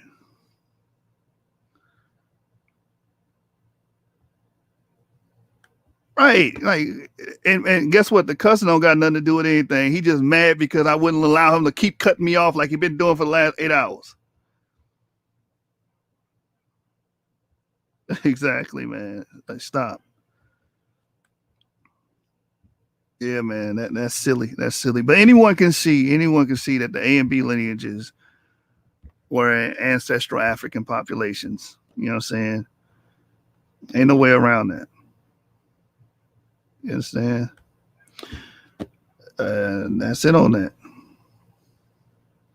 And if you don't like how it's an Israelite ministry he got blocked from. Wow. If you don't like the way that I articulate myself, don't come on my channel. I don't understand it. Like a lot of brothers is fascists. They want you. No, you do as I say and do what I listen, bro. This is my real estate over here. You can come on here, teach your stuff. But when it comes time for me to open my mic, I want to be able to speak. I shouldn't have to beg you for that. Wow, he got kicked off. He got blocked by Sister Edom. Yo, that's crazy. I ain't got nothing against him, man, but he gotta respect like the platform you own. Like these brothers, obviously, like I said, after you tell somebody something 2 or 3 times, and after they stop doing and they don't stop doing it, it's at that point they don't give a damn. I'm gonna do what the hell I want to do. You know what I'm saying? That's how they feel. All right. Exactly. What part of this not being a platform don't you get if you're not going to abide by the rules laid down here? Just if you can go, no one's begging. Exactly. No one begging you. I would love to have more brothers on here, but I'm not gonna take that, man. Orthodox more than look. He said, look, I'm gonna fall back. 2 brothers said they're gonna fall back because the way you behave yourself. Exactly. You came here. You got to capitalize off of thousands of subs. But now he wants to run. Nah, bro, this not yours. You got a channel. Go run your channel. Come on, man.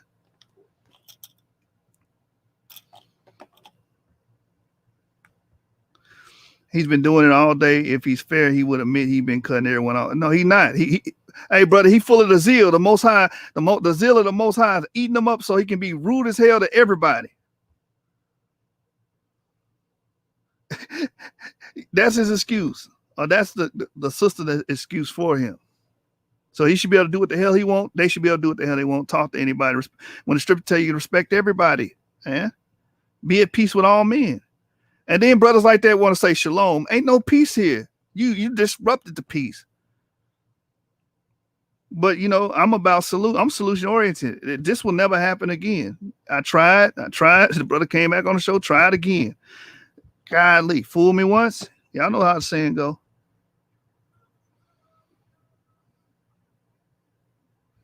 Oh, exactly. I showed a lot of patience. Let this but rock. That wasn't good enough. You know why it wasn't good enough? Because I didn't sit there and say, yes, sir, yes, sir, yes, sir, I agree, I agree. No, I was like, listen, this is where I disagree at. I believe this is faulty. This is faulty because of X, Y, and Z. And this is why I don't really subscribe to that. And that's okay. People going to disagree with you. That's why I said it's getting real dogmatic and churchy, man. When you sit there and it's, well, if he don't agree with everything I'm saying, you know, that's that church stuff, man. I'm not with that. Everybody here now don't gotta agree with everything I say, man. I'm not gonna force you to. All right, man. It's 8 hours, 45 minutes. I'm gonna get off here, man. But that won't happen again. I promise y'all that. That will not happen again. I'm not tolerating it. Exactly. This is not an echo chamber. You gotta cut it out. All right, I'm out of here, man. Let me play. Y'all want to listen to what was that song I opened up on? Paisley the Hebrew. Yeah, let's end with that. Big Business. Let's talk Cash App. Want to save with every swipe of a free custom.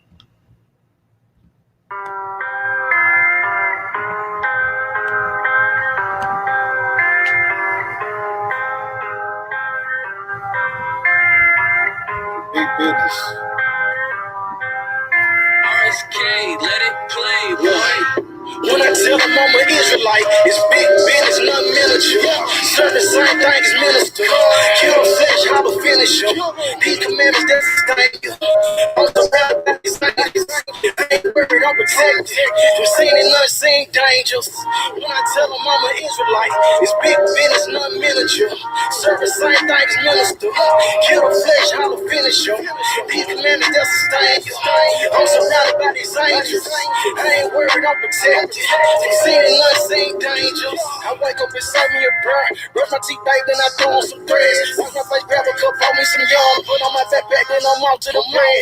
I eat these devils for breakfast. Gotta be careful. Whole lot of blood being shed in the streets. Running so wicked, I weep for the living. I drop a free cheer for the dead. All my white friends in my pocket, or either they loaded onto this black card that I swipe. Say every time that I drop it, the verse be hitting more harder than problems of life. Rich, I collected 2 pennies from every person that willingly gave me advice. Being afraid and existing my spirit, I'm fearing no man but the Father in Christ. I put in work with the brothers, we stood on the corners, pretending like 9 at night, teaching our people the gospel, equipped with a camera, some posters, some speakers, and mic. Every time that I see mama, she telling me, son, you gotta walk in the light. Christ, the bread of heaven, keep feeding my spirit, and I want to low, not a slide.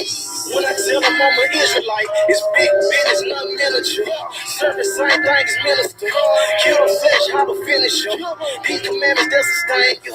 I'm surrounded by these angels. I ain't worried, I'm protected. From seen and unseen dangers. When I tell them I'm an Israelite, it's big business, not miniature. Serve the same thing as minister. Kill the flesh, how to finish them. These commandments, that sustain you.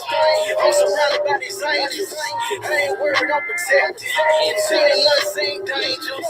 When I tell you I'm an Israelite, tribe of Judah, don't you take it personal. Bleed the blood on these demons, we purging them. Don't entertain Jezebels, we be curving them. Hey, I got a ribbon, she virtuous. In person, this blue life ain't virtual.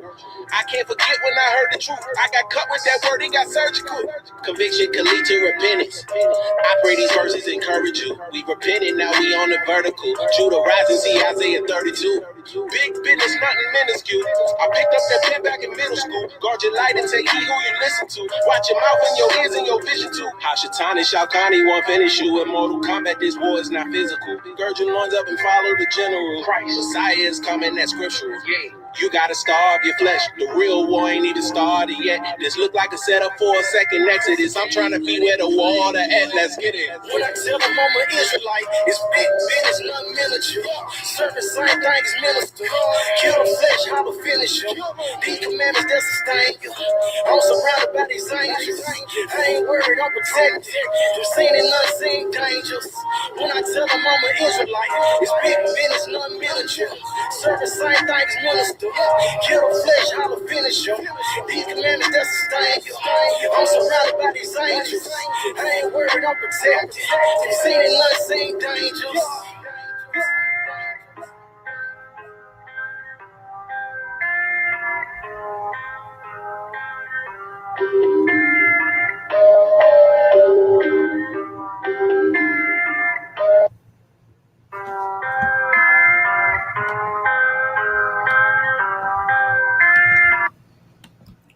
All right, man. It's been a long, long day. I'll bid you guys farewell. 7 gang, Source gang.